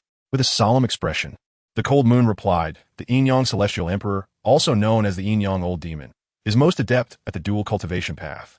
It is rumored that throughout his cultivation, he has sullied the virtue of 100,000 maidens." She cast a glance at Cao Bu and added, "He has established the undying imperial sect, known as the yin-yang cult in the demon province. Your adoptive father once clashed with him when he had just recently ascended to the emperor level and was not his match. After your adoptive father grew stronger, the yin-yang celestial emperor retreated into the abyss of 10,000 laws. If I am not mistaken, he is still alive, hidden within that abyss. This is also why your noble mother is eager to break through. Only by becoming an emperor can she fully harness the power left by your adoptive father." Cao Bu nodded gently. Su Li had previously shared this information with him. In the past, Gu Qingtian, while proving his emperor status, had slain a 5-fold emperor swordmaster, surpassing 5 minor realms. That battle nearly shattered Gu Qingtian's foundation, yet he ultimately triumphed at a great cost, defeating his opponent and thereby achieving the title of the new Sword Emperor. To prove himself as an emperor, he either needed to wait for the yin-yang old demon to ascend or surpass 9 minor realms to vanquish him. Given his current circumstances, the only means to slay the yin-yang old demon lay in combining the primordial indestructible scripture with the great wilderness annihilation fist and the illusory yang realm. Of course, in the future, other methods might also present themselves. For now, he was confident that in his future pinnacle as a quasi-emperor, he could contend with the peak of the yin-yang old demon. Chapter 66, The Alliance of Righteousness, the Wine God Palace. At this juncture, the cold moon continued. Aside from the demon province, the remaining 35 provinces constitute the Alliance of Righteousness, which comprises 36 undying imperial-level forces and 365 imperial-level forces. Do not underestimate the number of imperial and undying imperial forces. In truth, the majority possess only between 1 to 20 quasi-emperors, mostly just 1 or 2. As for the undying imperial forces, it is common to find 7 or 8 quasi-emperors, with a mere handful boasting 10 or more. The number of emperors is predominantly 1 or 2, while those with 3, 4, or 5 are exceedingly rare. Overall, in the entire spirit realm, including loose cultivators and hidden emperors within our Alliance of Righteousness, the total number of emperor-level powerhouses is unlikely to exceed 100. The situation in the demon province remains uncertain, but it can at least contend with the spirit realm on a comparable level in terms of upper-tier strength. The leader of the Alliance of Righteousness is the master of the Wine God Palace. This generation's master, named Jiawuji, wields 3-fold emperor cultivation. The Wine God Palace is not inclined towards conflict. It prefers brewing wine and maintains amicable relations with various factions, which is why it has become the leader. Our destination this time is the Wine God Palace in the Central Province, where the hosting entity for the next Qianjiao battle will be determined by drawing lots. As she spoke, the cold moon revealed numerous secrets unknown to Cao Bu. Unbeknownst to them, 5 days had rapidly elapsed. We are nearly there. The cold moon raised her hand, tearing through space, and together with Cao Bu, they surged forth into the unknown. As the gaze shifted, the two individuals found themselves suspended above a vast, boundless forest. Cao Bu, after a moment of perception, discerned that the concentration of spiritual energy here was 100-fold greater than that of Jianzhou. This place was none other than Zhongzhou, the heart of the spirit realm, where 10 immortal imperial forces and 30 imperial powers established their dominion, its expanse only slightly smaller than that of Mazhou. After Cold Moon spoke, she oriented herself and led Cao Bu onward. After approximately an hour, they arrived at the summit of a colossal peak. The apex of this mountain appeared deliberately flattened, with the words Wine God Peak intricately carved into its middle. Atop the peak, a vast city sprawling over 1,000 square kilometers rose majestically. At its very center stood a grand hall, towering and imposing, with the words Wine God Hall etched above its entrance in a robust script. As Cao Bu and Cold Moon emerged outside Wine God Peak, the Grand Elder within the hall sensed their presence. Without the slightest hesitation, he appeared before them, bowing respectfully to Cold Moon. "Ah, esteemed friend from the Gu clan, please come in." As he spoke, his gaze subtly swept over Cao Bu. Given the recent turmoil within the Gu clan during the enthronement ceremony of Gu Yun, the Wine God Hall had even dispatched a quasi-emperor to witness the event, which was said to have been quite the spectacle. The individual before him was neither Gu Yun nor Gu Feng, thus he presumed Cao Bu to be an inconsequential figure. "Elder Jean, you are too kind. I wonder how many forces have gathered here." Cold Moon returned the gesture, aware that the elder's cultivation level surpassed hers, leaving no room for negligence. Elder Jean raised his hand in a gesture of invitation. "Please, follow me. We shall converse as we walk." The trio then traversed the air, slowly making their way toward the Wine God Hall. At this moment, Elder Jean continued, "Most of the forces have already arrived. I estimate that by tonight, everyone will be gathered, and we will draw lots to determine the host of the Tianjiao battle." No sooner had he spoken than a sudden presence emerged from behind the three. They halted simultaneously and turned to see a young man clad in a black robe striding swiftly toward them. "Sister Yu," the young man called out, a gentle smile gracing his features as he regarded Cold Moon. However, when his gaze fell upon Cao Bu, his brow furrowed slightly, and a flicker of surprise crossed his eyes. What could have prompted Sister Yu to bring Cao Bu to such a significant occasion? The newcomer was none other than Su Chun, the younger brother of Su Li and Cao Bu's brother-in-law. Cold Moon quickly sensed the shift in Su Chen's aura, her tone filled with astonishment. "Have you broken through to Quasi-Emperor?" Su Chun nodded. "Yes, I just recently achieved it, and I was sent here by my parents to join this event." "Sister," a voice echoed from a distance. The group turned to see a young man in white descending from the sky with remarkable speed, landing effortlessly before Cao Bu and the others. "Cold Foam," Cold Moon exclaimed, her eyes sparkling with surprise. "Did our parents not accompany you?" Having married Gu Qingtian, she had not seen her family for decades. Cold Foam shook his head, his tone unremarkable. "No, they did not come." As he spoke, his gaze fell upon Cao Bu, a flicker of peculiarity shimmering in his eyes. Being a relative of Lung Yu, he was not entirely unfamiliar with Cao Bu. Yet he had not anticipated that his sister would introduce Cao Bu to such an esteemed gathering, accessible only to those of the status of a realm sovereign or an imperial dignitary. In response to Lung Feng's gaze, Cao Bu subtly nodded, a gesture of acknowledgement that maintained the requisite decorum befitting a clandestine brother-in-law, ensuring no breach of propriety. Soon after, a dozen or so factions arrived in succession. Yinshao sect was represented by a lower-ranking elder, while the Li clan, to which Li Xinxue belonged, was graced by the presence of her father, leaving Cao Bu with no choice but to suppress his acknowledgement of his father-in-law, sighing inwardly, "You truly have a remarkable daughter." As for the Lin clan, neither Lin Xiaotian nor Zhao Wei made an appearance. Instead, the clan's venerable elder, appearing to be in his 60s or 70s, took their place, reminiscent of a man with one foot in the grave. Chapter 67. The Empress of the Great Qin, Qin Bingyao. Noticing no new factions emerging from behind, Elder Jean raised his hand and addressed the assembly. "Esteemed guests, let us proceed into the hall." As he turned to lead the way, A sudden thunderous roar resonated from the distant heavens, a tide of formidable quasi-imperial aura sweeping forth. The crowd halted in their tracks, turning to discern the source of this powerful presence. What a potent aura! It belongs to a peak quasi-emperor. Who could it be? Someone murmured. It seems to be the Empress of Great Qin. I heard that she recently took a male consort, but I am unsure of the veracity of that claim. I have heard that tale too. What is even more astonishing is that the consort is said to be a mere mortal. Could that possibly be true? Look, she is arriving. With this exclamation, all eyes turned towards the void. Suddenly, a rift tore through the air, and a resplendent golden phoenix carriage emerged from the fissure, coming to a graceful halt not far from the assembly. It is noteworthy that at such a prestigious occasion, an emperor typically refrains from making a personal appearance. A peak quasi-emperor already represents the pinnacle of power among those present. The Empress of Great Qin, being precisely such a peak quasi-emperor and remarkably youthful, stood as a paragon of beauty, rivaling the three daughters of Lungyu. As the crowd awaited with bated breath, the curtain of the phoenix carriage was delicately lifted, revealing a woman of strikingly aloof grace stepping forth. Clad in a white imperial robe adorned with dragon patterns, the hem trailing on the ground. The slit revealed her exquisitely fair legs, perfectly straight in their form. Her slender waist was cinched tightly by a platinum jade belt, exuding an aura of supremacy within its delicate curve. The neckline of her robe was slightly parted, accentuating a figure that was both voluptuous and dignified, adding an air of authority.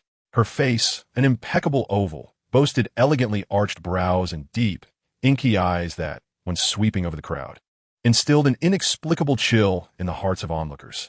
The moment Cao Bu laid eyes on her, he felt an inexplicable affinity, sensing a connection with her. Should fate permit, he was determined to engage in a profound exchange, for such extraordinary beauty should not go unappreciated. Indeed, it was the Empress of Great Qin. Previously, I had heard that the Empress of the Great Qin was one of the 10 beauties of the spirit realm. Today, upon witnessing her, I found the reputation to be well-deserved. However, I am curious if the man she has taken into her harem has arrived. It is said that he is merely immortal, which is indeed intriguing. Immortal? One member of the crowd suddenly interjected, countering the claim. To speak candidly, I have had the fortune of witnessing that male consort in action, and to this day, no fewer than 5 emperors have perished at his hands. Whether it be an emperor of the 1st or 5th rank, they were all vanquished with a single strike. Is that even possible? Someone immediately questioned. Could it be that he is capable of slaying a 5th rank emperor with a single blow? Is he perhaps a celestial emperor? But there are only 3 celestial emperors in our righteous alliance. Could he be an unranked wild celestial emperor? Upon hearing the discussions below, Cao Bu became exceedingly intrigued by this male consort. It seemed that this individual had quite the remarkable background. As for the 10 beauties of the spirit realm, 3 of the matriarchs from the Gu clan were among them. Su Li ranked 8th, Lung Yu 5th, while the Great Qin Empress held the 2nd position, with Luo Qingcheng reigning supreme.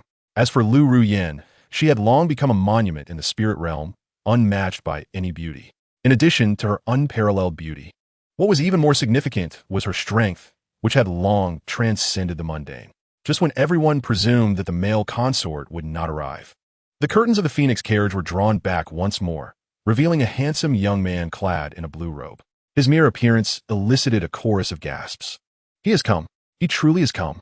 This is a figure who has slain 5 emperors, although he has not entered the emperor rankings. He is likely only second to the 3 celestial emperors. No wonder he was able to be accepted into the harem of the Great Qin Empress. He is indeed strikingly handsome. Yet, why do I have the impression that he resembles a mere mortal? As the crowd buzzed with conversation, Cao Bu's gaze was already fixed upon the young man in blue. In the next moment, his pupils constricted sharply. It was not due to the other's stunning appearance, but rather because a notification from the system echoed suddenly in his mind. The voice resonated as if amplified through a massive speaker, causing his eardrums to tremble. Ding! The system owner Lu Chun has been detected. Please, host, remain alert. Your opponent has appeared. Cao Bu's heart tightened, and he hurriedly inquired mentally, System, provide me with Lu Chen's information. Ding! Please check, host. System owner, Lu Chun. System name, Emperor Slaying System. Martial arts level, mortal. System function, lottery and task hall. System skill, capable of slaying emperors. System restrictions, cannot defeat any opponent ranked below or above an emperor. System level, beginner. System points, 50,000. Current task: secure the Great Qin Empress. Main quest: eliminate the Spirit Realm's villainous boss.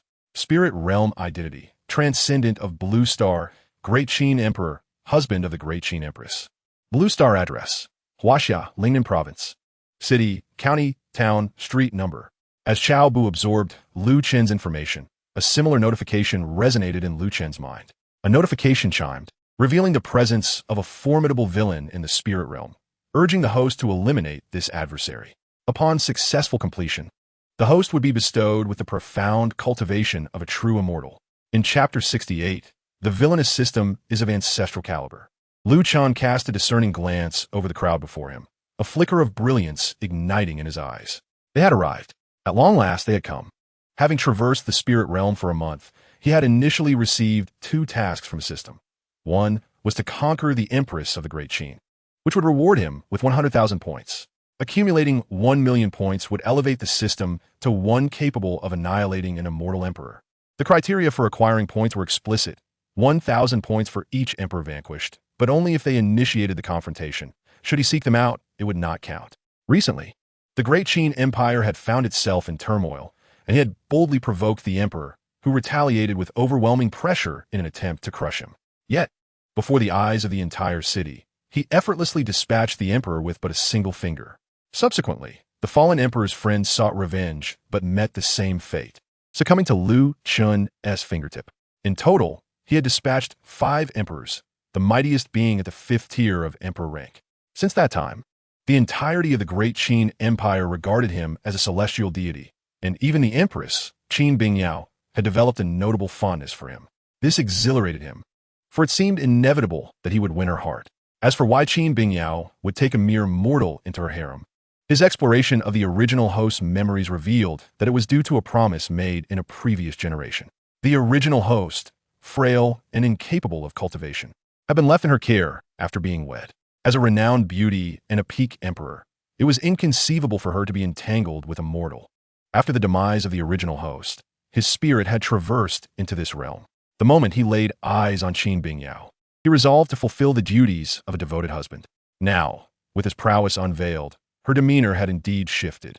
This opportunity to participate in the selection of exceptional talents was proposed by him, aiming to foster closer ties with Qin Bingyao while also seeking to attract the attention of any emperors eager to engage him in conflict for points. However, instead of encountering an emperor, he unexpectedly came face to face with the villainous boss he had longed to confront. Should he vanquish this foe, he would attain true immortal status, rendering him capable of dispatching any being beneath that realm with ease. System, retrieve the information on the villainous boss, Lu Chen commanded, his gaze narrowing as he surveyed the crowd ahead. Conceivably, an emperor lurked among them. With a mere gesture, he could ascend to true immortal stature, and at that moment, Qin Bingyao would surely embrace him, and together they would soar to the immortal realm. What a splendid prospect that would be. Ding! The information on the villainous boss has been retrieved. Please check. Host, the system responded. Lu Chen withdrew his gaze, a chilling smile gracing his lips. In the next moment, he would ascend to immortality, undoubtedly astonishing the entire spirit realm. Qin Bingyao would then beseech him for his favor, and he would simply reply, "Wait a moment," prompting her to draw her sword against her neck, demanding his affection immediately. In a moment of helplessness, he decided to first indulge in Qin Bingyao before ascending to the celestial realm. Thus, who in this world could possibly match him? Gu Qingtian? Merely a piece of refuse. No longer hesitating, he focused his thoughts. Check. Antagonist of the spirit realm. Cao Bu. Cultivation level. First stage of the celestial bridge realm. Status: incomplete Dantian. Identity: adopted son of Gu Qingtian. Lu Chen was momentarily taken aback. Upon regaining his composure, he rubbed his eyes vigorously and confirmed thrice before questioning the system. System: is the antagonist of the spirit realm truly at such a low cultivation level? Have you made an error? I kill him? He would be fortunate not to be killed by me. Moreover, with an incomplete Dantian, how could he cultivate? When has a villain been so feeble? In an instant, Lu Chen felt a chill in his heart. His chance at ascension, his Qin Bingyao, his moment of grandeur, everything vanished. Do not worry, host. Perhaps this great antagonist will eventually complete his Dantian and gradually cultivate, the system reassured. Do not deceive me with your ignorance. Is there truly a treasure in this world that can complete a Dantian? Perhaps, host, just wait and see. Trust that this system will surely lead you to the pinnacle of life. Lu Chun wore a face of dejection. He had anticipated immediate ascension to immortality, only to find the antagonist lacking. He cast a sidelong glance at Qin Bingyao, sighing inwardly. Heavens! Earth! How can a lawful couple not share a bed? I must be the most oppressed of all transmigrants. As Lu Chun pondered this, Cao Bu inquired within his mind. System. Will Lu Chen's system discover you? Rest assured, host. This overlord-killing system is still in its infancy. Only when it upgrades to a higher level might it detect my existence. And what level are you? Cao Bu Qingtian. Ancestor-level existence. Cao Bu's lips twitched. This system possessed quite the sense of humor. Nevertheless, upon receiving this confirmation, he felt considerably relieved. If the opponent's system were more advanced than his own and aware of his past, he might have to restart his life. Chapter 69. The antagonist boss is an ant. At that moment, Elder Jin stepped forward and bowed to Qin Bingyao. I pay my respects to the great empress of the Qin. Within the entire hall of the wine god, only the hall master could command respect from Qin Bingyao. He dared not show any neglect. Furthermore, Lu Chun, who stood beside Qin Bingyao, was capable of vanquishing those at the 5th stage of the Emperor realm. Even if he was not the celestial emperor, he was certainly second only to him. Yet, Elder Jin felt something was amiss with Lu Chun. He projected an aura reminiscent of a mere mortal. However, the news of Lu Chen's slaying of 5 emperors had stirred a considerable uproar, more sensational than the beastly deeds of Gu Yun, leaving Elder Jin uncertain about Lu Chen's true strength. There is no need for excessive formalities. Elder Jin, Qin Bingyao replied in a composed tone, her voice devoid of fluctuation. Elder Jin then turned to Lu Chun and bowed. I pay my respects, senior. Lu Chun stood with his hands behind his back, adopting a demeanor he considered to be that of a sage, nodding slightly. Elder Jin harbored no dissatisfaction. If Lu Chun were truly capable of vanquishing the emperor, incurring the latter's wrath would be a folly of monumental proportions. Please, this way, Elder Jin said, stepping aside and gesturing for them to proceed. Qin Bingyao immediately unleashed a surge of spiritual energy, enveloping Lu Chun and enabling him to traverse the air with grace. Observing this spectacle, Elder Jin and the surrounding onlookers displayed expressions of bewilderment. Just as Qin Bingyao was about to offer an explanation, Lu Chun interjected. I have recently been immersed in the understanding of nature and have sealed my own cultivation, hence my current state. Elder Jin's face illuminated with comprehension. I see. The esteemed elder is indeed a paragon for us all, ever committed to self-cultivation. No wonder you possess such formidable strength. I am in awe. The surrounding crowd nodded in agreement, their flattery resounding like thunder. Lu Chun maintained an inscrutable demeanor, secretly exhaling a sigh of relief. Suddenly, he sensed a distinct gaze upon him and turned to find a figure clad in white robes, adorned with a blood-red crown, none other than Cao Bu. Cao Bu offered him a smile, a tacit greeting. As the saying goes, fellow townsfolk meet, yet one may strike from behind, and he held no intentions of extending courtesy. Lu Chun reciprocated with a smile, though internally he remained vigilant, sensing that this individual was far from ordinary. Please, follow me, Elder Jin beckoned, leading the group toward the hall of the wine god. Qin Bingyao and Lu Chun proceeded at the forefront, with Cao Bu and Lung Yu trailing behind. Bingyao, do you know that man? Lu Chun inquired. Following his gaze, Qin Bingyao's eyes settled upon Cao Bu. After a moment of contemplation, she replied, he is likely Cao Bu, the adopted son of Gu Qingtian. Having encountered Cao Bu during Gu Qingtian's ascension within the Gu clan, she discerned his identity after dismissing others. Upon hearing this, Lu Chun's expression shifted to one of astonishment. So this was the very antagonist he sought to eliminate. He scrutinized Cao Bu, a tempest of questions swirling within him. Why are you not the emperor? Why are you not the emperor? Why are you not the emperor? Before long, the assembly entered the hall of the wine god, where hundreds had already gathered. Aside from Cao Bu and Lu Chun, each attendee boasted a cultivation level of at least realm sovereign. Upon spotting Lung Yu and Qin Bingyao, individuals from various factions approached to extend their greetings. With one possessing celestial lineage and the other a heavenly emperor presiding, the atmosphere buzzed with intrigue, especially upon realizing Lu Chun was the very heavenly emperor in question. Even those harboring doubts flocked to shower him with praise. Cao Bu stood at a distance, maintaining a facade of tranquility while internally scheming on how to deal with Lu Chun. In a realm where one mountain cannot harbor two tigers, ultimately, only one of them could remain. As time passed, more individuals flowed into the Grand Hall. By the stroke of the hour of the dog, the imperial forces of the spirit realm and the immortal imperial forces finally gathered in full. Esteemed guests, a deep, resonant voice suddenly reverberated through the hall. The crowd ceased their discussions and turned toward the sound, witnessing Elder Jean accompanying a man clad in a dark brocade robe. The figure, with hair and beard flecked with gray yet not appearing aged, bore a ruggedly handsome visage, a high nose, and held an ancient bronze wine gourd. His steps were leisurely, and an air of inebriation enveloped him, exuding a sense of warmth and nonchalance even in silence. Behold the wine emperor. Numerous powerful figures bowed in unison. The wine sovereign surveyed the room and raised his hand to gently urge, "Everyone, please take a seat so we can converse." As his words echoed, he had already settled into the main seat. The powerful figures complied and took their places, with Cao Bu following the cold moon to sit in the central left area. The wine sovereign's gaze deliberately swept over Cao Bu and Lu Chun. Within the hall, everyone possessed at least the status of realm sovereign. One was at the first level of heavenly bridge, while the other had no cultivation at all, making it difficult not to notice them.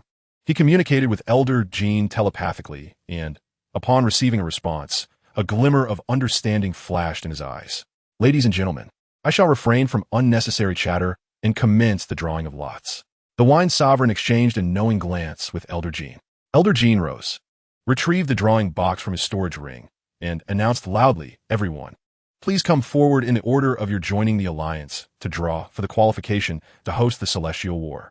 As soon as he finished speaking, the two candidates at the back stood up and approached Elder Jean. Cold Moon explained to Cao Bu, "Buer, do not be deceived by their position. These two hail from the forces of the vast heaven emperor, Yi Tiandi." Cao Bu nodded. "Mother, does that mean we will be the last to draw?" "Indeed, the Gu clan is newly risen and the last to join the alliance," Cold Moon confirmed. Cao Bu glanced towards Lu Chun and inquired, "When did the great Qin Empire join?" Cold Moon cast a glance at Qin Bingyao, seated in the front row. "They're just ahead of us." Recalling the Son of Fortune experience card, Cao Bu immediately said, "Mother, I shall draw lots later." Chapter 70, It is rightfully yours. Cold Moon nodded. "Very well." In truth, it was evident that the last draw would undoubtedly be theirs. Cao Bu's intention was merely to test the efficacy of the experience card, hoping it might bestow upon him the qualification to host. As time passed, the moment of drawing approached, with Cao Bu and Lu Chun being the last to participate. The powerful figures began to murmur softly among themselves. "How interesting. The first few hundred lots were empty, leaving only two. Who do you think will win?" "It must be the Lu Tiandi." "I agree. Lu Tiandi has cultivated to this extent. His fortune and opportunities are certainly exceptional." Cao Bu and Lu Chun stepped in front of Elder Jean. With a smile, Cao Bu gestured invitingly, "Lu Tiandi, please." Lu Chun glanced at him and feigned an air of superiority. "You go first.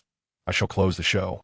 In his view, having traversed time and acquired system, he was undoubtedly the son of fortune, and even if he did not draw first, the opportunity would not elude him. Cao Bu, Amide antagonist, was being suppressed by the heavenly laws. What fortune could he possess? The murmurs resumed around them. Truly a Tiandi, such a magnanimous spirit. Lu Tiandi certainly understood that once he made his move, Cao Bu would be of no consequence. A mere drawing box could hardly escape the scrutiny of a Tiandi's divine sense. The fact that Lu Tiandi, so powerful, still granted an ant an opportunity, showcased his amiable nature. It would be unthinkable not to regard him as a Tiandi. Listening to the chatter, a slight smile graced Lu Chen's lips as he remarked to Cao Bu, "Young friend, the opportunity one offers is not one that just anyone can claim." Internally, he snickered, preparing to suppress the antagonist from this moment forth. Cao Bu's lips twitched. This fellow truly considered himself a Tiandi. He feigned surprise and clasped his fists, saying, "Then I thank you, esteemed Tiandi." The conversation shifted as he raised his gaze to meet Lu Chen's eyes. "However, if I were to win, the esteemed heavenly emperor wouldn't have a change of heart, would he?" Inwardly dismissive, Lu Chun maintained an impassive facade. This emperor holds no interest in such trivialities. If you draw the winning lot, it is your fortune, which cannot be forced.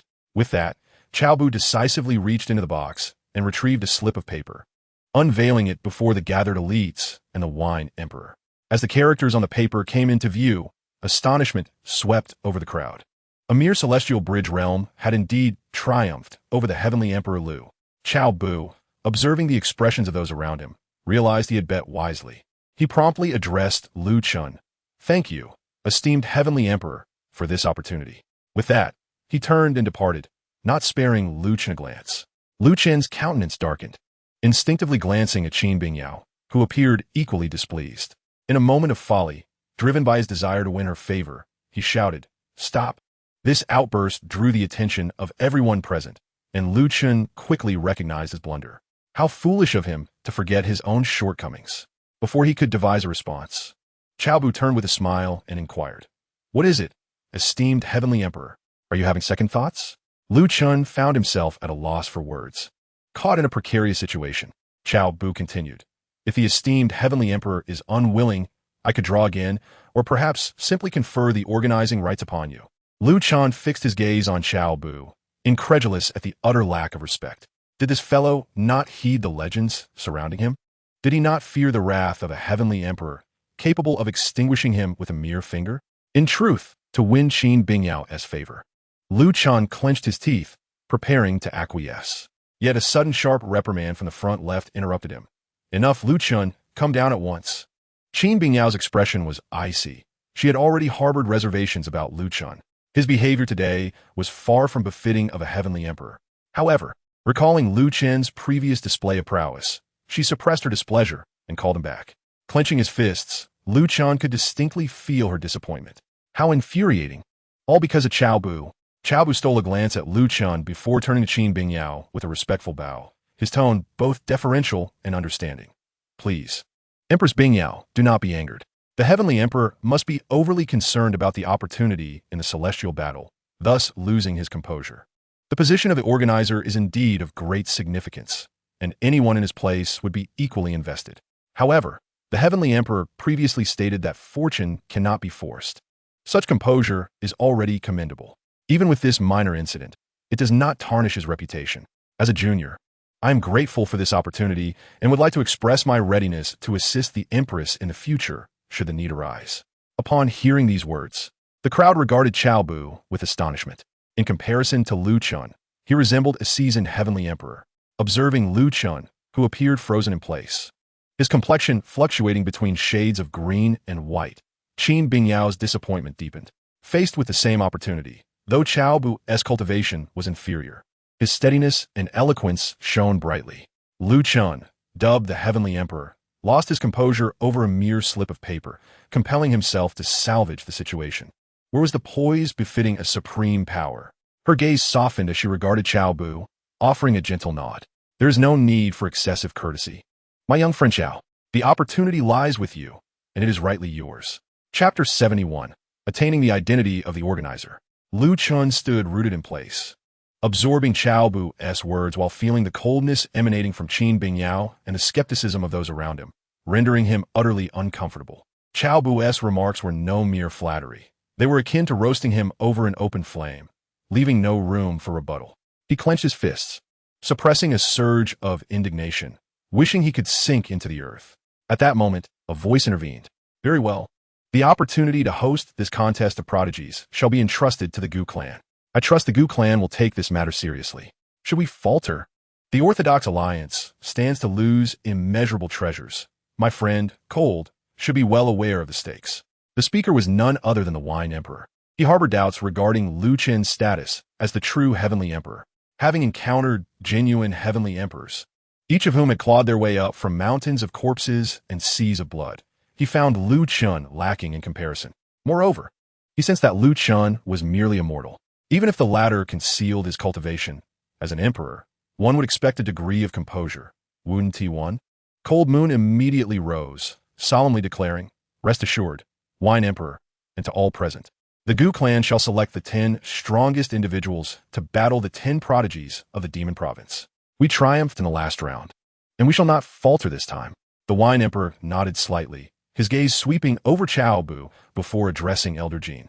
"Elder Jean, please bestow the token for the contest of prodigies." Realizing the situation had reached this point, Lu Chun shot a fierce glare at Cao Bu before retreating to his original position. Sensing the distance from Qin Bingyao, he felt a pang of discomfort. The relationship he had painstakingly cultivated over the past month had, in an instant, reverted to its former state. His resentment towards Cao Bu deepened further. He had intended to witness Cao Bu's folly, only to find himself the subject of ridicule. The onlookers, witnessing this exchange, grew increasingly skeptical of Lu Chen's identity. If they were heavenly emperors, even if their temperament fell short of Cao Bu's, they would not have spared him. Suddenly, they recalled Lu Chen's earlier assertion about seeking enlightenment in nature. Could this be the reason he refrained from taking action? This thought diminished their doubts regarding him somewhat. Elder Jean stepped forward, retrieving a palm-sized token of profound iron from his storage ring. The front of the token bore the 4 characters for Contest of Prodigies in seal script, surrounded by a faint aura of spiritual energy, while the reverse displayed the emblem of the Orthodox Alliance. Cao Bu, here, Elder Jean said, handing the token to him. Cao Bu stepped forward to accept it, bowing to the Wine Emperor and Elder Jean. Thank you, Wine Emperor. Thank you, Elder Jean. The Gu clan shall not betray your trust. Observing Cao Bu se composit de menor. The Wine Emperor's eyes reflected in newfound appreciation. He surveyed the assembly once more and continued. The demon province approaches with great intensity. It is said that their 10 prodigies have already been selected, each having touched the threshold of the Realm King. The Gu clan must exercise great care in formulating the competition's regulations. Certainly, it is hoped that all factions will enthusiastically register and not keep their own prodigies hidden away. You should all be aware that a prodigy who has never witnessed bloodshed is ultimately nothing more than a mere ornament, incapable of becoming a great talent. The various powers rose in unison, responding, "We shall heed the decree of the Wine Emperor." The Wine Emperor smiled and nodded, his earlier authority dissipating. Since the organizer has been determined, shall we proceed to the subsequent wine wager? Upon hearing this, a glimmer of excitement flashed in the eyes of the assembled powers. A closer observation would reveal that most of them bore various wine flasks at their waists. As the Temple of Wine is the Alliance's stronghold, nearly every edition of the Prodigy War, held by the organizing committee, features a wine betting event. The attendees from various factions are predominantly connoisseurs of fine wine. Their purpose here has never been to vie for a spot in the Prodigy War, but rather to engage in this wine contest. In the previous contest, no one could outdrink the Wine Emperor. One wonders if this time a true wine master might emerge. With the presence of the Earth Emperor, he might very well claim the top prize. Friend, is this your first visit? To speak candidly, the Wine Emperor's offerings cannot simply be subdued by cultivation. Before these wines, all are equal, and the challenge lies solely in pure drinking capacity, unrelated to one's cultivation level. Amidst the murmurs of the crowd, Cao Bu approached Lung Yu's side. "Mother, please take this." Cao Bu respectfully handed over the Prodigy War token. A smile spread across Lung Yu's face as she accepted it, unabashedly praising, "Buer, you are magnificent." With this opportunity from the Prodigy War organizer, our Gu clan is bound to reap substantial profits.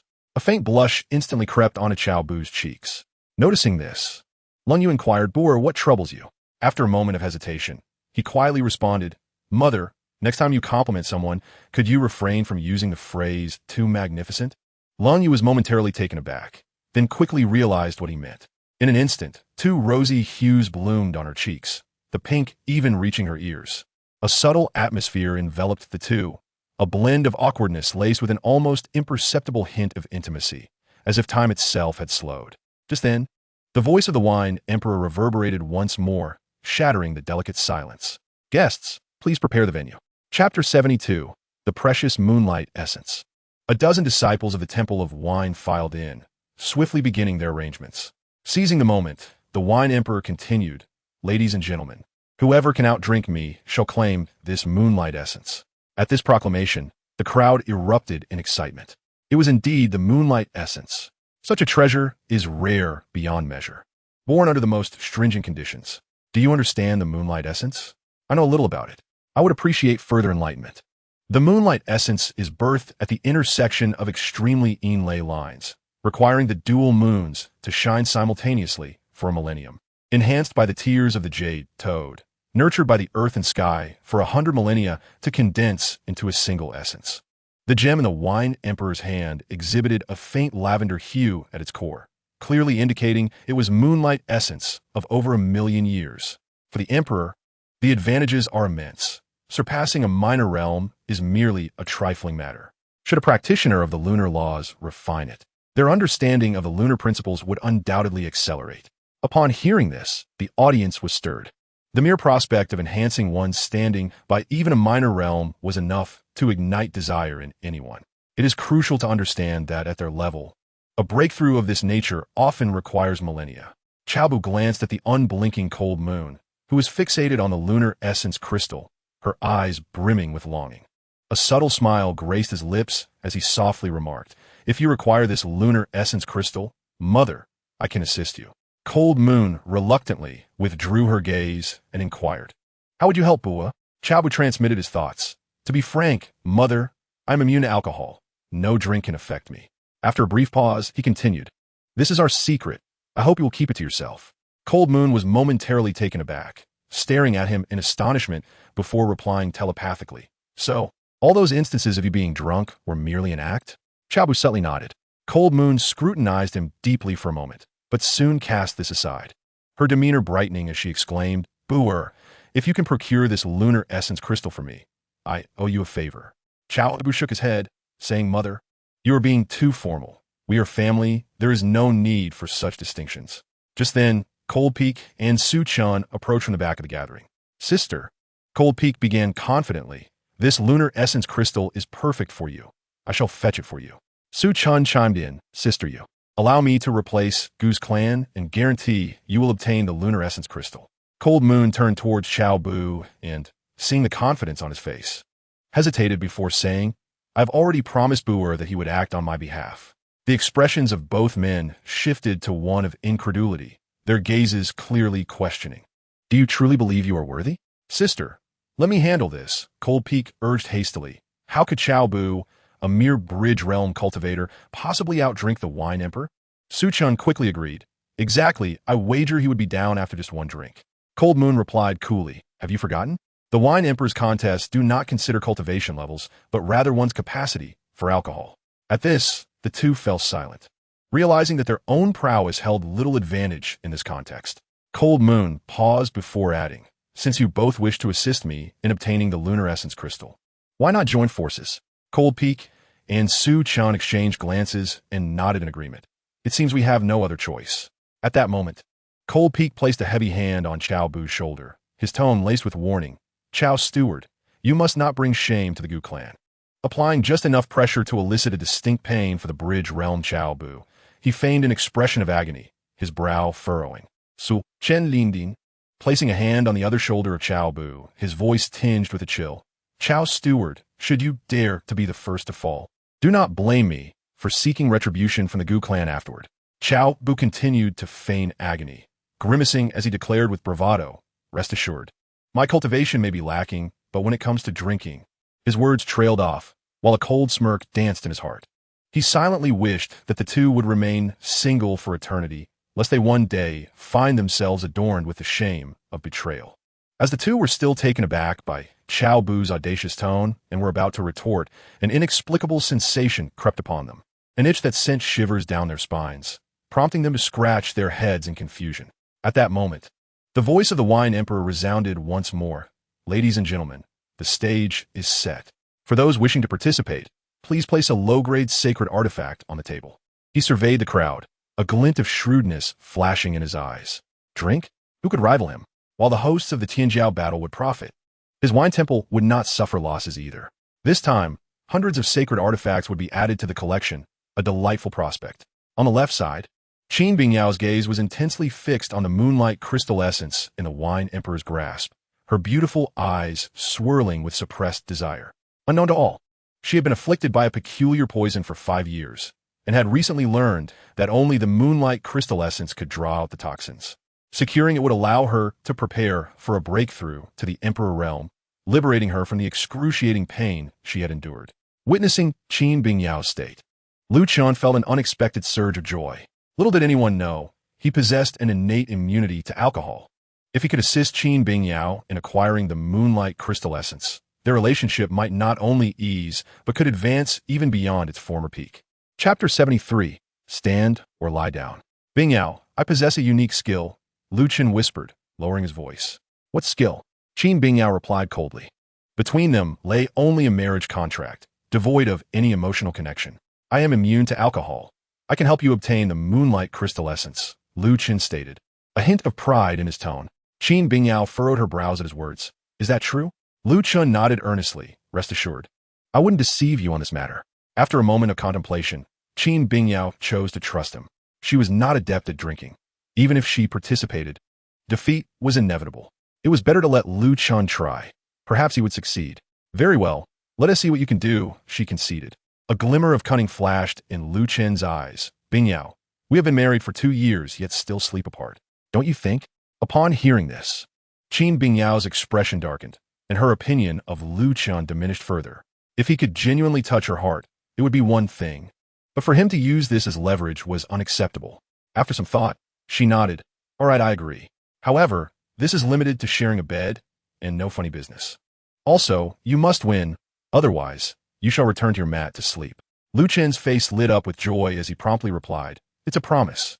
Qin Bingyao produced a low-grade sacred artifact and placed it on the table before them. The outcome is in your hands now. Lu Chen nodded, rest assured. I will handle everything. He scanned the room, ultimately fixing his gaze upon the wine emperor. The moonlight crystal essence was a prize he was determined to secure. As for Cao Bu, he dismissed him entirely from his thoughts. Behind her, Qin Bingyao gazed at Lu Chen's confident silhouette, her heart stirring with a barely perceptible flicker of anticipation. As for what would transpire once he acquired the moon essence crystal, she had already resolved to prepare an oversized bed upon her return, with a partition of mysterious iron set in the center for her trusted confidant. Even if they were to share a bed, what of it? Meanwhile, Lung Yu retrieved a low-grade sacred artifact and placed it upon the table.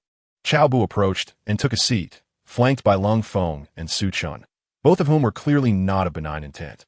Before them lay an immense oval table crafted from sandalwood, adorned with over 1,000 exquisite wine bowls, effectively sealing off the intoxicating aroma of the wine from the outside world. Observing that representatives from various factions had gathered, the wine emperor boomed with joviality. Esteemed guests, allow me to clarify before we commence. The table before you showcases the glory of my wine temple over the years, comprising 1,200 distinct wines, each presented in 5 bowls. The selection of wine you may partake in is entirely a matter of fortune. Some wines may seem utterly mundane to you, while others, with merely a whiff, could render you inebriated. Furthermore, considering the presence of newcomers, I shall elucidate the rules. Rule 1. Ultimately, only one person may remain standing at this table. Rule 2. If you do not collapse, you must continue drinking. Should anyone wish to withdraw or concede, they shall be met with a direct admonition from me. Once you have taken a seat, you must either stand or lie down. Rule 3. The victor shall receive the moon essence crystal from my possession, as well as the low-grade sacred artifacts before each of you.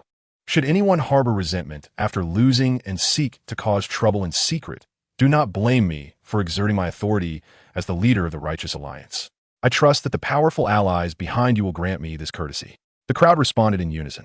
A mere low-grade sacred artifact was insufficient for them to abandon their dignity and resort to violence. Of course, this was contingent upon the strength of their respective factions.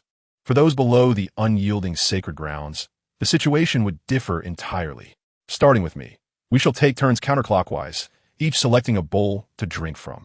The wine emperor declared, tossing the moon essence crystal to the elder beside him. Elder Jean, you shall serve as the referee. Elder Jean nodded, surveying the assembly, and proclaimed with a resounding voice, the wine betting conference is now in session. Upon hearing this, the wine emperor promptly lifted a bowl before him, removing the lid and downing its contents in one go. All eyes converged upon him, eager to discern any changes, but aside from a slight flush upon his cheeks, he exhibited no further peculiarities. To the left of the wine emperor sat Lu Chun, who did not hesitate to grasp the wine before him, uncapping it and drinking it down in its entirety. Observing his unperturbed expression, a chorus of compliments erupted around him. Truly the heavenly emperor, unparalleled in cultivation. Even the art of drinking he excels. An elder remarked, among all present, it appears that only the wine emperor can vie with Lu Chun, the heavenly emperor. The ultimate victor shall surely emerge between these two. Listening to these accolades, a slight smile graced Lu Chen's lips as he turned to Qin Bingyao. Noticing a glimmer of surprise in her eyes, he promptly assured her, rest easy, Bingyao. I shall certainly retrieve the moon essence crystal for you. Qin Bingyao nodded. her demeanor composed. As Lu Chan lifted the lid, she caught a faint whiff of alcohol, which promptly made her head spin. Remarkably, Lu Chan appeared unaffected after drinking, suggesting that he spoke the truth. The drinking game proceeded methodically. Soon, it was the turn of Cao Bu and his companions. Lung Feng drank first. After opening his cup, he cast a smug glance at Cao Bu and downed the contents in one swift motion. "Cao, this is how one should drink to truly enjoy it," he declared, raising his empty bowl with pride. Yet, in the next moment, a wave of intoxication washed over him, leaving him weak and nearly toppling over. Though he managed to brace himself at the last moment, Lung Yu, standing behind him, shook her head in disappointment. This unreliable fellow, and he was already like this after just one bowl. She couldn't help but place her hopes on Cao Bu, if his words held any truth. Her chances of obtaining the moon essence crystals would be greatly enhanced. Cao Bu casually picked up a bowl, and the moment he opened it, an overwhelming aroma of alcohol enveloped the grand hall. The wine emperor burst into hearty laughter. "Young Cao, your luck is rather poor. You've chosen the strongest brew for your first bowl." He paused, adding, "This wine would intoxicate an ordinary person with just a whiff, yet you remain composed, indicating your exceptional tolerance." The onlookers regarded Cao Bu with astonishment. His luck was indeed extraordinary, and merely enduring this far was already remarkable.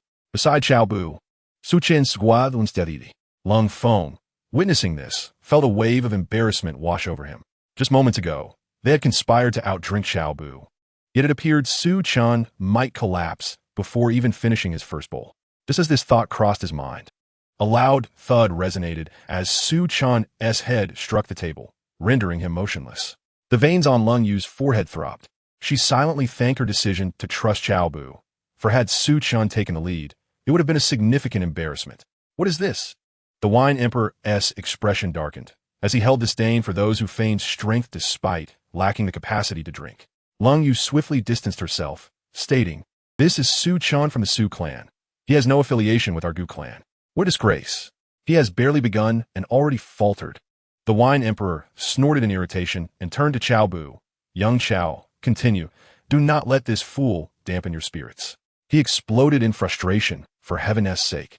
We're not even through the first round, and someone's already down. In a fit of rage, he slammed his hand on the table and cursed. "This is the wine god's hall, not a hall for drunks."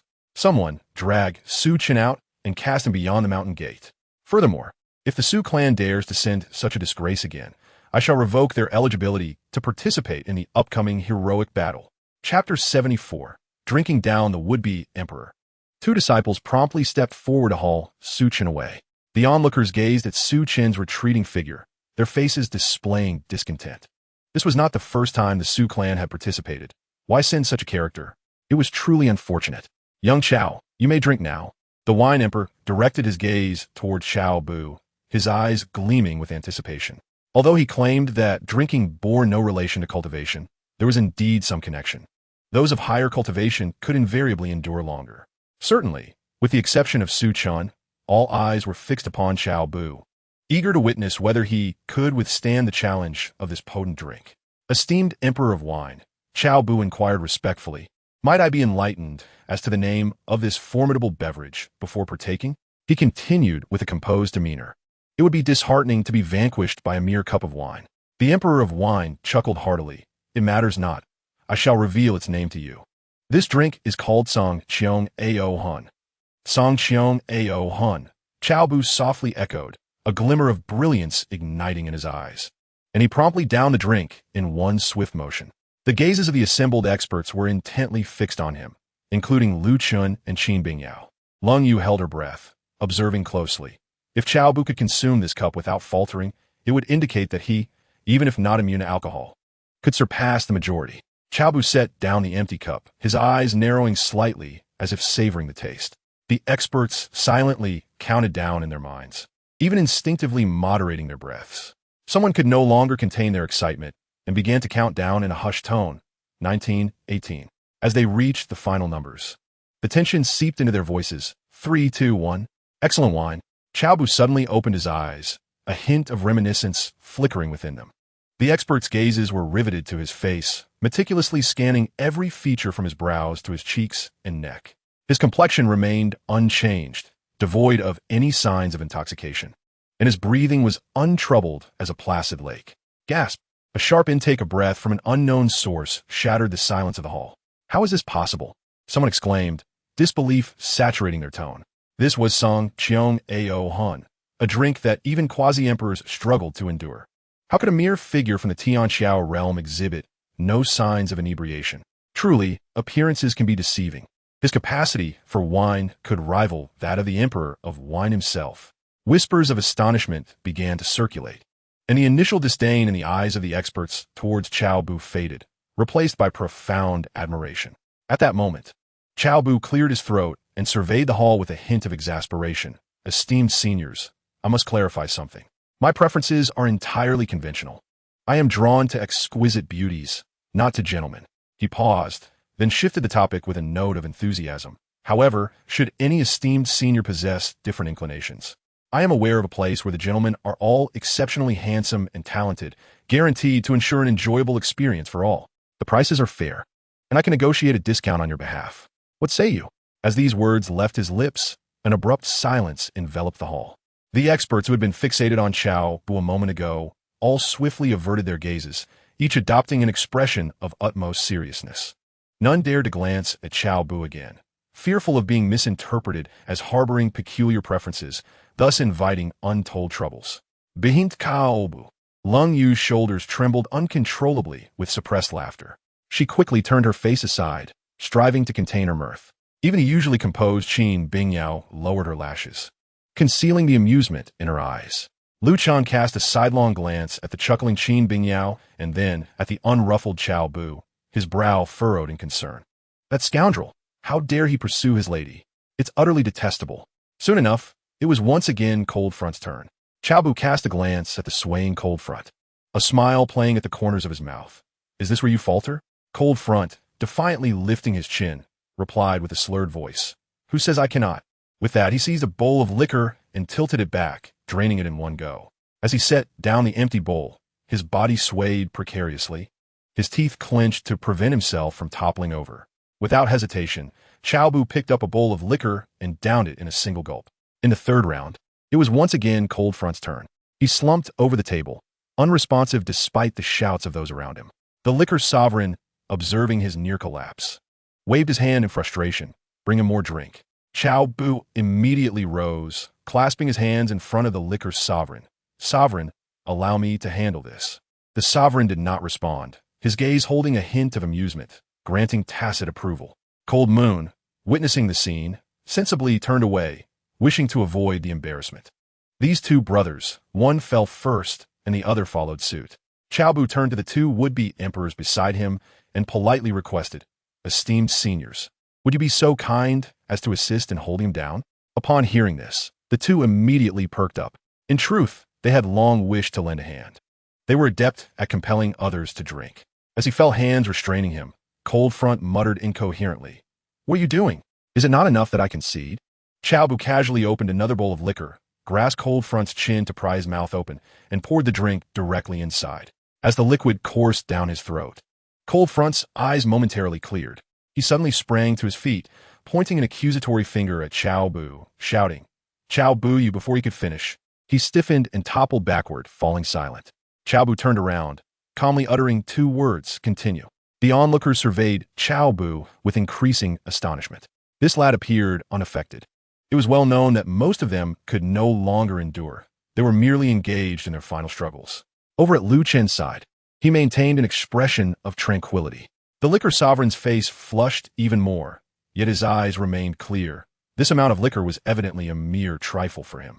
Before long, the 20th round came to an end. Only Cao Bu, the liquor sovereign, and Lu Chun remained standing. This triad was an unexpected turn of events. The others lay scattered upon the ground in a truly spectacular display. With 2,000 bowls still remaining, should they divide equally, each would end up with 666 bowls. The true contest had only just begun. The three of them showed no sign of inebriation, which was indeed terrifying. Who do you suppose will emerge as the ultimate victor? As the crowd speculated, Cao Bu and his companions resumed drinking. After the 30th round, they found this method dull and decided to tackle it in batches of 20 bowls. When it was the liquor sovereign's turn, he slammed the table, and 20 bowls of liquor soared through the air, landing before him. He opened his mouth and drank down 20 bowls of wine in one go, followed by a hearty belch. When it was Lu Chan's turn, he gritted his teeth and also downed 20 bowls. Cao Bu, with effortless ease, matched their consumption. By the 63rd round, 8 bowls of wine remained before the three of them.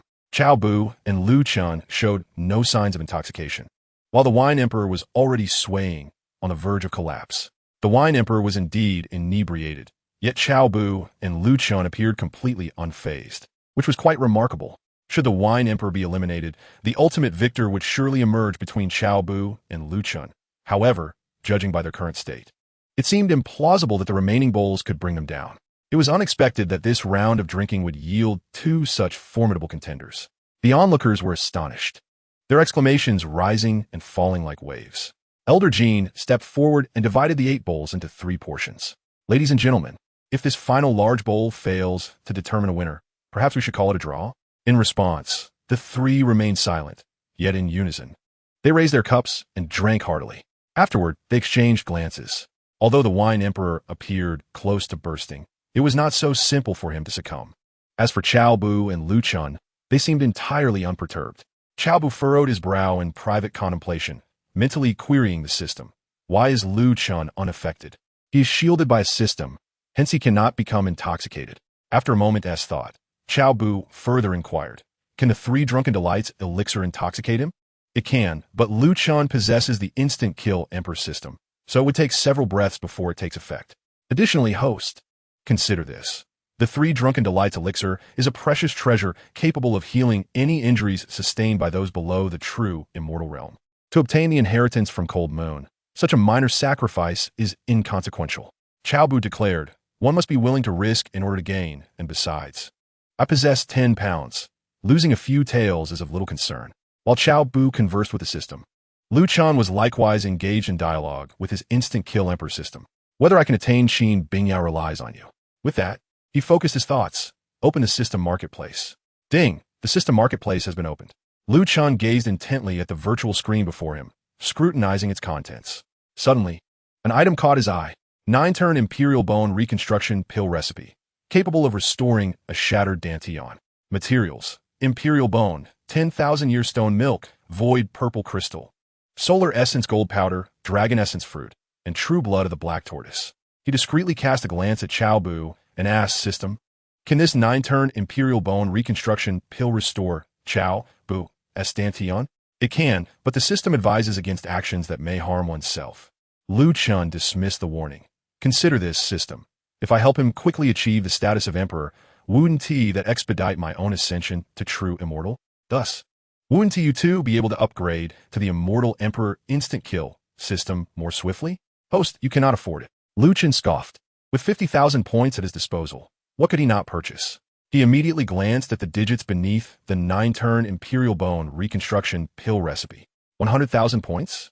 How exorbitant! Lu Qian gasped internally and swiftly glided over. Before long, he spotted a wine named Biluo Wanquin, priced at a staggering 10,000 points per pound. System. Can this wine intoxicate the Wine Emperor and Cao Bu? Indeed, Lu Qian felt a surge of joy. Excellent. For Bingyao, I shall purchase it. As Lu Qian engaged in a transaction with the instant kill Emperor system, he remained oblivious to Cao Bu, who was fixated on him, scrutinizing every detail displayed on his virtual screen. Old System, you truly deserve your reputation as an ancestor. You can even perceive the opponent's system display. Naturally, the tone of the antagonist inheriting the lottery system bore a hint of pride. As the two conversed with their respective systems, silence enveloped the scene. Elder Jean glanced at the 3 individuals and proposed once more, how about we declare a tie as I suggested earlier? Lu Qian, returning to reality from the system, interjected, since the Wine Emperor's wine cannot determine a victor, let's use mine. With that, he waved his hand, conjuring 3 wine cups on the table. This display immediately dispelled any doubts regarding Lu Qian's mortal status. This wine is called Biluo Wanquin. Even most emperors cannot withstand it. Shall we use it to settle the outcome? He surveyed the room, ultimately fixing his gaze on the Wine Emperor. The Wine Emperor stared intently at the 3 cups before Lu Qian, instinctively licking his lips. Might you enlighten me about the origins of this wine, Your Majesty? The Wine Emperor no longer questioned Lu Qian. This wine was not something an ordinary person could acquire. Moreover, Lu Chen's earlier feat was clearly beyond the capabilities of a mere mortal, leading him to believe Lu Chen's claims of his cultivation level.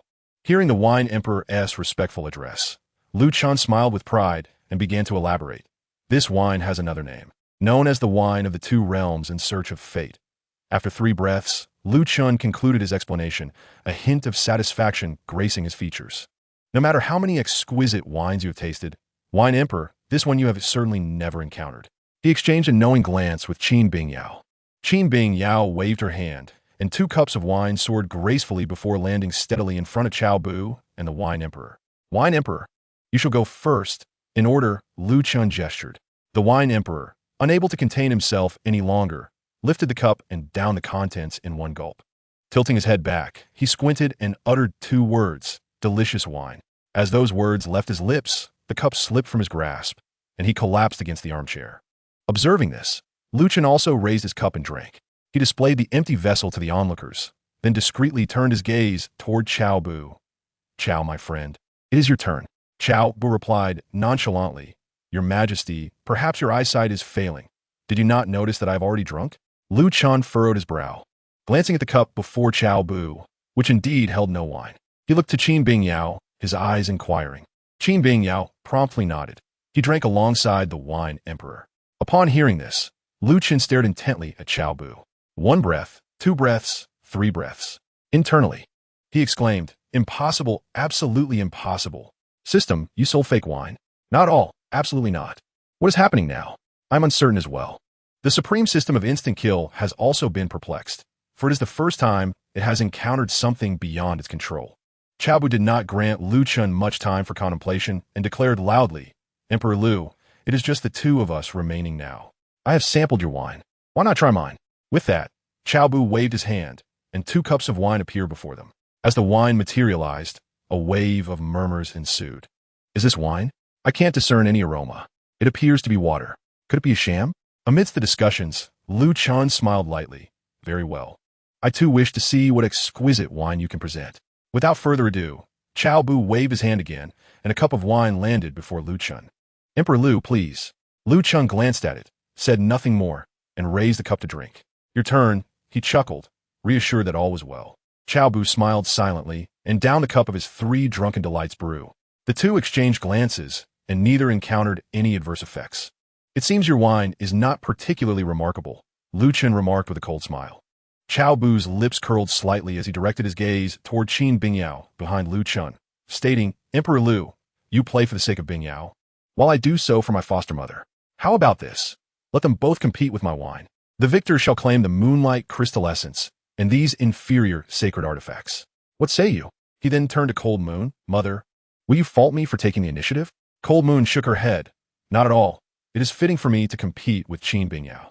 She recognized that allowing Cao Bu and Lu Chen to battle it out could take an eternity, especially since the moonlight crystal essence was something she desired, and thus it was rightfully hers to claim.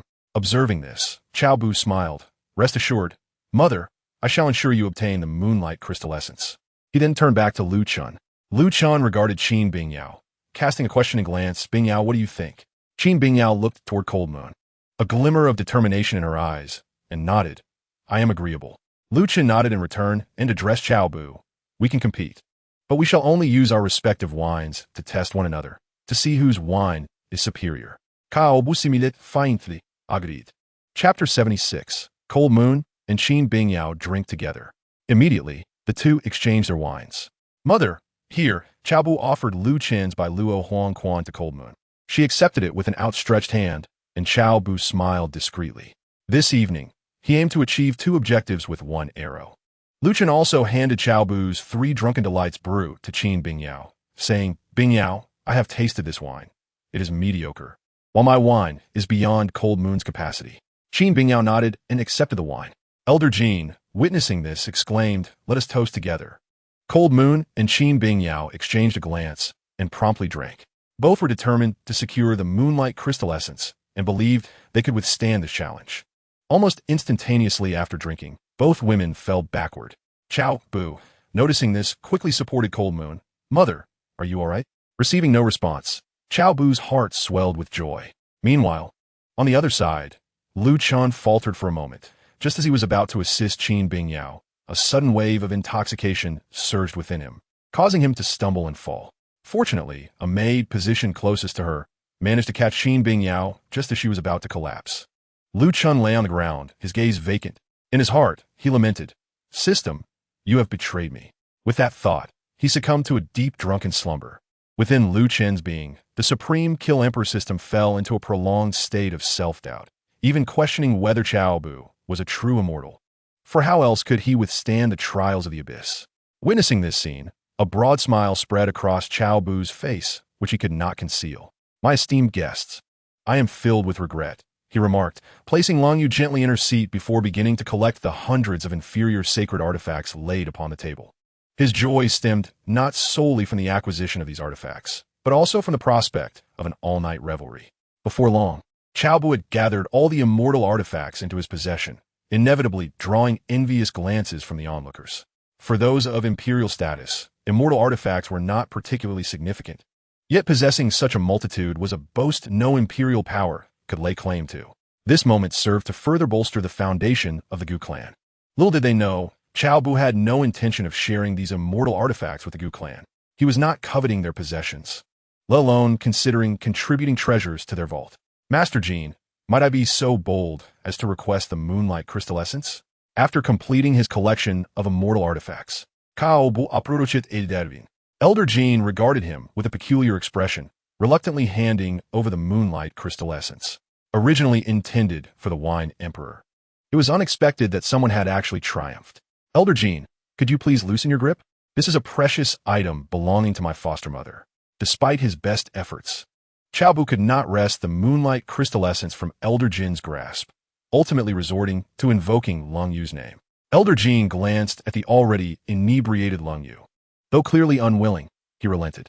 "Young man, tell me how you achieved this, and I shall reward you with an inferior sacred artifact." Cao Bu pressed an inferior sacred artifact into Elder Jin's hand. "Elder Jin, I offer you this in exchange for your silence. Furthermore, I kindly request that you arrange for someone to escort my foster mother to rest. Also, where shall I reside?" Upon hearing this, Elder Jin sighed, realizing the lad was unwilling to divulge his secrets. He weighed the inferior sacred artifact in his hand, a smirk curling at the corners of his mouth as he patted Cao Bu on the shoulder. "You, my boy, know how to navigate social intricacies." With that, he stowed the inferior sacred artifact and called out to the outside, bringing the attendants to escort our esteemed guests to their quarters. In the next moment, a throng of maids rushed into the hall, assisting all the inebriated individuals outside. "Cao lad, follow them. The hospitality quarters have plenty of rooms. Choose whichever you desire." Elder Jin instructed. Although he did not obtain the moonlight crystal essence, he harbored no resentment towards Cao Bu. Even if he were to forcefully remain, the wine emperor would not spare him upon awakening. Cao Bu nodded, gesturing towards Long Yu, my adoptive mother. Elder Jin reassured him, "Do not worry. The residence for female cultivators is not far from you. It is exclusively women there, and nothing will happen." Cao Bu clasped his fists in gratitude. "Thank you." With that, he turned and followed the maidens outside. Elder Jin watched Cao Bu's retreating figure, shaking his head in disbelief. It is truly remarkable that a mere ant of the Tianxiao realm could emerge victorious. He chose not to elaborate further and instructed others to assist the wine emperor back to his quarters. Cao Bu accompanied the maidens to the reception hall, and amidst the crowd, he suddenly spotted Qin Bingyao. After a moment of contemplation, he surmised the reason.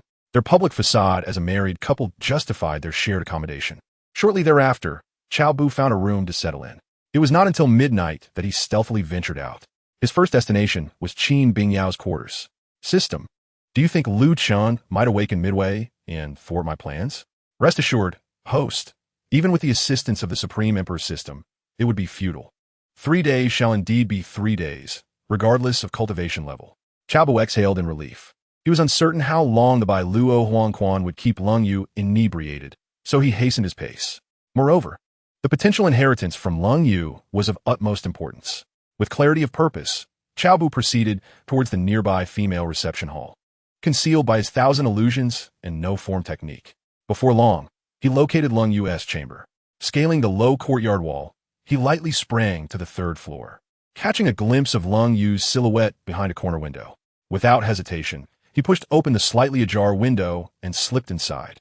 The room was dimly lit by flickering candlelight, and Lung Yu lay serenely upon a brocade couch, deeply intoxicated. She was clad in a flowing white garment, her figure exquisitely defined, with a slender waist and elongated legs. Typically as cold as ice, her face now bore a faint blush, her long lashes lowered, and her lips gently pursed, exuding a rare softness amidst her usual haughtiness, like a red plum blossoming quietly in the snow, captivating the gaze. Cao Bu aprudochit koshisi. Only to see Lung Yu softly murmur, showing signs of awakening. His heart leapt into his throat. In that critical moment, a spark of inspiration struck him, and he produced a vial of the intoxicating brew, pouring it into her mouth. Observing her head tilt and succumb to slumber once more, he let out a sigh of relief. The wine purchased with 10,000 points was rather lackluster. It only lasted an hour before she stirred. Cao Bu remarked with a hint of disdain, gazing at Lung Yu on the bed, his expression solemn as he softly explained, "Mother, it is not that Boer lacks restraint. The potency of this wine is too fierce, and without anyone to watch over, it is truly disconcerting." Ding! Congratulations, host. Inheritance level increased by 2, granting 2 lottery chances. The following day at noon, sunlight streamed through the window, casting a warm glow upon the bed. It was time to meet that empress.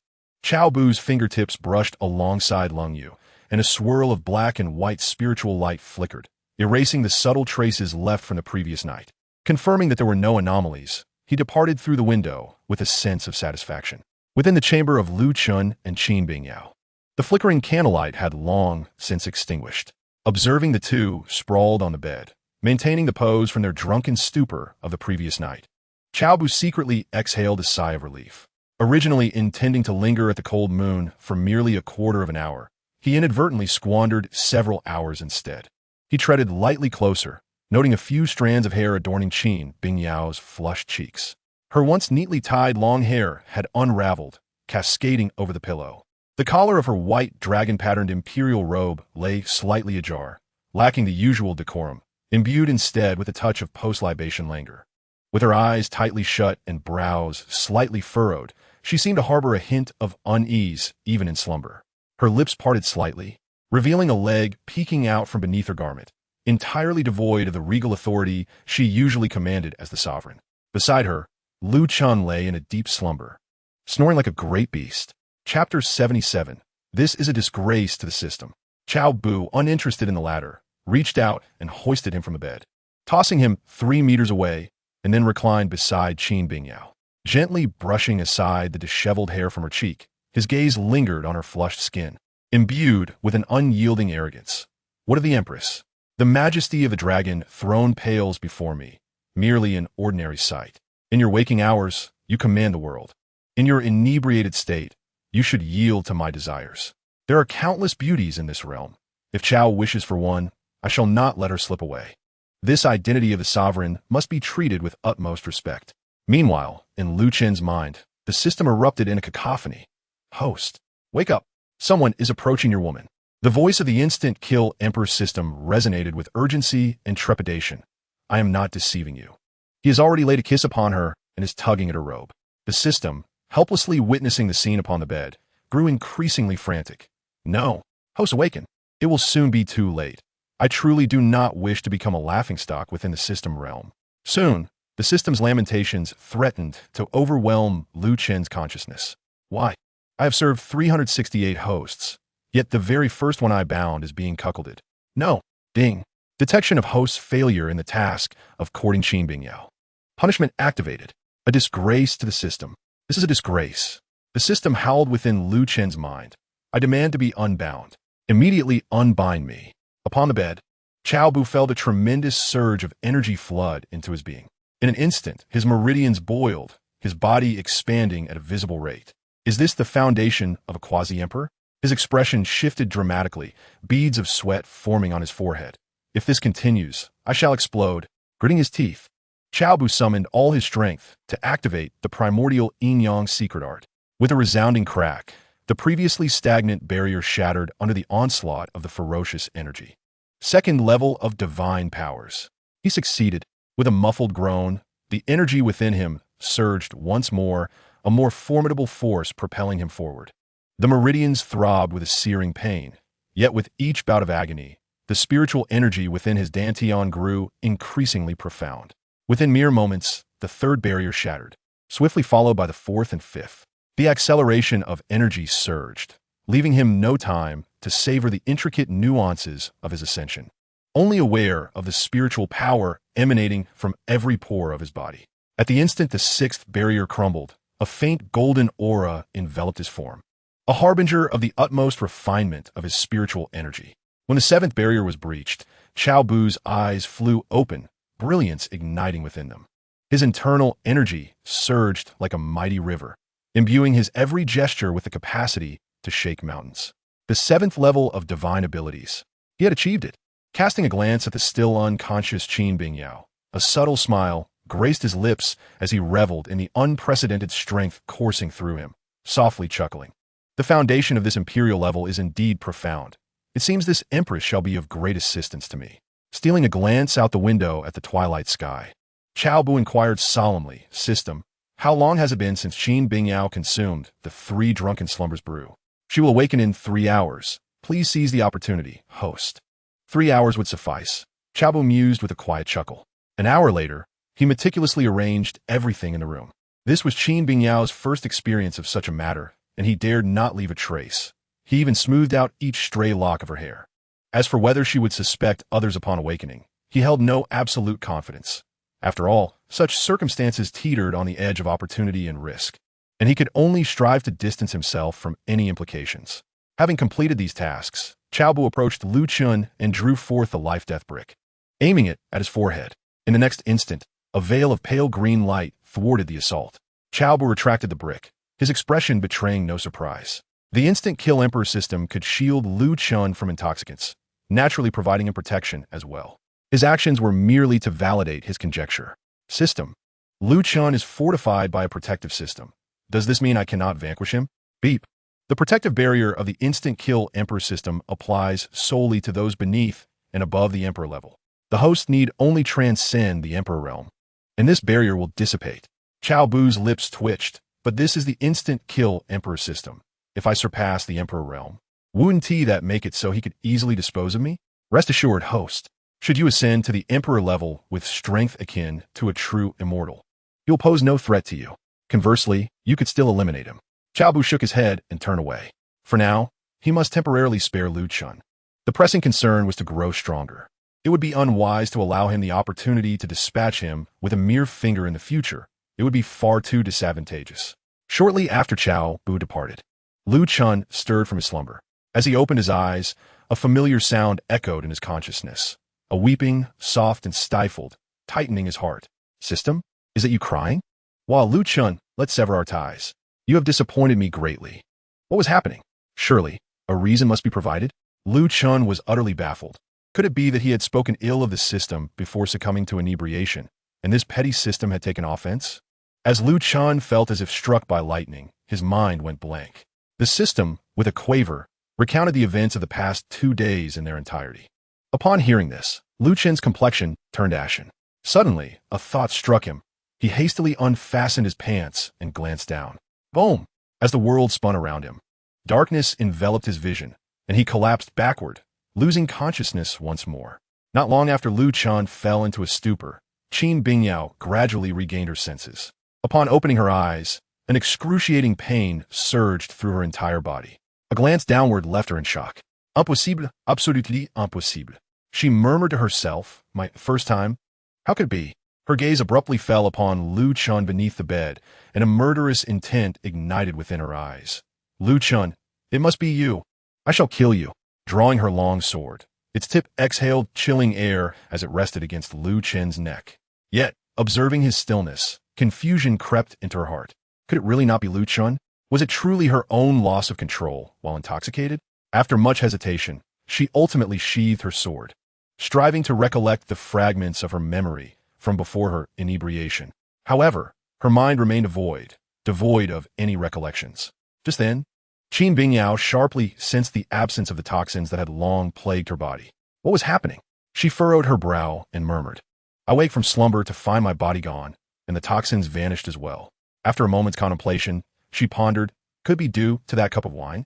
Infuriated, she glared at Lu Chun and stormed out. Were it not for Lu Chun, she would not have found herself in such dire straits. Though her heart burned with hatred for the one who had robbed her of her innocence, she was not driven to the brink of despair. Shortly after Qin Bing Yao's departure, Lu Chun once again awakened slowly. As he opened his eyes, a chilling notification echoed in his consciousness. Unbinding Process 899091.